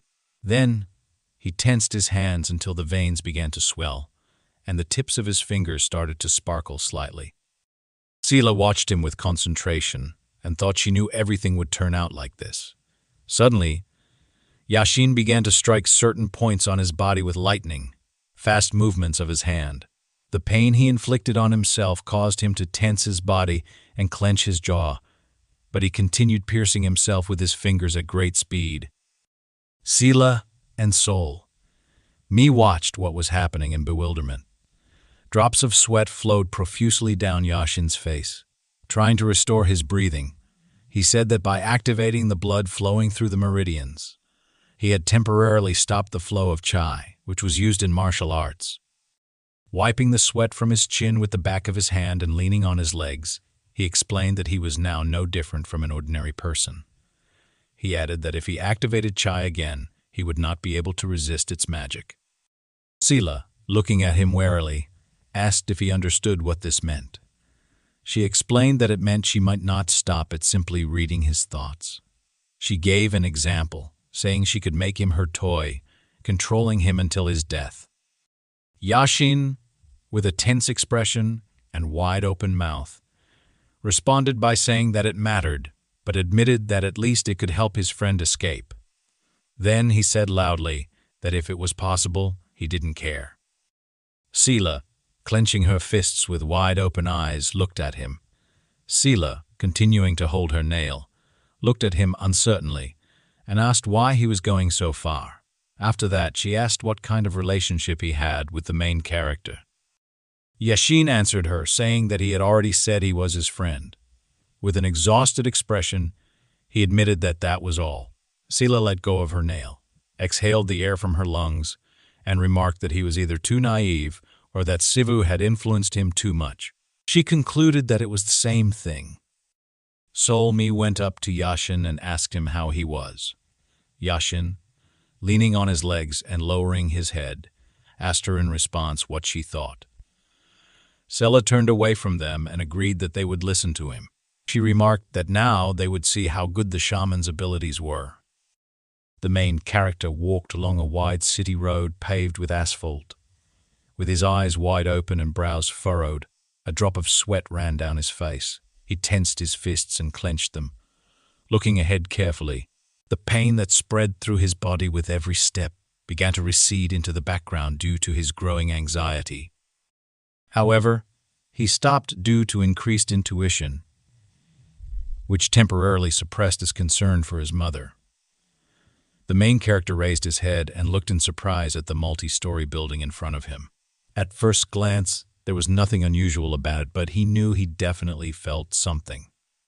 Subconsciously, he realized that if he took a couple more steps, he didn't have time to finish his reasoning because someone addressed him by name and asked, "Chao Sivu. Chao Sivu, is that your name?" Sivu looked tensely towards the speaker. The man remarked that Sivu was much smaller than he had imagined. He added that he couldn't believe goblin blood flowed through him.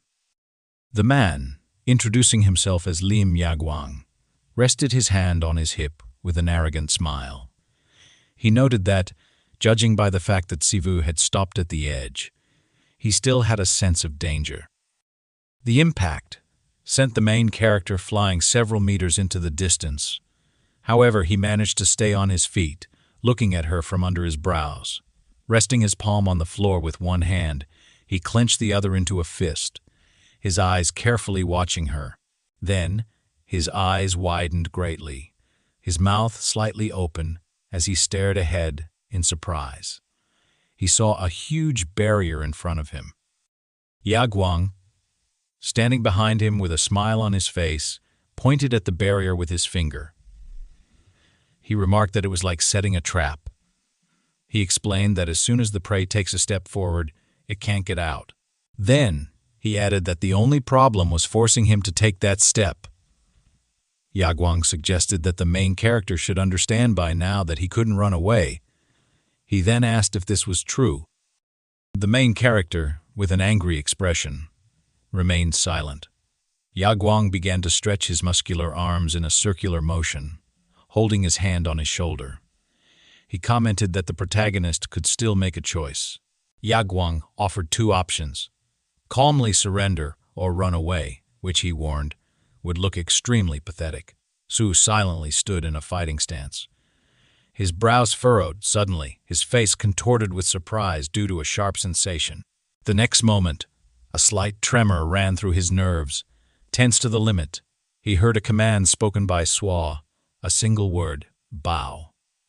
The command, uttered from more than 100 meters away, carried such formidable chai that even without hearing the voice itself, its effect was immediate. Recognizing this chai as Sua's, the main hero ran as fast as he could. He thought to himself that this was definitely Sua's chai, and that the other monsters. He interrupted his own thoughts, realizing that at least she was now inside the barrier. As he ran, he began to calculate. He wasn't entirely confident, but judging by the chai's source, it was now in his house. He realized that if this was true, he shouldn't run towards them but rather away, to create a distraction. He reasoned that although Yaguang mentioned being surrounded and that his mother had been found, he understood they hadn't captured her yet. At least not now. He was sure Sua was with his mother, and that their priority was to capture him first. He decided that creating unrest far from home would give Sua time to escape. As he ran, he suddenly noticed movement nearby. It was Yaguang, who attempted to kick him. The main character dodged the blow by lowering his torso, avoiding the jumping kick. Yaguang smiled, complimenting his good reaction. Landing on the asphalt road, dust flew in all directions. Immediately, Yaguang began attacking with punches. The main character blocked the blows with his hands, intensely observing Yaguang. He thought about how fast and strong Yaguang was, and how he surpassed Yason in every aspect. He suspected Yaguang was holding back, but couldn't shake the feeling that there was something else at play. A strong, direct blow to his block sent the protagonist flying several meters back. Su kept his arms crossed near his face, his hands bruised. He looked ahead, thinking about the situation, but couldn't finish his thought. Yaguang, holding his outstretched fist in front of him, sighed in surprise, remarking that it was unexpected. He speculated that the protagonist still knew something. Meanwhile, Chang approached from behind. The main character realized that this was never meant to be a one-on-one battle. Although he was seeing them for the first time, he could feel their abundant magical energy and synergy. Standing in a fighting stance, he told them that he didn't want to fight here. He explained that they were in the middle of a residential area and didn't want innocent people to get hurt. Yaguang irritably dismissed this as nonsense. He raised his hands high and mocked him, saying, "Do you really think we erected this barrier just to catch you?" Yaguang explained that ordinary people couldn't see what was happening inside the barrier. If they entered, they'd be stunned, only waking up once the barrier was removed. He mocked the protagonist for his excuse, calling it funny. Then, Yaguang struck with his fist, aiming for the protagonist's face. The main character grabbed Yaguang's hand mid-strike and told him there was no need to create disturbances. Yaguang looked at him angrily, clenching his jaw. The protagonist's eyes began to glow with bright magical light as magical energy poured out of him. He cast the goblin Siam spell, launching a powerful punch. A loud explosion followed as he also cast a lightning strike spell. Chang, emotionless, watched from a distance without taking action. The protagonist, now glowing with magical energy, warned Yaguang and Chang that he would hold back as much as possible, but might lose control during the heat of battle. Yaguang, furious, lunged at him with a sharp leap. The main character stood calmly, his feet pressed firmly into the ground to absorb the impact. When Yaguang's attack landed, the main character remained motionless. Yaguang, drenched in sweat, tried striking again and again, but to no avail. the main character finally struck back with a powerful blow, sending Yaguang flying and causing an explosion upon impact. The protagonist turned his attention to Chang, readying himself for her attack. However, he noticed she remained motionless, her intentions unclear. Not moving a millimeter, he asked himself whether she shouldn't fight in close combat. After that, he thought. If this was not the case, he looked piercingly at her and said that the danger came from her. With a serious expression on his face, he stated that he did not want to fight unless necessary. However, he said that if he had to, he would do it without hesitation. Xiang clenched her palms into fists. Wang shouted at her angrily, asking her what she was doing. He was kneeling on the broken asphalt trying to get up. His whole body was trembling. Irritably, he reminded her that he had already said he would take care of it himself. Then he began to berate her, saying that she was just a pathetic concubine. He asked her if she really thought she could bring at least some benefit. Chang stared back at him silently. Yaguang continued shouting, saying she just needed to cover him from the back. Blood flowed profusely from Yaguang's mouth. A purple bruise had formed where his eye should have been. His eyebrows were furrowed, his only open eye was bloodshot, and his pupil was tightly compressed. Veins were swollen all over his face. He screamed at her in incredible rage, asking if her pathetic brain was even capable of remembering simple instructions. After that, he asked if she had decided to ignore him just to infuriate him even more. Then, he rudely shouted at her, calling her a non-entity. He yelled that she should obey him and do as he said. The main character watched this verbal skirmish in surprise. The opponents had suddenly begun to quarrel, though the reason was unknown to him. He knew exactly what needed to be done first. Su ran towards Chang. He understood that she was the one who remained unharmed and had a much more powerful aura. At that moment, Chang took out 3 gold-colored papers and raised them near her face. The main character raised his fist to strike. He understood that he didn't know what she was going to do, but he needed to get rid of her as quickly as possible without getting hurt. Chang said, at that moment, 100 ghosts, the embodiment of evil, a restless beast. The 3 golden-colored papers she held in her hands began to glow with a bright blue magical energy. They started burning from the top. When papers turn to ashes, she said, the Archer God. After these words, abundant magical energy began to emanate from her. Her eyes glowed blue. Su stopped a meter away from her as he was chained by magical chains that restrained his body. 100 ghosts is the summoning and strengthening of 100 different types of spirits. The main hero looked up in bewilderment as a powerful beam of magical energy hit him from above. The embodiment of evil is the expulsion of evil beings. These attacks did not harm the main character. He tried to attack her with his fist. Chang only chuckled. After he swung at her, he looked and said, surprised, she used 3 high-ranking amulets at once. But hundreds of ghosts and embodiment of evil didn't even work. She explained that out of all this, only the restless beast had an effect. The main character's fist did not hit her face, but instead struck a substance that covered her entire body. He could not break through the barrier that protected her from him. Chang said, the monster can't do anything against exorcism. The restless beast is the caster's protection from monsters. A red horn appeared on Su's forehead. He formed a goblin club in his hand, which began to materialize in his palm from the space around him. He wasn't sure he had hit her, but he felt like the blow had landed on nothingness. He looked ahead with a tense expression, furrowing his eyebrows. He thought, the point was not that I touched her and she flew away. This was not so. He began to understand that she somehow managed to dodge his attack. He thought, if this is what covers her body, then it is a kind of protection from blows. Chang stood opposite him with her palms extended in front of her chest. Her body glowed with a magical blue light. He understood that this must have some limitations. At that moment, Chang said, the blue edge of the sword is a sentence, and the dawn it brings is the blood of sinners. After that, she joined her hands in front of her chest. Her palms began to burn with a magical blue fire. She said, "That's why I prayed to him." At that moment, she turned to the great deity. The main character looked at her warily and asked, "Is the spell limited in duration?"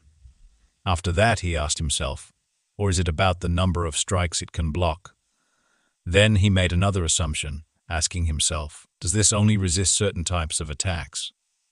Chang uttered a command, ordering him to come down. A blue flame appeared behind him. Su looked ahead in surprise, his eyes wide open and his mouth slightly agape. Yashin said, "5 shamans, including me, were sent here." With a gesture of his hand, he held up 3 fingers and said, "3 of them are real professionals. The rest are of an average level."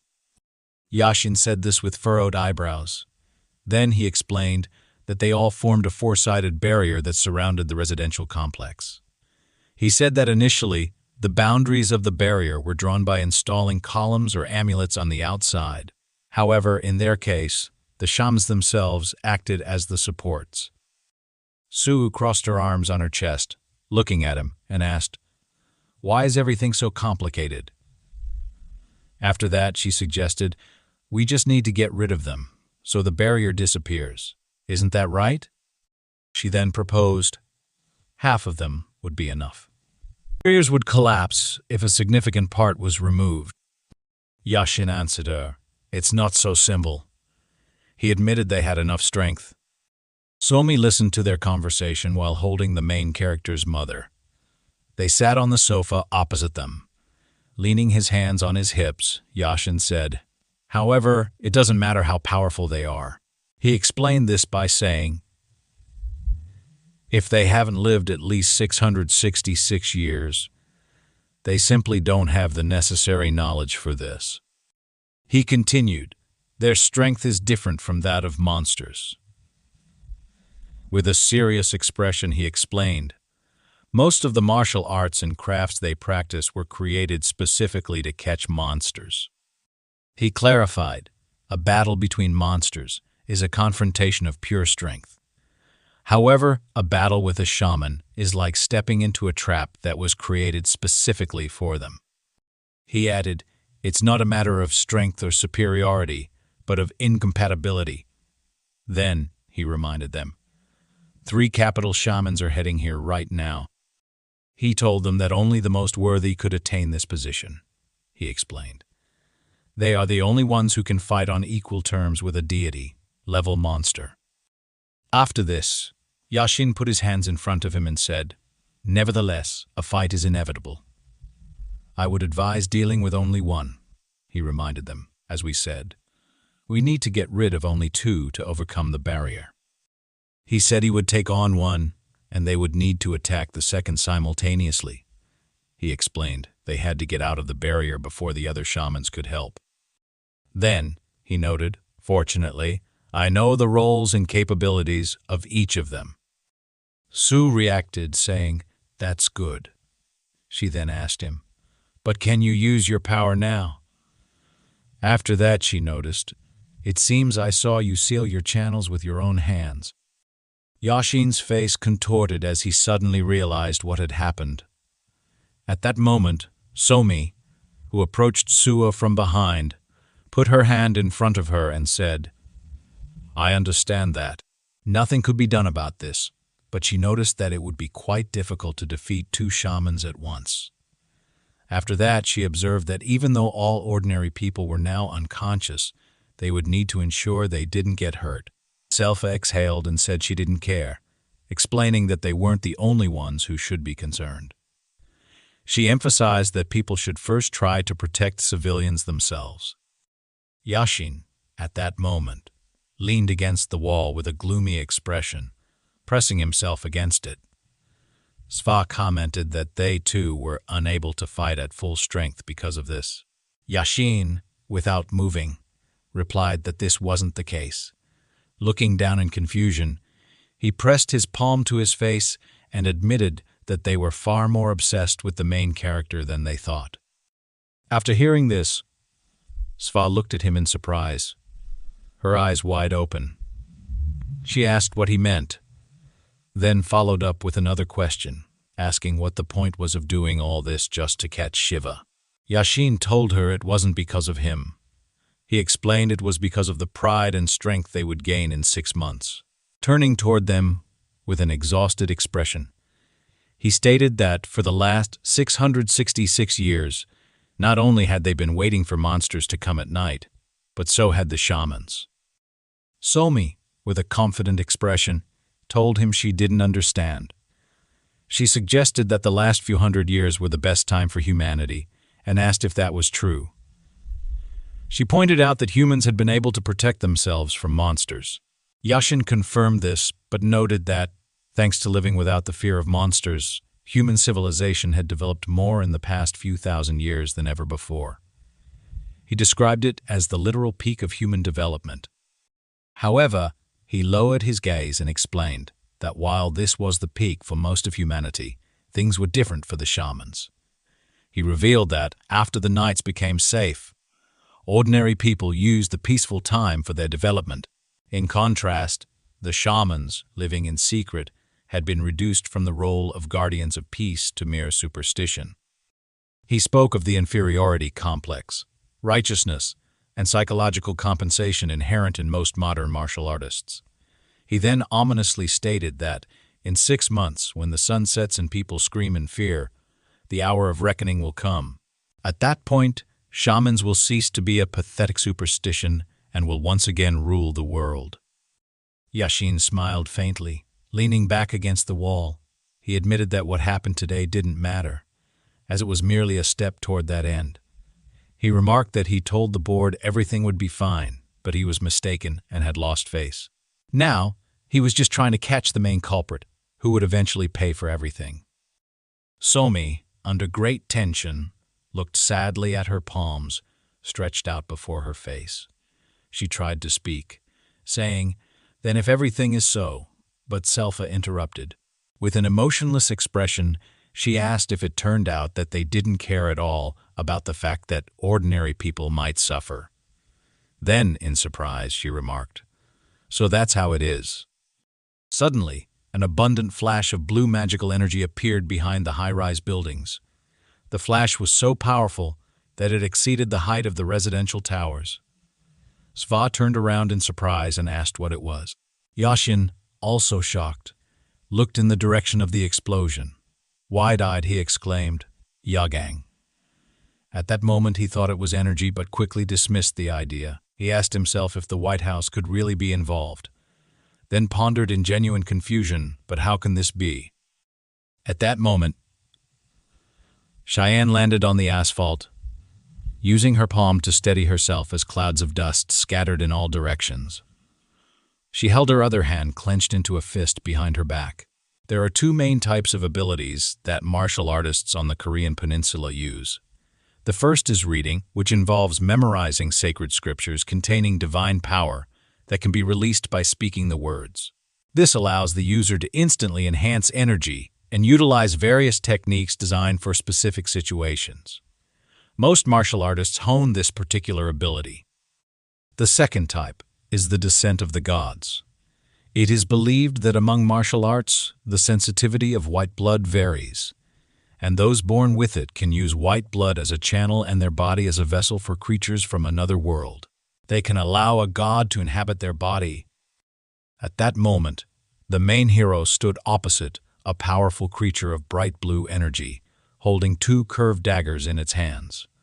This creature had been summoned using the coming of the sword master. Siva, holding a goblin club, stood before the creature with a confused expression. However, something inside him responded to the energy. One of his fingers began to glow with blue magical energy. Confronting an entity that transcends normal reality, especially for the first time, is an incredible shock. Panic is understandable. The main character clenched his jaw, baring his teeth as his eyes glowed bright purple. His entire body tensed, and he gripped the goblin club tightly. The magical creature, with glowing white eyes, looked down at Siva. Despite the shock, The main hero directed the goblin club upward toward the creature. The club, composed of condensed dark matter, spread outward as it ascended. Siva did not flee but chose to go on the offensive. However, the goblin club passed right through the creature. The main character, bewildered, asked himself, "Is this not material?" Yagang, standing opposite the creature, widened his stance and tensed his arms as magical energy began swirling around him. His eyes started glowing bright blue, his body illuminated by a radiant light.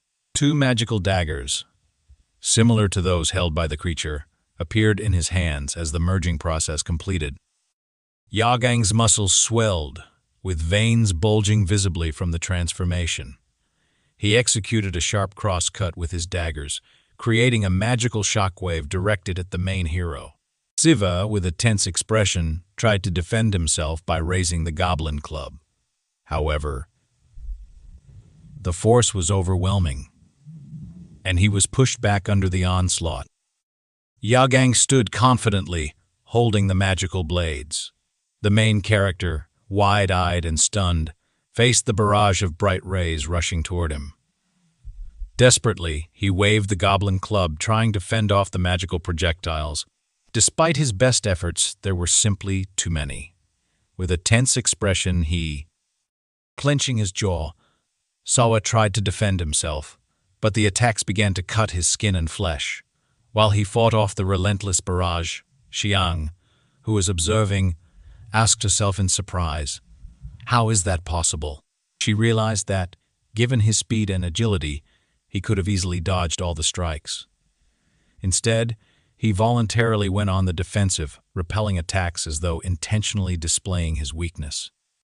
She wondered aloud, could it really be? At that moment, the main hero, while heavily deflecting another attack, looked ahead in surprise. He noticed that Yagwang was no longer in the spot he had been moments ago. Suddenly, Yagwang appeared beside him and attacked. Their magical energies collided, red against blue. The clash generated powerful impulses that split the earth, sending large chunks of asphalt tumbling down. The surrounding area for miles began to crack and collapse. Yagwang, his eyes glowing with rage, slashed at the goblin club with his swords. He cut it in half and then stepped back, delivering a sharp, decisive blow with his blades. In an instant, he severed Sawa's hand. The main character, teeth bared and eyes wild with pain, glared ahead. Yagwang, with a focused expression, continued his assault, delivering relentless sword strikes. Blood sprayed in all directions. After some time, the main hero lay motionless in a pool of blood on the shattered ground. Yagwang stood over him, magical swords in hand. Turning to Chang, he asked, "Is this Yagwang's body?" Chang respectfully folded her hands and answered affirmatively, addressing him as General. The general, clearly intrigued, asked why they were fighting this man. Standing over the protagonist's bloodied and battered body, he noted the severed hand lying nearby, still clenched into a fist. Chang explained that the hero was half monster, with demonic blood coursing through his veins, and that his hands were stained with the blood of countless people. She admitted they summoned him without proper protocol. The general turned to her menacingly, warning her to watch her tongue. He then asked if the hero was truly guilty or if her claims were distorted. His glowing eyes narrowed as he accused her of misjudging the situation. Despite having the chance to avoid conflict, he said, he chose to engage. Even with his life at stake, he prioritized the safety of others. If he truly had the blood of spirits, I find it hard to believe he would harm someone intentionally. Looking at Chang, he added, "Your accusations are likely the result of a distorted worldview and inflated ambitions." Chang lowered her head, apologizing. The protagonist, now lying on his back, was covered in blood and barely alive. His critical state was not only due to his injuries, but also the immense strain from fighting two opponents in succession. His energy was utterly depleted. Desperately, Soa moved his trembling hand to retrieve something from his magical inventory. The general, watching, remarked in surprise. He still has strength left. Approaching the hero, he questioned why he hadn't fled. The protagonist clutched a 3-colored pumpkin given to him by Yashin. He understood it needed to be activated by clearly pronouncing a trigger word, but also knew that a mistake could shatter it, releasing its latent energy. Summoning his resolve, Soa crushed the pumpkin in his bloodied hand. Fragments scattered, releasing waves of condensed magical energy that enveloped him. Chang, watching, was stunned. This energy density, she muttered in disbelief. The protagonist, now fully healed, stood amidst the cracked asphalt. His body, previously torn and bloodied, was restored. Though his clothes remained shredded, he appeared healthy and energized. The general observed with curiosity. "It's rare to witness something like this," he admitted. In an instant, the general lunged at Soa with blinding speed. The hero barely managed to block the attack, his glowing eyes fixed intently on his opponent. The general unleashed a flurry of blows with his magical swords, aiming to overwhelm him. Despite being on the defensive, the hero felt a new surge of energy coursing through him. He realized the 3-colored pumpkin had activated dormant energy centers within him. Centers that had been inactive for 17 years. The collision with the demigod, combined with the pumpkin's infusion, awakened this latent power. Sawa gritted his teeth, thinking, This is energy manipulation, no different from chai. Ahead with concentration, he reasoned that this was most likely due to the lack of significant differences between the two energy types. He noticed that it became much easier to block attacks, but understood that he could not summon the Goblin Club. His body, glowing with the newly acquired magical energy, seemed unfamiliar yet powerful. Sivo realized that, in addition to this, there was a peculiar feeling when blocking the attacks, as though something was missing. He reasoned that, depending on the type of energy, there must be different techniques for utilizing it, and the Goblin Club could only be summoned using chai. At that moment, the general, rushing forward, attempted to tear him to pieces with relentless attacks. The main character realized that his current energy was clearly unsuitable for summoning the club. He asked himself, "What should I do now?" He understood that if he continued this way, the same thing would happen again. With a tense expression, he put up a defense against the many attacks coming from all sides. He reasoned that this opponent was not someone he could defeat with brute force alone. Determined, he thought confidently that if he couldn't use this energy, he would have to find another way. Clenching his palm into a fist, he thrust his hand forward. A powerful lightning bolt burst from his fist, striking directly in front of him. The main character stared at his hand, now clenched into a fist in shock. Nearby, Shagan and a small, animal-like creature looked on in astonishment. The creature, only a few centimeters from his fist, turned to him and made a questioning sound. Around the same time, at a nearby hotel, Yoshihiro, trying to attract Yura's attention, recalled that at the airport, he had only managed to eat a sandwich before they boarded the plane. Yura, lying indifferently nearby, looked at the ceiling and asked, "So what?" She pointed out that Yoshihiro could order food to his room, or go out to eat somewhere. Sighing tiredly, Yoshihiro asked in disappointment whether he had really gone through such difficulty getting there just to eat hotel food. Additionally, he argued that it would be too arrogant to leave Yura alone. He asked if she realized it was because of her that he couldn't eat in peace. The issue was that Yura was being watched due to her actions earlier in the day. Although Yoshihiro was grateful they hadn't been placed under house arrest, they were still only allowed to go out together. Yura knew this, but confessed she would immediately go look for the person who had helped her earlier. Hearing this, Yoshihiro was surprised and asked who she was talking about. He assumed she was referring to a local, but Yura clarified that she meant the goblin, who also had human blood and had saved her. Yura recounted meeting Sawa and noted that he was there because, like her, he was pursuing the monsters. Yoshihiro frowned in confusion and asked if this meant that What others were saying was true. Yura confirmed it and explained that the others were trying to cover up what the monsters had done.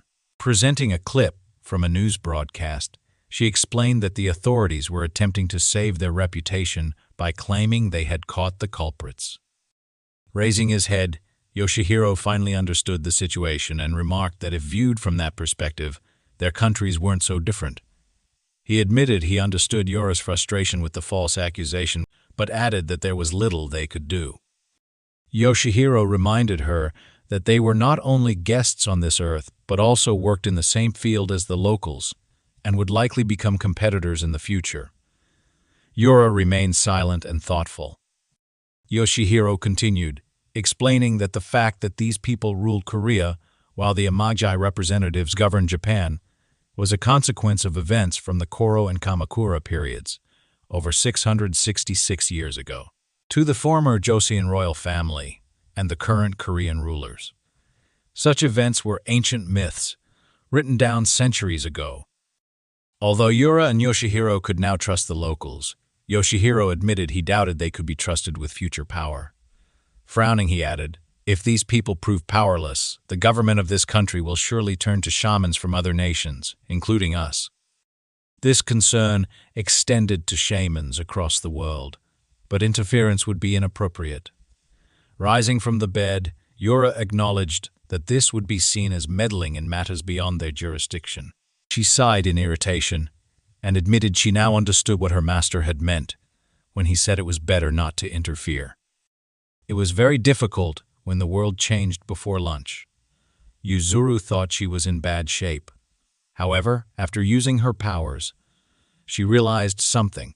Remembering the moment when she had used her magic in battle, she announced that, after stepping onto the soil of this country, her powers had definitely diminished.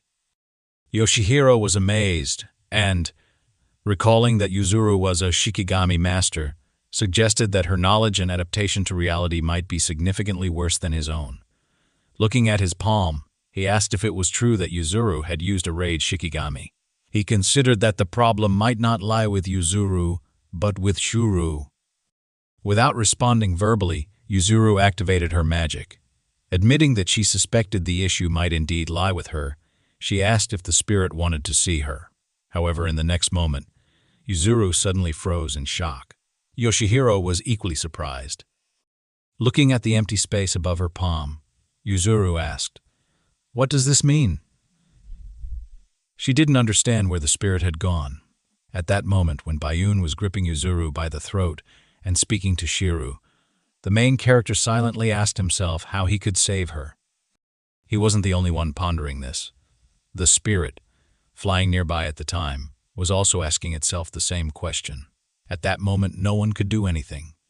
Not Yuzuru, her Shikigami, nor Shiru. The Shikigami was completely dependent on its controller, and without receiving energy from the shaman or other sources, it was no different from an ordinary spirit. Realizing its powerlessness, the spirit closed its eyes and began to release energy, understanding it could make an effort to prove its loyalty to its owner. Feeling this energy, Bin glared menacingly at the spirit, which greatly frightened it. Trembling, the spirit hesitated. Soon, Bin's hand was severed due to an attack, and Yuru fell to the ground, while Bayun and Jung began to fight. Ensuring Yuru's safety, the spirit needed to return to her immediately. However, Bin's terrifying aura caused the spirit to panic momentarily, freezing it in place. The spirit was quickly distracted when Asami appeared. After glancing at the enormous monster attacking, the spirit realized it needed to return, but it was already too late.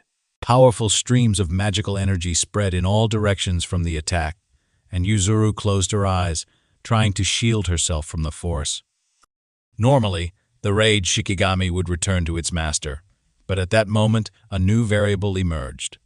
The spirit widened its eyes in shock as it noticed Shiru suddenly appear right in front of Yuzuru, trying to shield her with his human body imbued with shamanic abilities. Shiru blocked the path to Yuzuru, but was ultimately absorbed by the spirit. Now trapped in Shiru's body, which contained only chi energy, the spirit found itself imprisoned, Confused and unsure of what was happening, the spirit looked around in bewilderment. Freed from its constraints, the spirit stared at the equally surprised Shiru. This situation had never occurred before, but there was little time to dwell on it. At that moment, the general, having adjusted his weapon for a more comfortable grip, prepared for another attack. The general threw the weapon toward Sivo. Understanding the trajectory of the attack, the main character grabbed the spirit, bending down with it so that the weapon thrown by the general wouldn't cause harm to anyone. This situation was something neither the spirit nor Sivo could fully comprehend. However, when they looked at each other, both instinctively had the same thought. They could die if neither of them acted. At that same moment, the general suddenly continued the battle, sharply approaching Sivo. The main character, at the last moment, put his hand in front of him to block the attack. He was briefly distracted by the vessel he was clutching in his hand, but soon turned his attention back to the general, as it was necessary to continue fighting. Noticing another blow coming, he clenched his jaw and frowned. Using the vessel in his hands as a weapon, energy began to be released from it, turning into a kind of blade that Sivo was able to use for a while. He and the general stood with their weapons crossed. The main character realized this was a bit different from the battle with Bun, but decided it was enough for him to simply know that he could deal with the general. Now, Sivo was finally sure that he was superior to the general in terms of strength and speed. The only area where the general was better was technique. The general continued to fight, delivering a large number of blows, and Sivo mentally noted that every time he tried to move, the general anticipated his movements and bombarded him with attacks. In this case, Sivo understood that he needed to act differently. Because of this, he missed some attacks, which wounded him severely in various parts of his body.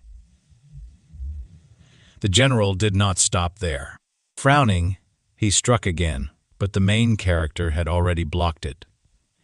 He could have blocked the previous attacks, but he didn't even try to defend himself, as Xiang stood to the side, carefully watching everything.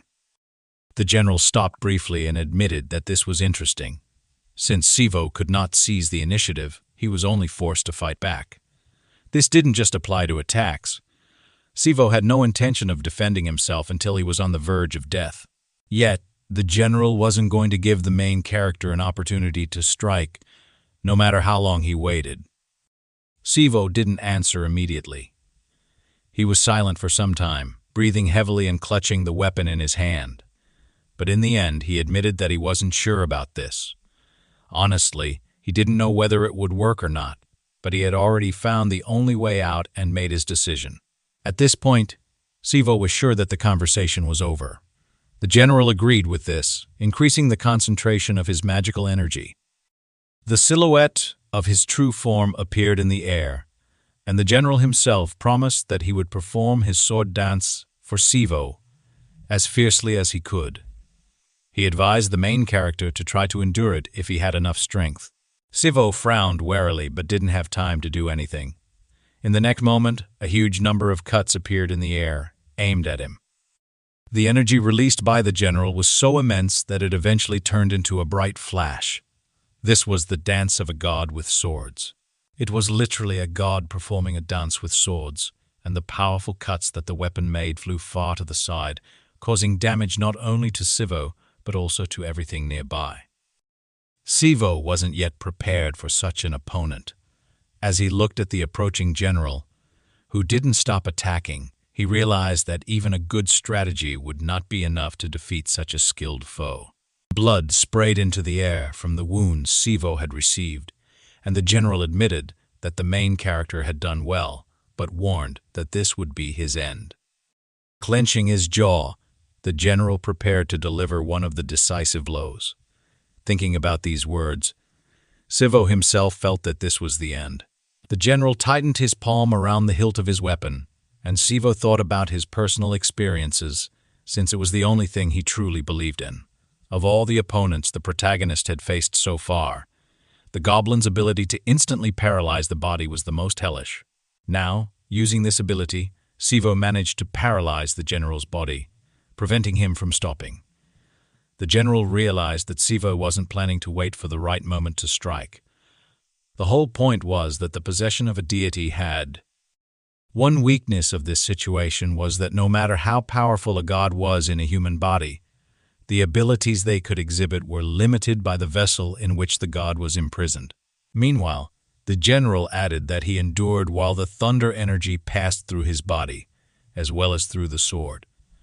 Remembering the weapon that Sivo had fought with, the main character, ignoring the large number of wounds on his body, recalled that he had already spoken about this. Sharply running forward, he struck, throwing the general back. He added that it was the only way and frowned seriously. The general guessed that Sivo was deliberately giving in, since he could have killed him with one blow if he wanted, leaving no chance for the general. If he were even a little weaker, Sivo would still be frowning, noting that in that case, they would have had problems. He asked if it was true that everything worked out in the end. Although Sivo did not know the identity of the general, he still understood that this body did not belong to him. He asked what was the point of killing this body if, in the end, it was not the general who would die. Smiling forcefully, the general noticed that Sivo was being held to the very end. Without further resisting, he realized that the loser still had no right to talk civilly. Sivo took a fighting position, and the general, leaving Yaguang's body, offered to dance with the main character again later, when the chance presented itself. The next moment, the general disappeared into thin air. Sivo heard someone suggest that it was all over.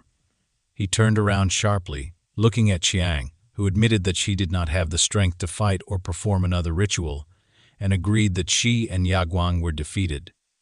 Sivo frowned deeper, as he was sure that this was all a lie. The battle with Xiang had helped him understand something. Although this confrontation had only been brief, recalling the moment when he fought with Xiang, the main character mentally noted that Xiang was much more capable than many men. While he wasn't sure how much stronger her abilities were, he wondered what should be done in this case and leaned forward a little. He didn't have time to do anything, as he suddenly heard someone scream, attracting attention. Opening his eyes wider in amazement, Sivo turned around and noticed Yashin, trembling and breathing heavily from tension. He asked if it was really him. Realizing that the main character recognized him, Yashin called him by name. Xiang, not understanding what was happening, began to look around but did not ask anything. Meanwhile, Sivo asked why Yashin was here.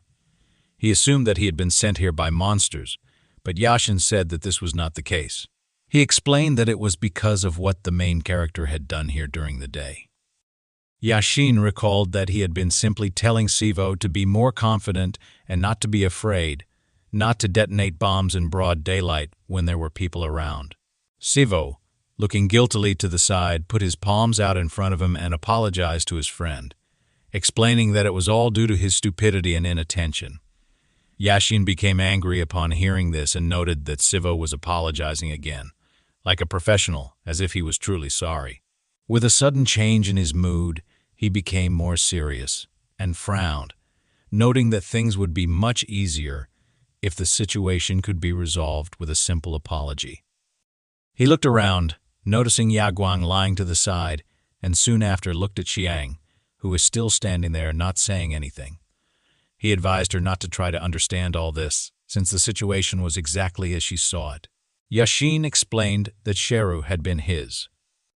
Yashin, who had been the best friend of the main character since middle school, admitted that he had only found out yesterday that the main character was a goblin, and it was a pure coincidence. In addition, he convinced Che-Jiang that someone like Sivo would never harm people.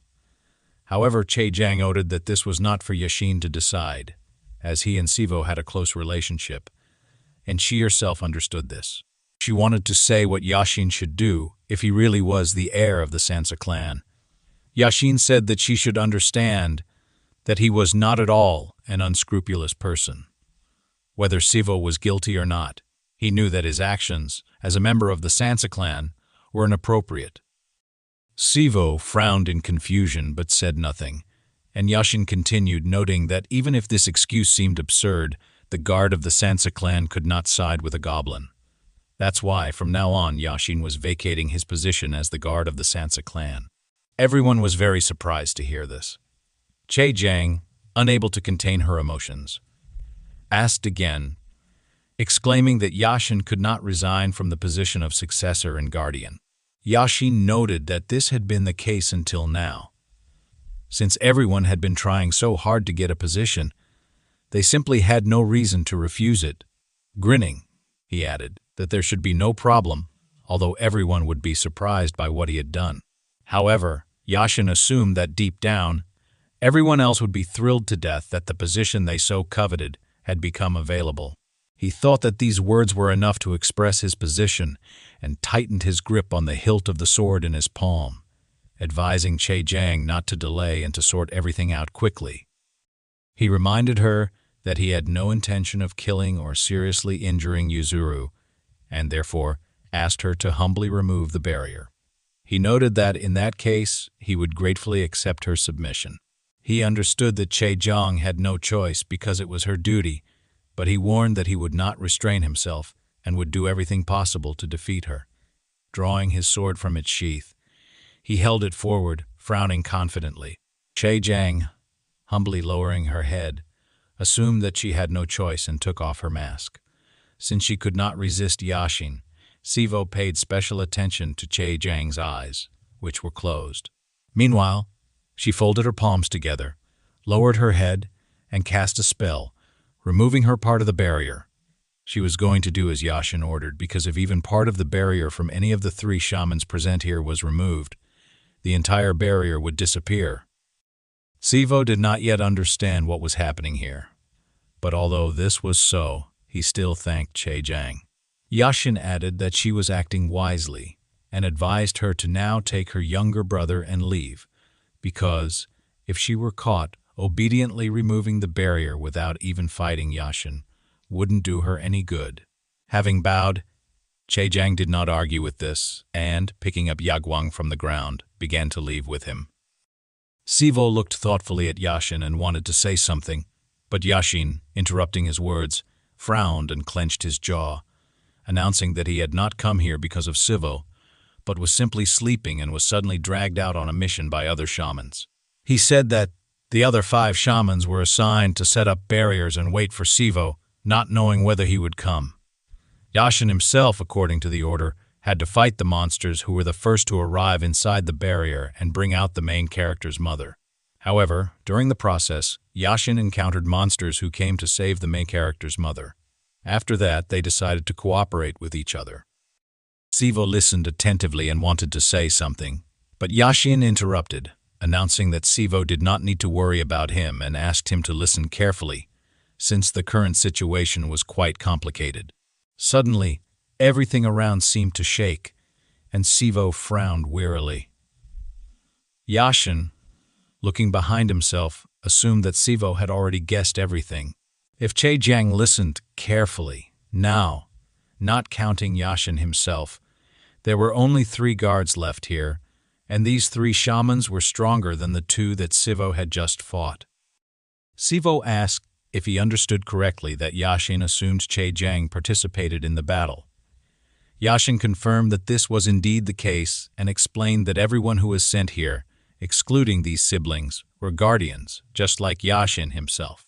However, when Che Jiang and Yaguang join forces, they are given abilities comparable in level to a guardian, and that is why they were urgently called at that moment. Yaguang, who was being dragged by Chang, woke up and interrupted, saying that all of this was due to her mediocrity. Chang did not answer, and Yashin continued the story, adding that only if Chang and Yaguang joined forces would they become powerful. But in reality, Yaguang completely relied on the abilities of his older sister. Yashin assumed that Sivo had noticed something was wrong with him, but was glad that he had managed to deceive the main character. Sivo asked excitedly if Yashin really got hurt somewhere.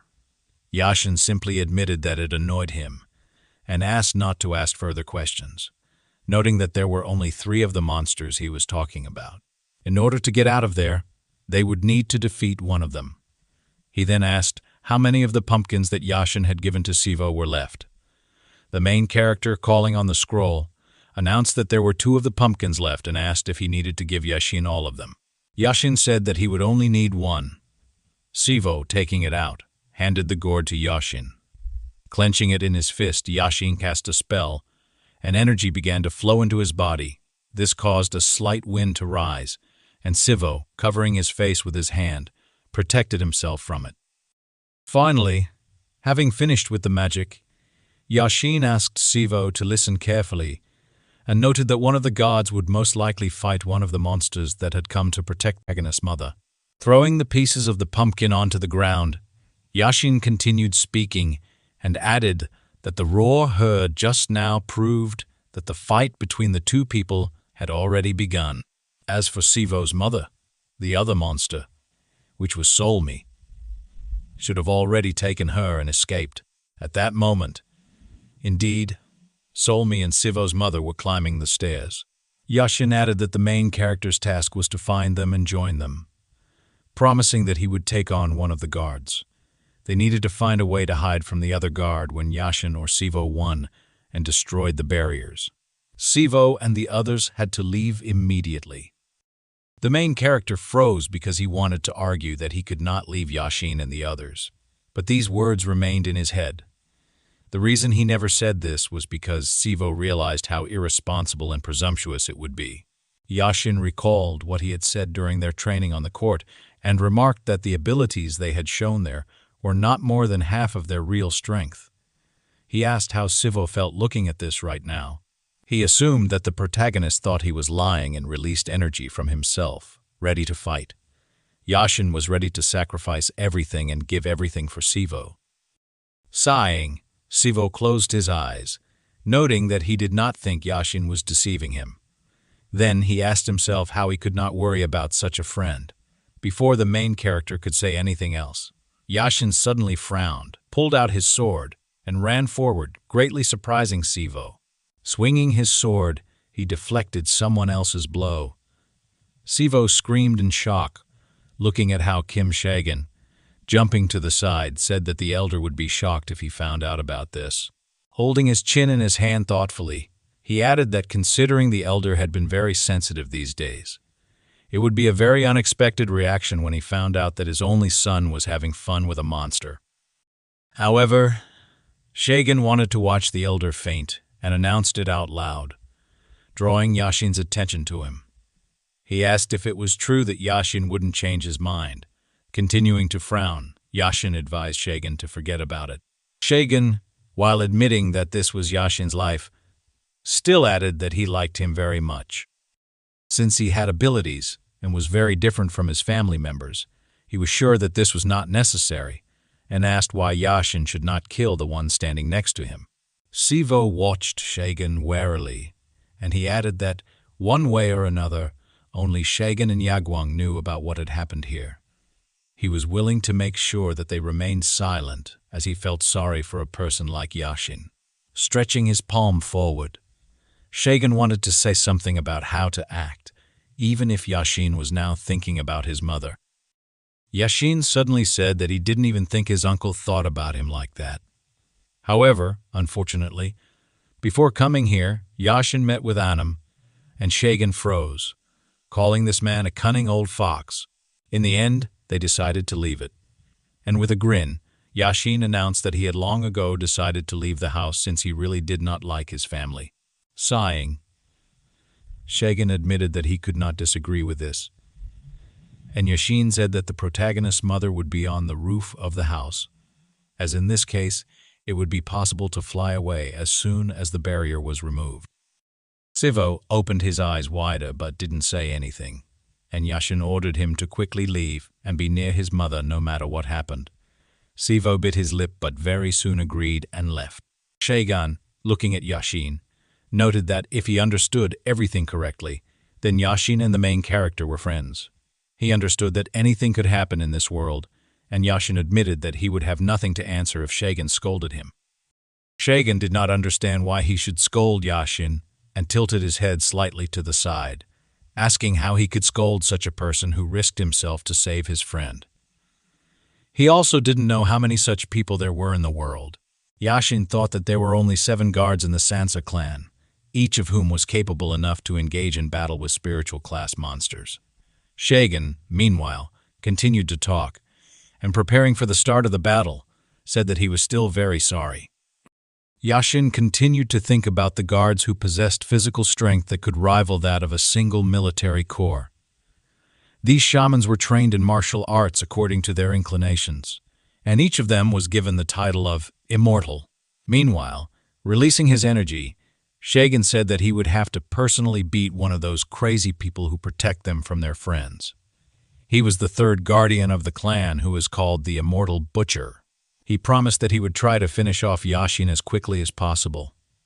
Yashin, also releasing his magical energy, stood in a fighting position, frowning in concentration. At that moment, Shagan said that in this case Yashin wouldn't hurt so much. A few minutes earlier, when a large amount of magical energy was released into the air, Selit turned around warily and asked what it was. Yashin, frowning, unmistakably identified this energy, realizing that someone had let a spirit into the body. Just in case, he decided to ask something but didn't have time to do so, as at that moment Solmi suddenly exclaimed desperately that this could not be her hand, holding the phone. She shook, and Sivo asked what was wrong. Solmi, crying in horror, said that Sivo was coming here, announcing that she had received a message about this recently, and suggesting that he would come here now. Yashin, frowning, asked what kind of nonsense this was. He was outraged that someone had left Sivo alone and exclaimed that if they had spent a few days together, Sivo would have known about it. He called him a name, but suddenly frowned, noticing something. The next moment, suddenly, someone asked, "What is this?" who called the whole environment some kind of rubbish. She didn't understand why Yashin was slowly talking to the monsters and suddenly assumed that he was worried that Sivo's mother, whom they were supposed to pick up, would get hurt. Hearing that Wum said something about the main character's mother, Solmi frowned and stood in front of her, blocking her with her body. Meanwhile, Wum suggested that Yashin might have mistakenly thought that monsters could be intimidated with simple words and pride. Yashin frowned with displeasure, and Wum, continuing to speak, admitted that she didn't understand anything at all. She was the fifth guardian and was called the Flying Immortal. Yashin, frowning and clenching his jaw, remembered that guardians were supposed to protect all four sides. However, he could not call the current outcome the worst, since the most important thing was that now he could not use his energy. But if he had time to prepare for the battle, he would at least be able to do something. Suddenly remembering something, Yashin opened his eyes wider, thinking about the 3 colored vessels that he gave to Sivo. He realized that if Sivo did not, using all these pumpkins, only 1 bottle would be enough for him to completely restore his energy. With his hand on his chin, thoughtfully, Yashin wondered what would happen if only he could meet Siwa. At that point, Swa said that she didn't know much about Wum's skills, but her reputation most likely wasn't that good. Yashin's friend noticed something and fearfully removed his hand from his face. Wum, waving her palm, threw a small knife, which flew forward very quickly, and blood splattered on the floor. Wum asked if everyone saw it. She was amazed at what abilities there were, and noted that she was definitely aiming at Yashin, but for some reason, Swa protected him. Swa actually stood there, frowning and holding the dagger in her palm.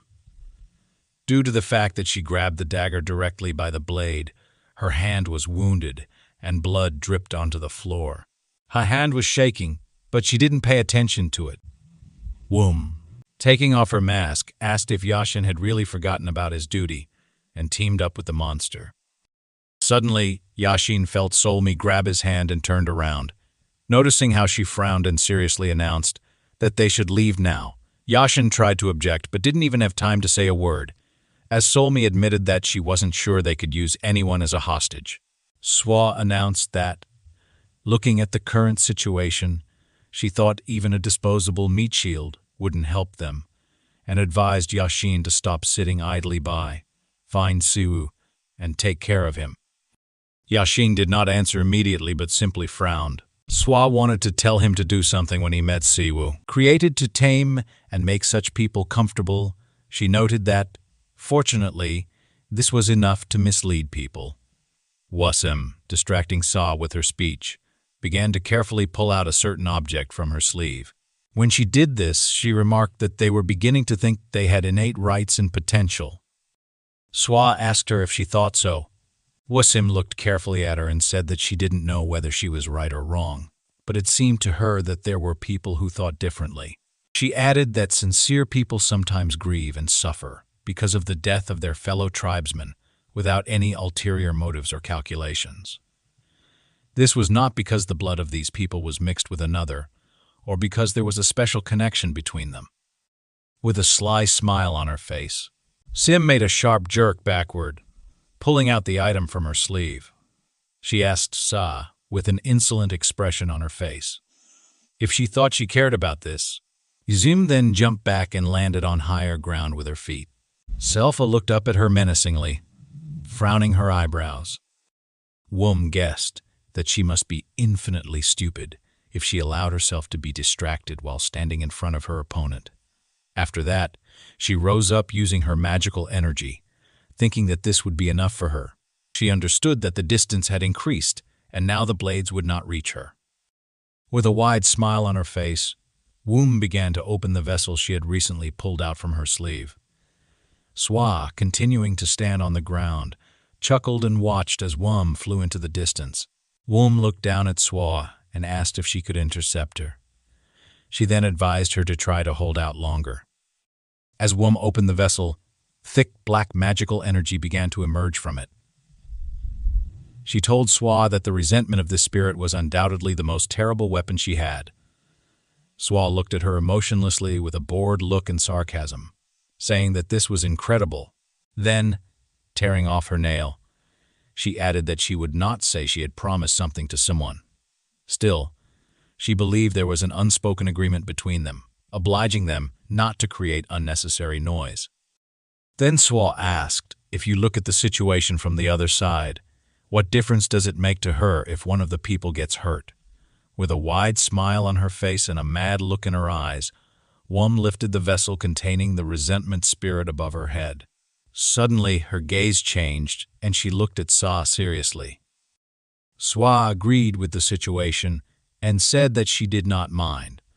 She mentioned that she had already moved them to an empty space without people in advance. Raising her bleeding finger, from which she had torn off the nail, above her head, Swa let the blood flow. With her blood, she wrote a word in the air. Looking above herself with a smile, she said, 5 tails, maximum power. Wum looked behind her with wide-open eyes in bewilderment as a huge black demon spirit with brightly glowing red eyes appeared in the air above her. This demon gradually acquired clear features, and soon its fully materialized paw with long claws appeared in the air. Swa, looking at this, raised her bloody finger and said, 5 tails in 1 hand. She added that this should be enough. Wum looked in horror at the demon that appeared near her, her pupils contracting, her body shaking and her face turning pale. The incredibly huge paw of the monster, summoned by Swa, was reaching out to her. The monster's paw was the size of a multi-story building, if not larger. Swa looked at this with a smile on her face and said that she thought this would be just enough. Then she moved her hand to control the demon's paw. She prepared her finger for a snap by bending it, and after releasing it, the demon's paw mimicked the movement. With one sharp blow, the enormous finger struck Wum, creating a massive explosion that tore her apart. Sometime later, in a space with many multi-story buildings illuminated in red, the object Wum had flown on lay stained with blood on the cracked asphalt. Swa looked at her shaking hand with a serious expression and exhaled deeply. From behind, someone asked her, "Is there a restrictive spell?" Swa replied that she had never heard of such a thing. Then she assumed that she might not have enough qualifications. Bai, who stood behind her combing his beard, answered negatively, saying that this was not the case. He explained that permission to enter the world of humans might exist, But some creatures are forced to limit their powers. He added that this applies to monsters of the Ryan class and higher. By this time, Swa was sitting opposite him in a venerable pose, positioned with her hands folded on her legs. Bai said that everyone had long known she had reached a very high level. Swa thanked him for his praise and asked with a smile on her face why she always found herself in such situations. She mentioned that she was not experienced enough to get permission to enter the human world, but at the same time was so strong that she even needed a restricting spell. Bai responded by saying she should not feel like an outcast because of these measures. Lowering his head and closing his eyes, he added that this was the will of the king of monsters. He explained that even he, while traveling around the world, was affected by the spell. He further reassured her that if she truly needed to use force, he was confident that her ingenuity would help her find a way out. By the time they had this conversation, they were already in the world of monsters. The old man told her that this was precisely why he had been looking for her. Swa frowned at him with a questioning look. Thanking him for mentioning her ingenuity, she noted that everything had worked out as planned. However, Swa silently thought that summoning 5 tails with only one hand had been too much. She reasoned that the demon had been utterly torn, just like the channels of energy circulation. In this state, she could not even call Siwa pathetic. She mentally noted that while pushing her limits had its benefits, the soul she wanted to summon could not compare to the one in her vessel. She thought that releasing it would have required even more strength to control. The second of the candles, which until recently burned with a bright blue light, went out. Sela observed this carefully and asked herself if this meant there had been a second support. Thoughtfully placing her hand on her face, she realized the barrier would vanish immediately if everyone was lost. She also recognized that there wasn't much time left. By this point, she had returned to the place where she had recently defeated Wum. Behind her, an open vessel containing an evil spirit lay ominously. Swa closed her eyes and wiped her face with her hand, understanding it was time to search for Shiva. Suddenly, she noticed the vessel move. She looked at it in surprise, her eyes wide open. At that moment, she felt something behind her. Turning to face the front with a surprised expression and her mouth slightly open, she saw the evil spirit. The spirit turned to her, and with a sinister smile, thanked her, calling her sister. It told her that, thanks to her, it was now free, and that they could have fun together forever. On the roof of one of the high-rise buildings, a door opened. From there, Soy looked up with a smile on her face. She realized the barrier was weakening, which meant they had succeeded. She thought that no one had sustained serious injuries and understood there was no need to worry about Swa. However, she was concerned for Shiva and his friend. Turning behind her with a worried expression, Soy saw Shiva's mother. She thought the barrier was still standing, but realized that, with effort, she could break through it. Although the barrier would not harm her, she understood the human body was fragile. Approaching Shiva's mother, she exhaled heavily, contemplating her next move. She realized she should wait until the barrier completely subsided and hoped that nothing terrible would happen during this time. Suddenly, Selfa looked in surprise behind the back of Siva's mother and saw the main character standing there, actively trying to restore his lost breath. He was leaning his hands on his legs, breathing heavily. His torso was bare, and he was wearing only torn pants. Solmi sighed in surprise and asked him not to worry. She explained that Sua had used magic to ensure his mother would not be scared. Siva, with a surprised expression, looked at his mother, who stood emotionlessly, staring straight ahead. The main character then thanked Solmi for risking their lives to save his mother. Solmi, with a gentle smile on her face, echoed his words about taking a risk. She told him it was the least they could do. The main character then shared that, on the way there, he felt something strange, as if breathing had become easier. He reasoned that if he understood correctly, the barrier had begun to weaken. Turning to Solmi, he asked if she wanted to fly away from there with his mother. Solmi responded loudly in the affirmative, saying that as soon as the barrier completely subsided, she would take them away. However, she was interrupted by Siva, who with a serious expression told her firmly that she should only take his mother. Solmi looked at him in bewilderment and walked toward him, pressing her clenched palm to her chest. Loudly and worriedly, she asked what he was saying. She told him she could feel the same thing he did. Siva interrupted her again, explaining that his decision was not made thoughtlessly. Looking ahead with a serious expression, he said that, on the way there, he had noticed the shamans behaving strangely. He explained that, once inside the barrier, the shamans could have combined forces to destroy them. However, he observed that after he and Yashin dealt with one pillar of the barrier, the next shaman appeared as if waiting for that moment. Solmi looked at him, her eyes and mouth wide open in surprise. Siva suggested two possible explanations. Either there were restrictions preventing shamans from being near one another, or the shamans simply did not get along. While he admitted the second explanation was unlikely, it couldn't be ruled out. He frowned, saying that regardless of the reason, he believed the shamans had a plan in case the barrier was removed. He noted that the barrier weakening likely meant Sua had won. Looking at his mother, Siva said he didn't know her current state, but without joining forces, they wouldn't be able to defeat the last shaman. Siva then requested that Solmi take his mother away while they handled the situation. He assured her not to worry and confidently stated that it was the right choice. At that moment, a spirit in the form of an animal appeared near him. The main character said that no matter what happened, he and she would get out unharmed.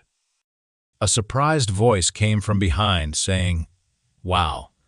It was Bin, who approached Sawa with a smile and remarked that his determination and thoughts were admirable. The main character stood frozen in shock. Bin continued, jokingly mentioning that even though Sawa was his descendant, he might fall in love with him if this continued. Solmi looked at Bin in incredible surprise, her mouth and eyes wide open. Everyone was horrified by his sudden appearance. With a friendly smile, Bin extended his hand to Sawa and greeted him joyfully, saying they had met again. Instantly, the main character's eyes glowed with bright magical energy. Angrily, he kicked Bin, sending sparks of magical energy flying into the surrounding space. Bin's cheek began to smoke from the damage, but he remained unfazed. He started to explain his reason for coming, but stopped as a magical projectile flew toward his face. The projectile used Solmi's unique wind plumage technique, which swirled currents of wind around feathers, making them as powerful as anti-tank rifle projectiles. Such a feather had enough destructive power to harm monsters of the Su and Gyu classes. However, Bin casually caught the projectile with 2 fingers, stopping it inches from his face. For monsters of the K class and higher, this technique posed little threat. Bin held the projectile in his hand while Solmi pointed 2 outstretched fingers at it. She explained with a concentrated expression that the technique had another feature. Masters of the technique could accumulate wind energy in the feathers.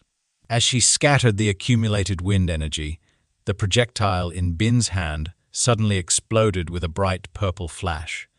Bin looked at the explosion in surprise. Siva looked at him warily, holding the frightened creature in his hands. He thought that even if they used all their power to attack him, Bayun would simply brush aside their magic. He understood the consequences of such an attempt. Taking out an artifact that belonged to Yuzuru, the artifact sparkled with blue streams of energy. With a surprised expression, his eyes and mouth opened wide as he stared at it. Siva realized he needed to focus not on the force of the blow, but on its sharpness. Without hesitation, he formed a sharp energy spear and swung it, aiming at Bayun. At that moment, Solmi was quickly approaching them. Immediately after, Solmi jumped on Manhwa, saving her and taking her out of the attack's radius. Siva, now angry, rushed toward Bayun, his body tense and his jaw clenched. A magical beam of powerful blue light energy struck with incredible force. lasting far longer than expected. Baiyun, unfazed, said it was the right decision. He explained with a smile that this was how one should fight their roots. He mentioned poisons and curses before adding that piercing and fire type attacks were also effective.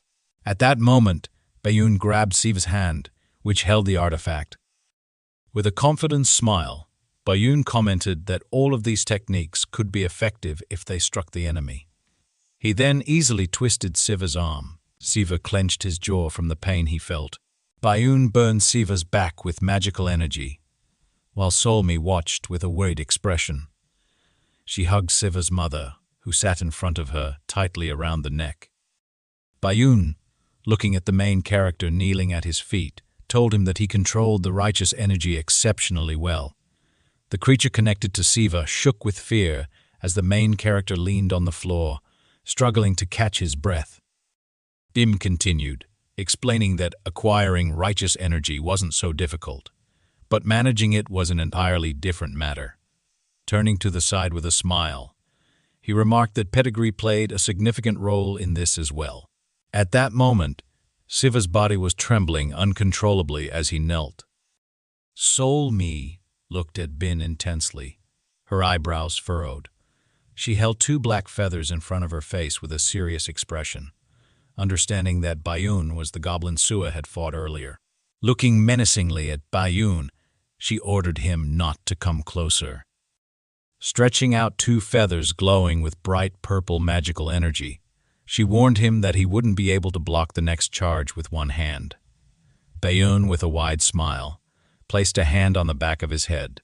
He admitted she was probably right and remarked that the previous feather was impressive. Grinning, he suggested that even he wouldn't be able to block all her feathers with physical strength alone. However, he observed that her friend's weakened state would prevent her from using her full power. He asked mockingly if that was true. Solmi remained silent, her expression tense. Baiyun, with a confident look, told her that if she attempted to destroy him, she would also blow up everything around them. He noted that, while the main character might survive, Siva's mother would not, given her fragile state. Smiling broadly, Baiyun said they should refrain from taking such a risk. He added that he was glad he had come to help them. Solmi stared at him in bewilderment, her eyes wide. Baiyun, shifting slightly to the side and turning toward Siva with a smile, said everything happened because Siva chose to fight instead of listening to him. He acknowledged he might have looked suspicious, but suggested they could have simply asked why he had come. Baiyun asked if Siva's aggressive actions had weakened his combative nature. The main character glared at him angrily, his body shaking uncontrollably. He could only look at Baiyun with one open eye. Baiyun admitted he hadn't expected to meet them so soon, but explained there was nothing to be done since they had crossed all boundaries. Looking at Siva with a smile, he confessed he knew they would act eventually, which was why he left traces to be found. However, they chose to capture him instead. He assumed this was either out of laziness or an unwillingness to think things through. Baiyun, with a note of regret, said that had he known this would happen, he would have been more secretive. He admitted it was his fault and asked for Siva's forgiveness. The main character glared menacingly at him and noted that he hadn't come to talk. Baiyun, surprised, asked, "Didn't we just talk?" Bin said that he was there to help them. So I continued to look at him intensely, extending 2 magic feathers in front of her. Bin, addressing Siva, said that his assumption turned out to be correct. After that, looking into the distance, he said he did not know how they were able to weaken the barrier. However, he noted that it would still not be easy to get out of there unscathed. He reported that despite the presence of only one guard, he thought reinforcements were already on their way. At this moment, the protagonist and Siva looked at him in great surprise, their eyes wide open and eyebrows raised high. Bin continued, saying that, as he mentioned earlier, defeating him required a significant amount of strength, which would have been enough to deal with him on their own. At that moment, she was already on his feet, listening with a surprised expression as Bin explained what had happened. Bin said that such an event should never have occurred under any circumstances. He revealed there had been 4 guards and 2 shamans, whose combined strength was equivalent to that of a guard. He noted that it would not be an exaggeration to say these forces were sufficient to guard an entire soul. He explained that, in other words, although the absence of guards in the city could cause trouble, his capture was of great importance. With a smile on his face, looking at Solmi and Mamasa, he said that it was natural for his companions to lack strength. He added that the strict selection of the best shamans for his capture should have been enough to subdue him. Bin remarked that all that remained was for them to follow the mission to the end. Siva looked at him intensely, raising his hand to his face. Bin continued, saying that reinforcements were not there yet, but he assumed they were already on their way. He noted that, given the temporary disappearance of the barrier, he would have to act quickly. After that, he approached the tent, turned to Siva, and asked him not to worry. With a smile, Bin assured him that he could ensure everyone left safely. However, he said he would agree to this only if Siva did something for him in return. Siva frowned and looked up at him, asking what he meant. With a wide smile, Bin explained that, of course, he also had her friend's interest in mind. He added that he was not so ruthless. The main character agreed reluctantly, asking what Bin wanted from him. Bin kept his smile as he leaned closer to Siva and whispered something into his ear. Hearing the request, Siva's face twisted in shock. His eyes and mouth were wide open as he stepped back, asking Bin to repeat what he had said. Bin replied confidently that it wasn't difficult and asked again if this was true. Siva thought about the proposal for a few moments and finally agreed, saying he would go along with it. Bin instantly confirmed and handed him an object, asking them to go downstairs and leave.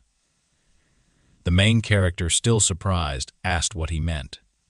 Bayun, holding a phone in his hand, explained to Siva that he had heard everything correctly. He assured them that they didn't need to flee. They could simply leave. Looking at the phone, Bin mentioned that he should have said this earlier.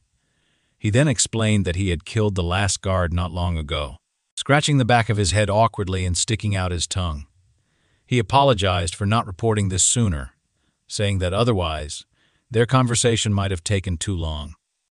Looking at the phone in his hand with a wide smile, the device suddenly began to play a ringtone.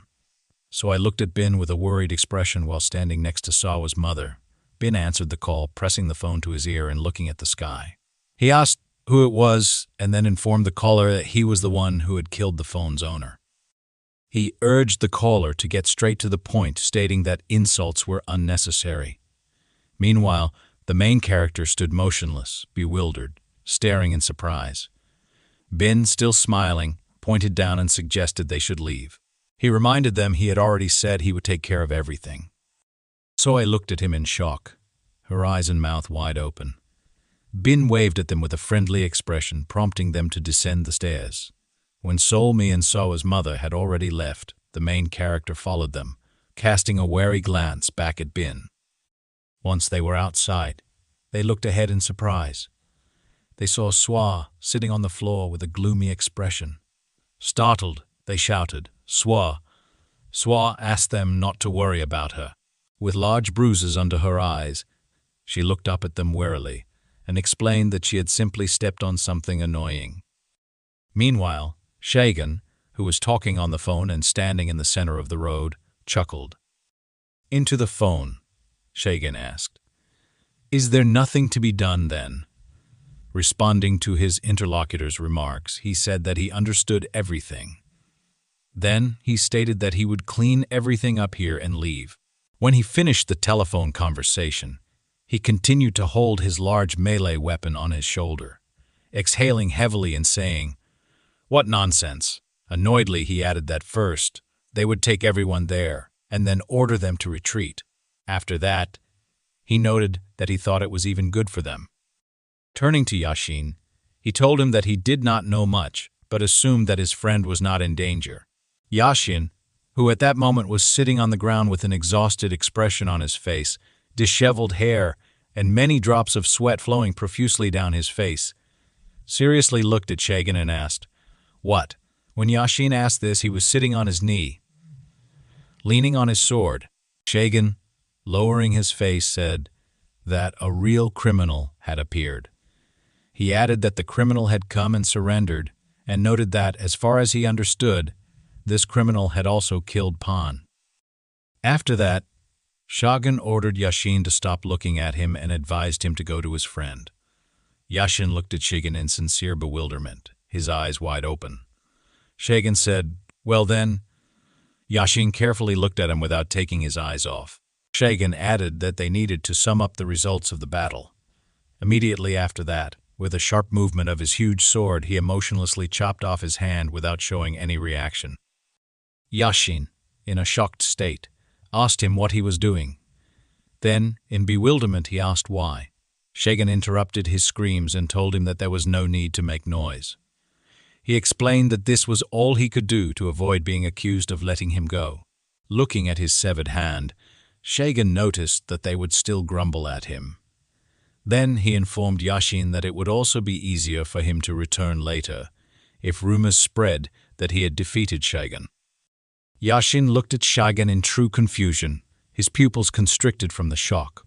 Shagan continued, saying that he understood everything was decided by strength. At that moment, his severed but still pink hand lay on the floor. A puddle of blood spread under it. Shagan noticed that even if the old man gets angry with him, in his heart, he would be glad if he said that Yashin had defeated him. After that, Shagan said that if Yashin wanted to return, this achievement would be an excellent additional argument. Yashin, continuing to look uncertainly at Shagan, turned to him, calling him uncle, and started to say something. However, Shagan once again cut him off and told him that the decision still remained with him. However, he had one request. Turning away from Yashin to walk into the distance, Shagan asked him to live his life so that it would be worth the sacrifice of his hand. Then he walked away, saying, "That's all." Yashin continued to look after him in confusion, holding his sword. A week passed since those events. One could say that the world had not changed at all. Seol-mi was in a large supermarket. Inside, there were many shelves with various products and boxes. Seol-mi looked at her phone screen with a worried expression while holding the grocery cart with her hand. Suddenly, she looked to the side in surprise. Near her cart stood a small child who had put his finger in his mouth and was sucking it. Seol-mi smiled sweetly at him and waved her hand. The child's mother quickly ran up, took him in her arms, and carried him away with an angry expression on her face while glaring at Seol-mi. However, people could be understood. Seol-mi looked after the leaving girl and child with a sad expression on her face. For them, those events were clear, but for others, the situation was still not entirely clear. The appearance of the goblin Bune was a disaster caused by the arrival of the dark gods. So far, such catastrophes as those from a week ago had not occurred again. However, despite the calming of the immediate consequences, the actions of these entities remained active. The fear of a threat to their lives from creatures about which neither the media, police, nor government spoke lingered. This created a sense of anxiety that kept people vigilant. The girl holding the child walked into the distance, rolling a cart in front of her through the deserted supermarket. Bai mentioned that there was no work for her as a messenger and that she could rest. He said these words while leaning on a wooden stick. Lowering his head and closing his eyes, he noted that, besides this, considering Ka's situation, he thought it was better for her to stay nearby. He added that nothing important was planned in the near future, so he advised her to consider it a vacation. Seol-mi stood opposite him. Next to her was Young, who was looking at her. Seol-mi hesitantly answered, "Okay, on any other day." She would most likely be happy. But in this situation, being in the dark did not help her at all. She understood that if she were given a job, she would at least have a grasp of the surrounding situation. She thought that one thing at least calmed her down and allowed her to control herself. When she was walking down the street, someone suddenly turned to her and shouted her name.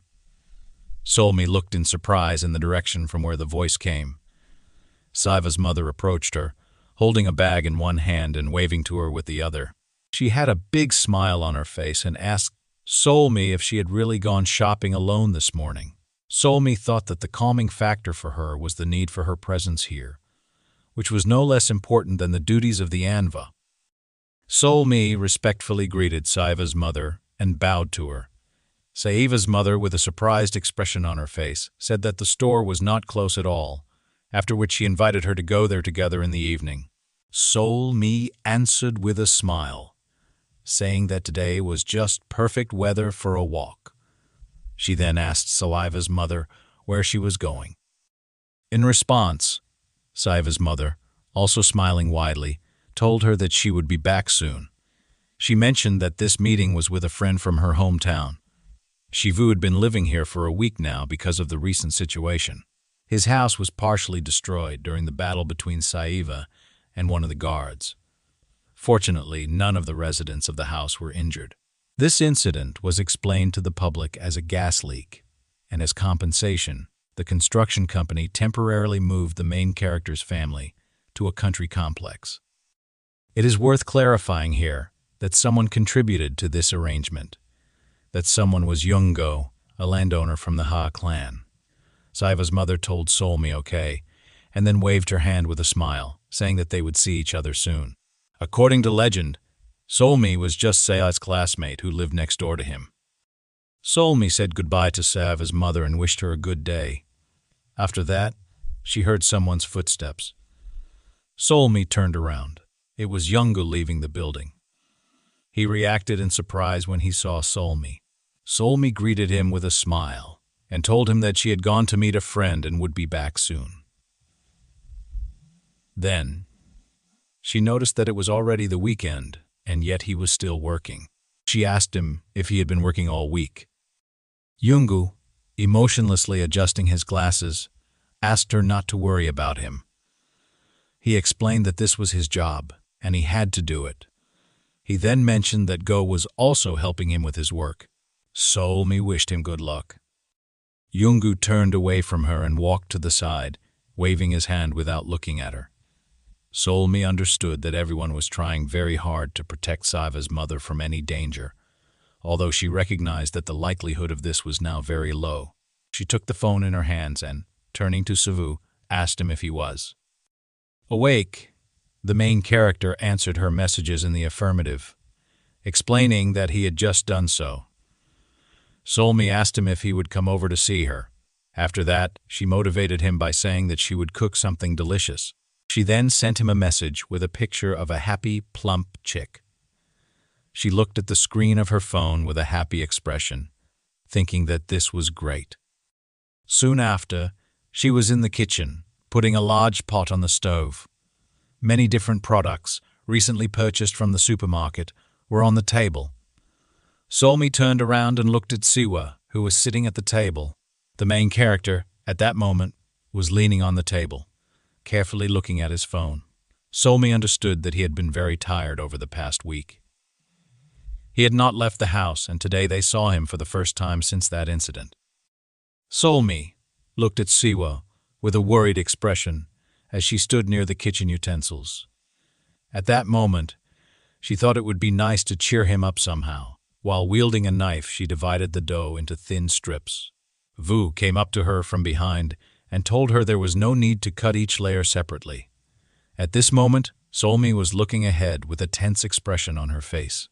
She pursed her lips and frowned, then loudly asked him, "Shiva?" He told her it was more convenient to stack the layers together and then cut them. He explained that if the knife was dull, she could use scissors. After that, looking at the food on the table, he asked her if the only seasoning she had was hot sauce. Then he asked another question. Did she have any sugar or soy sauce? He mentioned it would be nice to use soy sauce for dressing. Solmi, with a confused expression on her face, not knowing what to answer, tried to formulate something. But Chuvu turned away from her and said he would bring everything they needed. He then asked her to wait. Sometime later, after putting the pan in the sink and filling it with water, He explained to her that it needed to be soaked before cooking. After that, he told her that the fish pie and vegetables did not need to be cut perfectly. He advised her to just cut them so that they would be convenient to eat. By this time, there were 2 plates with ingredients on the wooden cutting board. The main character, looking at the food, asked her if she liked it spicy. After that, he asked her a few more questions. First, he asked about the broth. Then he asked if she liked it when there was a lot of broth or just a little. Solmi, with a surprised expression on her face, her mouth and eyes wide open, asked him, "What?" She then said, in confusion, that she liked yakboki, but soon admitted she didn't eat it that often. In fact, she was preparing it for the first time. Shu asked her which of the dishes she had eaten before she liked best. Solmi said, not confidently, that it was probably the ones from the wall. The main character asked her, "Are you talking about these?" Then he explained that there was a lot of broth in those. Some time later, in a large black pan that stood in the center of the table, there was an appetizing dish of thick red and golden color, from which abundant steam emanated. Chavu served the prepared dish onto plates, using a large spoon. Solmi pursed her lips and looked at it. Kuvu, continuing to serve the dish, said he hoped the spices would be just right. He then asked Solmi to tell him whether it would be very spicy or mild. Solmi put a portion of food on her fork and took a bite.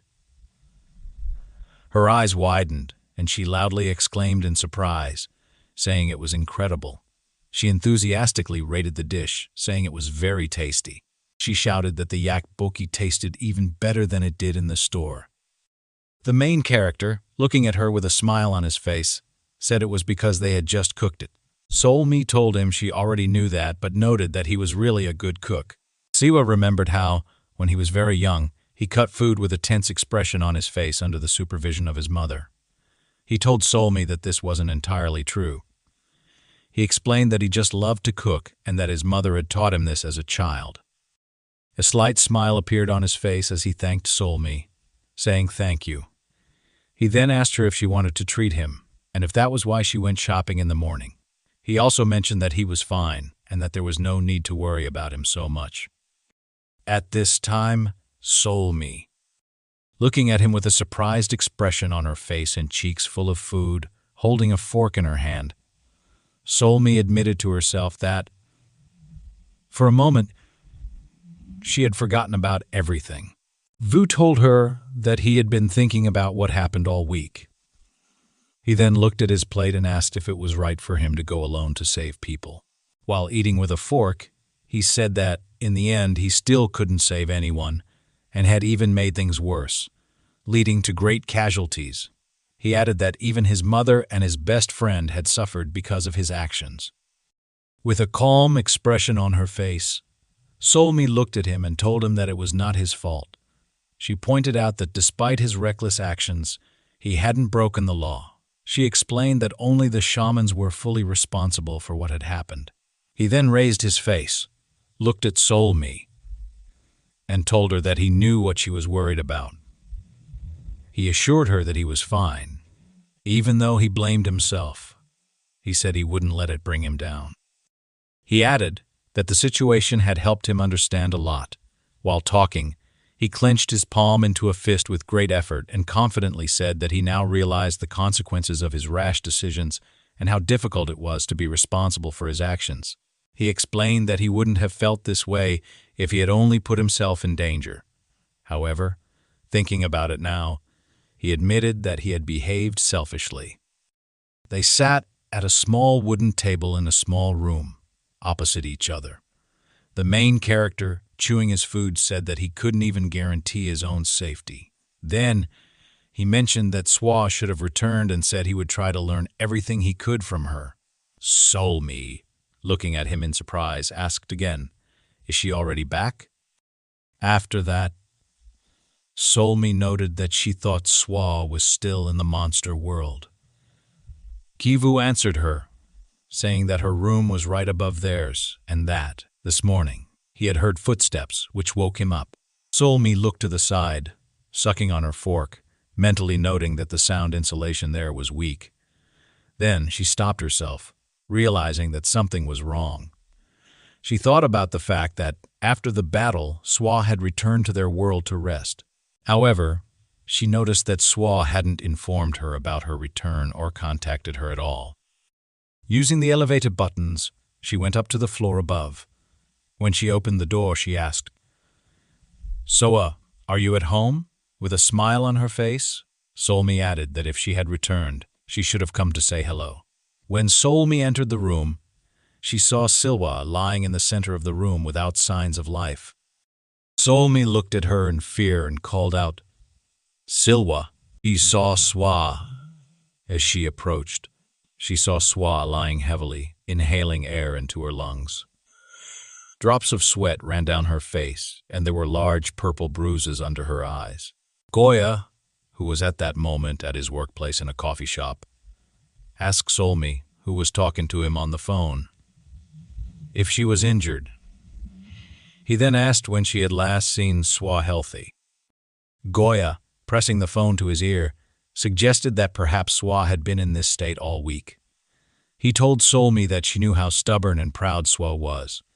He suggested that Swa had been trying to cope on her own without showing others that she was struggling. Solmi, a tense expression on her face, heavily exhaled and thought that Swa might have pretended to return home, thinking she would recover there. Instead, her condition had worsened. She then sadly asked Goya what they should do now.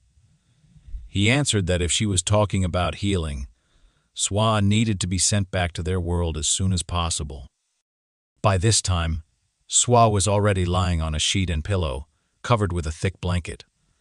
Her face looked extremely painful. Goya explained to Solmi that in this world, no one could even examine Swa. He noted that even if they succeeded in healing her, she would no longer be a representative of the Ghost Fox clan. Among other monsters, her clan was distinguished by their view of the world.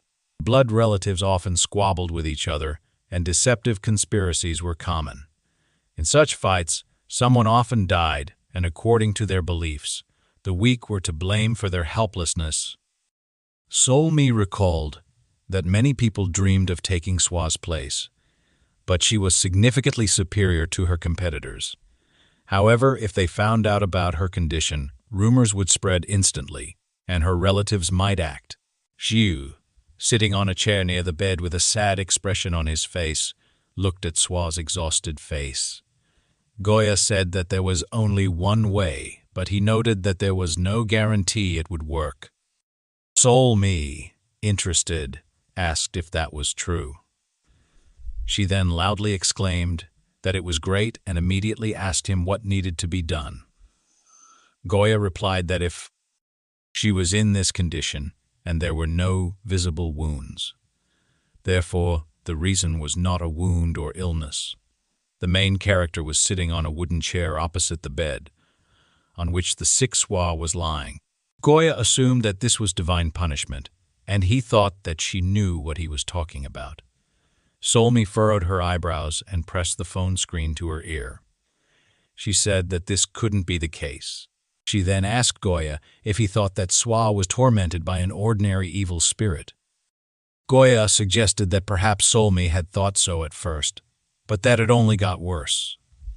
He said that, one way or another, if the reasons really did lie in an evil spirit, there would be no need to go to the world of monsters. He explained that he knew an expert who lived nearby. Solmi asked again if the expert was nearby. At that moment, Goya was looking at the screen of his phone with wireless headphones in his ears, continuing the conversation with Solmi. Then, looking at the screen, he said that the expert lived next to them and notified her that he had already called them and asked to meet her. Sometime later, a man entered the elevator with a smile on his face. He said that it was interesting. It was Volin, who, pointing her finger in front of her, asked why such a noble fox needed such a ghost like Swa. Created to tame and make such people comfortable, she noted that, fortunately, this was enough to mislead people. Wasim, distracting Sa with her speech, began to carefully pull out a certain object from her sleeve. When she did this, she remarked that they were beginning to think they had innate rights and potential. Swa asked her if she thought so. Wasim looked carefully at her and said that she didn't know whether she was right or wrong, but it seemed to her that there were people who thought differently. She added that sincere people sometimes grieve and suffer because of the death of their fellow tribesmen without any ulterior motives or calculations. This was not because the blood of these people was mixed with another, or because there was a special connection between them.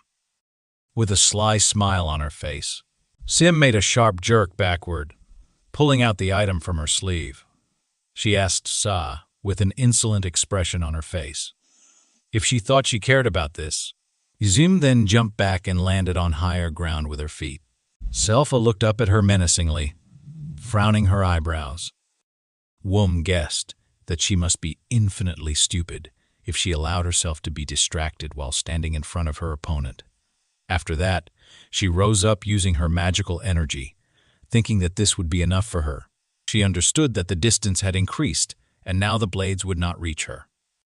With a wide smile on her face, Wum began to open the vessel she had recently pulled out from her sleeve. Swa, continuing to stand on the ground, chuckled and watched as Wum flew into the distance. Wum looked down at Swa and asked if she could intercept her. She then advised her to try to hold out longer. As Wum opened the vessel, thick black magical energy began to emerge from it. She told Swa that the resentment of this spirit was undoubtedly the most terrible weapon she had. Swa looked at her emotionlessly with a bored look and sarcasm, saying that this was incredible. Then, tearing off her nail, she added that she would not say she had promised something to someone. Still, she believed there was an unspoken agreement between them, obliging them not to create unnecessary noise. Then Swa asked, if you look at the situation from the other side, what difference does it make to her if one of the people gets hurt? With a wide smile on her face and a mad look in her eyes, Wum lifted the vessel containing the resentment spirit above her head. Suddenly, her gaze changed, and she looked at Sa seriously. Swa agreed with the situation and said that she did not mind. She mentioned that she had already moved them to an empty space without people in advance. Raising her bleeding finger, from which she had torn off the nail, above her head, Swa let the blood flow. With her blood, she wrote a word in the air. Looking above herself with a smile, she said, 5 tails, maximum power. Wum looked behind her with wide-open eyes in bewilderment as a huge black demon spirit with brightly glowing red eyes appeared in the air above her. This demon gradually acquired clear features, and soon its fully materialized paw with long claws appeared in the air. Swa, looking at this, raised her bloody finger and said, 5 tails and 1 hand. She added that this should be enough. Wum looked in horror at the demon that appeared near her, her pupils contracting, her body shaking and her face turning pale. The incredibly huge paw of the monster, summoned by Swa, was reaching out to her. The monster's paw was the size of a multi-story building, if not larger. Swa looked at this with a smile on her face and said that she thought this would be just enough. Then she moved her hand to control the demon's paw. She prepared her finger for a snap by bending it, and after releasing it, the demon's paw mimicked the movement. With one sharp blow, the enormous finger struck Wum, creating a massive explosion that tore her apart. Sometime later, in a space with many multi-story buildings illuminated in red, the object Wum had flown on lay stained with blood on the cracked asphalt. Swa looked at her shaking hand with a serious expression and exhaled deeply. From behind, someone asked her, "Is there a restrictive spell?" Swa replied that she had never heard of such a thing.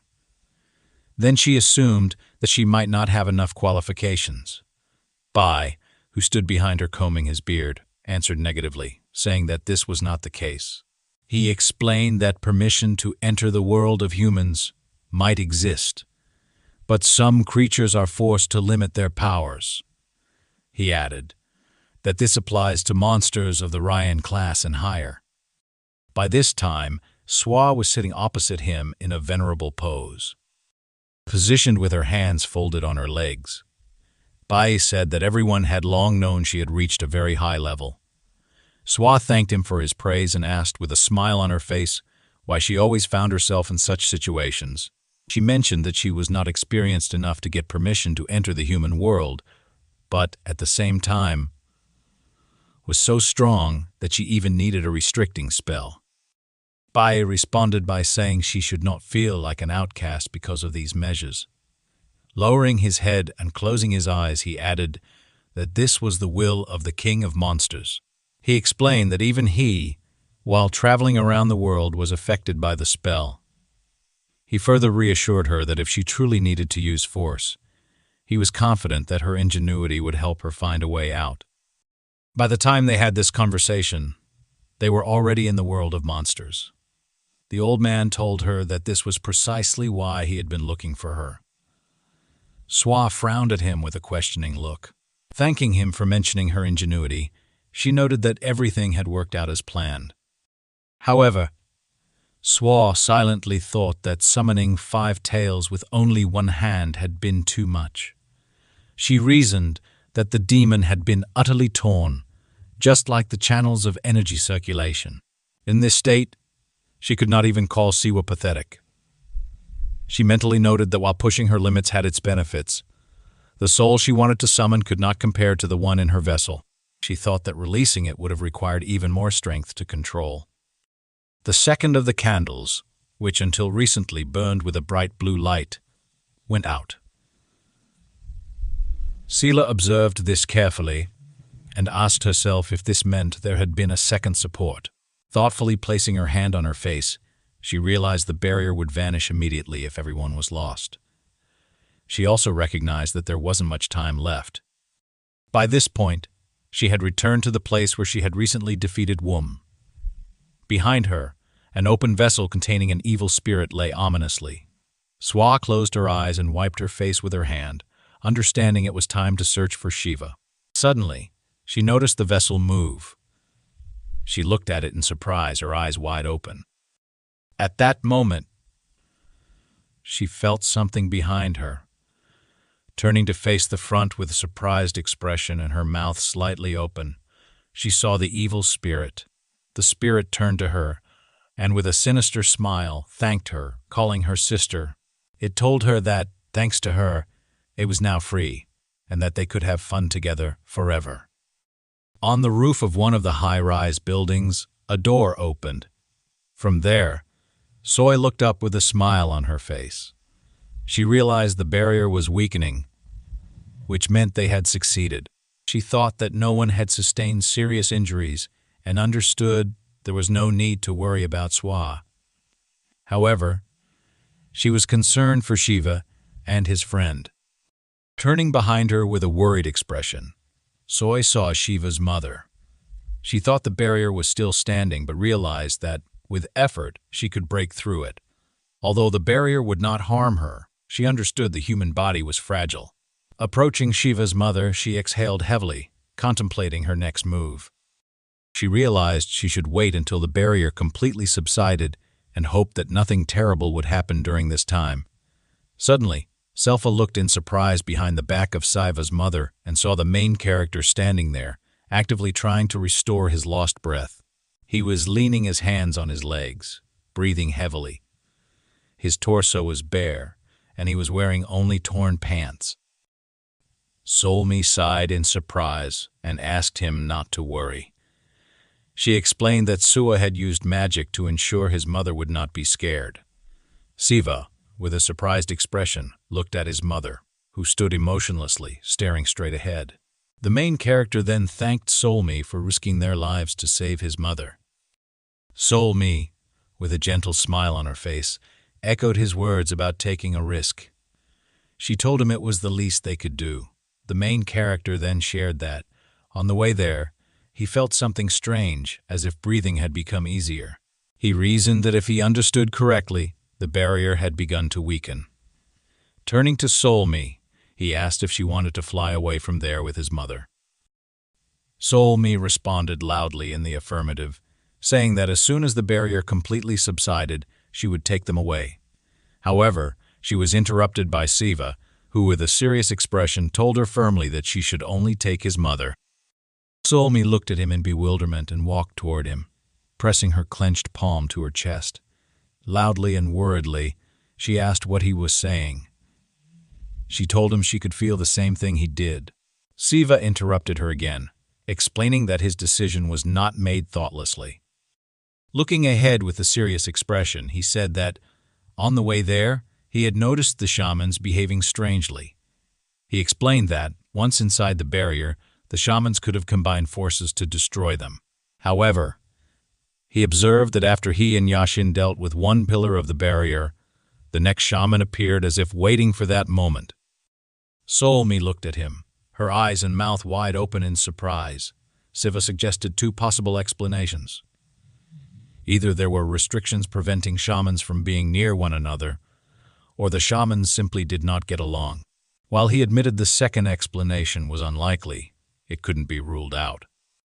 He frowned, saying that regardless of the reason, he believed the shamans had a plan in case the barrier was removed. He noted that the barrier weakening likely meant Sua had won. Looking at his mother, Siva said he didn't know her current state, but without joining forces, they wouldn't be able to defeat the last shaman. Siva then requested that Solmi take his mother away while they handled the situation. He assured her not to worry and confidently stated that it was the right choice. At that moment, a spirit in the form of an animal appeared near him. The main character said that no matter what happened, he and she would get out unharmed. A surprised voice came from behind saying, "Wow." It was Bin, who approached Sawa with a smile and remarked that his determination and thoughts were admirable. The main character stood frozen in shock. Bin continued, jokingly mentioning that even though Sawa was his descendant, he might fall in love with him if this continued. Solmi looked at Bin in incredible surprise, her mouth and eyes wide open. Everyone was horrified by his sudden appearance. With a friendly smile, Bin extended his hand to Sawa and greeted him joyfully, saying they had met again. Instantly, the main character's eyes glowed with bright magical energy. Angrily, he kicked Bin, sending sparks of magical energy flying into the surrounding space. Bin's cheek began to smoke from the damage, but he remained unfazed. He started to explain his reason for coming, but stopped as a magical projectile flew toward his face. The projectile used Solmi's unique wind plumage technique, which swirled currents of wind around feathers, making them as powerful as anti-tank rifle projectiles. Such a feather had enough destructive power to harm monsters of the Su and Gyu classes. However, Bin casually caught the projectile with 2 fingers, stopping it inches from his face. For monsters of the K class and higher, this technique posed little threat. Bin held the projectile in his hand while Solmi pointed 2 outstretched fingers at it. She explained with a concentrated expression that the technique had another feature. Masters of the technique could accumulate wind energy in the feathers. As she scattered the accumulated wind energy, the projectile in Bin's hand suddenly exploded with a bright purple flash. Bin looked at the explosion in surprise. Siva looked at him warily, holding the frightened creature in his hands. He thought that even if they used all their power to attack him, Bayun would simply brush aside their magic. He understood the consequences of such an attempt. Taking out an artifact that belonged to Yuzuru, the artifact sparkled with blue streams of energy. With a surprised expression, his eyes and mouth opened wide as he stared at it. Siva realized he needed to focus not on the force of the blow, but on its sharpness. Without hesitation, he formed a sharp energy spear and swung it, aiming at Bayun. At that moment, Solmi was quickly approaching them. Immediately after, Solmi jumped on Moi, saving her and taking her out of the attack's radius. Siva, now angry, rushed toward Bayun.